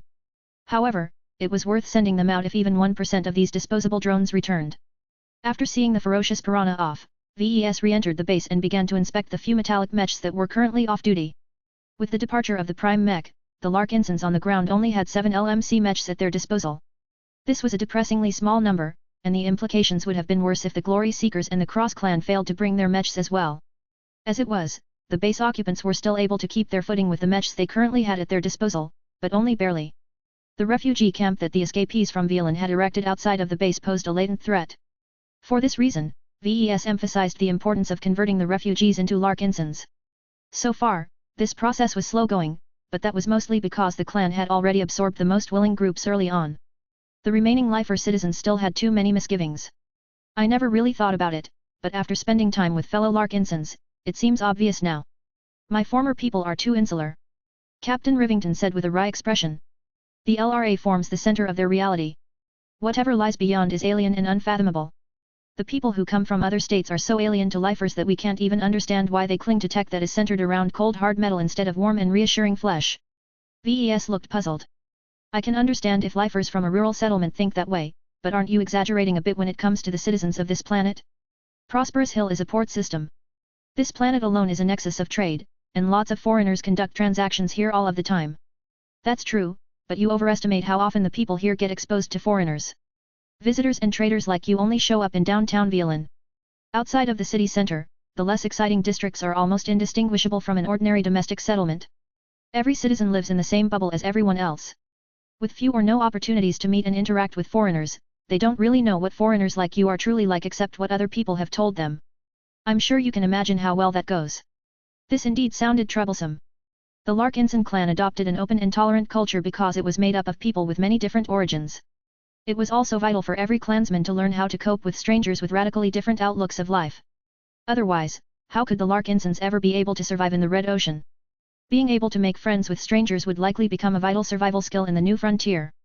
The lifers didn't have to do all this.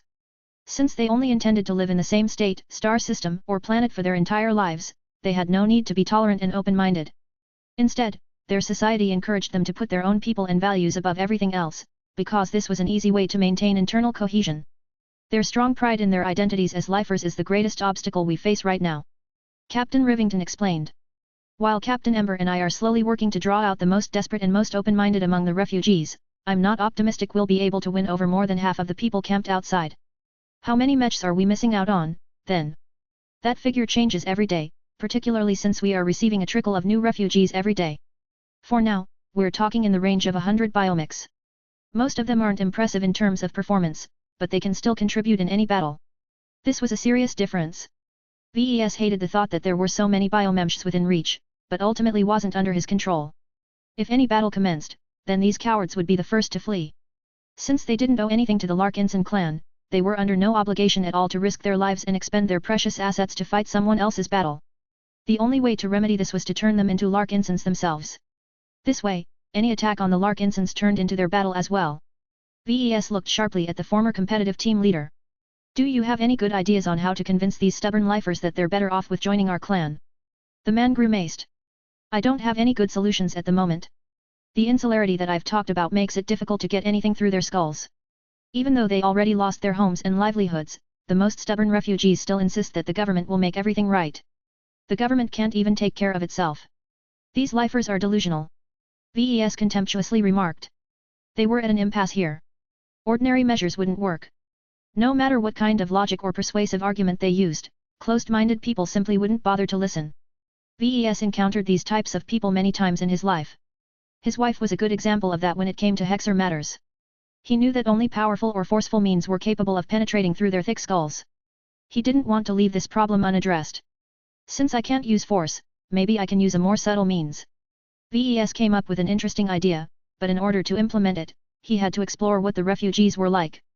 So far, he hadn't spent any time with them after returning to his base. He called up Lucky and all of his honor guards. He also requested a couple of bright warriors to accompany him from afar.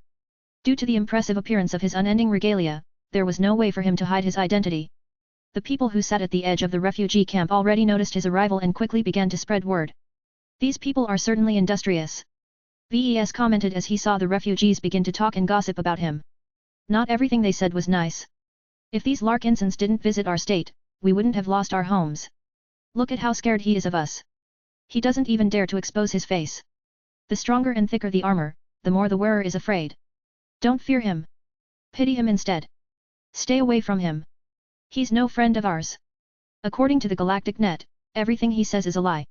You can't trust any foreigner, but this guy is worse than everyone else. VES accepted to hear some snide remarks towards him, but he didn't think it would be so bad. The lifers, despite sheltering right outside Gentle Lotus Base, possessed remarkably little gratitude towards the people who helped them escape the dangerous city. While there were plenty of people who had better words to say about him, the stupid and negative remarks already convinced him that he should not be lenient towards these people. He resolved to treat them better once they became a part of the Larkinson clan. As long as they saw the light, he could forget about their prior opinions. As VES and his guards stepped close, anyone nearby conspicuously stepped aside. No one wanted to mess with the heavily armed guards that were constantly on the lookout for possible threats. The bright warriors looming at the back could not follow VES inside. When the refugees settled on this location, they made use of hastily erected structures made out of scavenged debris or some sort of fast-growing tree product to form a chaotic town. The refugees clearly didn't discuss their plans with each other because the structures were all placed that did not make sense when taken as a whole. Children ran along the uneven corridors. Their parents were either sitting uselessly outside or busy with performing the tasks that were necessary to keep the camp running. None of them wanted to speak to VES. His honor guard alone was enough to deter anyone from getting within 10 meters of him. His intention to talk to the locals in a comfortable setting obviously wouldn't work at this rate. Just as he thought about sending away his guards, an object launched from the top of a nearby tree structure and rapidly approached his position. VES didn't do anything. He merely waited as his honor guards already made their moves. The gravitic projector wasn't able to contain all of the released acid, so plenty of drops and splashes managed to spread to the sides and splatter onto the roof of a tree building. The affected organic structure quickly started to sizzle. Chapter 2846, Turbulent Emotions. Whoever attempted to assassinate VES should have known better. People as wealthy and powerful as him always enjoyed multiple layers of protection. Outside of his honor guard and the Mechs on standby further back, the feeble attack had no chance of getting through his shield generators and his unending regalia. Meow. Lucky had instantly jumped from the unending regalia and became fully alert. Naita and the rest of the guards had also adopted a more high-strung posture as they tried to watch out for follow-up attacks. VES waved everyone down. Don't do anything rash. The attack didn't do any harm and we don't know who's responsible for setting this trap. Sir, I advise you to pull back. Naita insistently urged. These locals have already shown that they are willing to act out on their dangerous impulses. It's highly likely that they have prepared other traps. I'm aware of that, but do you really think they can threaten us? VES sneered behind his helmet. If we turn away, we will only leave a weak impression behind. Our goal of convincing these locals to join our clan will become a lot harder if everyone thinks that we're a bunch of cowards. That's a dangerous argument, sir. You are willfully ignoring a safety warning in order to fulfill another objective. Is it worth it for you to continue to risk your life? I'll be fine. Consider this as a test. Each of you have missed this trap until it had already triggered. I expect better next time. The acid grenade should have never been launched at me to begin with. Its payload could have been much more dangerous. The honor guards recognized their failure. Their sensors were highly geared towards detecting conventional threats, but biotechnology presented dangers that none of them were familiar with. Even though they had already tweaked the settings of their sensor systems to be on the lookout for biological threats, it was clear their database on biological threats possessed some serious gaps. This was not a problem that they could solve in the field. The honor guards had no choice but to pay more attention and watch every angle. Meow meow. Don't bother. I can already tell that whoever set this trap was probably far away. Using the sensors of his unending regalia, he could spot a small and camouflaged launching mechanism at the top of the tree structure. Perhaps the Larkinsons might be able to trace who was responsible for setting it up by watching the security recordings, but VES didn't plan to make any moves in person. The assassination attempt was so primitive that he didn't even feel the urge to take revenge. Compared to the powerful enemies he faced on a regular basis, a single discontented lifer did not even register on his mind. Meow. Since VES didn't feel bothered, Lucky relaxed as well. The cat knew that VES was almost impossible to harm when he was wearing his combat armor. VES continued his mostly silent tour. The only difference was that his honor guard acted much more proactively. They did not just approach various structures in order to sweep them for any hidden weapons, but also pushed any loitering refugees back. None of this fostered any goodwill towards him and his clan. The lifers who disliked him took what happened as proof that he was an oppressor. Those that didn't hold any strong opinions towards the Larkinson clan began to develop a negative impression. Even the small number of people who previously thought about applying to join the Larkinson clan were having second thoughts. This was not conducive to his goal of persuading the refugees to join his side. Perhaps the harm he was doing to his image by continuing on his tour was worse than turning back from the start. Yet VES still insisted on walking through the entire refugee camp on foot. He didn't even shy away from the dormant or patrolling biomechs. With the level of protection he currently enjoyed, not even mechs could kill him right away. Damn cowards! He muttered under his breath. A part of him even looked forward to seeing what would happen if a refugee mech pilot pulled the trigger. The fact that none of the lifer mech pilots were stupid and brave enough to make the attempt diminished his opinion of the refugees even further. Is that it? He asked as he explored everything there was to see. The refugee camp was interesting. Even though it was only a short time since they settled down, the displaced citizens were already trying to pick up their lives in any way possible.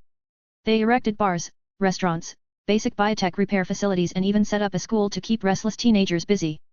While VES admired their proactiveness, the fact that these refugees were so quick to set up a new town for themselves spoke volumes about their D.E.S.I.R.E to return to their previous lives.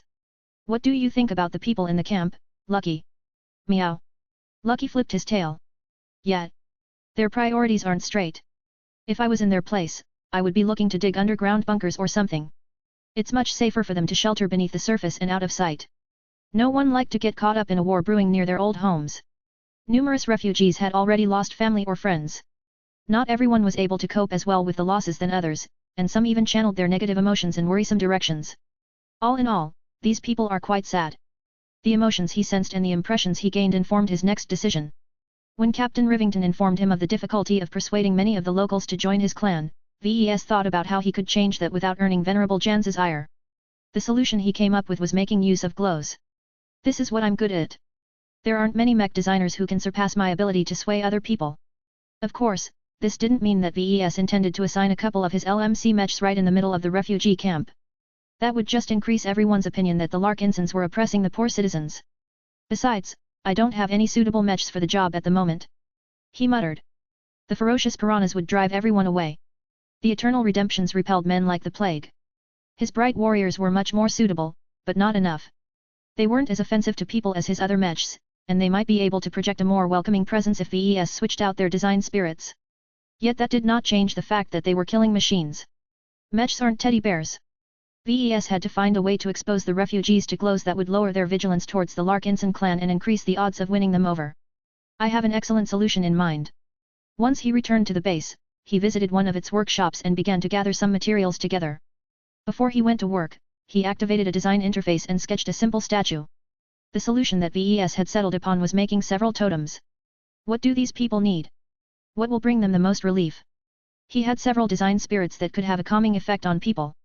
Some were more exclusive than others, but depending on how he tweaked his totems, he could fine-tune any glow in order to alter their properties to an extent.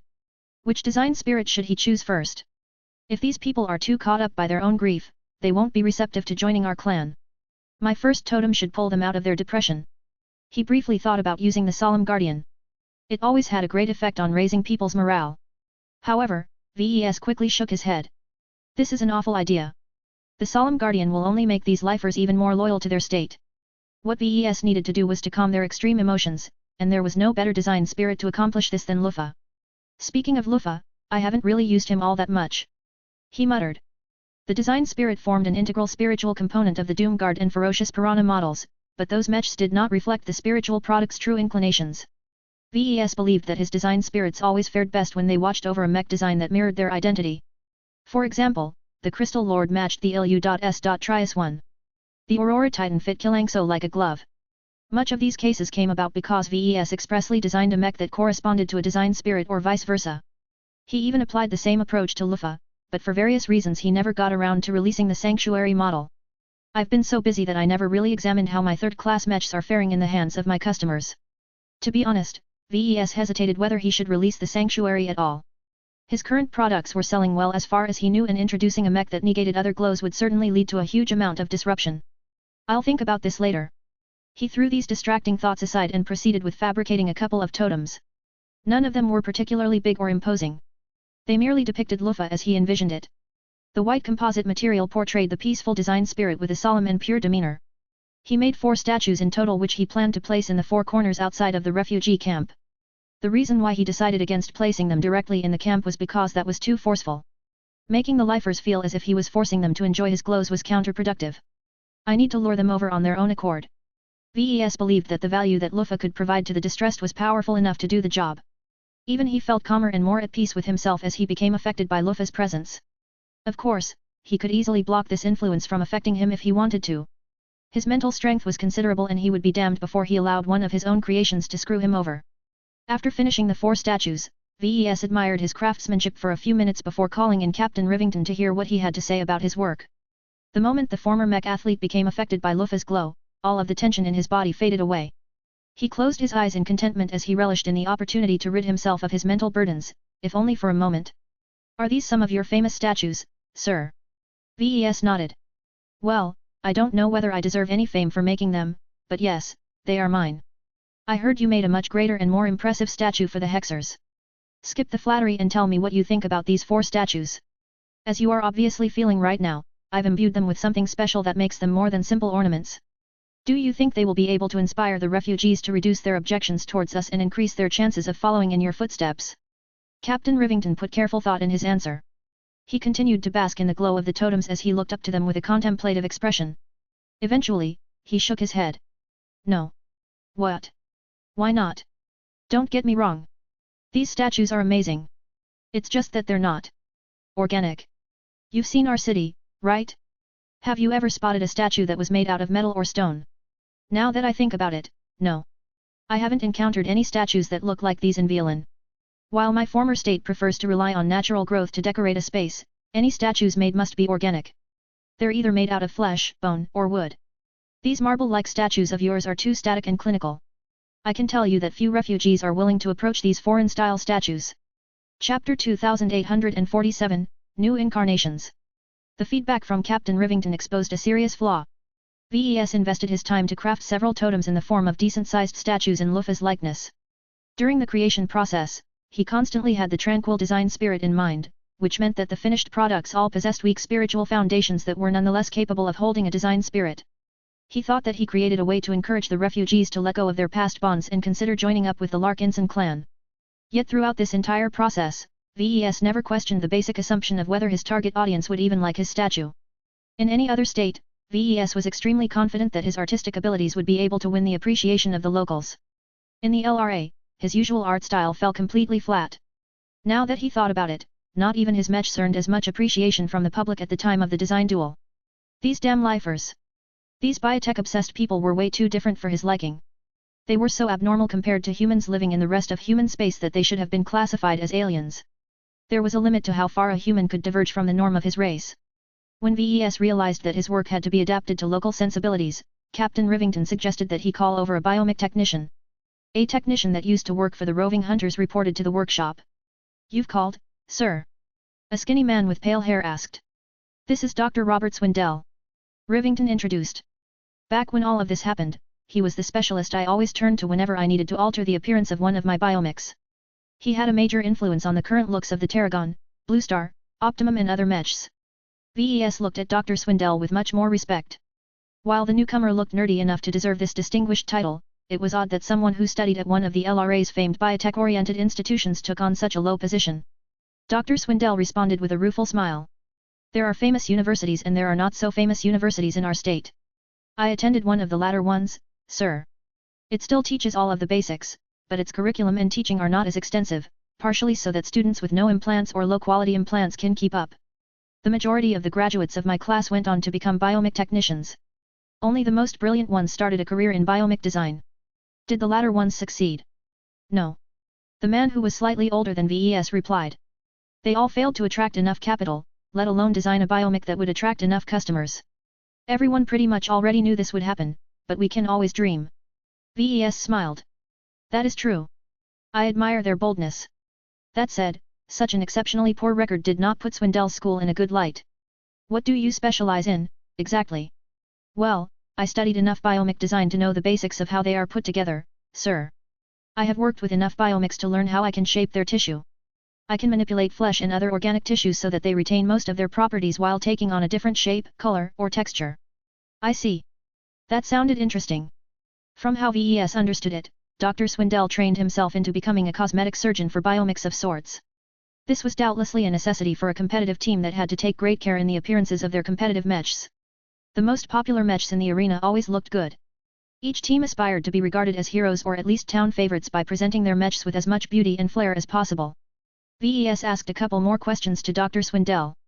The biomech technician explained the procedures he could perform and how extensively he could shape organic tissue to take on AD.E.S.I.R.ed shape. Cosmetic alteration was a highly developed field in human civilization. Even before the Age of Stars, humanity already came up with many ways to beautify someone's appearance. That trend continued on all the way up to the present day. Therefore, Dr. Swindell was able to learn several different methods and techniques that could make a lot of changes without needing too much tech or sophisticated materials. VES pointed towards his 4B.A.R.E statues. "The reason why I requested your presence here is to find out whether you can help me with a problem. Can you cover these statues with living flesh and make them look as if they are actual angels in the flesh?" The cosmetic specialist had already noticed the totems beforehand, but he wasn't close enough to be affected by their glows. This was deliberate. VES did not want Lufa's glow to affect Dr. Swindell's judgment. I can see that you have taken great care in their design and shaping. I love how you have emphasized the character of this fantasy angel, sir. The former lifer spoke as one artist to another. As for transforming their appearances, I can do that, but not as well as I wish. If we were back in Ruizan Arena, I would have access to much better facilities than now. As it is, whatever I can make will not be able to win any prizes. It doesn't have to be perfect. VES spoke. It just needs to look pleasing and convincing enough to gain the acceptance of the refugees outside. Ah. Now I see why you asked me to make them look organic, sir. If that's the case, then even a basic attempt is good enough. I doubt anyone here will be able to spot any shortcomings in the current situation. Now that Dr. Swindell knew what VES had in mind, they began to put their heads together in order to come up with a revised design for the totems. VES had never worked with a biotech specialist before, at least not in this capacity. It helped that they weren't working on a mech. Making a statue was countless times simpler. They didn't have to worry about moving parts or trying to make sure that any cosmetic features could withstand a certain amount of damage. If durability is not a concern, then my job is much easier. Dr. Swindell smiled. Harder flesh and tissue is much harder to shape and manipulate. You can't believe how many hours it takes to form ABS onto an uncovered biomech or how much time it takes to precision grind a piece of bone plating. Under these conditions, Dr. Swindell quickly formed a plan. When VES studied the projected sketch of his statues, he became impressed by how lifelike Lufa's depiction looked. The revised design truly had the capacity to make people believe as if a real angel had come. From what I've been told, our base doesn't possess the facilities and materials needed to perform many biotech-related procedures. Are you able to realize this new design with our current means? The problem isn't as bad as it sounds. The cosmetic specialist confidently replied. It is indeed true that it is difficult to work on biomechs and so on, but this is different. I can borrow some of the machines and tools from the infirmary to clone the required tissue. The quality of materials required to form all of the flesh, skin, and other organic matter does not have to be high. In fact, if there is no suitable feeder stock, we can even feed the tissue-generating machines with nutrient packs. VES looked astonished. Are you serious? It's true, sir. Nutrient packs consist of industrially processed organic matter. When someone eats one, those nutrients get turned into the building blocks of blood cells, hair, nails, and other organic tissue. The tissue-generating machines simply perform the same process but with the middle steps cut out. He didn't know that generating tissue was this convenient. It sounded as if it would be no problem to transform his statues into a brand new form of totem that he had never realized. Let's get to work then. I'll adjust the statues while you generate the required tissue. If there is anything you need, whether it is permission to use the medical equipment or materials needed to generate the tissue, then just ask. Once Dr. Swindell moved to perform his own task, VES turned back to his statues and began to slim them down. The current proportions of his statues depicted Lufa in his actual form. This was fine if VES didn't want to add anything to it, but now that he intended to use it as a base for organic tissue, it had to be cut down to size. Otherwise, the fleshy Lufas that would appear at the end would look fat and bloated. This was a simple enough process to VES. Even though it hurt to mutilate his own artworks, he told himself that it was for the greater good. The end product would look much nicer after he completed this necessary step. In order to facilitate the process of adhering organic tissue to his statues, he cut them in certain ways. Dr. Swindell had already gone over where and how he should hollow out certain portions of the base. After that, VES didn't have much to do. It took a lot more time to generate the required tissue, so he diverted his attention to upgrading and optimizing his mechs. A day later, VES returned to the workshop to see Dr. Swindell with a few tanks of biotissue floating by his side. Can we proceed? VES asked. Yes, sir. I have grown all of the materials we need. Do keep in mind that most of this tissue won't last very long. This is because I've accelerated their growth while using very basic materials as input. After 3 months, the softest and lightest flesh will begin to decay. Your statues will look quite gruesome as time goes on if this process continues. It doesn't matter. 3 months is more than enough. Once they began to work, Dr. Swindell quickly became immersed in Lufa's glow. Whoa! You didn't tell me that I would get affected by some sort of calming field. Will your work be affected by this mood? I'm not used to working like this, but I can manage. I think. Though Dr. Swindell behaved a bit hesitant at first, once he began to affix and mold some organic tissue onto a statue, he quickly found his groove. Lufa's glow caused the man to enter into a zen-like mood. While it was hard to evoke any passion under these circustances, it was very hard to make mistakes. VES did not stay idle throughout this time. He wanted to involve himself as much as possible. He knew that if he left the final step to someone else, the statue's spiritual foundation would likely diminish. In addition, he suspected that the statue would treat the flesh layer like an article of clothing instead of a part of its body. The flesh that covered the base had to be imparted with life as well in order to form a seamless whole with the rest. To do that, VES had to be involved in every step of the way no matter how bad he was with shaping flesh. Though Dr. Swindell was uncomfortable with VES trying to help, they quickly formed an arrangement. VES didn't actually have to perform any difficult or SCN.S.I.T.I.V.E steps. It was already enough for him to act as an assistant and follow some very simple steps. After half a day of manual work, which VES had insisted upon, the new totems had finally taken on their drastically different forms.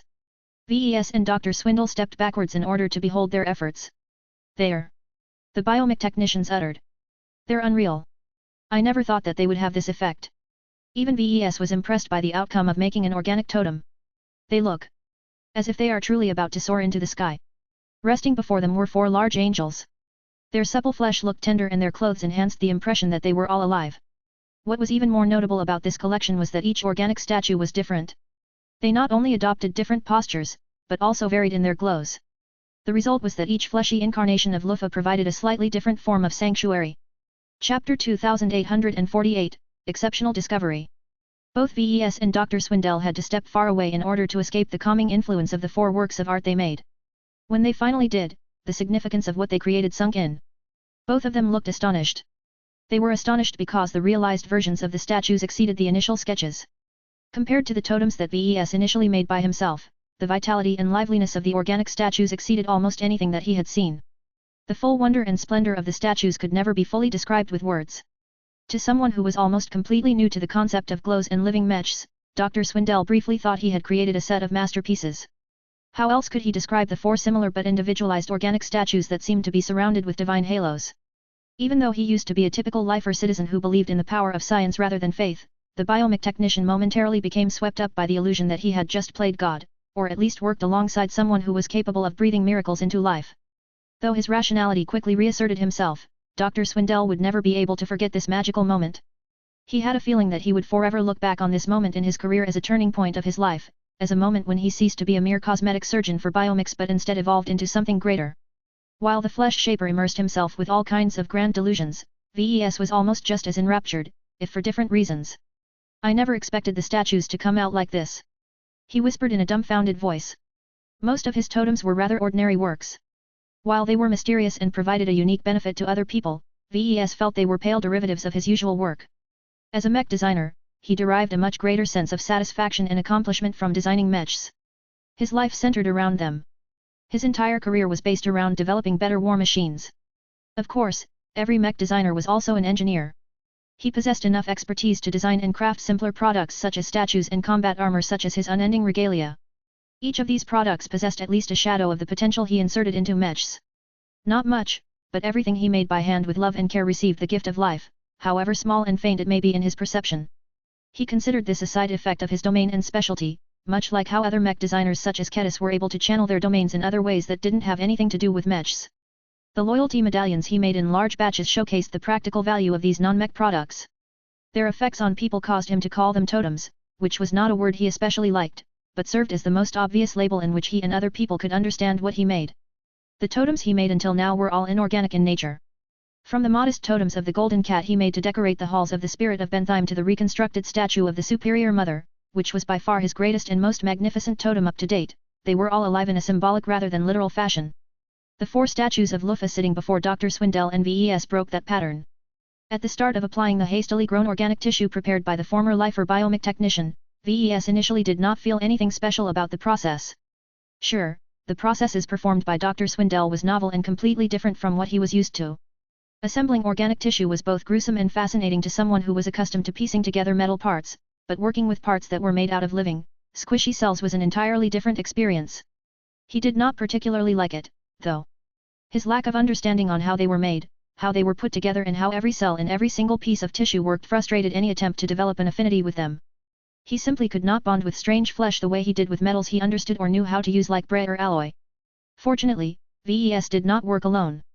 With Dr. Swindell doing all of the technical heavy lifting, VES was largely free to approach this project from an artistic and creative perspective. As the director and decider of this endeavor, he determined how the statues should look in the end. He had already learned from his previous stints as project leader that this was a powerful position. The work being done conformed to his creative vision, so the end product primarily carried his touch rather than those who did all of the heavy labor such as Dr. Swindell. It was rather ironic. Dr. Swindell led the crafting process, but VES firmly maintained control over the creative direction. This wasn't the case usually. He was a mech designer, but his emphasis on craftsmanship often caused him to be personally involved when fabricating his more important works. The mech industry also prized mech designers who knew their way around a mech workshop or manufacturing complex. It wasn't strictly needed though, and plenty of colleagues achieved success without ever stepping foot in a production facility. However, VES was someone who always prized the ability to expand his understanding beyond just designing mechs. His work would never be as real to him if he forgot all of the steps to making them by hand. VES was missing this deep connection here. Compared to how he crafted the initial form of the statues, he experienced an obvious disconnect as he helped from the side. He thought that this missing factor would diminish the quality of his new totems. He was wrong. All four of them blazed with life and attraction in a way that none of his totems could convey. Only the lightning-struck statue of the Superior Mother surpassed the four statues of Lufa, but this was a completely unfair comparison. VES briefly recalled all of the steps he took to create the vessel that birthed the Superior Mother. The statue was enormous and a match to any mech in height, though not quite in volume due to its slimmer proportions. The Superior Mother's statue had also been imbued with several exceptional spiritual ingredients, most notable the overpowering life attributes of his life-prolonging treatment serum. It also served as the focal point of a massive, self-invented ritual that involved tens of thousands of people and objects that was so drastic that it even distorted the climate of an entire planet. There was no way that combining all of these exceptional factors together would produce an average product. After throwing his expertise and spiritual energy into the mix, the statue of the Superior Mother rightfully became his most powerful totem. VES even thought that he would never be able to produce anything that was comparable to it for a long time. One of his biggest limitations was that he no longer had access to a high-grade life-prolonging serum. The results today caused him to question this assumption. The conditions today were incomparably simple and crude compared to his grand endeavor in the past. He did not put too much time in designing and revising Lufa's statues. The base material was made out of cheap and readily available construction materials. He did not choose to utilize something tougher and more precious materials such as brayer alloy because he needed to reserve them for his mechs. The artificial flesh and other organic tissue brought by Dr. Swindell was grown from low-quality organic stock. Yet these seemingly average, mass-produced organic materials reacted considerably differently when VES began to infuse life into them as they were being molded into shape. For some unfathomable reason, the artificial organic tissue applied to the base of the statues merged with the spiritual foundations exceptionally well. As the crafting process continued, VES began to become more amazed at how the living tissue incorporated spirituality. If he attempted to do the same procedures to a piece of brayer alloy, then he always had to apply considerable force. It was as if he had to drill through a solid block of ice. In contrast, once he began to work with active organic tissue, the resistance he experienced was so low that it was like walking through a fog bank. Other than knowing that something existed, the lack of pushback or obstacles made his work so disturbingly easy that it felt unnatural. His doubts and hesitation slowly disappeared once he considered the implications of this amazing discovery. What can I do in these favorable conditions? Ideas started to swell in his mind. He observed all of the deviations from the norm and started to feel the urge to experiment with them. He just had to know how he could take advantage of generous conditions. This was why he started to modify the design of the individual statues and instruct Dr. Swindell to divert from the original design. VES individualized all four statues so that they tested several different ideas. Not only did these ideas differentiate the effects and appearances of Lufa's statues, but also infused them with separate but related identities. In his enthusiasm and excitement, VES unconsciously channeled the design spirit as he applied his new ideas. It didn't matter to him that Lufa constantly tried to dampen his heightened passion. The discoveries he made and the possibilities he envisioned at that moment were so fascinating that VES felt driven to perform his experiments. Through this great moment, VES felt as if he was not only shaping the organic statues, but also shaping the design spirit himself. Lufa literally altered in spiritual form as VES expanded on his spiritual existence. VES became inspired by the Superior Mother's multiple aspects. Aside from her base existence, she also differentiated herself by embodying the 6 phases of existence of Hexism. Since a spiritual product like the Superior Mother could come in multiple different facets, why shouldn't other spiritual entities be able to present other sides of themselves? This was the root of why he felt the need to differentiate the organic statues into 4 different aspects of the entity they were supposed to represent. VES turned to the statue on the far left. The aspect of tranquility. This organic statue was Lufa in his purest form. It was one of the least pronounced aspects of the 4, but it was still notable in its strong effect. What the aspect of tranquility excelled at was imposing a total state of calm and peace to people within the range of its glow. Every positive or negative emotion was dampened to the greatest degree possible. Anyone who opened up to this organic statue would lose all of their strong impulses and heated passion. As befitting this effect, the aspect of tranquility depicted the white-robed Lufa with a single palm raised upwards. It was as if its gesture caused reality around it to stop, making people feel as if their persistent worries, burdens, and p.l.e.s.u.r.es no longer mattered. Even the most rabid individuals would be able to find peace in the presence of this neutral and non-judgmental statue. This was the original effect he was striving for, but due to the intermingling of living tissue, the aspect of tranquility was able to channel it to a much greater degree than it should. While its effect wasn't enough to overpower the minds and spirits of extraordinary people such as expert pilots and maybe expert candidates, VES was convinced it was able to sway practically any other human. The utility this totem provided was so groundbreaking that not even his sanctuary mechs were a match. This is impossible. The existence of this organic statue alone broke his assumption that his mechs were always stronger than his totems. Chapter 2849, The Four Aspects. The aspect of tranquility embodied the purity of Lufa. It stripped almost all of the personal and extraneous sides of the design spirit and distilled what remained into a facet that was completely neutral. No matter whether someone was a friend or foe, they would both be able to find peace in the aspect of tranquility's presence. Compared to the other statues, the aspect of tranquility was the most harmless of the four. Its effect on people was less extreme and it did not set out to impose any specific changes. It just provided a sanctuary where those who sheltered in its glow would be able to purge themselves of their distracting thoughts and emotions and find peace in a reality that was always busy. Yet for all of the aspect of tranquility's benefits, it was merely the plainest totem compared to the other three variations. VES shifted his gaze to the second organic statue. Compared to the purity and lack of personality of the aspect of tranquility, the second was a font of positivity. The reason why VES came up with a distinctly more empathic statue was because he wanted to develop something that was even better at healing broken and traumatized people. When he toured the recently erected refugee camp, he personally came in touch with different forms of negativity. Through reading the expressions and minds of the lifers trying to make sense of their lives, he encountered plenty of anger, helplessness, loss, despair, and indecisiveness. It was not good for so many people to bottle up all of these negative emotions.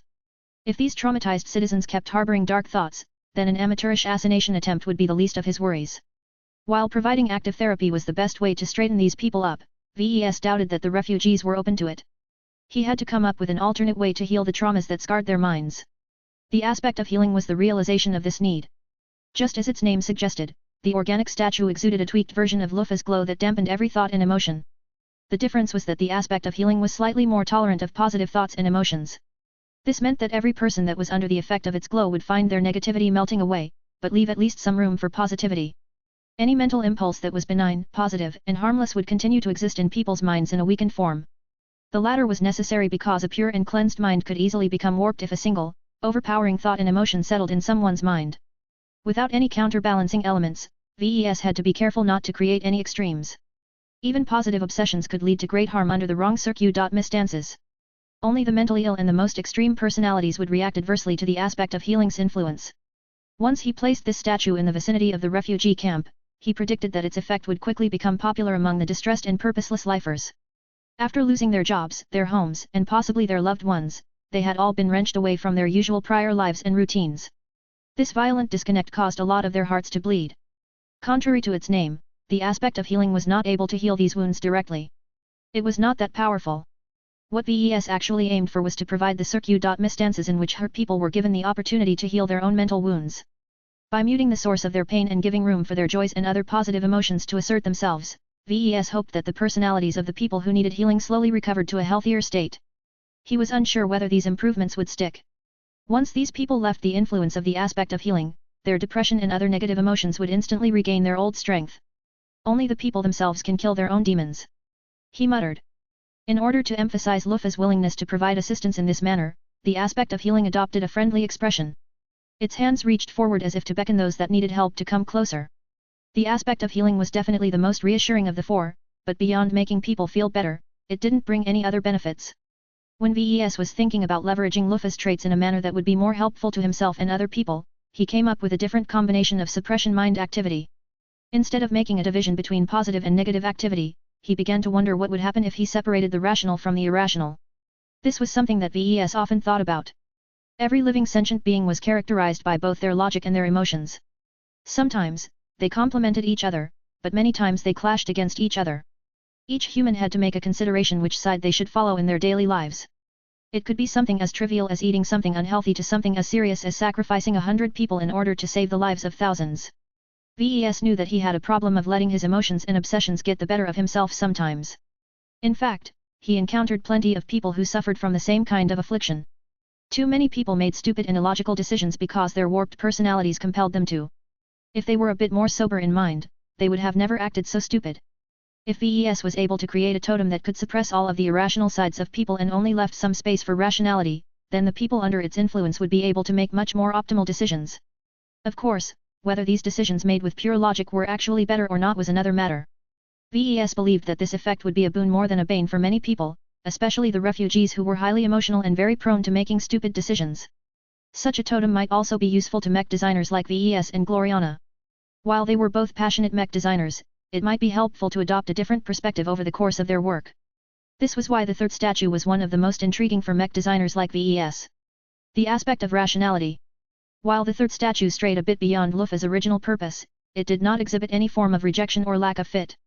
During its shaping, VES had actively altered the design spirit's very identity to embrace this new aspect. Just as its name suggested, the organic statue portrayed the angel with a contemplative expression. The statue's finger even pressed against the chin to mirror his own habit of rubbing his smooth-shaven cheeks. Compared to the other statues, aspect of rationality was the coldest and most calculative of the four. It was all brain and no heart. This was why VES was quite hesitant about exposing it to everyone. He believed it was a particularly bad idea to subject the aspect of rationality to children. The harm it could do to their growth was incalculable. Children should not be allowed to lose their innocence and wonder of reality around them as far as he was concerned. Only the cruelest and most heartless parents would want their kids to turn into emotionless drones. If VES wanted to go through with his plan to make it available to refugees, then he had to set up a security cordon in order to control who was allowed to approach this special statue. While he was interested in using the locals as test subjects to examine the precise effects of his creations on different personalities, he did not want to make a bad impression on these people. This was why he held a lot of misgivings about the fourth and last statue. Unlike the first three aspects, the fourth one was a lot more active. Its glow shook with excitement and sparks seemed to jump across its unusual form.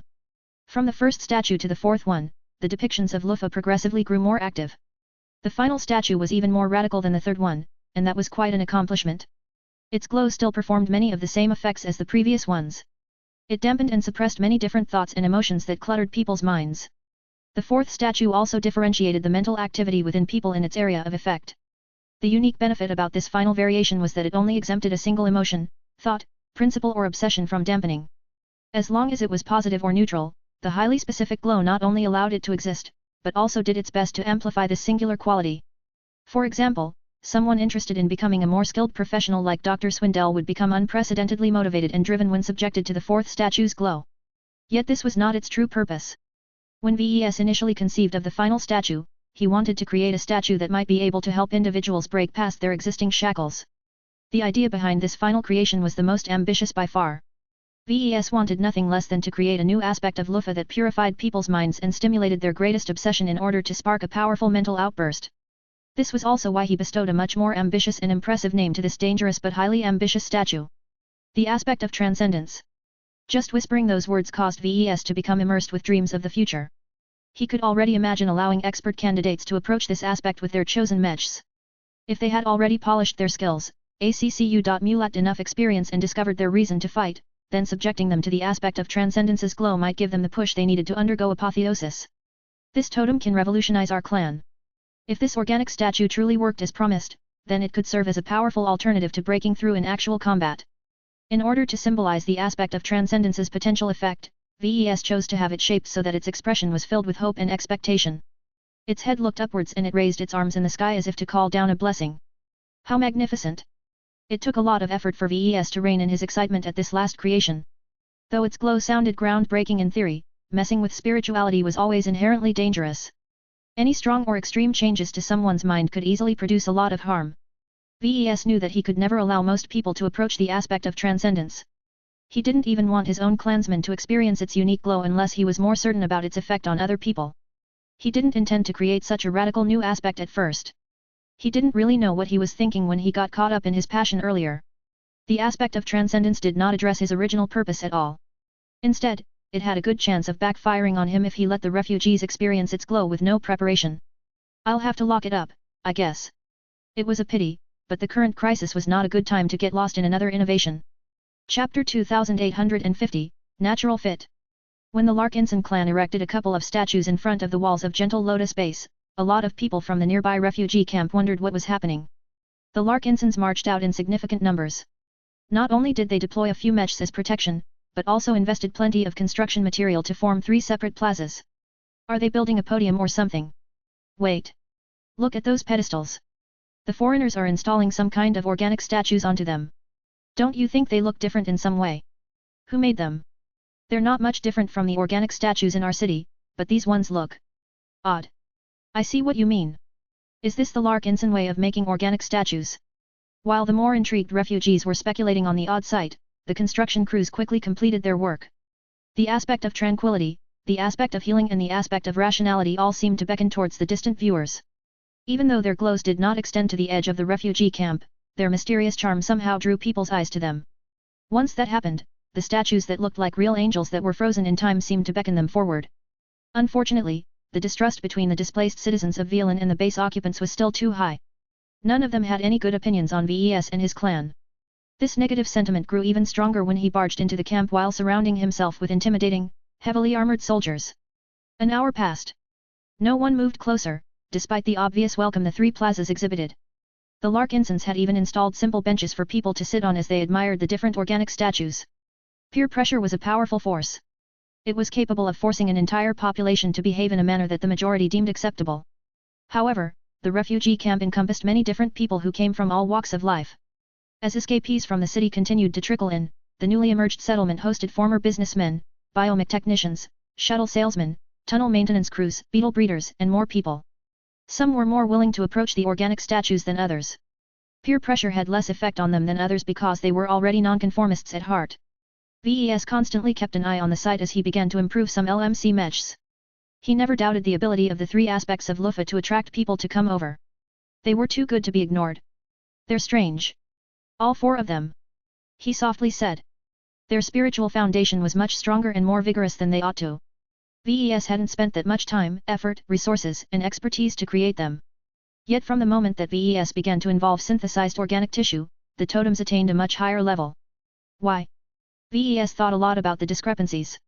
Since even a sloppy and haphazard combination of flesh and spirituality produced greater results, the obvious conclusion that he could make was that the 2 belonged together. Life can bloom from any object, but some are better suited for it than others. To put it in other terms, it was always harder to bring a bar of metal to life than a handful of meat. What made this particular case even more exceptional was the high fit between the tissue generated by Dr. Swindell, the shape of the statues and the nature of the design spirit. According to the biomech designer, he simply used a tissue-generating machine from one of the base's medical treatment facilities to pump out a lot of flesh and other organic components. Since Swindell was in a hurry and didn't have to be too particular about the quality of the organic tissue, he utilized the lowest and fastest settings. What was a tissue-generating machine in an infirmary best at? Producing lots of human tissue. It made little sense for such a machine to generate exobese tissue. Certain high-end, upscale models might be capable of doing so, but human flesh was still the most standard option. As a result of Dr. Swindell's convenient actions, the organic tissue he applied to the base of the statues, whether it was flesh, bones, teeth, hair or nails, were all intrinsically human. The only anomalies were the obvious angel parts. Baseline humans didn't possess wings, so Dr. Swindell had to resort to a creative solution. He ended up utilizing bird DNA that was already present in the tissue-generating machine's gene database. The feathers and all of the other parts that made up the outer portion of the wings were distinctly non-human, but that might not necessarily be a bad thing. Angels aren't human as well. So the anomaly with their wings actually fits with the nature of their existence. Of course, how could an angel not possess a halo above their head? Adding the stereotypical glowing band of golden light above the heads of the statues was essential to completing the impression that they were true divine creations. This was familiar territory for Dr. Swindell. He easily implanted special bioprojector cells on the top of the heads of the statues that were capable of forming halo projections on a constant basis as long as they were supplied with energy. While the care and attention that Ves and Dr. Swindell put into their work may not have been the best, much of their design choices unintentionally worked out extremely well. Since Lufa was a humanoid design spirit to begin with, the overwhelming use of human tissue and the effort spent into fleshing out its angelic traits all produced statues that truly felt like incarnations of the actual entity. The attraction of the statues was finally too much for some people. The first to emerge were a group of lifers who Ves immediately recognized. Wait! Aren't these the owners of the mysterious purple mechs? He never really got any names or identities out of them. The men and women, who all happened to wear purple uniforms, stepped out from the refugee camp and approached the plazas. The spaces weren't entirely unattended. VES ordered personnel to be stationed nearby in order to guard the statues and regulate the entry of visitors. Greetings. The head of the group began. May we inquire about the purpose of these unusual organic statues? The visitors received a brief explanation on their effects. The guards were also quick to point out that they had to undergo an examination before they were allowed to approach the third statue. Why the need for such a restriction? Isn't it just an ornament? You should approach and experience the glows of the first two aspects first. The Larkinson guard answered. You won't understand the third aspect if I explain it to you right away. The purple men decided to see what all of the fuss was all about. The leader split his group in two.